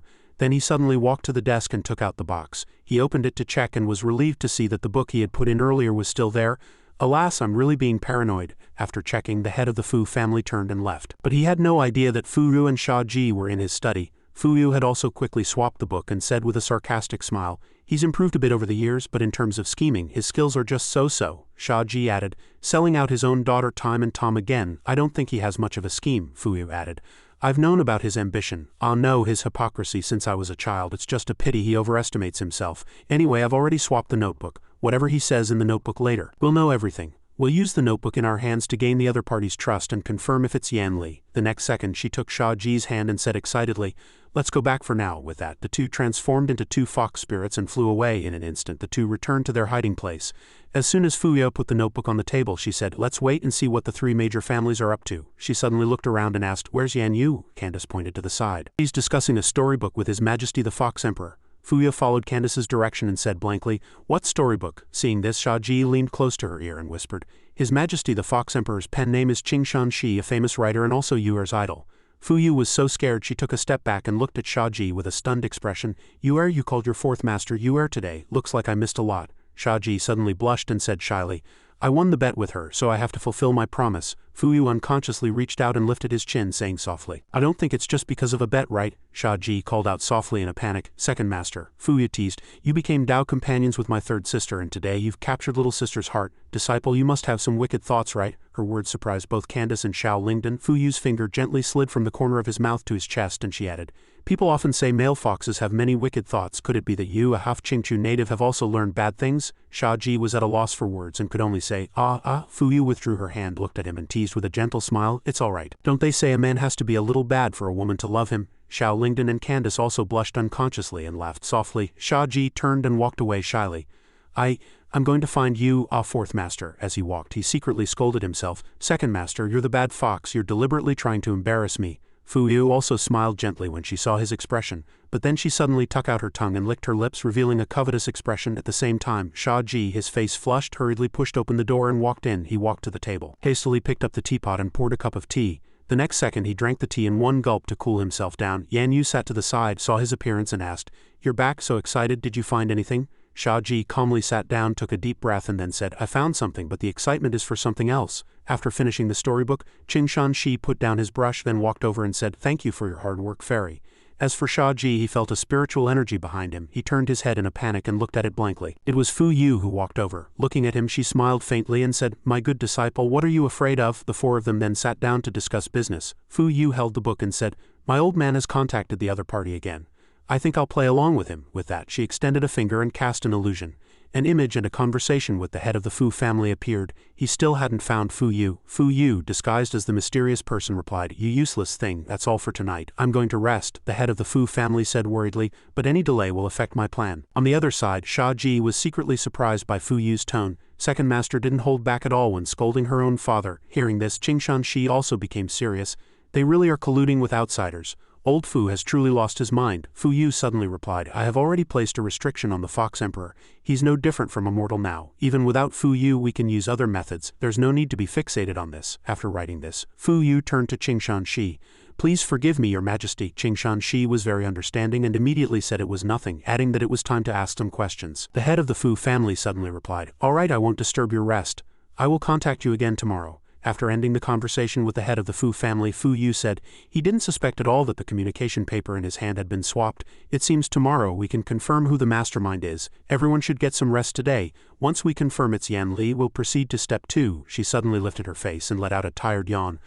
So sleepy." Suddenly, Yan Yu rushed over, hugged Fuyu's arm tightly and said coquettishly, "Second sister, I'll sleep with you tonight." Fuyu smiled, then said in a mocking tone, "Wouldn't that mean Shia Ji will have to sleep alone in an empty room?" Her words startled Shia Ji, who was both surprised and suspicious. Yan Yu, however, shouted in a panic, "What does it have to do with me if he sleeps alone?" Fuyu pinched her junior sister's cheek and said, "Little girl, it seems you two have been up to a lot of mischief while I was away." The trio's panic and shyness were all witnessed by Shi. He smiled, thinking to himself, "This is some excellent writing material. Let me give them a little push.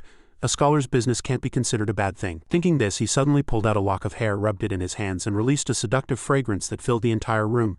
Yan Yu and Fuyu unknowingly inhaled the scent. After doing so, Shi took his leave and went into his room. "I'll continue writing, you guys go to sleep first. Oh, by the way, some unexpected things will happen here in Chingchu. Everyone just let nature take its course." He glanced back, placed his hand on his chest and emphasized, "Follow your feelings." Shia Ji didn't understand his hidden meaning and stood there like a block of wood. Shi had already closed the door to rest, not forgetting to wish them good night. The three then walked back to their rooms along the corridor. Suddenly, Fuyu said uncomfortably, "Why is it so messy? Don't you feel something is wrong?" Yan Yu was beginning to feel a fire within her and said, "I don't feel anything strange, I just feel so hot." "Shia Ji, aren't you hot?" Shia Ji turned back blankly and looked at the two girls. "I'm not hot." Yan Yu's breathing became more and more rapid, but she still tried to hold on.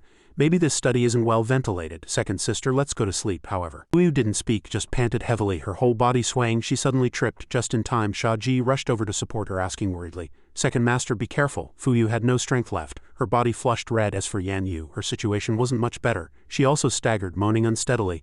"I'm so hot I can't breathe." She bit her lip, forcing herself to say softly, "Shia Ji, me too." Shia Ji reached out and hugged Yan Yu, shouting in a panic, "Yan Yu, what's wrong with you?" He held the two weakened masters in his arms and shouted in a fluster, "Hey, don't you two scare me." After being drugged by Shi, Fuyu and Yan Yu felt a burning heat all over their bodies, swaying and walking unsteadily.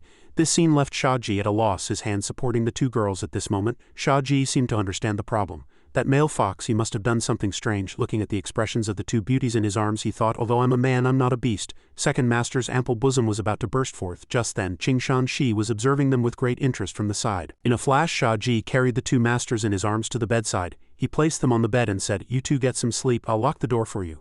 then he carefully tucked them in. After he was done, he let out a sigh of relief. However, as he turned to leave, he was grabbed by Fuyu, who had suddenly sat up. "Don't go." Shia Ji immediately turned back to help Fuyu lie down, but Fuyu propped herself up, revealing her slender snow-white legs, and said, "Don't go, I'm so lonely, can you stay and talk with me for a while?" Looking at this posture, Shia Ji unconsciously had a nosebleed. He immediately covered it with his hand and thought anxiously, "If I keep this up, I'll become a beast. I have to leave quickly." As he thought this, he quickly ran away, but after a few steps he ran into a barrier and cried out, "Ouch!" As he was rubbing his face in pain, Fuyu's tails suddenly attacked from behind. The next second, Shia Ji was tidally bound by those tails. He was pulled backward and immediately pushed onto the bed. Fuyu suddenly climbed on top of him, making him turn pale with fright. "Second Master, you're too cold. Did the Fox Emperor do something?" Fuyu said. "I know." This made Shia Ji freeze in astonishment. "What?" Fuyu looked at him and smiled faintly. "The moment he cast the spell, I knew." Shia Ji felt both confused and curious. "Then why did you do this?" Fuyu's hips were sitting firmly on him. Fuyu didn't speak, but raised her hand to cast a spell, creating an aura around them. This aura quickly enveloped Yan Yu, and at the same time Yan Yu also rubbed her eyes. Waking up in a daze, "How did I suddenly fall asleep?" Before her eyes was the sight of Fuyu sitting on Shia Ji. Yan Yu called out softly, "Second sister Shia Ji." Seemingly guessing something, Yan Yu suddenly sat up and said, "HMPH, it must be that Qingxuan who did something to us, right?" Shia Ji turned to Yan Yu looking blank. "You know too." Yan Yu put on her outer robe and said, "I've carefully read every novel he's written, and he's written about this kind of plot many times. I think he probably wanted to recreate it in reality to find inspiration for himself." Shia Ji suddenly had tears in his eyes and said sadly, "Why am I the only one who doesn't know?" Fuyu suddenly jumped off Shia Ji. She got off the bed, looked back at him and said, "This requires training. This is Chingchu, a place where illusions are commonly used. You must always be aware of whether you've unknowingly fallen into an illusion." Shia Ji immediately sat up and exclaimed, "Oh, I see." On the other side, Qingxuan, who was outside, also heard Fuyu's words and couldn't help but laugh to himself. As expected of the four immortals of the Azure Alliance, they don't give others a chance at all. "I'd better just go back to writing my books." Thinking this, he immediately turned and left. Back on Fuyu's side, she held the book, took Yan Yu's hand and started talking business. In a room lit by flickering candlelight, Fuyu threw the book into the air and cast a spell on it. She said, "I've already synchronized this news with my father, so tomorrow we'll know if the mastermind is Yan Li. Also, we can see what that person was talking about tomorrow." After listening, Shia Ji stood there in a daze. This action made Fuyu a little curious. "Shia Ji, what are you thinking about?" He immediately said, "Nothing." But he thought to himself, if that person is really Yan Li, would she dare to appear in Chingchu under the Heavenly Tao's surveillance? Or does it not matter even if she does? In the battle of the Azure Alliance Sacred Domain, Yan Li didn't seem afraid of being discovered by the Heavenly Tao. Maybe that's her way of avoiding the Heavenly Tao's surveillance. Fuyu approached him and asked again, "Shia Ji, what are you thinking about?" He suddenly spoke up, "Second Master, what is the Heavenly Tao?" Fuyu was a little surprised and asked back, "The Heavenly Tao." Hearing this, Yan Yu immediately interjected, "The Heavenly Tao is an invisible eye, the law and order of the universe, the normal functioning of this world is a gift from the Heavenly Tao." Yan Yu turned her face and said, "Why are you asking such a common knowledge question?" Shia Ji was startled when he heard this. Common knowledge? So he secretly asked the system, "Is the Heavenly Tao everyone is talking about the one you mentioned?" The system suddenly stammered and didn't answer. Shia Ji fell silent in thought. A moment later, Shia Ji asked, "Have you seen the Heavenly Tao?" Fuyu pointed upwards blankly and said, "The Heavenly Tao is always up there. You can see it at any time." Shia Ji, "What's wrong with you?" Shia Ji was secretly puzzled. When I asked Eldest Master and Siri, they were very cautious in their words, but when I ask others, it seems like everyone knows. Why does that Yan Li want to break away from the Heavenly Tao? They must know something. He stopped thinking about it and asked, "Your Majesty the Fox Emperor, Second Master, Fourth Master, do you know why Yan Li wants to break away from the Heavenly Tao?" Qingxuan said softly, "I know a little." Shia Ji said curiously, "Please enlighten me." Qingxuan became serious and said, "Although Yan Li is the Empress of the Sacred Domain of Chengdu, she is not actually a citizen of the Sacred Domain of Chengdu." Hearing this, Candace shouted in a panic, "What? The Empress is not from the Sacred Domain of Chengdu? How is that possible?" Qingxuan chuckled lightly. "She is a dragon. Are there dragons in the Sacred Domain of Chengdu?" Candace suddenly fell silent. Xiao Lingdan also showed an expression of incredulous confusion. Shia Ji looked at Yan Yu suspiciously. "Second Master, Fourth Master, you know too, right?" Yan Yu shook her head. "I don't know either," but Fuyu seemed to be in deep thought. "I just remember that every time eldest sister mentioned Yan Li, she would only sigh and not say much." Qingxuan said, "Only I and Empress Jin Zhao know about this matter. Speaking of which, I, Empress Jin Zhao and Yan Li have a deep connection. What I know about her I heard from her herself, so I can't be sure if it's true or not. I remember at that time," Qingxuan suddenly began to recount the past of the three of them. "Many years ago on a dark night, the three of them sat around a bonfire. At that time, Yan Li had a serious face and opened her heart. 'My clan and my people are all buried deep in the dust.' She pursed her lips and suddenly asked, 'Have you heard of the Land of Dark Flame? It's a gloomy place. Judging by your expressions, you probably haven't.' she said sadly as she added firewood to the fire. At this moment, Shi suddenly looked at her and asked suspiciously, Yan Li, aren't you from the sacred domain of Chengdu? Yan Li said in a deep voice, I am now a citizen of the sacred domain of Chengdu, but I am a dragon. Hearing this, Jin Zhao was somewhat shocked. A dragon? There are no legends about dragons in the history of the sacred domain of Chengdu, Yan Li said. Little sister is indeed knowledgeable. That's right, there were originally no dragons in the sacred domain of Chengdu, although the Azure Alliance and Chingchu have legends of the Dragon Clan, and the Dragon Clan has been passed down from generation to generation. They are all migrants, not natives. Jin Zhao looked at her, her tone full of doubt. Yan Li, you're not trying to say that dragons come from that gloomy land, are you? Yan Li chuckled lightly. It wasn't called the Gloomy Land before, it had a better name. It's my hometown, Zanlong. As she spoke, she suddenly looked up at the sky, a thoughtful expression on her face. Suddenly, images of her hometown appeared in her mind, with many dragons flying. Then she pointed to the sky and said, Don't anger the one above or you'll end up like me, displaced and homeless. Back in the present, Shi said, After that I checked all the records, but there was no mention of that gloomy land. But her expression didn't look like she was lying. It was as if that place had been completely erased. As for Yan Li, she was also lost in thought at that time. As she recalled that memory, heavenly tribulations continuously descended from the sky, striking the village. The flying dragons and the common people were all seriously injured. As everyone fled in panic, a little girl sat paralyzed in the middle of the road. The terrifying scene before her was deeply imprinted in the little girl's eyes, and that little girl was the current Yan Li. Back to Shia Ji's side after listening to the story, he suddenly savored Yan Li's words from back then. Don't anger the one above or you'll end up like me, displaced and homeless. Then he turned back and asked, The one above she mentioned should be the heavenly Tao, right? It should be. Shi replied. Shia Ji then made a guess. If we analyze it word for word, it means that the villagers of Zanlong village did something to anger the heavenly Tao, and the heavenly Tao sent down heavenly punishment, causing the sacred domain to be destroyed and become the gloomy land after that. She and the surviving villagers migrated to other sacred domains. What kind of outrageous thing did they do to make the heavenly Tao go so far as to slaughter a sacred domain to punish the Dragon Clan? Fuyu suddenly spoke up. These past events can only be known after we catch Yan Li. Now let's get back to the matter at hand. The sect's issue needs to be resolved immediately. Shia Ji smiled and said, We must travel through the time gap and first hide in the dark to see how the secret god opens the door. Then copy a door. But Yan Yu was a little worried. I'm afraid too much of a time difference will make the other party suspicious, but what do you mean by copy? Shia Ji said. It's using the divine arts book to fake it, making the secret god think she has to open the door first so we can buy more time to figure out how to open the door. After listening, Fuyu suddenly turned and cast a spell on the divine arts book. She pretended to be the mysterious person and ordered, Wake up, open the door. Seeing this scene, Shia Ji was secretly astonished. Second Master, you're being too disrespectful to your old man. You could at least pretend a little. Soon the secret god appeared and replied, Isn't it tomorrow? Fuyu wrote back, I'll come whenever I want, the secret god said in a panic.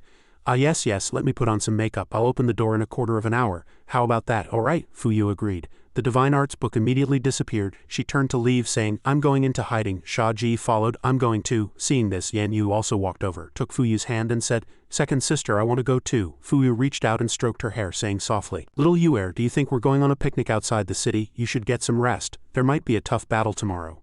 Yan Yu could only agree. All right. Then she turned to look at Shia Ji and instructed, Then you must protect second sister well. Shia Ji said softly, I'm okay. However, he thought to himself, Second Master doesn't seem to need my protection either. Yuer really looks like she wants to go. Sigh. Fuyu took Shia Ji's hand, then cast a spell and said, Let's go then. And just like that, Yan Yu stood there watching the two of them leave. Scene change. At this moment, a maidservant walked in to dress and groom the secret god as he had instructed. She said respectfully, Greetings, Master. He was in an extremely foul mood at that moment. Damn it really sucks being a dog. After a while, he walked into his familiar study and rummaged through the bookshelf for something. At that very moment, Fuyu and Shia Ji had already snuck into the study and were observing him. Seeing his actions, Fuyu wondered with suspicion, What is this damn old geezer looking for? After a moment, the secret god suddenly sat down at the desk and lifted a table leg, then reached out and picked up the stone used to prop it up, holding the dragon-shaped stone. He exclaimed happily, Found it. He suddenly slapped his head and laughed awkwardly. How could I have used it to prop up a table leg? He hurriedly used his sleeve to carefully wipe the stone. The next second he pressed a finger on the center of the stone and it immediately lit up. A restriction gate appeared before him. At this, Shia Ji was dumbfounded. Is that all it takes to open the door? But Fuyu said, It's too simple. She suddenly sighed. And here I was racking my brains to plot all this. As for the secret god, after opening the door he said, It's time. Why is no one here? Hey boss, are you in there? Sensing an opportunity, Fuyu suddenly moved forward much to Shia Ji's surprise. Second Master, you're as fast as lightning. Fuyu had already quietly walked up to the secret god. She cast a spell using a stone to create a dragon identical to the old man's. Not only that, but she also absorbed the spiritual energy from the old man's stone, transferred it to the stone in her hand and smiled smugly. And she formed a seal on the stone in her hand, activating the door, and the restriction suddenly closed. This greatly surprised the secret god. Hey, why did it close? Why did they suddenly decide not to come? Seeing this, Shia Ji immediately smiled and looked at her. Second Master, you're so fast, however, Fuyu said. You should learn will, but being fast isn't always a good thing. Her words couldn't help but startle Shia Ji. The door was gradually disappearing. Fuyu and Shia Ji quickly cast a spell and entered the mysterious door. Behind the door was the sacred domain capital, Salam City. Although it was night, the city was still bustling with people. Shia Ji curiously reached out to gently touch his surroundings but couldn't feel anything. He asked, hasn't the illusion been dispelled yet? Are we going to storm the imperial palace directly? Fuyu cautiously believed their current attire was too conspicuous. Let's change our clothes first. As for storming it, I haven't decided yet. Hearing this, Shia Ji felt a flutter of panic in his heart.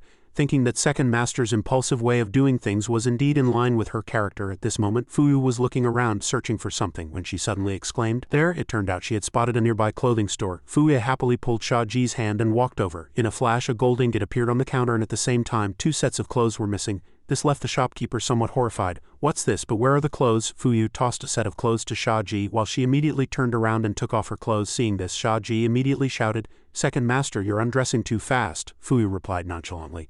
What are you standing there for? Hurry up and change. Shia Ji suddenly blushed. He turned his head away, thinking, as expected, of a fox. After a while, Fuyu had already changed into her new clothes, but she was holding 2 sashes and looked back at Shia Ji. Come here, help me first. While helping her tie the sashes, Shia Ji asked with concern, Second Master, is it too risky for us to just barge into the sacred domain capital? Fuyu said that the greater the risk, the greater the reward.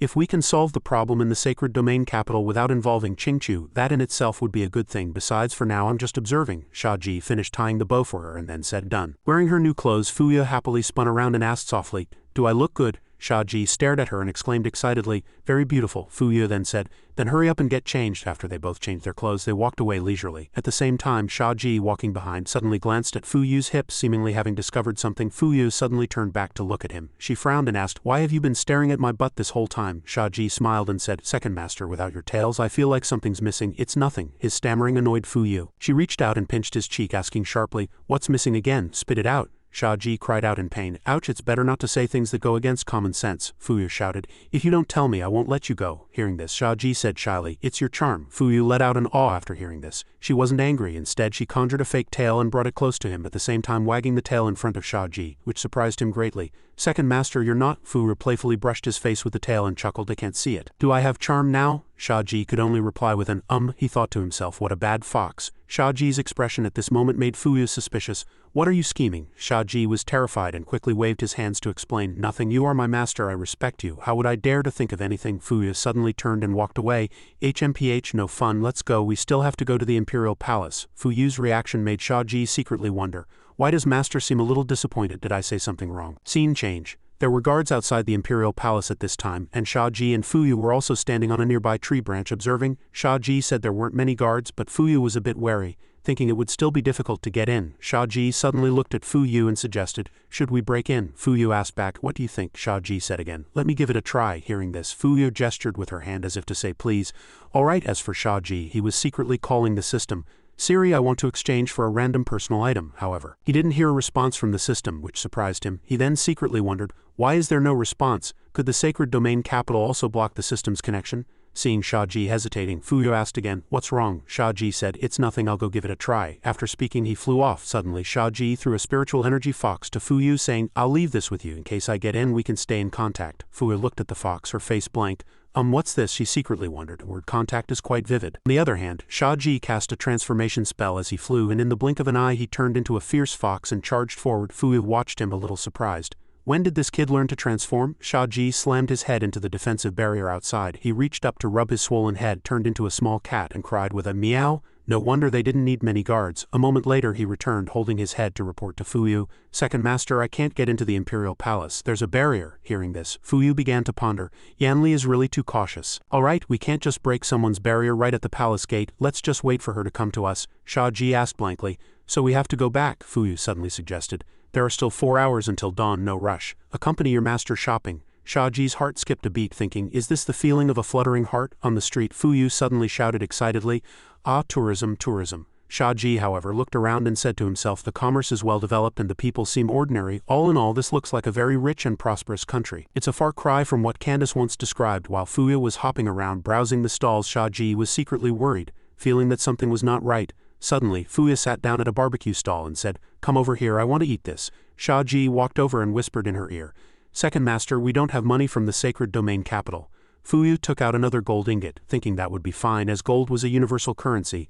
After speaking, she handed the gold ingot to the old man selling barbecue and asked, sir, I left home without any money, can I use this? The old man looked at the gold ingot and chuckled. Then he said no. Fuyu was baffled. Suddenly a gust of wind blew from above and headed straight for the barbecue stall. Fuyu keenly sensed something was amiss. She quickly stood up, pulled Shia Ji's hand back and said, be careful. Immediately, the old man selling the goods suddenly stood up, his whole body exuding a powerful aura. In the blink of an eye, the old man had transformed into Yan Li. She smiled and said, long time no see. The Fox Emperor's new bride and Jin Zhao's little disciple Shia Ji. At this moment he looked around in surprise. Upon closer inspection, the people nearby were all a bit strange. Each one radiated a layer of white light looking like phantoms. Shia Ji said softly, I knew this place was a bit strange, he thought to himself. Are these all copies? Copied based on what I saw when I first arrived. Luckily she hasn't found out yet. Yan Li also spoke, so you've already discovered the strangeness of Salam City? I thought my scenery creation was perfect, Shia Ji thought to himself, probably when she opened the door. She already discovered the anomaly. She tested us step by step until she confirmed that second master and I had broken in. It turns out both sides were testing each other. Seeing that neither of them spoke, Yan Li frowned and shouted, HMPH, what's wrong? Cat got your tongue? Speak up. As she spoke, she raised her hand and snapped her fingers as if giving a command. The surrounding people and scenery were now gradually disappearing. In a flash, the three of them were standing in a very gloomy place. Yan Li said again, you were all wondering why this place is different from what Candace said, right? Under my rule. The sacred domain capital is a place of misery and suffering, like a living hell. It's not that serious. She let out a light laugh, then said, I just put some thought into the scenery, makes it look very prosperous and developed, doesn't it? Fuyu looked at her in silence, not saying a word. She continued with great interest, I like lively scenes, they make one feel alive. Shia Ji also watched her warily. Then she looked at Fuyu, her tone mocking. Little fox, what do you call this? A taste of your own medicine? How does it feel for a master of illusions to be immersed in an illusion without realizing it? Suddenly Shia Ji held up his middle finger in a gesture of contempt and said, no one likes a petty woman. His action and words surprised Yan Li somewhat. At this moment Fuyu finally spoke, Yan Li, since you say I'm a master of illusions, how could I fail at the final moment? As she spoke, Fuyu cast a spell with her foot. Then she looked back at Shia Ji, her tone mocking.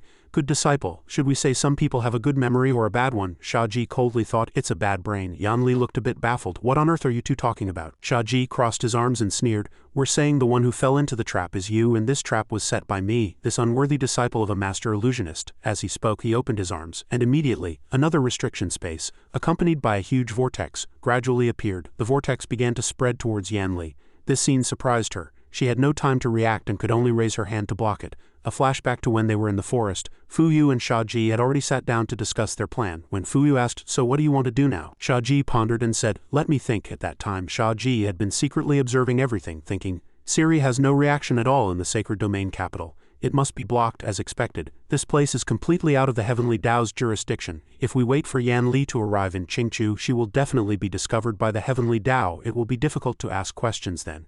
After thinking for a moment, Shia Ji looked back at Fuyu and suggested with a smile, let's lure her into a trap. And that's how the previous events came to be, back in the present when Yan Li had already walked into Shia Ji's other illusion. He said, you're so cautious you couldn't have been unaware that someone opened the door at the wrong time and wanted to break through the barrier, so I took advantage of your caution. Yan Li just said sternly, HMPH as expected of Jin Zhao's disciple. Shia Ji reminded her impatiently, I have 4 masters, Yan Li said. Without Jin Zhao, the Azure Alliance sacred domain would have been mine long ago. Shia Ji advised coldly, Your Majesty, you've been defeated by illusions twice now, you should learn your lesson and not underestimate your enemy. Yan Li waved her hand, her tone dismissive. So what if I underestimate you? Unless Jin Zhao comes herself, even if I suffer a temporary setback, the outcome will not change. It's meaningless for you to use such petty tricks to stall for time. Her expression annoyed Shia Ji, who thought, she's really stubborn. He suddenly looked at her and said seriously, I don't want to fight you right now, I want to ask you a question. But Yan Li said, do I have to answer just because you ask? Shia Ji stopped beating around the bush and said directly, how about I help you get rid of the Heavenly Tao? Hearing the words Heavenly Tao, Yan Li was instantly shocked. What? Shia Ji continued, is my proposal ridiculous? I admit it's a spur-of-the-moment idea, but it's not impossible. Yan Li answered in a panic, don't think I don't know, Qingshan Shi must have told you about my past. Shia Ji, I don't trust anyone, don't even think about attacking my weaknesses to get to me. Shia Ji suddenly burst out laughing. Haha, then what if I said I have a system? After speaking, he secretly breathed a sigh of relief. As expected, the connection was blocked. Otherwise I would have been struck by lightning by now. I'll have to use the old trick. The bigger the investment, the bigger the return. Yan Li became emotional upon hearing this, shouting in shock and panic. What? Shia Ji stated clearly. I have a system, he thought to himself. I can basically confirm that eldest master has a system. I wonder if this Yan Li does. Let this young lad test it out. Yan Li asked back with some confusion. A system? You mean that rectangular box that pops up? That's the channel for the heavenly Tao to communicate with people. Shia Ji immediately said that's right, but he was still a little dazed. How strange. It either is or it isn't. Why is it so vague? Yan Li said softly. Don't you know that even here the heavenly Tao is not completely isolated? If the isolation layer happens to weaken, you'd be a pile of mush by now. Shia Ji was shocked and cried out, "Io!" Then he covered his mouth with his hand, thinking, isn't the sacred domain capital already free from surveillance? Is she deliberately exaggerating to scare me? He asked with suspicion. Then why did you still mention it? Yan Li suddenly raised her hand and conjured a chair. She sat down, smiling with a mocking expression. I'm just scaring you. In the sacred domain capital, some nasty things occasionally pop up, but it can only lock onto your position for that instant. Don't worry, you won't die. Shia Ji was secretly confused. It can only lock onto the position for that instant. What does that mean? Yan Li added. Even if you say it here, it can't kill you on the spot, otherwise I would have died countless times. Shia Ji let out a sigh of relief. Phew, that's good, that's good. So are you a transmigrator too? Yan Li said in a deep voice. A transmigrator? Are you talking about body snatching? I'm not. Fuyu, who had been silent for a long time, suddenly spoke up impatiently. Hey, since neither of you will be killed on the spot, stop talking in riddles. Don't you know foxes are very curious? If you want to fight, then stop talking nonsense. If you want to talk, then make it clear. Shia Ji then got to the point. Your Majesty the Empress, is there really no room for discussion? For example, us fighting the heavenly Tao together. But Yan Li resolutely refused. Sorry, I don't trust anyone. Shia Ji sighed. Then there's nothing more to say. Suddenly Yan Li asked with a smile. Hasn't Jin Zhao been in seclusion all this time? Fuyu turned back in surprise.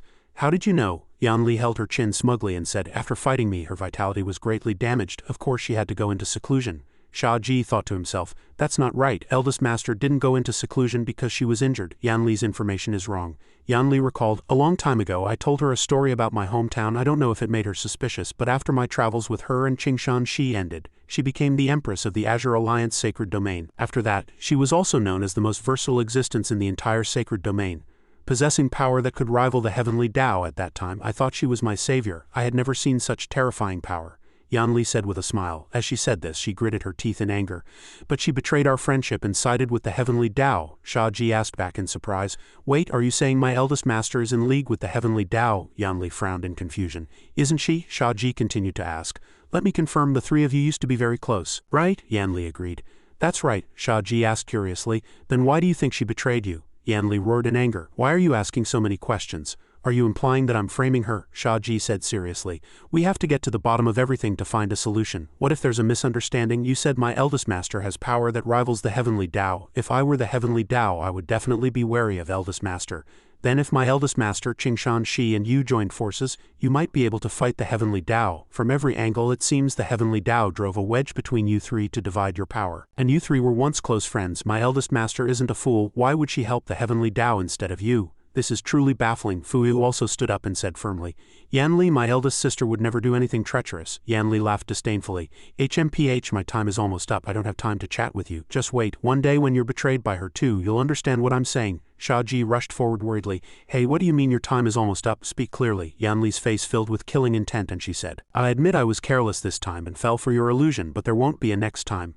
At this moment she also gradually disappeared, and subsequently Shia Ji and Fuyu were pushed out of that space and returned to Chingchu. The head of the Fu family shouted in surprise, Fuyu, what are you doing here? Fuyu smiled and said, is it strange that I'm here? The head of the Fu family held his head and said angrily, no wonder I always felt something was wrong. Did you use an illusion on me? Fuyu sat down and said mockingly, the representative of one of the three major families of Chingchu, yet you fell for an illusion so easily. You're getting too old. The head of the Fu family gritted his teeth and said, I am her father. Fuyu looked at him sideways.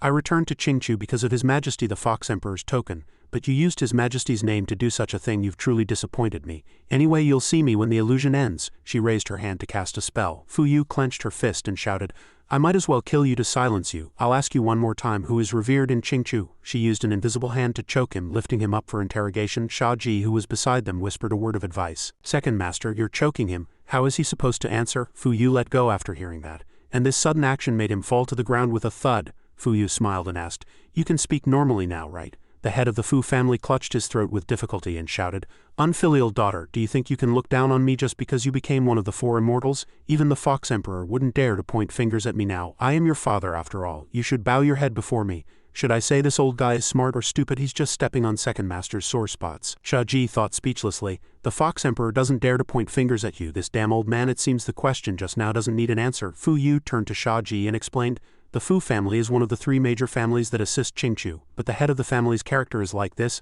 I think it would be better to let Shia Ji be the family head." He tilted his head and asked back, "Me?" These words made the head of the Fu family behind him spit out blood and anger. What did you say?" Fuyu continued. "My good disciple will surely bring glory to the family, don't you think so? Ah, then I'll humbly accept." Shia Ji unconsciously looked at the head of the Fu family and laughed loudly. The head of the Fu family's face turned red with anger and he shouted, "What are you two talking about on your own? What do you take me for? The Fox Emperor is under a restriction. He's just a useless fellow. My Fu family is the true master of Chingchu." Shia Ji raised his hand and patted his forehead, feeling helpless. "He's a lost cause." Fuyu was silent, her face filled with killing intent. She cast a telekinesis spell and said coldly, "Disrespecting His Majesty the Fox Emperor is a capital crime." As soon as she finished speaking, the head of the Fu family was suddenly forced to his knees by Fuyu's pressure. As he trembled in fear, Fuyu walked over. She said in a threatening tone, "I'll spare your life for now and give you a whole night to think clearly about how to lift the restriction on His Majesty." Then she turned to leave, at the same time ordering Shia Ji, "Let's go." Shia Ji immediately complied, "Yes, second master." Before leaving, Fuyu didn't forget to say another sentence to the head of the Fu family. "Oh right, tell the Dao and Bai families that those who follow me will prosper and those who oppose me will perish. Tomorrow I want the heads of the three major families to kneel before His Majesty the Fox Emperor and kowtow in apology, otherwise the three major families will cease to exist." After speaking, Fuyu and Shia Ji left, leaving the head of the Fu family kneeling there. He gritted his teeth in anger, thinking, "I was suppressed to the point where I couldn't move. My hatred grows deeper and deeper. Damn girl, you just wait, you'll regret not killing me tonight." Scene changed to Shi's hall. Yan Yu was waiting anxiously with her chin in her hand. Why aren't they back yet? After a while, Fuyu and Shia Ji suddenly appeared and said, "Little sister, you fourth master, we're back." Yan Yu happily stood up, ran over with her arms open and said, "I've been waiting for you for so long, you're finally back." On this side, Shia Ji also opened his arms, thinking Yan Yu would hug him. But when Yan Yu suddenly hugged Fuyu, he forced a disappointed smile. Yan Yu opened her mouth and said, "Second sister, have you confirmed the method to open the door?" But Fuyu said there was no need to open the door. Shia Ji said in surprise, "Why?" Then he awkwardly looked away and whistled to himself. After everyone was present, Fuyu recounted what happened after she and Shia Ji went through that door. After hearing the story, Shi seemed to be in thought. Yan Li is indeed very suspicious. It's possible that while communicating through the Divine Arts book, she had already confirmed it was swapped and then deliberately waited for you to come to her door. So many years have passed, she still hasn't changed. Suddenly, Shia Ji asked curiously, "Your Majesty the Fox Emperor, do you have a square frame?" Shi asked back blankly, What?" Suddenly, Shia Ji's system prompted, identifying the host's speech. "Host, please be careful with your words." Sensing the danger, Shia Ji immediately waved his hand and said it was nothing, but he thought to himself, "What Yan Li said about the system seems a bit unreasonable, and she also said her time was running out. What time? How on earth did she escape the system's surveillance? If Shi also has a system, then he would definitely not be able to react to related topics. Besides, it's pointless to ask. If he knew how to escape the system's surveillance, he wouldn't be in this situation now." Yan Yu was a little worried.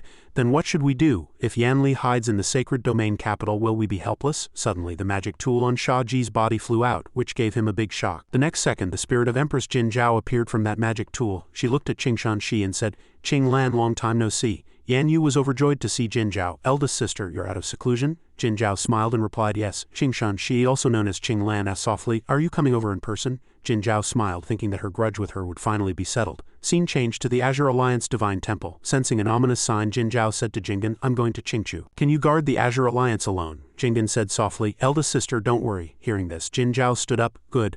But before leaving, she paused again with some worry. Jin Zhao looked at Jingen and asked, "How is your illness?" Jingen expressed, "With Shia Ji helping me regulate it, it's much better now. It hasn't acted up recently. I think it has stabilized." "That's good." After speaking, she cast a spell and left, and Jingen continued to focus on her book. Scene changed to a city, which was the Chingchu Imperial Palace. In an instant, Jin Zhao had appeared here. She announced, "I'm here." Yan Yu was very surprised and hurriedly ran to Jin Zhao's side, saying happily, "Eldest sister." Jin Zhao stroked Yan Yu's head and chided her dotingly. "You little girl, using the loophole in my words to secretly follow Shia Ji to Chingchu. I'll deal with you later." Yan Yu immediately ran to Fuyu's side and hugged her for cover. "We all came because we were worried about second sister." Fuyu smiled and added, "Eldest sister, we've made you worry." Jin Zhao said, "I'll explain your matter to you clearly later." After speaking, Jin Zhao walked towards Qing Lan. At this time, Yan Yu looked at Fuyu curiously and asked, "What does eldest sister want to tell you?" Fuyu felt a little uneasy and said softly, I don't know, but it's definitely not praise. Qinglan placed the book on the table. He looked at Jin Zhao with a sad expression. Sorry to let you see me in such a sorry state. Jin Zhao sat down, her face sinking. Qinglan, you've changed a lot. She sat up straight. Qinglan heard this and asked back in confusion, did I get older or more handsome? Only then did Jin Zhao show a smile, saying he had become weaker. Qinglan also replied, you're still as strict as ever. You should be more lenient with your friends. Jin Zhao suddenly turned to Shia Ji and praised, Shia Ji, your realm has improved again. It seems you've made good use of the God of Ages. Shia Ji immediately cupped his hands in a salute. I dare not forget eldest master's teachings. On the other side, Qinglan waved his hand impatiently at Jin Zhao. Hey, are you ignoring me? Suddenly, Jin Zhao's face sank, followed by a burst of anger. She snorted coldly and didn't speak. Her expression made Shia Ji a little worried. What? Eldest master's expression is so meaningful. Did I do something to displease her? Seeing his nervousness, Fuyu walked over, tugged at the corner of his clothes and spooked him with another sentence. You're doomed. Shia Ji turned back to look at her, scratching his head with a bewildered expression. Second master, don't scare me. Help me remember what blasphemous thing I've done, Fuyu then said. I'm afraid eldest master has discovered your wicked thoughts. Hearing this was like being struck by lightning, and Shia Ji shouted, impossible. My loyalty is as clear as the sun and moon. Fuyu covered her mouth and laughed, her tone mocking. Is that so? Flirting with fourth master on one hand and becoming third master's Dao companion on the other. You call that loyalty? Shia Ji hurriedly grabbed Fuyu's hand, pulled her away and said, I need to explain this clearly to master, come with me. Yan Yu watched them leave together, her face full of confusion and bewilderment. Over here, Qinglan looked at Jin Zhao and said seriously, you really value this disciple? Jin Zhao asked back curiously. Do I? Why do you say that? Qinglan said. Although you, I, and Yan Li once traveled together, and were good friends, I rarely saw you smile so relaxedly. You've always hidden your emotions so well. Jin Zhao looked up and said softly, after living a peaceful life for too long, one tends to become gentler. Hearing this, Qinglan couldn't help but laugh out loud. Ha ha ha, is that so? Suddenly, Jin Zhao casually picked up a few books from the table and began to flip through them. She gently turned a few pages. Then Jin Zhao spoke. I thought you would write stories of youthful adventures. I didn't expect them to be about love. This one is also about love, hate, and revenge, isn't it? Qinglan was a little surprised. Does the Empress also read the books I write? Jin Zhao then said. I was just afraid an old friend couldn't make a living from writing, so I'm just supporting your business, Qinglan retorted. I am a monarch after all, Jin Zhao said. For a monarch to end up like this, you are truly without precedent and without peer. Qinglan could only smile wryly.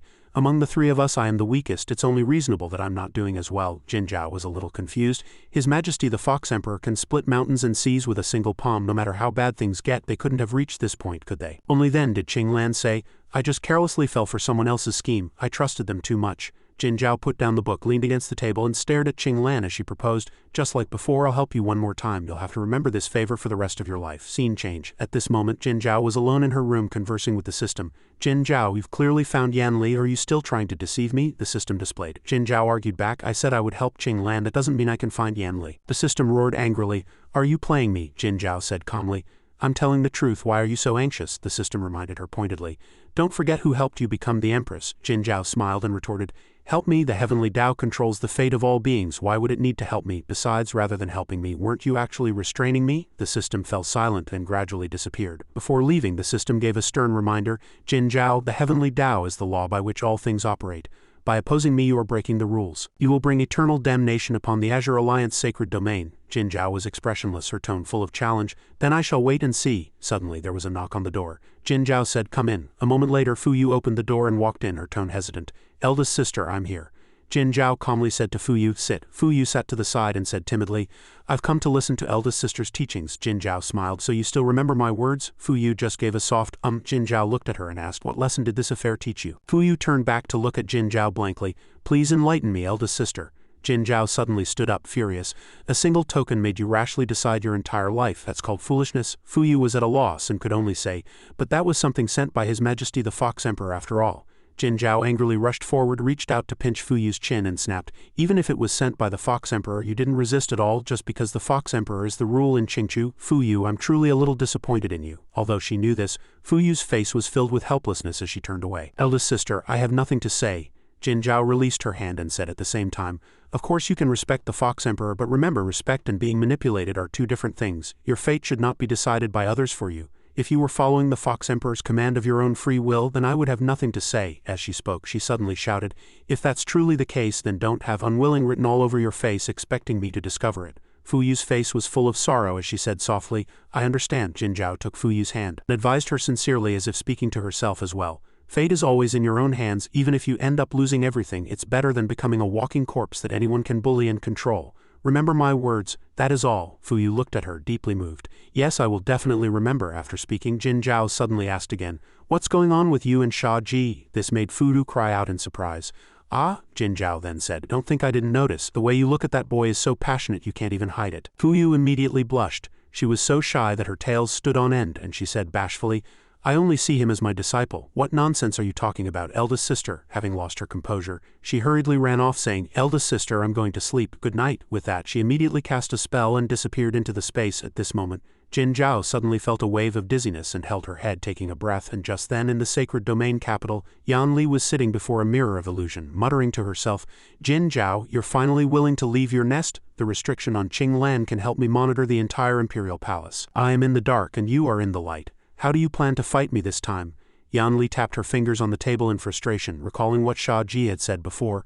We have to get to the bottom of everything. What if there's a misunderstanding? Thinking of this, she was secretly startled. Why did I suddenly think of what that boy said? Suddenly, Yan Li saw Jin Zhao's image in the mirror and was somewhat surprised. She couldn't help but be astonished. She saw me. At the same time, the Jin Zhao in the mirror smiled and raised her hand as if greeting her. Then the image of Jin Zhao in the mirror vanished, and Yan Li screamed in anger. Ah, after calming down, Yan Li was a little dazed. She noticed, how is that possible? If she has a way to locate me, then wouldn't the heavenly Tao know I must cut off all contact with Chingchu? At the same time, in the skies of Chingchu, the restriction was gradually shrinking. After the restriction closed, Jin Zhao also showed a satisfied smile. Jin Zhao then said, Yan Li, didn't I give you a gift? How could you be so careless? Jin Zhao returned to her study to rest, gently untying the robes on her body. Scene changed to the Imperial Palace Hall. At this moment a piercing scream suddenly rang out. Ah, hearing the commotion, Shia Ji, Fuyu and Yan Yu suddenly walked over, asking blankly, what happened? Qinglan sat there dumbfounded. He said, ah, the restriction on my body has been lifted. Just then, Jin Zhao walked over and said, that's truly worth celebrating. As she sat down in a chair, she continued, since you've recovered, you should properly sort out Chingchu. Qinglan smiled and looked at Jin Zhao, his tone suspicious. What did you do? Why was my restriction suddenly lifted? Jin Zhao turned to look at him and said, I just used a little trick. Yan Li placed the restriction on you, so the restriction must be related to the caster. During the chaos in the Azure Alliance, I planted a seed in her, although the connection between the seed and me would be cut off in the sacred domain capital because she placed a restriction on you. The seed created a channel. Afraid that I would find her, she would naturally retract the restriction. Qinglan laughed happily, as expected of the Empress. It can't help but remind me of what you once said, opportunity is for those who are prepared. This made Shia Ji ponder. He looked at Jin Zhao and couldn't help but smile to himself. Opportunity is for those who are prepared. What irrefutable proof, as expected. Master is a modern transmigrator. Candace was a little worried after hearing this. After cutting off the connection, won't we lose the clue to the sacred domain capital? Jin Zhao suddenly took out a spirit stone, making him exclaim in surprise. A pass, Jin Zhao said. That's right, it's not like we're completely without clues, Fuyu also added. This is something everyone has been looking for a long time. It was obtained after interrogating that dead pig, but I've been keeping it for everyone for now, just in case. Jin Zhao suddenly threw the spirit stone to Candace. Then she said seriously, with the pass you can lead the way, things will be much easier from now on, but before that, handle the matter of Chingchu first. I don't want Fuyu to be affected by family matters. As she spoke, she looked at Qinglan and said seriously, and you don't mention abdicating again, have you no shame? Do your own things. And especially don't try to steal my disciple. Qinglan suddenly laughed.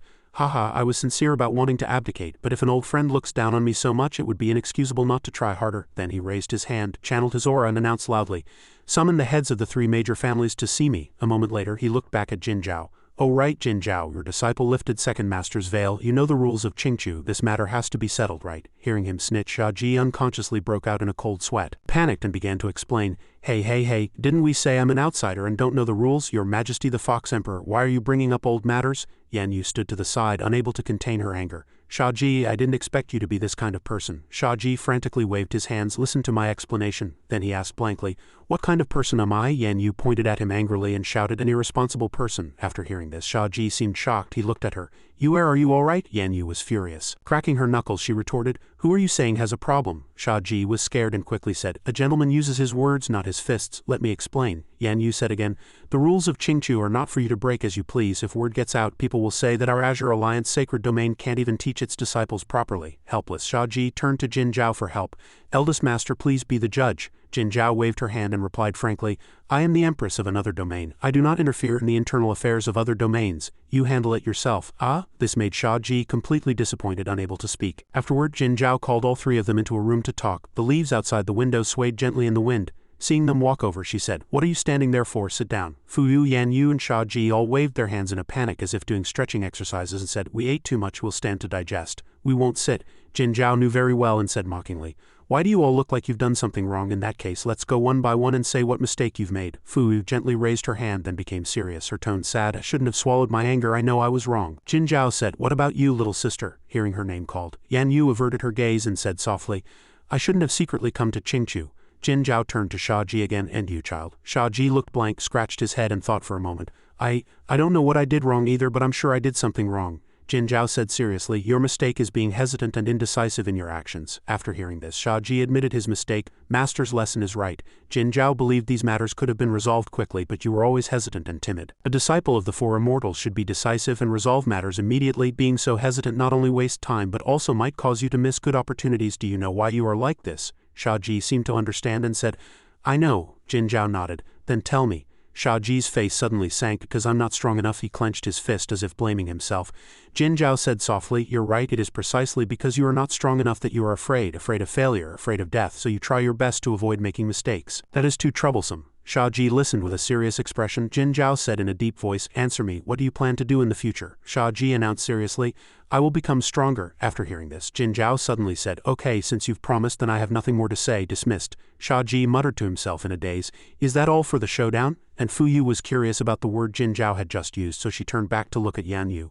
Okay, what does that mean? Yan Yu replied. I don't know either. At this time, Jin Zhao stood up to leave, but she suddenly looked back and said, tomorrow Qing Lan will deal with the three major families. You can watch for fun. Everyone should rest early today. And just then, Shia Ji sensed something and thought, eldest master deliberately glanced at me.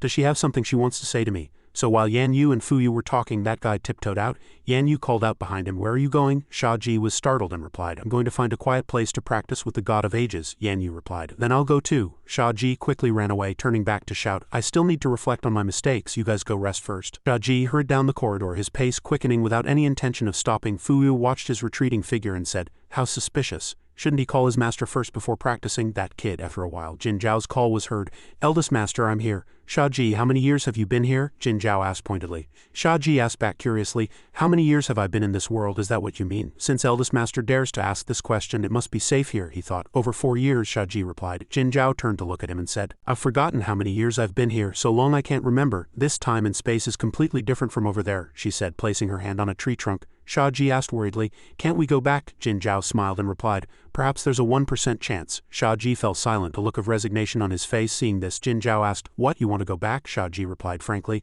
I don't know, eldest master, what about you? Jin Zhao immediately answered, I want to as well. This is the only way I can be sure I'm still myself. In the long years, memories are buried bit by bit. If you can't remember where you came from, you might forget who you are. You mustn't forget who you are, Jin Zhao urged, looking up. The two had now sat down under a tree. Shia Ji asked curiously, eldest master, do you know what this world is like? Jin Zhao was silent for a moment, then replied, a book written by a god. If every blade of grass, every tree, and everything in the world lives under the gaze of a god, would you still think this world is real? All the NPCs in the game, no matter what choice you make, which path you take, their fate is already sealed. Although the main character feels immersive and the story makes you think they're real, it's only because the planners and writers are more talented. Jin Zhao closed her eyes and said, we are like the main characters in a game, seemingly awakened and wanting to break out of this space.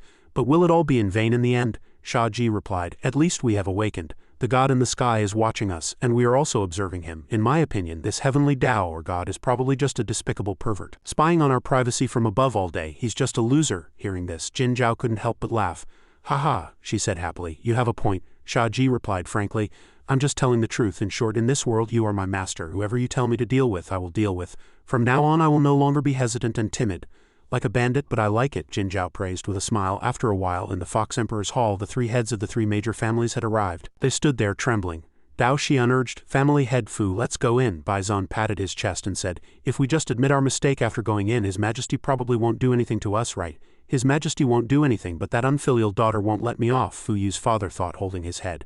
Then the three of them had no choice but to walk in. On the other side, Jin Zhao was impatiently tapping her fingers on the table, waiting for them to approach. The three walked to the throne and immediately knelt down. I'm sorry, Your Majesty, your old servant knows his mistake. I beg Your Majesty to be magnanimous and give us another chance, Fu Yu's father pleaded. Your old servant was muddled. Qingshan Shi frowned and said, muddled? I think your mind is quite clear and you speak very clearly. You don't look muddled at all. Jin Zhao cast her magical eye and immediately saw a wicked black aura emanating from Fuyu's father. She thought to herself, Yan Li, what should I say to you now? Qingshan, she asked in a deep voice. Bai Mu, Dao Shan, what about you two? Are you muddled too? Bai Mu patted his chest and said worriedly, Your Majesty, your servant is not muddled, I just couldn't resist the temptation. If you must punish, please punish me alone and spare the Bai family. The Bai family has always been dissatisfied with my actions and has not been of one mind with me. Dao Shan also knelt trembling and replied, Your Majesty, your servant is indeed guilty. Your Majesty, from now on I will definitely turn over a new leaf and serve you with all my heart. Qingshan, she held his head and said in frustration, You're all admitting your guilt so quickly, all the words I had prepared are now useless. As expected, apologizing is still useful, Dao Shan thought, glancing at Bai Mu. Qingshan Shi's face darkened and he said, If I were to forgive you so easily, wouldn't the dignity of the Fox Emperor be hung on the city gate for all to laugh at? With that he turned to Second Master and said, Fuyu, you are also a victim. Why don't you give me some suggestions on the punishment? Fuyu immediately proposed, Your Majesty, banish Bai Mu and Dao Shan to Blackwater Cliff. As for Fuyu's father, cripple his spiritual root and expel him from the Fu family. The man's face turned pale and he cried out, Cripple my spiritual root? He was utterly shocked.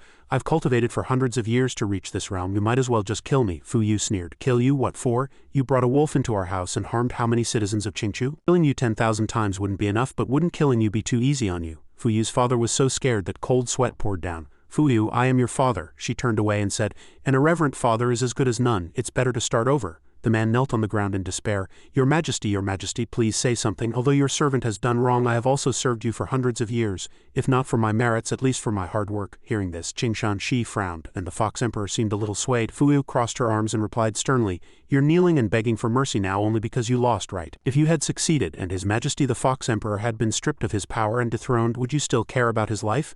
Fuyu's father, since you struck the first blow, you should bear the consequences. Fuyu raised her hand to cast a spell, and in an instant he had reverted to his original form as a small fox. With his fur standing on end, he looked like a cat. Then he jumped out of the imperial palace. He ran and cried at the same time. Fuyu watched his retreating figure and thought, Start over, be a good person this time. After a while, in a forest under a tree, a group of people were camping. With a lot of flowers and fruits, it was Fuyu, Jin Zhao and Qing Lan resting together. Jin Zhao spoke, The internal strife has been quelled. Next we need to discuss the matter of Yan Li. At this moment Shia Ji was watching Yan Yu practice her swordsmanship. He said, why didn't you teach me that move just now? Yan Yu turned her head sharply and said, What? I've already taught you. Besides, you should call me fourth master when we're practicing. Shia Ji reached up and touched his nose. So you're into that master-disciple relationship, huh? Yan Yu blushed at being called out and shouted, What, are you tired of living? Prepare to die. He ran away shouting, Hey, are you trying to murder your husband? Qing Lan watched this scene and sighed. The young people these days are really full of energy.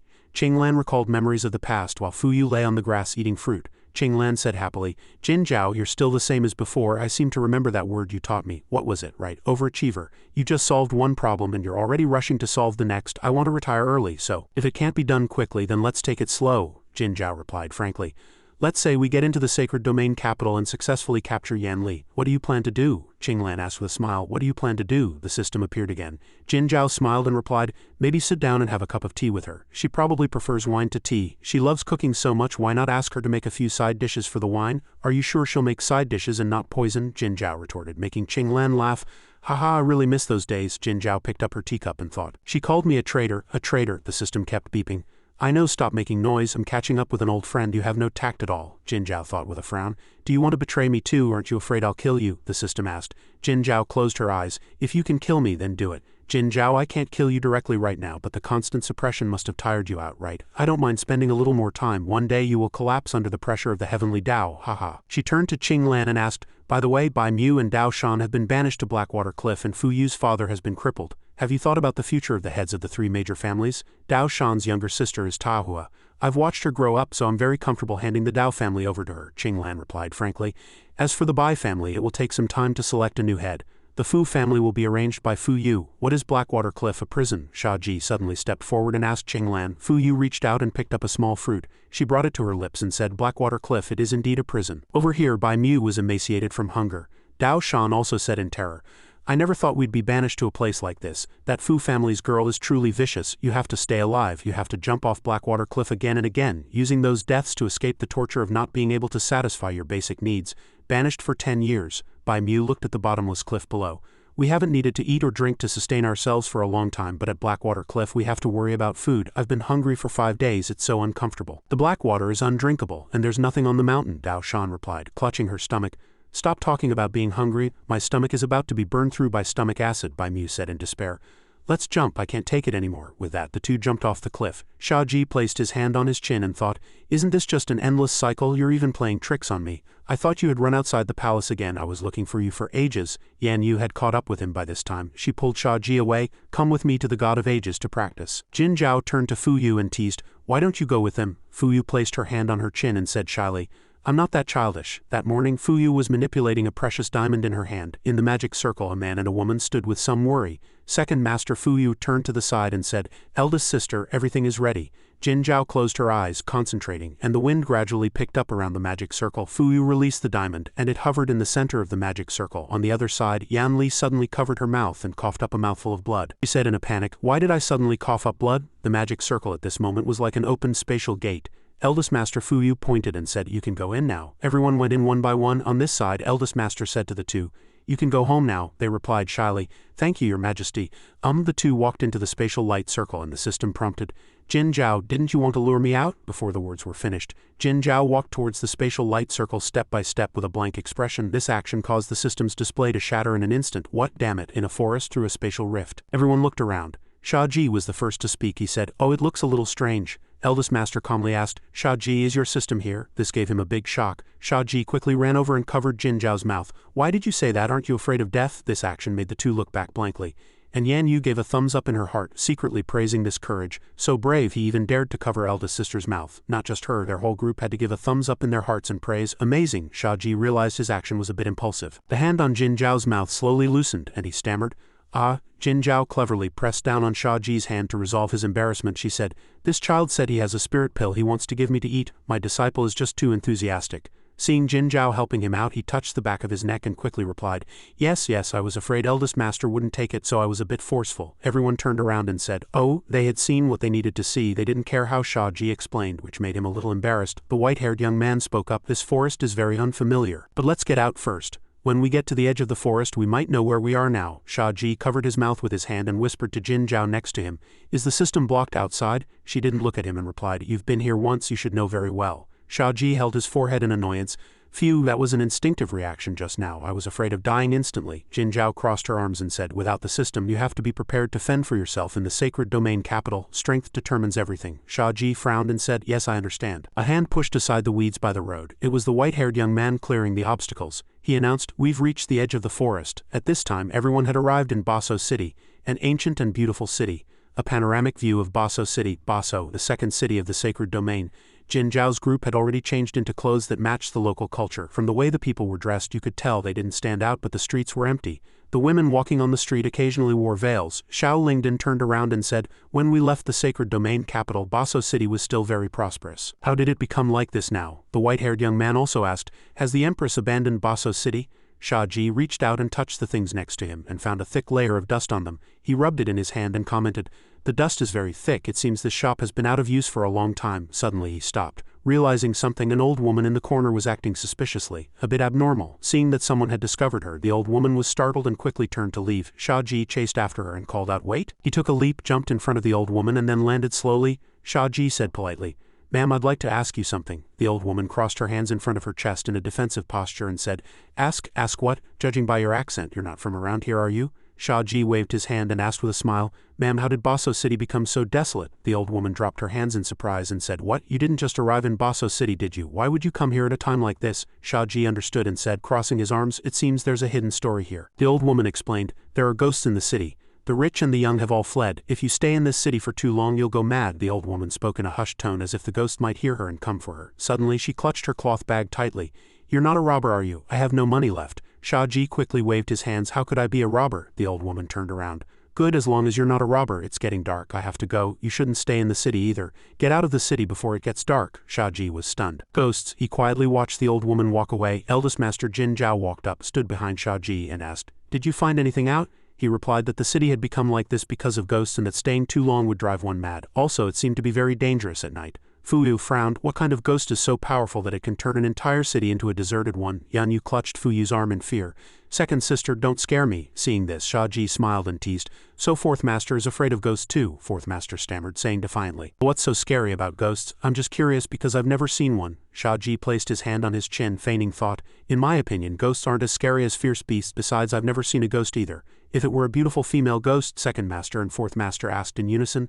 Then what would you do? Shia Ji said heroically. If she's obedient, I'll chant scriptures to grant her salvation. If she's not, I'll beat her until her soul scatters. Yan Yu reminded him. Shia Ji, don't forget who you are. Don't make a foolish mistake. You'll have to kneel on the washboard when you get home, Shia Ji said evasively. My loyalty to the four masters is witnessed by heaven and earth. Fuyu covered her mouth and giggled. Really? Shia Ji quickly put on a sincere expression. Really? Eldest Master Jin Zhao walked past Shia Ji, ending the argument. Alright, let's wait and see what happens. When night falls, we'll see what's going on. Jin Zhao quickly pointed the way. Let's find an inn to rest first. The group followed her forward to search. Yan Yu asked doubtfully, Are there still inns open for business? Shia Ji smiled and turned around. If not, we'll have to sleep on the streets. The group walked ahead, unaware that someone was secretly watching them from behind. This person had already heard their conversation and knew their whereabouts, and their figure now gradually disappeared. Jin Zhao turned her head sharply, sensing someone's presence, but the person was already gone. The entire city fell silent. Shia Ji reached out and knocked on a door. Seeing no response, he concluded, Looks like no one's here. Jin Zhao spoke. It's getting dark, let's rest here. They pushed the door open and entered, only to find it empty. There were no signs of life in the room. Shia Ji walked forward. People in the inn haven't been gone long. About half a month. He touched the ground to judge. Shia Ji looked up and said, Let's go up to the second floor and have a look. He thought to himself, what on earth happened in Baso City? Are there really ghosts? Shia Ji looked at the door in front of him and said to Jin Zhao, Eldest master, you can rest in this room. All right, she replied. Shia Ji assigned rooms to everyone in turn. Second master, fourth master, you two can rest in this room. I'll go to another room and check things out. The white-haired young man spoke up. Xiao Lingdan and I will take the 2 rooms by the stairs. Yan Yu closed her eyes, stretched, and said, Let's all get some rest first and regain our energy. Night fell, and downstairs many people suddenly appeared, just like in a normal inn.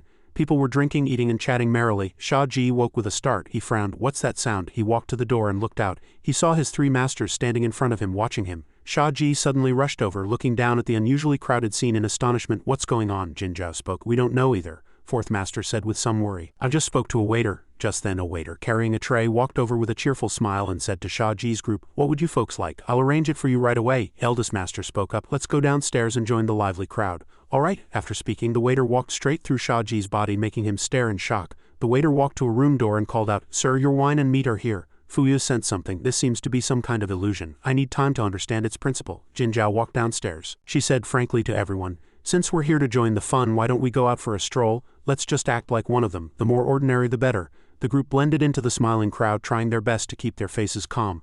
They gradually walked towards the door, looking in astonishment at the bustling and lively city streets. At this moment, every household in the city was brightly lit, and a vibrant atmosphere filled every corner. Xiao Lingdan asked, Why is it like this? Jin Zhao smiled charmingly and said, Don't think too much about it. Since it's so lively, let's just go for a walk. Xiao Lingdan hesitated, but the white-haired young man quickly stopped her. Let's just listen to the Empress. Only then did Xiao Lingdan agree. They ran forward, passing through the crowds on the street, unaware that someone was watching them, making it hard to tell what was real and what was fake.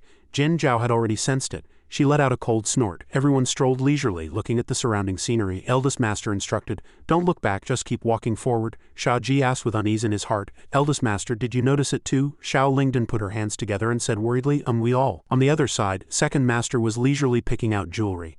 Little sister, look at this. Then she turned around, wanting to show Shia Ji as well, but deliberately told him this was an illusion, and before they knew how to break it, the best way was to do ordinary things at an unusual time. After hearing this, Shia Ji remained expressionless, his heart full of doubt.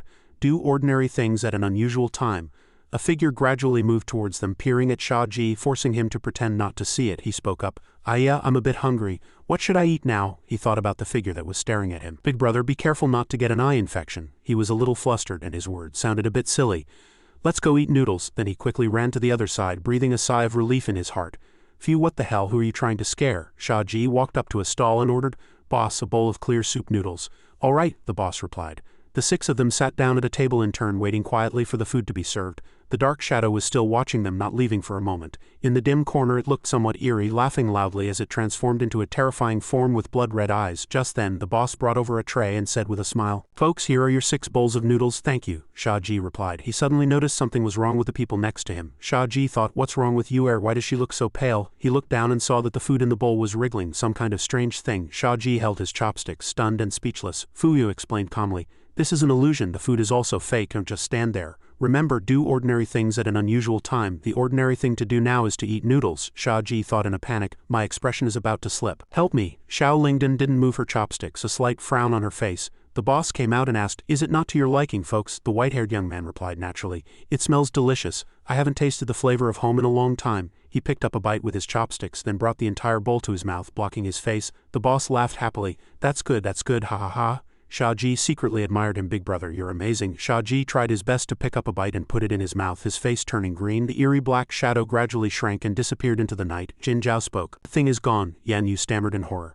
I ate half of it, Shia Ji spoke up. Silly you are, no one's fighting you for it. Why are you so honest? Yan Yu opened her mouth, wanting to spit out the disgusting food, and slumped weakly on the table. I'm going to be sick. Shia Ji turned and asked, Eldest Master, do you know what that thing was? I don't. Eldest Master shook her head. Shia Ji gradually lost his patience. Can we use force to raise this place to the ground? No. Fuyu, who was beside him, shook her head. She continued. This illusion seems to be connected to reality. If we use force to destroy this place, I'm afraid it will harm the real citizens. Also, I always feel that this illusion is a bit strange. I can't quite put my finger on it for now. Candace slammed the table in frustration. So troublesome. Could this be Yan Li's doing? He spoke with disappointment.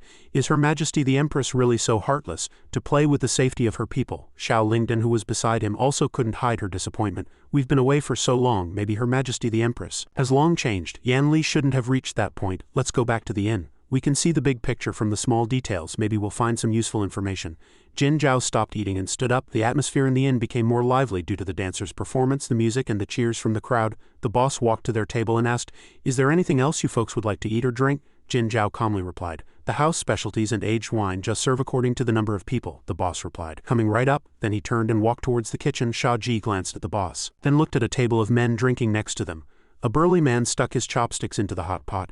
Where's my mutton? He looked up at his companions and asked, Which one of you ate my mutton? His friends immediately denied it.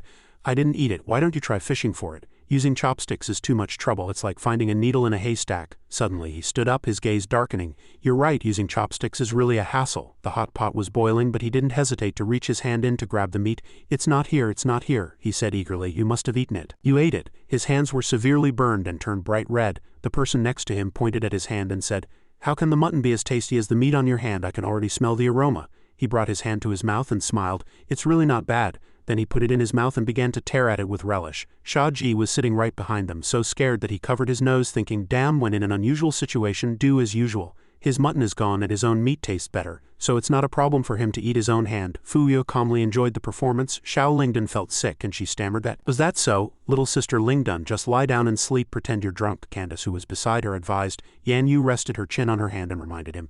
Shia Ji, stop looking around. Your behavior is not ordinary at all. Be careful you're not mistaken for a thief. Who knows what ordinary means they'll use to deal with thieves then? Jin Zhao, who was opposite them, suggested. When we came in I saw a recruitment notice by the door. Go take a look. To blend into the inn, being a waiter is the most ordinary way. He replied yes. He stood up and walked towards the recruitment notice in the inn. They're hiring quite a few people. Is the salary a bit higher than normal? It feels like they're trying to lure fools in to be slaughtered, he commented. He walked to the counter to sign up as a waiter. Boss, I'm here to apply for a job. The boss behind the counter replied, I'm not the boss, I'm the manager. What do you want to do and what can you do? Shia Ji said confidently. A waiter. Look at my build, I can handle hard work. Not bad indeed. Do you have experience as a waiter? The manager continued to ask. Yes, he nodded repeatedly. Then start working now. Manager accepted him. Shia Ji agreed. All right, he made a hand gesture. Yan Yu asked with confusion. What does that mean? Jin Zhao explained gently. The child has already blended in. Fuyu couldn't hide her admiration and said, Eldest sister is amazing, you know everything. Shia Ji slung a towel over his shoulder and walked to a customer's table. Sir, what can I get for you? He suddenly noticed that the black shadow was standing at the entrance looking in. As expected, it still doesn't believe we're part of this world, Shia Ji thought with a wry smile. The black shadow walked into the inn and sat down at the bar. A female customer sitting opposite him waved him over. Waiter, a pot of wine and a side dish, Shia Ji replied. Coming right up, the blonde woman called out. Here, this is a tip. She placed something slimy and wriggling into Shia Ji's hand. Shia Ji looked and saw that there were several tongues in his palm. He forced a smile. The blonde woman asked again, What's wrong? Is it not enough to pay for the wine? Shia Ji quickly replied, It's enough. He quickly walked away, stopped and handed the tip he had just received to the manager. The customer at that table has paid for the wine. I'll go prepare the side dish now. The manager was doing calculations and just grunted without looking up. Shia Ji glanced behind him, then walked to another area. Shia Ji recalled the woman who was desperately stuffing food into her mouth. That diner was clearly full, but she kept stuffing things into her mouth. She was sweating profusely, yet she couldn't stop smiling. The woman's mouth was full of something like mucus and she had a big belly like she was about to give birth, covered in severe stretch marks. He thought to himself that some people looked like they would eat until they burst, yet they showed no signs of stopping. Whether it was the gourmet restaurant or this place, the food on the table seemed more like it wanted to eat people than be eaten. What did this illusion want them to do? Shia Ji walked to the white curtain behind which were the sounds of busy footsteps. He rested his chin on his hand, pondering. What on earth was that black shadow? Seeing Shia Ji idling, the manager spoke from behind. What are you doing? He sighed in his heart, thinking, do normal things, do normal things. Then he turned around and said enthusiastically, it's my first day working at the inn. I'm a little nervous. I see it's quite busy inside. I'm afraid I won't do a good job and will make the chef unhappy. The manager crossed his arms and said, you know the rules well enough, but hurry in and bring out the food. Don't keep the guests waiting. Over here. Fuyu reached up and rubbed her head, saying wearily, eldest sister, I feel like the illusion is getting worse and worse. Yan Yu also rubbed her head in a panic. I think so too. Her eyes began to spin and then gradually turned black. The surrounding scenery became terrifying and bloody and their bodies mutated. Watching the girl dancing gracefully in front of her, Jin Zhao calmly said, this situation is more like losing one's sanity. Shia Ji lifted the curtain and walked into the kitchen. The scene was chaotic with black filth flowing on the floor. The two people inside seemed to have been corrupted, their shapes strange. Shia Ji swallowed, thinking, my sanity is about to run out. Suddenly an idea flashed in his mind. Sanity. I get it. This illusion affects one's mental state. Based on what I'm seeing now, my sanity will continue to drop. At some stage, my memories might be lost or become confused. If it gets more serious, I'll start acting abnormally or lose control. Jingen isn't here, so I can't get any replenishment potions. I have to find a solution as soon as possible. The monster-like chef pointed at him and said, what are you standing there for? Hurry up and serve the food to the guests. Yes, Shia Ji hurriedly replied, thinking to himself, do normal things, do normal things. Then he walked out carrying a tray. Sir, your side dish is here. After putting down the tray, he walked forward. The blonde woman who had tipped him earlier rested her chin on her hand and said, waiter. You're quite nimble on your feet. Shia Ji replied, it's my job, please enjoy your meal. After speaking, he turned to leave. Suddenly he stopped, feeling as if he had missed something. Wait, why hasn't she changed? Waiter, you're quite nimble. Han Ying looked at him and praised him. Shia Ji was not modest either. It's my job, please enjoy your meal, the young man said with a bow. After speaking, Shia Ji turned and walked towards the counter. Suddenly he felt something was wrong. He stopped and thought, wait, why hasn't she changed? Could it be? He looked at his three masters sitting over there, then at Han Ying again. It had to be related to her. The woman was still leisurely sipping the inn's wine. Not noticing the strange look he was giving her, he turned around and unexpectedly bumped into that black shadow. Shia Ji was startled and cursed in his heart. Damn it, do normal things, do normal things. Normal people can't see ghosts. He gritted his teeth and quickly returned to normal. The young man ran past the black shadow. Sir, the black shadow was still following him. 2 liang of beef, half a gin of sorghum wine. Shia Ji concentrated on taking the ghost's order. Oh, and half a gin of pig's trotters, spicy, the old man added. He immediately replied, coming right up. Shia Ji's eyes suddenly darkened, filled with killing intent. The black shadow, the woman who is the key to solving this. Hurry up, I'm starving, the guest urged. Yes, he took the tongue money the guest handed him and came to his senses, answering, manager, business is really good today. Shia Ji ran to the counter and handed the tongue money to the old man. The old man looked at the wriggling tongue money on the table and grunted. Shia Ji covered his mouth and whispered to him. Manager, that beauty has such an elegant air. He pointed to the table where Han Ying was sitting. The manager replied helplessly, her, don't even think about it. You two are worlds apart. She's not someone you can get close to. Could she be some high-ranking official? He asked, probing. The old man looked at the girl and explained, that's one of the Empress's people. Shia Ji couldn't help but exclaim, as expected of a noble. All right, I'll get back to work. The young man left, pretending to be disappointed. Interesting. Someone close to Yan Li was the only one who hadn't mutated. The young man was very interested in the information he had just obtained. Suddenly a hand grabbed his, transferring spiritual energy to him. It was his eldest master. She grabbed his hand and pulled him away. Come with me. Shia Ji turned back and blurted out in surprise, eldest master. She didn't let him finish. Jin Zhao raised her hand to silence him. Be careful what you say and do. Just pretend a female guest is trying to make things difficult for you. Look at that black shadow. The girl glanced at him, which startled him. The black shadow was still standing nearby observing them. The master and disciple turned and left. Outside the door, Jin Zhao affectionately put her arm around his shoulder like a couple. You can talk now. Jin Zhao maintained her posture, but she had already started discussing their plan. Shia Ji's face was beet red, extremely shy. He stammered, thinking, eldest master, like this, what do you want me to say? My brain has stopped working. The young man's face was as red as a pig's liver. His master calmly reminded him, just think of it as a waiter being flirted with by a female guest. It's very normal. Is this normal? Shia Ji became even more flustered. Jin Zhao was unfazed. Very normal. Let's talk business. Did you notice that Saihong Han Ying? Shia Ji asked her. The female master actually blushed. He continued. She's one of Yan Li's people. I suspect the loss of sanity is related to her. But eldest master, why do I see you without any changes now? She smiled, satisfied with his question. When I grabbed your hand, I replenished your mental state. She pointed at him and explained. Shia Ji was surprised. You even thought of that? She didn't forget to reiterate that lesson. What is the dimensional treasure vault for? You must resupply before a big battle. In short, you have to remember this. The black shadow suddenly appeared between them. Jin Zhao quickly got into character, leaning into his arms and cooing, "Waiter, you'll accompany me tonight." Shia Ji didn't have time to react and stammered, Master, you get into character too quickly." He secretly admired her, and she patted him on the lower back. "Ah," Shia Ji cried out from the sudden attack, and he quickly got into character as well. "Ma'am, this is against the rules." Jin Zhao looked at him affectionately, and then the two of them went upstairs together. In the room, Jingen was engrossed in a book titled Postpartum Plant Care. At this moment, Shia Ji cheerfully ran into her room. "Third Master, I'm back." Jingen crossed her arms and said, "Come out with me." Shia Ji asked again, "Where are we going?" The third young lady walked forward to the botanical garden in the azure space. At this moment in the azure space, all kinds of flowers were blooming in the sunlight. The two landed in a bush one after another.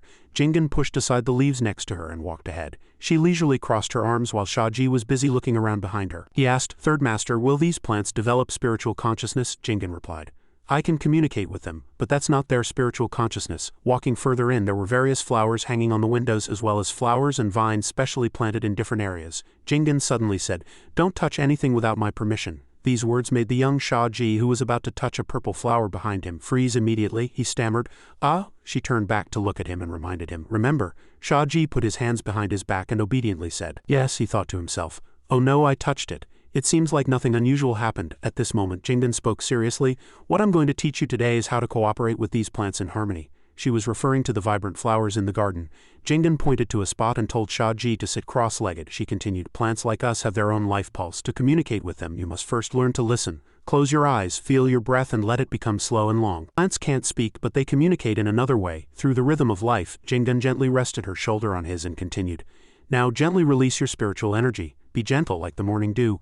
Don't deliberately touch them. Let your spiritual energy naturally envelop your surroundings." Shia Ji followed her instructions, gently closing his eyes, his left hand gently wrapping around her waist. Jingen sat gently beside him and said, "Don't rush. The rhythm of a plant's life is different from ours. Their time passes much more slowly. Now you are like facing a frosted mirror. Patiently wait for the frost to dissipate." Shia Ji felt as if many fine threads were gently pulling at his spiritual energy. He reached out and wrapped the golden threads around his body. He smelled a fragrance and thought to himself, "It smells so good." "Third Master." Shia Ji saw the vines behind Jingen and suddenly shouted, "Watch out behind you." She was immediately entangled by several vines in the garden. Shia Ji said worriedly, "Third Master, I'll save you." Suddenly he frowned and the hand that was about to burn the vines stopped. He called out, "Third Master." But at this moment his mind was a bit hazy. He gritted his teeth and held on, but his body unconsciously closed its eyes. Shia Ji fainted and fell into his own hands. Night fell. In the garden of the azure space, the vines were tightly woven into a huge ball. Inside were Shia Ji and Jingen, sleeping in each other's arms. The roses that adorned the ball were in full bloom, emitting an intoxicating fragrance. Jingen groggily opened her eyes, her cheeks flushed. Jingen reached out and gently stroked the face of the just-awakened Shia Ji. The two looked at each other affectionately, and in the next second they kissed deeply. Ha. The passionate French kiss left them both breathless. Shia Ji gently kissed her neck and Jingen's hand on the back of his neck tightened slightly. Jingen grabbed the tightly woven vines to maintain her balance. Jingen's body trembled, and the physiological reaction brought a touch of intoxication to her face. Shia Ji moved behind her, caressing her fair and slender back. Jingen was completely mesmerized by Shia Ji. Instinctively taking a deep breath and a sound of pleasure escaped her throat, making Shia Ji even more excited. The two skillfully used their bodies to express their desire for each other. Jingen was sitting on him and asked, "Did you touch those plants without telling me?" He put his hand to his mouth, turned his head away and avoided looking directly at her, saying, "You found out. Third Master, when did you wake up?" Jingen controlled the vines to disperse. She straightened her clothes while Shia Ji was still dazed behind her. She looked at the vines and said in a deep voice, "You are so bold," seeing the suddenly drooping vines on the ground as if sulking. "Why did they seem wronged?" Jingen smiled gently like jade. "It's not all a bad thing." Hearing her say this, the vines seemed to understand and happily gathered around her. Shia Ji also heard these words, his heart as sweet as honey, thinking, "It's not all a bad thing, Third Master, you." She reached out to comfort the vines, saying, "All right, I'm not blaming you, just don't cause trouble again in the future." Jingen turned to Shia Ji and said, "Hurry up and fix your clothes, I still have to check on the other plants." He hurriedly replied, Jingen walked up to Shia Ji, lifted his chin with her hand, and didn't forget to gently rub the lips that had just been intertwined with hers. She looked at him and asked, "Do you have any complaints about being your master's cultivation furnace?" Shia Ji replied, "I wouldn't dare." She asked again, "You wouldn't dare?" Shia Ji blushed, raised his hand as if taking an order and said loudly, "Your disciple is willing." The blonde woman held her forehead. She smiled and looked at the diners in the room, gently licking her tempting red lips. Her arm was lightly raised to her chin, her beauty as if to lure others. Shia Ji was being pressed against the wall by Jin Zhao, tightly clutching the corner of his clothes, his face full of shyness. Jin Zhao looked around and said, "All right." She released the hand on Shia Ji's chest, walked forward and said, "The only effective clue now is that woman. She's one of Yan Li's people. She deliberately let us see her, either because she already has a plan in mind or she's testing us." Jin Zhao leisurely crossed her legs, seeing no movement from Shia Ji. She looked at him and asked, "Shia Ji, what's wrong?" "Here." Shia Ji was called and hurriedly replied, "Eldest master, I was distracted just now. I was thinking about the woman downstairs," he thought to himself. "Eldest master really doesn't see me as a man." Shia Ji walked to Jin Zhao's side and said, "Using mental replenishment potions has a cooldown and you can't use too much or it will affect your brain. We have to act quickly. I just don't know if that woman was sent by Yan Li." Jin Zhao replied, "Unfortunately, the people downstairs are not physical entities. I tend to think this is her own idea. She's been testing us. Combined with the rumors of ghosts causing trouble, there must have been some living people who broke into her formation. She knows we're from outside, but she can't determine our identity, so as long as we're not a threat to the illusion, she won't make a move." Shia Ji agreed. "That makes sense." Jin Zhao rested her chin on her hand, her eyes deep, and she said, "If that's the case, then the illusion wouldn't trap people inside, otherwise there wouldn't be legends of ghosts causing trouble, but if an ordinary person encountered this, they would indeed be scared out of their wits, which is why Baso City became like this. What I'm worried about now is that they can't resist the mental pollution. They are still downstairs. We can't just hope the illusion will disappear on its own." Shia Ji immediately stood up.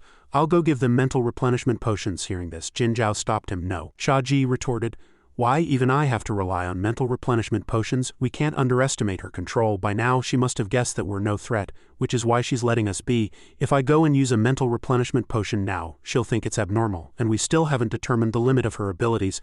I'm worried that if she expands her sphere of influence, she'll harm innocent people. In my opinion, dealing with her will be a piece of cake." Shia Ji sat back down, a thoughtful expression on his face. "Are we just supposed to wait like this?" Jin Zhao glanced at him. "Of course not. Use a Zanjie talisman to summon my doll, then take her and leave. I will personally follow that woman." Shia Ji replied yes. The two walked downstairs together. Shia Ji placed a hand on her shoulder and whispered, "Watch your step." He took Jin Zhao's hand, walked up to the ugly-looking man and said, "Manager, I'd like to request some time off." The manager's tone was somewhat reproachful. "It's your first day and you already want to take leave?" Jin Zhao tossed something onto the table. It looked like some kind of unknown tongue, and each one was oozing a murky white slime. Jin Zhao looked at the manager and asked, "Is this enough?" He hurriedly hugged the items, happier than if he had seen gold, and immediately replied, "It's enough, it's enough." He turned to Shia Ji and said, "You'd better serve this guest well." He smiled and replied, "Yes," but he thought to himself, "Is this an inn or a brothel? You'd even agree to a guest buying out a waiter?" Then he put his arm around Jin Zhao's shoulder and they left together. "This way, please, over here." Sihong was just bringing the cup to her lips. The figures of Shia Ji and Jin Zhao had already walked out the door. Sihong's gaze followed them, then she looked forward again. A moment later she clapped her hands as she watched the dancers and praised them. "What beautiful dancing!" Strange purple threads suddenly appeared in the room, drilling straight into Sihong's shoulder. The graceful dancers performed with alluring and skillful movements, giving it their all. Sihong stretched, closed her eyes, and felt a wave of drowsiness. A black aura appeared around her and spread throughout the entire room. At this moment, Yan Yu and the others all suddenly slumped onto the table as if they had been drugged. Shia Ji's own memories surfaced, and he thought, in this world, anyone with a spiritual root isn't too bad off. As long as they work hard and find a good master, they can achieve something after a few decades of cultivation. But when I transmigrated to this world, for some reason, I didn't have a spiritual root. Every day, I could only do odd jobs to pay for my tuition. The odd jobs he mentioned also included cleaning. While those with spiritual roots cultivated together, he silently swept the floor on the side. One day, this group of people ran excitedly to a certain place, chatting as they went, and he overheard some of their conversation. "Hurry, hurry. A new teacher is coming today. If we make a good impression early on, we can get into the intersect sooner. The young master is truly farsighted," Shia Ji thought to himself. "I heard the Divine Temple has established a KPI system for the outer sect's teaching. To improve the overall quality of the outer sect, they've transferred a professional teacher over. But who on earth was transferred? The few people in the hall were discussing it animatedly. They had heard it was a great expert. I heard it's a great beauty. What does a great beauty have to do with you? Can you even touch her? What do you mean touch? I'm just going to look." Shia Ji walked in, scanned the room and thought, looks like there are no seats left. Suddenly someone called out, "Classmate." He subconsciously turned his head. A girl with pink hair walked in holding a stack of materials. She had a somewhat playful appearance. A student hurriedly cupped his hands in a salute. "Immortal Yan Yu." Hearing this title, Shia Ji immediately guessed who had come today. He thought, is this the new teacher? She looks a few years younger than me, but Elder Lin called her an immortal. In the entire Azure Alliance sacred domain, only the four immortals in the Divine Temple have such an honorable title. Yan Yu looked at Shia Ji and smiled faintly, which surprised him. Shia Ji couldn't believe it. He swallowed and thought, is she looking at me? The classmate next to him said to his friend in a somewhat respectful tone, "Young master, it seems Immortal Yan Yu is paying special attention to you. I am the young master of the Heavenly Blade Alliance and will soon become an intersect disciple. Immortal Yan Yu must have good judgment." This self-proclaimed young master of the Heavenly Blade Alliance seemed a bit narcissistic. The two of them weren't speaking quietly. Shia Ji, listening from the side, thought, I must have been overthinking it. How could an immortal possibly notice me? Shouldn't I have gotten a cheat system when I transmigrated? I'm just a good-for-nothing without a spiritual root. The sky outside was already turning dark. After a class ended, the students began to disperse and return to their quarters. Shia Ji also prepared to stand up and leave. Suddenly Shia Ji realized something was wrong with his body. He found that he was frozen in place. Who is it? He looked around, trying to see which suspicious person had targeted him. He was the only one left sitting in the empty classroom. Shia Ji frowned in worry. Could it be that someone wants to bully me? The door suddenly made a sound, startling Shia Ji.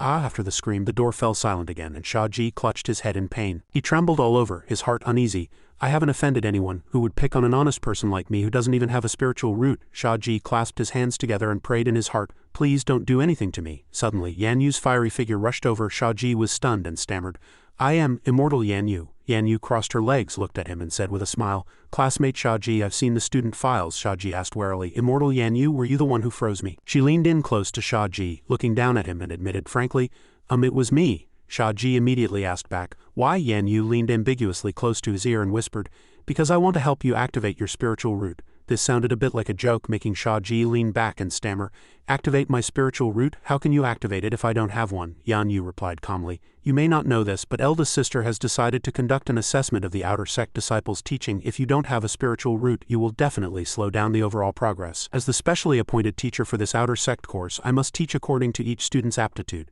Shia Ji looked at the finger placed on his chin, sweating nervously as he said, I don't understand what you're saying. Yan Yu reached out to take off her cloak, looked at Shia Ji's wide eyes and said, you don't need to know what I'm about to do, you just need to welcome me. The white cloak was removed and Shia Ji was stunned. You? Yan Yu took off her clothes and covered Shia Ji's head with them, making him cry out, Yan Yu's body was revealed. She spoke, don't be afraid. It'll be over in a moment. Yan Yu's fair leg gradually moved between Shia Ji's. Shia Ji looked at the finger placed on his chin, sweating nervously as he said, I don't understand what you're saying. Yan Yu reached out to take off her cloak, looked at Shia Ji's wide eyes and said, you don't need to know what I'm about to do, you just need to welcome me. The white cloak was removed. Shia Ji was stunned. You? Yan Yu took off her clothes and covered Shia Ji's head with them, making him cry out, Yan Yu's body was revealed. She spoke, don't be afraid, it'll be over in a moment. Yan Yu's fair leg gradually moved between Shia Ji's. The room was unusually quiet at this moment, with men's and women's clothing scattered messily on the floor.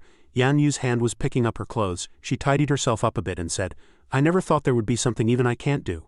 Yan Yu lowered her head slightly and said, I used all my strength and still couldn't activate your spiritual root. How strange. On the other side, Shia Ji was still struggling to accept reality, covering his face with his hands and thinking to himself, I was defeated by a woman. Before Shia Ji could recover, Yan Yu continued to set a trap for him. I'll be waiting for you at the waterfall behind the mountain tonight. Yan Yu smiled charmingly, but her words clearly carried a command.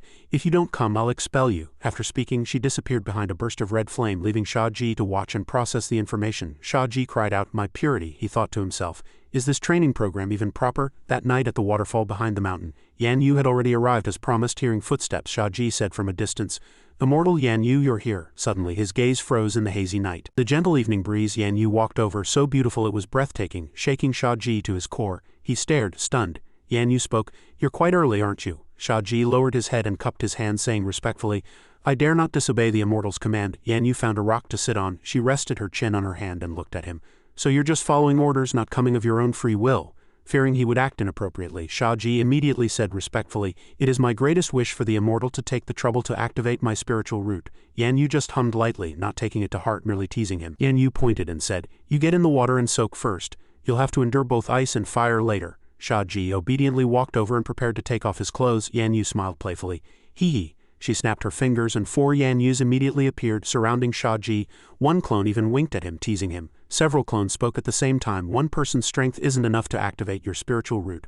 I went back to the divine temple and borrowed some spiritual energy from eldest sister. Today, with over a dozen of us sisters, I refuse to believe we can't do it. Shia Ji forced himself to remain calm, constantly concentrating to avoid being bewitched. I have to run fast. The moment there's an opening, I'll bolt. Before he could finish the thought in his mind, he was dragged into the water by the clones, too late to even try to run. Shia Ji shouted, Immortal, spare me. It is my honor to have a dozen people activate my spiritual root for me, but my body is weak. I'm afraid I can't bear such an honor. Yan Yu replied with a seductive look in her eyes. A gentle haven, a noble's tomb. What are you afraid of? Shia Ji hurriedly tried to stop her. No, wait a minute. Yan Yu threw her clothes behind her. Faced with these proactive girls, Shia Ji was about to cry. Various sounds echoed from the lake. Slap, the full moon hung high, indifferent to the affairs of the mortal world and also indifferent to Shia Ji's miserable cries, I can't take it. A few hours later, the surroundings returned to calm. The eastern sky began to show the first light of dawn. A pair of water-drenched feet stepped onto the shore. Yan Yu frowned. Her plan seemed to have failed again. Why can't I activate it? Yan Yu looked at Shia Ji, floating face down in the water, and announced with dissatisfaction, we'll continue tomorrow. I'll call 10 more sisters. That should be enough, right? Shia Ji didn't answer. He sank to the bottom of the lake and a few bubbles rose to the surface. The entire ancient mirror city was shrouded in a gloomy darkness. Sai-Hung walked in from outside. Entering from the balcony of a house behind her was a ferocious giant dragon with its tongue hanging out. Two maids bowed respectfully. "Clan head, you've returned." The maids stood on either side helping her dress. "Clan head, please have some tea." Sai-Hung ordered. "You may leave, I have matters to discuss with the Empress." The maids quickly withdrew, not forgetting to close the door. "Yes." Han Ying raised her hand to manipulate a spatial vortex. The vortex was like a communication portal. On the other side was a girl with horns on her head, leaning against a throne with her eyes closed. Han Ying addressed her as Your Majesty. "Your Majesty, I encountered something today." Empress Yan Li replied. "Speak." Han Ying reported. "A few outsiders came to Baso City. I didn't expect anyone would dare to come here, so I was curious, but after following them for a while they seemed to be just ordinary people." Yan Li listened and pondered for a moment. She opened her eyes, her amber pupils sharp as she said, "Han Ying, I put you in charge of Baso City, yet you've turned it into a ghost town. Now you're telling me this as a joke. What kind of reaction do you expect from me?" Han Ying hurriedly explained, "I am a poison cultivator. It's inevitable that some accidents happen during my cultivation. I hope Your Majesty can be understanding," Yan Li retorted. "What about the citizens you've affected?" Han Ying explained. "Those who were fine were scared away. Those who had problems were locked up by me and taken to the castle for treatment." Yan Li was dissatisfied. "You mean locked up, right?" Han Ying reassured her. "Rest assured I will soon restore Baso City to its former prosperity. The current situation is just an accident. Everything is under my control." Yan Li sighed after hearing this. She said, "I've been very busy lately and don't have time to deal with your matters. You had better restore Baso City to its original state, otherwise I'll have you eat the good food I make." With that she vanished. Han Ying was horrified. "Empress, you are so cruel. Forget it, I'll sleep for a while first." Han Ying climbed onto the bed, her long golden hair spread out, thinking, "I'll go check on that group of good-for-nothings I locked up later." In the prison, a purple light shot through as if searching for something among the buildings. Shia Ji and Jin Zhao were crouched down as if hiding. He spoke. "As expected, once that woman left the illusion disappeared. So the key to the problem is her." As he spoke he sighed helplessly. "Alas." Shia Ji gently placed his hand on Jin Zhao's head and said, "Eldest Master has been gone for an hour. I wonder if she's finished her business yet." That purple light was actually Jin Zhao. At this moment she flew back into her body and sat up abruptly, causing the hand that had just been placed on her head to freeze in midair. He said a little guiltily, "Speak of the devil." Then he turned and asked, "Eldest Master, did you find any clues?" Jin Zhao replied, "That woman's name is Sai-Hung Han Ying, the clan head of the Vine Snake clan, sent by Yan Li to be the city lord. From her conversation with Yan Li, the strange phenomenon in Baso City is related to her poison cultivation. I suspect this poison affects the nervous system, causing a significant drop in mental strength." Jin Zhao continued, "First, go settle your other masters, then we'll go to Sai-Hung Han Ying's residence." Shia Ji replied. "Yes." In a desolate forest, Jin Zhao and Shia Ji appeared. A purple light shot out from Jin Zhao's hand. A royal carriage appeared, faint and ethereal as Shia Ji flew solemnly behind her. Several beams of probing light shot in from the building's balcony. Sai-Hung was startled awake from her warm bed. A maid walked over respectfully and asked, "Clan head, would you like to bathe?" Sai-Hung placed her slender snow-white legs on the floor. She answered with a hum, still wearing her nightgown. At that moment in the bathroom, Sai-Hung was having her clothes untied by a maid. Her body was gradually revealed, her skin fair and flawless. Two maids stood respectfully to the side awaiting her. Sai-Hung walked forward, completely naked. She sat on the edge of the bath, slowly placed her feet into the water, and then immersed herself in the warmth. The water rippled, enveloping her body. Sai-Hung closed her eyes and relaxed, the steam from the hot water filling the bathroom. Seeing this, Shia Ji frowned. "Don't tell me the whole bath is filled with poison," Jin Zhao replied. "Probably, but the medicinal bath seems to suppress the spread of the toxins." She glanced at the maids beside them. Otherwise the surrounding maids would have been affected long ago. Just as she said, the two maids were still waiting quietly for instructions. Jin Zhao continued. "On our way here, neither the maids nor the guards were affected by her toxins. There must be a formation or some kind of treasure in the palace that prevents mental pollution." Shia Ji placed a hand on his chin, pondering. He turned around and said, "With Eldest Master by my side, I'm filled with confidence. If that's the case, let's just control her here. That way we won't affect the people of Baso City." Shia Ji flexed the muscles in his arm and shot a ball of fire into the air. He levitated, surrounded by flames. His appearance frightened the maids, who collapsed onto the floor screaming. "Who are you?" Shia Ji said in a deep voice. "Sai-Hung Han Ying, I have no grievance with you, but I have been affected by you. To protect myself, I have no choice but to come for you with blade in hand." Faced with this scene, Sai-Hung was not surprised at all, smiling calmly. Shia Ji said impatiently, "Say something." Sai-Hung replied. She stood up from the water, revealing her entire body, and said shyly, "Don't kill me, I'm so scared." Shia Ji pursed his lips, holding a flaming sword, but he hesitated to strike. Shia Ji spoke. "Stay where you are, don't move." Many snakes appeared in the lake water, slithering towards her. They coiled around Si-Hung's body. She spoke. "Oh, so it was you. I was really fooled. I thought you were just ordinary passers-by." Si-Hung smiled crudely and continued, "From the looks of it, you're quite capable, not affected at all." "I'm so scared." "Haha." Shia Ji frowned. "Stop your strange talk. I've come to you for one thing. Liberate Baso City. As long as you do that, I will not harm a single hair on your head." Si-Hung looked completely unconcerned. "Sorry, I can't do that." Jin Zhao appeared from behind and stepped forward to clutch Sihong's neck. Do as he says. Sihong glanced at Jin Zhao and spoke. HMPH, since you were going to bring a helper, you might as well have brought a few more. To look down on me like this, it's so humiliating. Under Sihong's command, many snakes were summoned and charged forward. Jin Zhao was startled. What's going on, this woman? The snakes flicked their tongues excitedly. Sihong thought to herself, this is not someone I can deal with. Jin Zhao continued. Now can you do as he says? At this moment the street was brilliantly lit, illuminating an area. Lianhua asked happily. Shia Ji, where is this? Shia Ji, behind her, replied, this is called an amusement park. Shia Ji was currently sitting at a control console planning their itinerary. Next month was Lianhua's birthday. I promised her I'd give her a surprise. Is there anything in the shop I can exchange for? Something more thoughtful for a girl. The system displayed exchange immediately. The fairy tale amusement park only costs 50,000 rage points. Shia Ji clutched his chest, his heart aching for a second over his hard-earned money. He had meticulously planned this for a date with Lianhua. Lianhua excitedly pulled Shia Ji's hand, pointing as she said, let's ride this first. It was a roller coaster with many twists and loops. The sight of it made Shia Ji shiver. My God, what are you trying to do? Good thing I'm a cultivator now. If this were my original world, I'd be dead already. Lianhua pulled his hand and said, let's go, Shia Ji. She turned her face and set a condition. No using skills, okay? Her words made Shia Ji curse silently in his heart. Lianhua walked ahead and sat down. They both fastened their seatbelts. Lianhua shouted excitedly, it's moving. Beside her, Shia Ji kept his eyes shut tight in fear as their car approached the highest point. Shia Ji silently swallowed his saliva as the car plunged down at high speed. Shia Ji's face turned pale with fright, while Lianhua was somewhat excited and thrilled. A moment later the ride slowly came to a stop. Lianhua got off, smiling happily.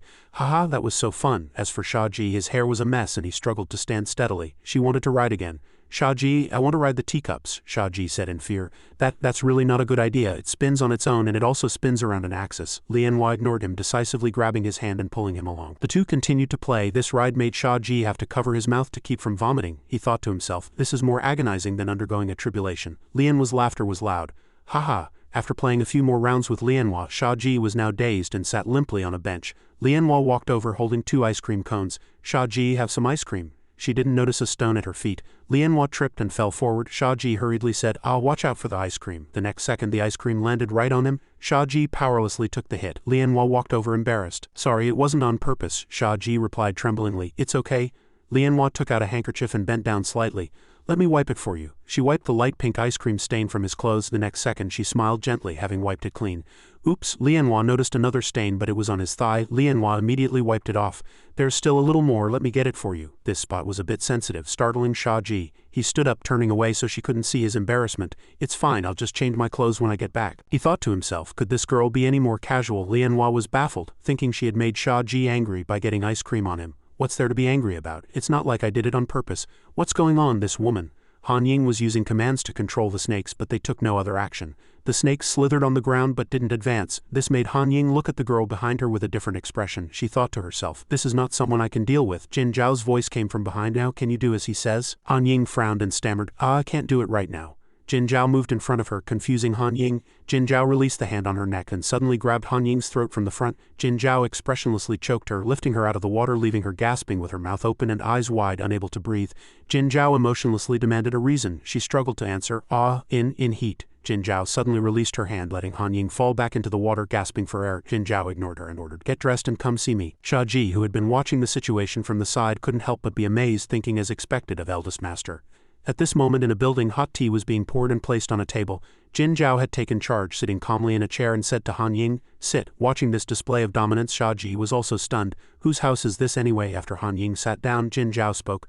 Miss Saihong is the clan head of the Vine Snake clan, so you chose a place like Baso City with suitable temperature and humidity for your molting, right? Han Ying replied yes. Jin Zhao suddenly asked, have you ever given birth before? This question made Saihong Han Ying blush, and she immediately denied it. No. Jin Zhao held her teacup and murmured to herself, no wonder. Saihong placed her hands on her lap and said seriously, I am still a virgin. Not just anyone is worthy of the clan head of the Vine Snake clan.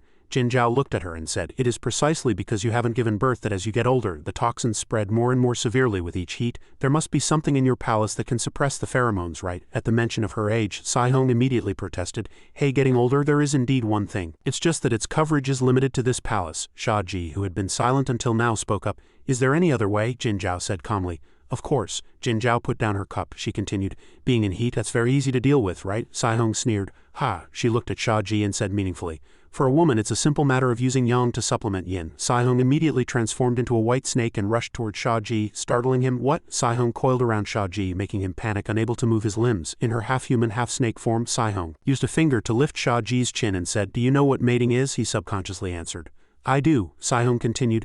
"Do you know why I say no one is worthy of me?" She even stuck out her tongue, making Shia Ji break out in a cold sweat. Jingzhao listened to their argument calmly from the side without intervening. Over here, Shia Ji tried to push away the snake body coiled around him, gritting his teeth to no avail. "You think too highly of yourself," Saihong replied nonchalantly. "It has nothing to do with thinking highly or lowly of myself." She leaned close to Shia Ji and whispered seductively, "Our vine snake clan's mating ritual usually lasts for 2 shichen, and I require 5 shichen." This information made Shia Ji's brain feel like it was about to explode. Saihong continued, "Those men run away in fear the moment they hear 5 shichen. Every one of them is a useless thing." After speaking, she transformed back into her human form, turned, and walked towards the table where Jingzhao was sitting, sighing. Saihong sat down. It seemed she was also very troubled by this issue, and she defended herself. "So it's not that I want to harm the people of Baso City, it's just that all those men are incompetent." In the reception hall, Saihong's voice rang out, "Even the men of the Vine Snake clan, no one dares to make a move on me." Shia Ji looked at Jingzhao. Her completely unconcerned attitude made him suspicious. "Eldest master, what do you mean by this?" Saihong struck a seductive pose and asked for Shia Ji's opinion. "Do you want to give it a try?" Shia Ji was stunned. 5 shichen, a full 5 shichen, and she's asking me if I want to try. A normal person wouldn't try, right? Trying would mean death. Hearing this, Saihong immediately showed a disgusted expression, then smiled brightly and said, "Don't you want to save the people of Baso City? Now that I've been threatened into submission, I guess I'll have to settle for you. If we successfully mate, everyone will be saved. Speaking of which, this is a great meritorious deed." Shia Ji's face darkened, rendered speechless by her twisted logic. "Hey lady, who threatened you?" Jingzhao finally put down her cup, looking relaxed. She glanced at the two of them and called out, "Saihong Han Ying." Saihong frowned. "What I said is true, I have no other way. Otherwise I wouldn't have left my clan to come to Baso City. I didn't mean to harm the people of Baso City. You think I don't want to solve the problem? I am the clan head. I must continue the bloodline for my tribe. If I can't produce an heir, my position as clan head is also at risk. But where can I find a man who can mate with me for 5 shichen now?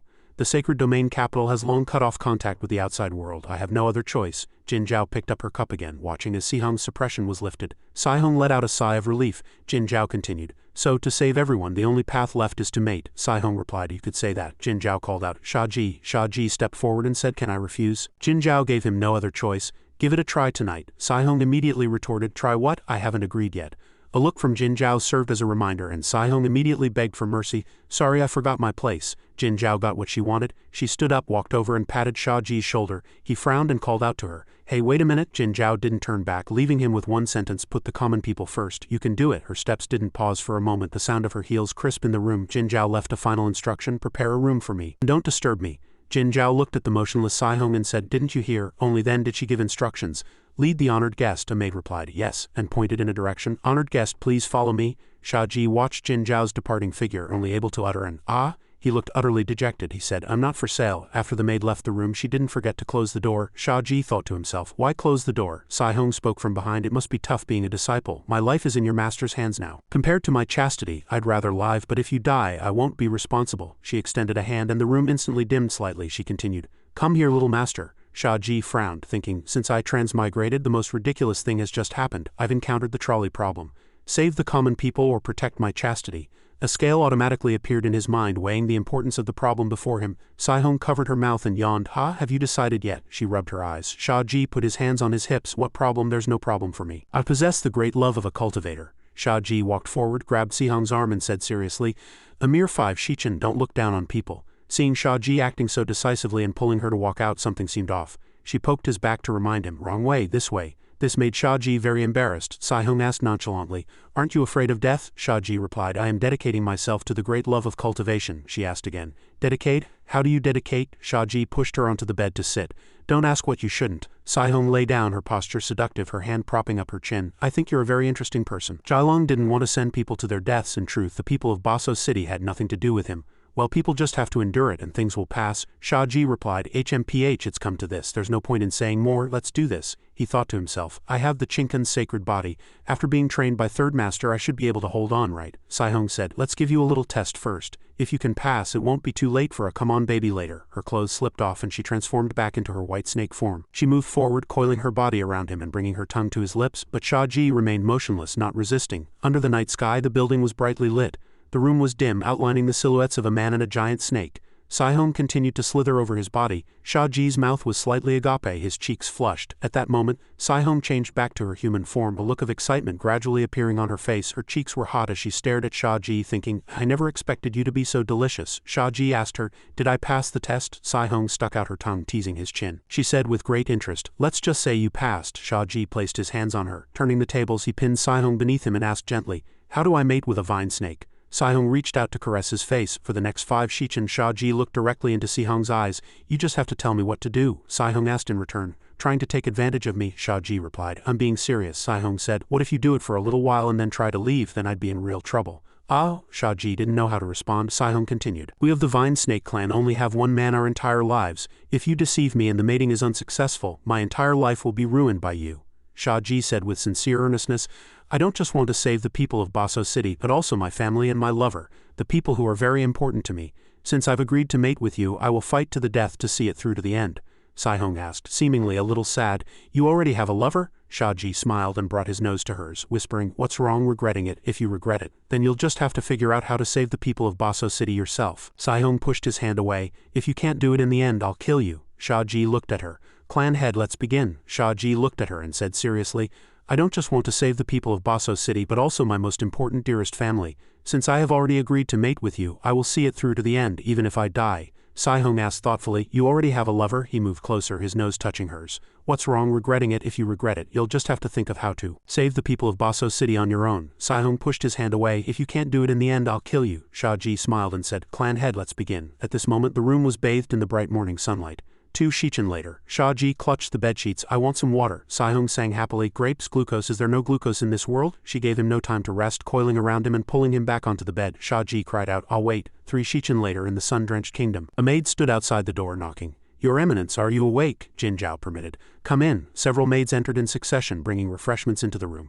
The snacks were colorful and had been carefully selected. Jinzhao asked, is everything going smoothly downstairs? A maid said somewhat timidly. It seems not very well. All we ever hear are blood-curdling screams. Jinzhao understood. I see, you may all leave. I have no need of your services, the maids immediately responded. Yes, as you command, Your Eminence. They exited the room one after another. Only Jinzhao was left, lost in thought, wondering if this plan would succeed. She put a hand to her face, a slight headache setting in. It had already been almost 3.5 shichen. Sai-Hong looked at the man before her. How do you feel? She sat on him, her posture alluring and seductive. Can you still go on? Unwilling to admit defeat, Shia Ji said, of course I can. He grabbed her neck. Sai-Hong smiled and teased. Ha, you're really not afraid of death, are you? Ha ha ha, you're a true madman. Shia Ji suddenly wrapped his arms around her waist and lifted her up, startling Sai-Hong. Ah, the couple's silhouette could be seen even through a thin veil. Sai-Hong sat on him, gently moving up and down. Not to be outdone, Shia Ji actively stimulated her body. After an unknown amount of time, the 2 maids guarding the door were both blushing. Lewd sounds continuously came from inside. A vine snake suddenly appeared, coiling around one of the maids and terrifying her. No, please don't. The other maid covered her mouth and peeked inside. The room gradually quieted down a bit. Sai-Hong lifted the curtain and called out, water. A maid immediately brought water over, presenting it respectfully. Clan head, here is your water. Sai-Hong brought it to her lips and took a sip. She put down the cup and began to laugh. Ha ha ha ha, the maid asked, blushing. Clan head, are there any other orders? The cup fell to the floor. Sai-Hong beckoned with her finger, then pinched the girl's chin and said seductively, if you want to look, then look openly. Why be shy? The maid immediately fell to her knees, not daring to look up. This servant wouldn't dare. She quickly turned and left, closing the door, leaving only the man and woman immersed in a sea of desire in a wooden house. Fuyu blinked her just awakened eyes. She reached up to rub them and asked blankly, where am I? The room was silent. The only response was the still air. The 5 shichen were finally over. Shia Ji walked out fully dressed. He put a hand to his forehead and sighed in relief. A few streaks of brilliant light appeared on his hand. He had actually broken through. Shia Ji looked at the face of the sleeping Sai-Hong under the covers, then pushed open the door with one hand. The maids outside spoke, congratulations, clan head. Shia Ji instructed the 2 maids, your clan head is asleep. Wait until she wakes up to congratulate her, the 2 of them explained. No, we are congratulating you, clan head. Shia Ji was confused. What? The maids knelt to the ground, pressing their palms together above their heads and said respectfully, the deed is done. From now on, Miss Sai-Hong will await the birth of your heir. You are the new clan head of the Vine Snake clan. Shia Ji was stunned, stammering, Reproduction, the maid replied. Yes, we will do our utmost to care for the young master. Shia Ji realized this wasn't what he had intended and he began to wring his hands. No, that's not it. No one told me this would happen. Jinzhao walked over with a smile. Baso City has been liberated. It's all thanks to you, Shia Ji stammered. Eldest master, Jin Zhao placed a hand on his shoulder. You've worked hard. Shia Ji held his forehead at a loss. How am I going to explain this to Yu'er? Yan Yu frowned. Shia Ji confessed. Yu'er, my love for you is witnessed by the sun and moon. Yan Yu turned her face away, not looking at him, and said dejectedly, You belong to us 4 sisters. How could you do this, Shia Ji? You're a traitor. She pushed him away with both hands. Don't touch me. The scene made Shia Ji want to cry. Eldest master, help me. Jin Zhao turned. Sigh, she said to Yan Yu. Yu'er, he did this to save you. Yan Yu said heartbrokenly. Logically I know that's true, but emotionally I can't accept it. Shia Ji lowered his head and said sadly, Yu'er, I never intended to betray you. Please, you have to believe me. Just as he finished speaking, Shia Ji suddenly coughed up a mouthful of blood and couldn't stop coughing. Cough, cough, cough. Fuyu immediately ran over to support him, asking anxiously, Shia Ji, what's wrong with you? Shia Ji. Shia Ji, despite the calls around him, he remained unconscious. Yan Yu looked at him, biting her lip, not wanting to pay him any mind. She couldn't act as if nothing had happened.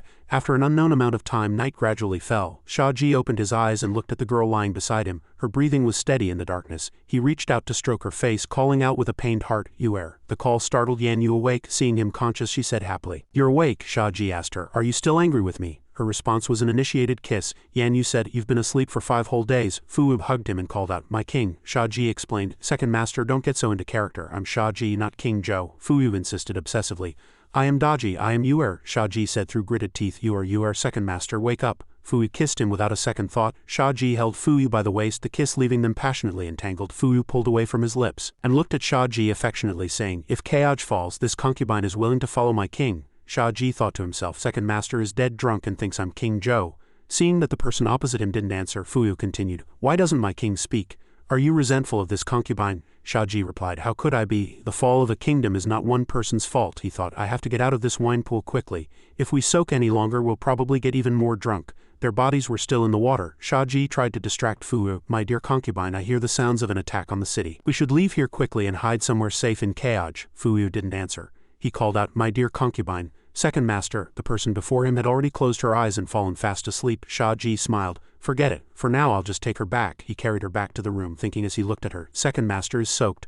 I should change her clothes before putting her on the bed. Shia Ji carried her into the bathroom, placed her in the bathtub and helped her undress, not forgetting to explain to the sleeping Fuyu, Second master, I'm afraid you'll catch a cold. I'm not undressing you on purpose. Suddenly Fuyu grabbed his arm and pulled him into the water with her. Such strength didn't seem like that of someone who had just fallen asleep. Shia Ji was drenched. Fuyu looked at him and called out softly, Shia Ji. He held her and said, What's the difference between this and a wine pool and meat forest? Fuyu leaned close to his ear, her voice soft and full of seductive charm as she called out, Shia Ji, Shia Ji. The sweet sound entered his mind, making his throat tighten until he could barely breathe. Save me. Fuyu looked at him and asked, Shia Ji, do you practice iron shirt? Shia Ji cried in his heart, Second master. You don't move around like that. Wake up, you're not Daji, you are one of the 4 immortals of the Azure Alliance. Suddenly he realized something. Wait, Second master called my name. He pushed her away to ask clearly, Second master, am I King Zhou or Shia Ji? She answered frankly, How could you be King Zhou? You're Shia Ji. He, she said seriously. Then do you know what you're doing right now? She thought to herself. What am I doing? Of course I know. She made a whispering gesture, looked at him and tempted him. I can be your Dao companion too, right? She suddenly nibbled gently on his ear, making his entire body shrink back, his face blushing to the roots of his ears. His body gradually reacted and he picked her up. You really are a bad fox. He carried her back to the bed and put her down. Shia Ji looked at her and said, You asked for this. His dear concubine's response was a kiss as she threw herself at him. Yan Yu said, You've been asleep for 5 whole days. You scared me to death, you know. Sunlight gradually filled the space, but Shia Ji was still worried and uneasy. He looked at her and asked seriously once more, Are you not angry with me anymore? Yan Yu snorted, crossing her arms. It's true I was worried you would die, but it's also true that I'm angry with you. Yan Yu's expression quickly changed and she said huffily, 5 Shichen. Tisk tisk brother, you're truly a champion goalkeeper, second to none. Shia Ji was helpless. Is that how you use that word? Shia Ji promised with a pained expression. It was a once-in-a-lifetime thing, I swear. Yan Yu was still not satisfied, saying with a stern face, What you mean is I'm not worth 5 Shichen to you? Shia Ji said aggrievedly. That's not what I meant, he cried silently in his heart. This familiar conversational path is truly baffling. Yan Yu waved her hand. Then what do you mean? You're full of life and energy with other women but exhausted when you see me, is that it? Shia Ji forced a smile. I'm so happy. I can see my married life in the future. Yan Yu prepared to stand up. All right, since you're awake there's nothing for me to do. She turned to leave. A boring woman like me should probably just find a place to get some air by herself. Shia Ji cried out. You air, he thought to himself. My life is over. Fuyu saw Yan Yu leave and immediately she called out, Little sister. Yan Yu said without stopping, Second sister, that kid's awake. Fuyu watched the departing figure and smiled to herself thinking, Looks like Shia Ji made little sister angry. What a pair of bickering lovers. She walked into the room and called him. Shia Ji, he cried out. Second master. Fuyu said, all right, isn't your neck sore? Lie down properly. How's your body? Do you feel like you've been squeezed dry? Shia Ji wiped his tears. Second master, please stop teasing me. Even if I jumped into the Yellow River now, I couldn't wash myself clean. Fuyu said, what river is the Yellow River? Forget it must be a river from your hometown again. You got a good deal and are still complaining. His eyes were teary, his smile stiff. If it had been half a shichen, that would indeed have been a good deal. 5 shichen was truly torture. Fuyu replied, it was indeed 5 shichen, she thought ambiguously. I don't know what 5 shichen feels like either. Fuyu spoke up. Don't look at your fourth master acting like an angry pufferfish right now. These past few days she's been watching over you, afraid something would happen to you. Shia Ji replied, I thought so too. She's never been straightforward. Fuyu suddenly gave him 2 pieces of news to choose from. 1 piece of good news and 1 piece of bad news. Which do you want to hear first? He replied listlessly. The bad news, I guess. Lower my expectations first. Fuyu laughed with schadenfreude. Saihong Hanying is waiting for you in the inn lobby. Shia Ji shot up. Fuyu said in surprise. Wow, a miracle happened, Shia Ji said in horror. She came to find me? Fuyu covered her mouth and laughed. Yes, Shia Ji forced a smile and asked. Then what's the good news? Fuyu leaned close to his ear and said, congratulations, you're going to be a father. Shia Ji instantly lost all his strength. Second master, you can't joke about this. Yan Yu's shout came from outside the door. Shia Ji, he quickly answered, I'm here. She shouted angrily, get out here. He hurriedly walked over. Yan Yu drew her sword. Explain yourself. Shia Ji waved his hands in terror. Yuer. Saihong smiled calmly as she looked at him. Shia Ji put on a stern face. Jin Zhao walked over and said softly, Yuer, put down your sword, Yan Yu said unwillingly. But eldest sister, Shia Ji, who does that woman think she is? She had an unhappy look on her face. I hate her. Jin Zhao looked at Saihong. Since it had come to this, they should first ask why she had come to find them.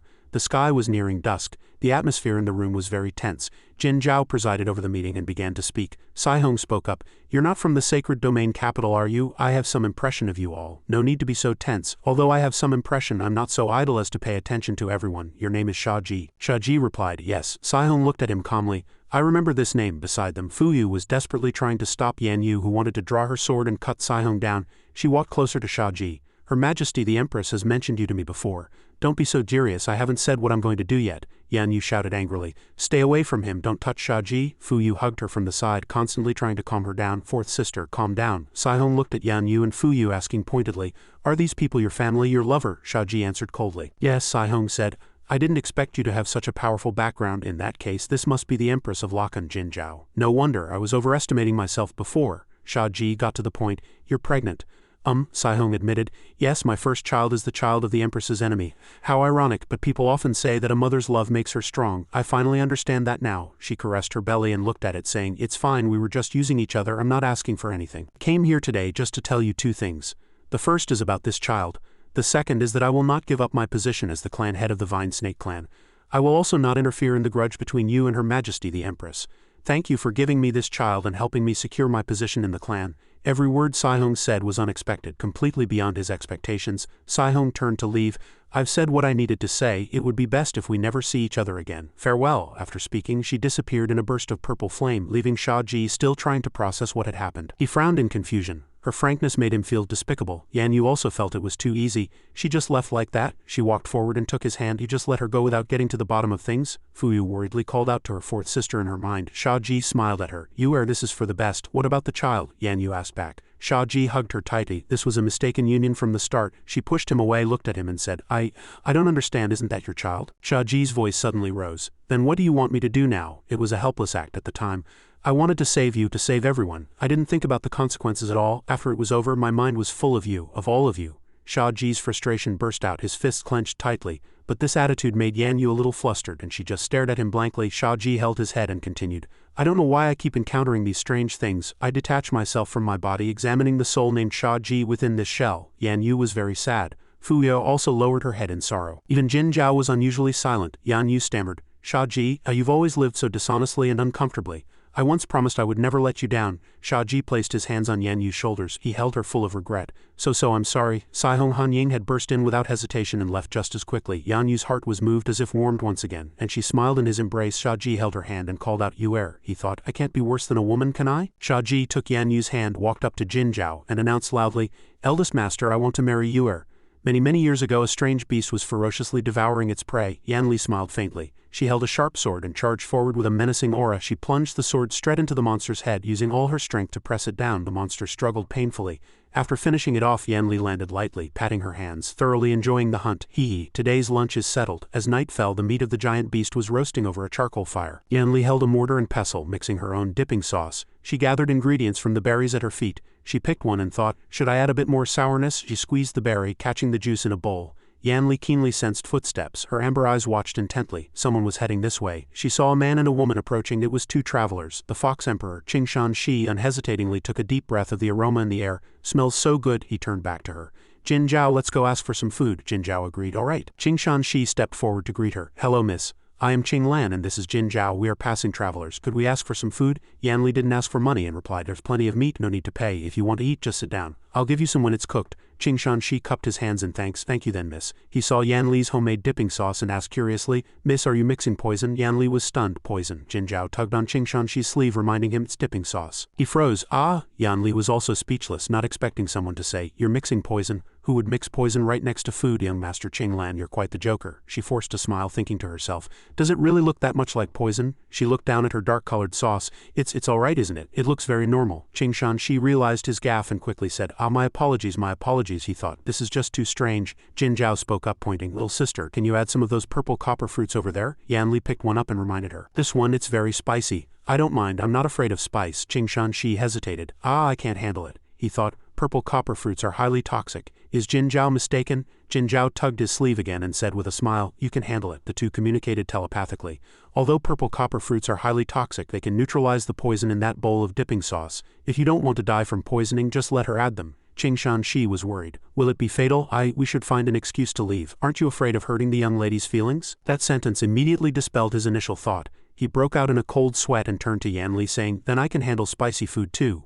She happily agreed. All right, this spirit beast is too big and I didn't bring enough seasoning. The meat itself is quite bland, so I have to rely on my homemade dipping sauce. If it's not spicy or sour enough, just let me know. Qingxuan replied, okay, he thought. Can I just eat the meat? And what kind of spirit beast is this anyway? I can't even tell what species it is anymore over here. Jin Zhao was much calmer than him. She replied composedly, okay, thank you, miss. Yan Li began to slice the meat on a leaf. The three of them sat around the fire, the warmth driving away the chill from their bodies. Yan Li invited them to eat. All right, you can eat now. Qingxuan looked at the bowl in his hand, a little scared, thinking, do I really have to eat this? I haven't lived long enough yet. On the other side, Jin Zhao had already taken a bite and was praising Yan Li. Miss Yan Li, your cooking is amazing. Yan Li covered her mouth and laughed happily. Really? I didn't know I had a talent for this. I must do more research in the future. Qingxuan swallowed hard and finally brought the meat to his lips. Began to chew as if facing death. Qingxuan's face turned dark. His head felt like it was about to explode. What on earth was he eating? He forced himself to swallow the meat, thinking, Sister Jin Zhao, how can you still smile over here? Yan Li smiled and invited him. Young Master Qing Lan, please have some more. There's plenty of meat, don't be shy. Yan Yu's heart was moved as if warmed once again, and she smiled in his embrace. Shia Ji held her hand and called out, you err. He thought, I can't be worse than a woman, can I? Shia Ji took Yan Yu's hand, walked up to Jin Zhao, and announced loudly, Eldest Master, I want to marry Yuer. In the brightly lit villa, Saihong was talking in her sleep. No, I want to follow you too. The scene in her dream changed, causing her to cry uncontrollably.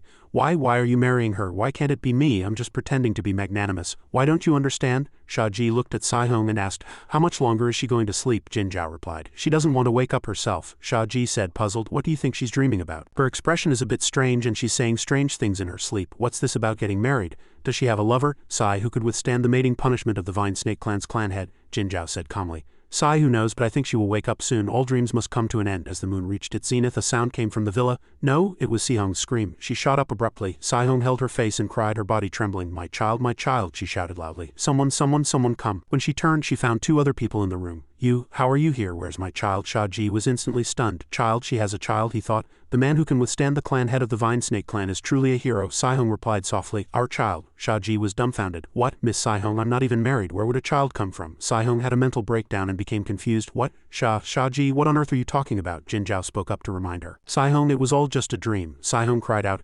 Impossible. Shia Ji sighed. Miss Saihong, you are facing my eldest master. How could master possibly be affected by you? Master is the strongest empress of our time. Saihong sat down limply. Was it all fake? Everything was fake, Shia Ji explained with his hands on his hips. You are in heat. My eldest master intervened to suppress the spread of your toxins. Saihong held her forehead, looking unwilling to accept reality. How is that possible? She was clearly affected by me too, Shia Ji replied. The dream was half real, half fake. At first, we couldn't determine the center of the influence, so we were fumbling in the dark, but the moment you appeared at the inn that night, eldest master had already locked onto you. Everything that happened after was a mix of real and fake. Sai-Hong frowned. What about your other two masters and friends? Don't try to fool me. Shia Ji sighed. They are helping you clean up your mess. Your heat and toxins have thrown the entire Baso city into chaos. Sai-Hong finally accepted reality. Her dream, her thoughts were all just an empty fantasy. So from that moment on I had already fallen into your trap, Shia Ji said. You should have realized it. If the enemy you were facing was my eldest master, there would be no need for such a roundabout approach. If I were you, I would have been on guard and struggled to wake up long ago. Sai-Hong raised her eyes and retorted, Isn't she afraid that an attack would implicate the citizens of Baso City? Shia Ji answered with a proud expression. She wouldn't. She is my eldest master. Her strikes are always true. Sai-Hong began to accuse her, tears still glistening at the corners of her eyes. Jin Zhao, I didn't expect your methods to be so despicable. If you were completely confident you could have just killed me. Why make me dream of those things, dream of my child? Jin Zhao slowly explained, your state of mind affects how you perceive things. What you dreamt of, what you saw, were all things you desired most. Sai-Hong drooped her head. I dreamt of it all. Jin Zhao asked Sai-Hong, do you know why I came here? Sai-Hong replied, I don't know. Jin Zhao continued to ask, do you want to have that beautiful dream again? Jin Zhao looked at Sai-Hong with a loving gaze. Sai-Hong said, what dreams? It doesn't matter. Jin Zhao, I don't know anything you ask me. Jin Zhao walked closer to her, wiped the tears from her flushed face and said gently, if you don't want to have beautiful dreams anymore, I can let you see everything you least want to see. You dare? Sai-Hong said, aggrieved. Jin Zhao reminded Sai-Hong who she was facing. I am the Empress of Loken, Jin Zhao declared from a position of power. There is nothing I wouldn't do. Jin Zhao wiped the tears from her flushed face and said gently, if you don't want to have beautiful dreams anymore, I can let you see everything you least want to see. You dare? Sai-Hong said, aggrieved. Jin Zhao reminded Sai-Hong who she was facing. I am the Empress of Loken, Jin Zhao declared from a position of power. There is nothing I wouldn't do. Sai-Hong drooped her head. I didn't expect to be so foolish to think it was all real. Her expression changed and she frowned. She looked at Shia Ji and thought, HMPH, I dreamt of what I desired. What is there for me to desire about him? HMPH. What an alarmist. It's obvious you controlled me, and that's what made me fantasize. Shia Ji looked at her strange expression, completely baffled. Why is she looking at me like that? Sai-Hong wiped the tears from the corners of her eyes, stood up and returned to her normal serious self. Jin Zhao, I know what you want to ask, but I will never betray the Empress. HMPH, even if you search for a lifetime you'll never find her. The two women looked at each other, their expressions unreadable. Jin Zhao suddenly sighed. Alas, I believe we still have room for discussion. Sai-Hong said seriously, absolutely not. Jin Zhao spoke. I want to save her. Sai-Hong sneered. Ha, save her? Her Majesty the Empress doesn't need anyone to save her. In this world today, who could harm her if not for you? I'm afraid the one who wants to kill her is you. Hearing Sai-Hong speak to his master like that, Shia Ji couldn't help but feel a little displeased. Miss Sai-Hong, if my eldest master says she will save someone, she will. When a monarch is in trouble, for a subject to withhold information is no different from colluding with the enemy. You should think this through carefully. Sai-Hong shouted, stop trying to scare me with this nonsense. And Shia Ji, you're not qualified to say these things to me. Sai-Hong lost control of her emotions, her clenched fist trembling slightly. What a waste of my efforts, what a waste of my efforts. She thought of the images from her dream, the two of them passionately entwined, she thought, but those were scenes from my dream, they have nothing to do with him. In the end, he and I are just strangers. Shia Ji spoke. Miss Sai-Hong, what are you trying to say? Sai-Hong raised her voice. Nothing, in short, you're not qualified to say those things to me. Shia Ji was also in a difficult position, thinking, isn't the person in your dream me? What on earth happened between us in the dream? Sai-Hong placed her hands on her hips, striking a powerful pose. Jin Zhao, no matter how sweet your words are, I won't fall for it. Her Majesty the Empress has shown me great kindness. I will never let you harm her. Jin Zhao laughed. Ah, since you don't want to talk, I won't force you. Shia Ji. Let's go. After speaking, the two walked towards the door, leaving Sai-Hong speechless. You? She reached out to call them, but they had already turned away. She could only watch, thinking, are they just leaving like that? Shia Ji turned back, smiled and waved goodbye. Then, Miss Sai-Hong, you should sleep a little longer. After being tormented by my eldest master like that, it's easy to confuse reality and dreams. You don't have to worry about Baso City. My masters have already taken care of it. After all, the citizens are innocent. Sai-Hong was stunned. Aren't we enemies? Could it be that you already know the Empress's whereabouts? Jin Zhao glanced back, a meaningful smile on her face. We will soon. If we turn the Imperial Palace upside down, we're bound to find some clues. Sai-Hong shouted, I won't let you leave. Since you've come to me, I'll hold you here even if I die. The vine snakes appeared on command, awaiting orders. Jin Zhao suddenly snapped her fingers and the vine snakes didn't dare to move. Jin Zhao walked forward, pinched her chin and warned, if you want to die, you'll have to get my permission first. Not just anyone is qualified to die at my hands. Sai-Hong was terrified. Ah, she thought, I know you're strong, but you're ridiculously strong. Shia Ji spoke with a blank expression. Miss Sai-Hong, the strong are respected. I advise you not to die in vain. Sai-Hong closed her eyes helplessly.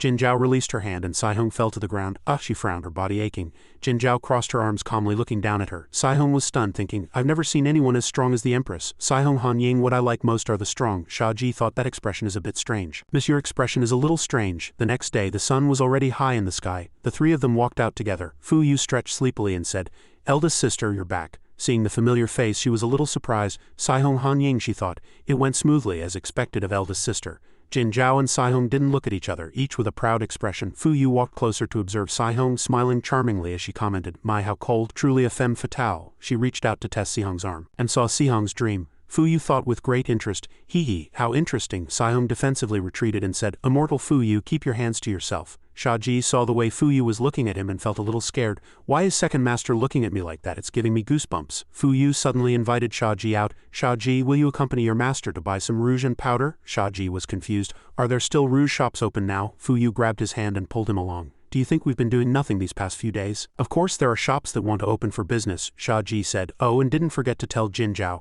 Eldest master, I'm going with second master then." Saihong watched them and frowned. Fuyu was still thinking, how interesting, so very interesting. The images are so vivid. Shia Ji smiled at her, not understanding. "What is second master so happy about over here?" Saihong spoke. "Empress of Lakan, why did you bring me to an inn?" Jin Zhao suddenly announced. "We're leaving today." Saihong was shocked. What does our journey have to do with me?" "I only promised not to attack you. I didn't promise anything else," Jin Zhao said seriously. "Of course you're coming with us." Saihong slammed the table in anger. "Don't think you're invincible and can just push me around." Yan Yu heard this and thought, "What's going on?" Jin Zhao said calmly. "If I don't keep you by my side, where else will I find clues to Yan Li's whereabouts? I believe she cares a lot about you, after all. She knows very well the nature of the Vine Snake clan when they are in heat." Saihong turned away. "Sorry, I'm not going." Jin Zhao suddenly appeared in front of Saihong and immobilized her. Saihong said, "I respect you as a strong person, so I'm giving you some leeway. This is not the Azure Alliance sacred domain. Even if you are an empress, you are just an ordinary person in front of me. Is bullying the weak worthy of being called a hero?" Jin Zhao replied. "I was never a hero." Saihong was dissatisfied. "Heroine then, is that okay?" Jin Zhao smiled. "I am indeed a heroine." Saihong shouted impatiently. "Ah, why is there such a shameless person in this world? You don't look like an empress at all." Yan Yu, who was beside them, widened her eyes, thinking, "I didn't expect Miss Saihong to have such a muddle-headed and childish side." Jin Zhao smiled. "Saihong, if you're not tired, feel free to go out. Although I am strong, I also have weaknesses. Maybe if you try a few hundred or a few thousand times, you'll really be able to leave this inn." Saihong frowned. "You led me here and trapped me. Your intentions are truly sinister. I misjudged you. HMPH, you insist on me going with you, right? Fine, then I'll go, but don't expect me to be well behaved on the road. Your little disciple, I will definitely have fun with him." Yan Yu was full of question marks. "What does she mean by that?" Jin Zhao said with appreciation. "Good, I'm looking forward to how you'll have fun with him. Don't disappoint me." Saihong's eyes were sharp. "Just you wait. I can see clearly what kind of relationship you all have with him. Men in the end are animals that think with their lower bodies. I refuse to believe I can't stir up this muddy water," Jin Zhao said calmly. "I'll be waiting." Over here, Shia Ji sneezed and said to Fuyu, "Second master, I think someone is talking bad about me." "What?" The group began to move. They came to a small stream and stopped to rest. Shia Ji worked hard to set up the tent, wiping his sweat and looking at his work with pride. "All done." Yan Yu, who was standing to the side, saw this and suggested a spar. "Shia Ji, want to practice?" He summoned a flame sword in his hand and replied heroically, "Let's go." Miss Saihong stood behind, looking in the direction the two had left. Fuyu lay in the tent and called out to Saihong, "Miss Saihong, do you want to try the rouge and powder Shia Ji helped me pick out? This little disciple of mine is very good at choosing clothes, rouge and the like." As she spoke, she toyed with the powder box in her hand. Saihong walked closer to Fuyu's tent and asked in confusion, "What does a grown man know about these things? Grown men don't just know how to brandish swords. It's also good to know a little about romance, otherwise wouldn't it be too boring to spend a lifetime with a block of wood?" Fuyu waved her hand. Saihong was stunned, her face full of confusion.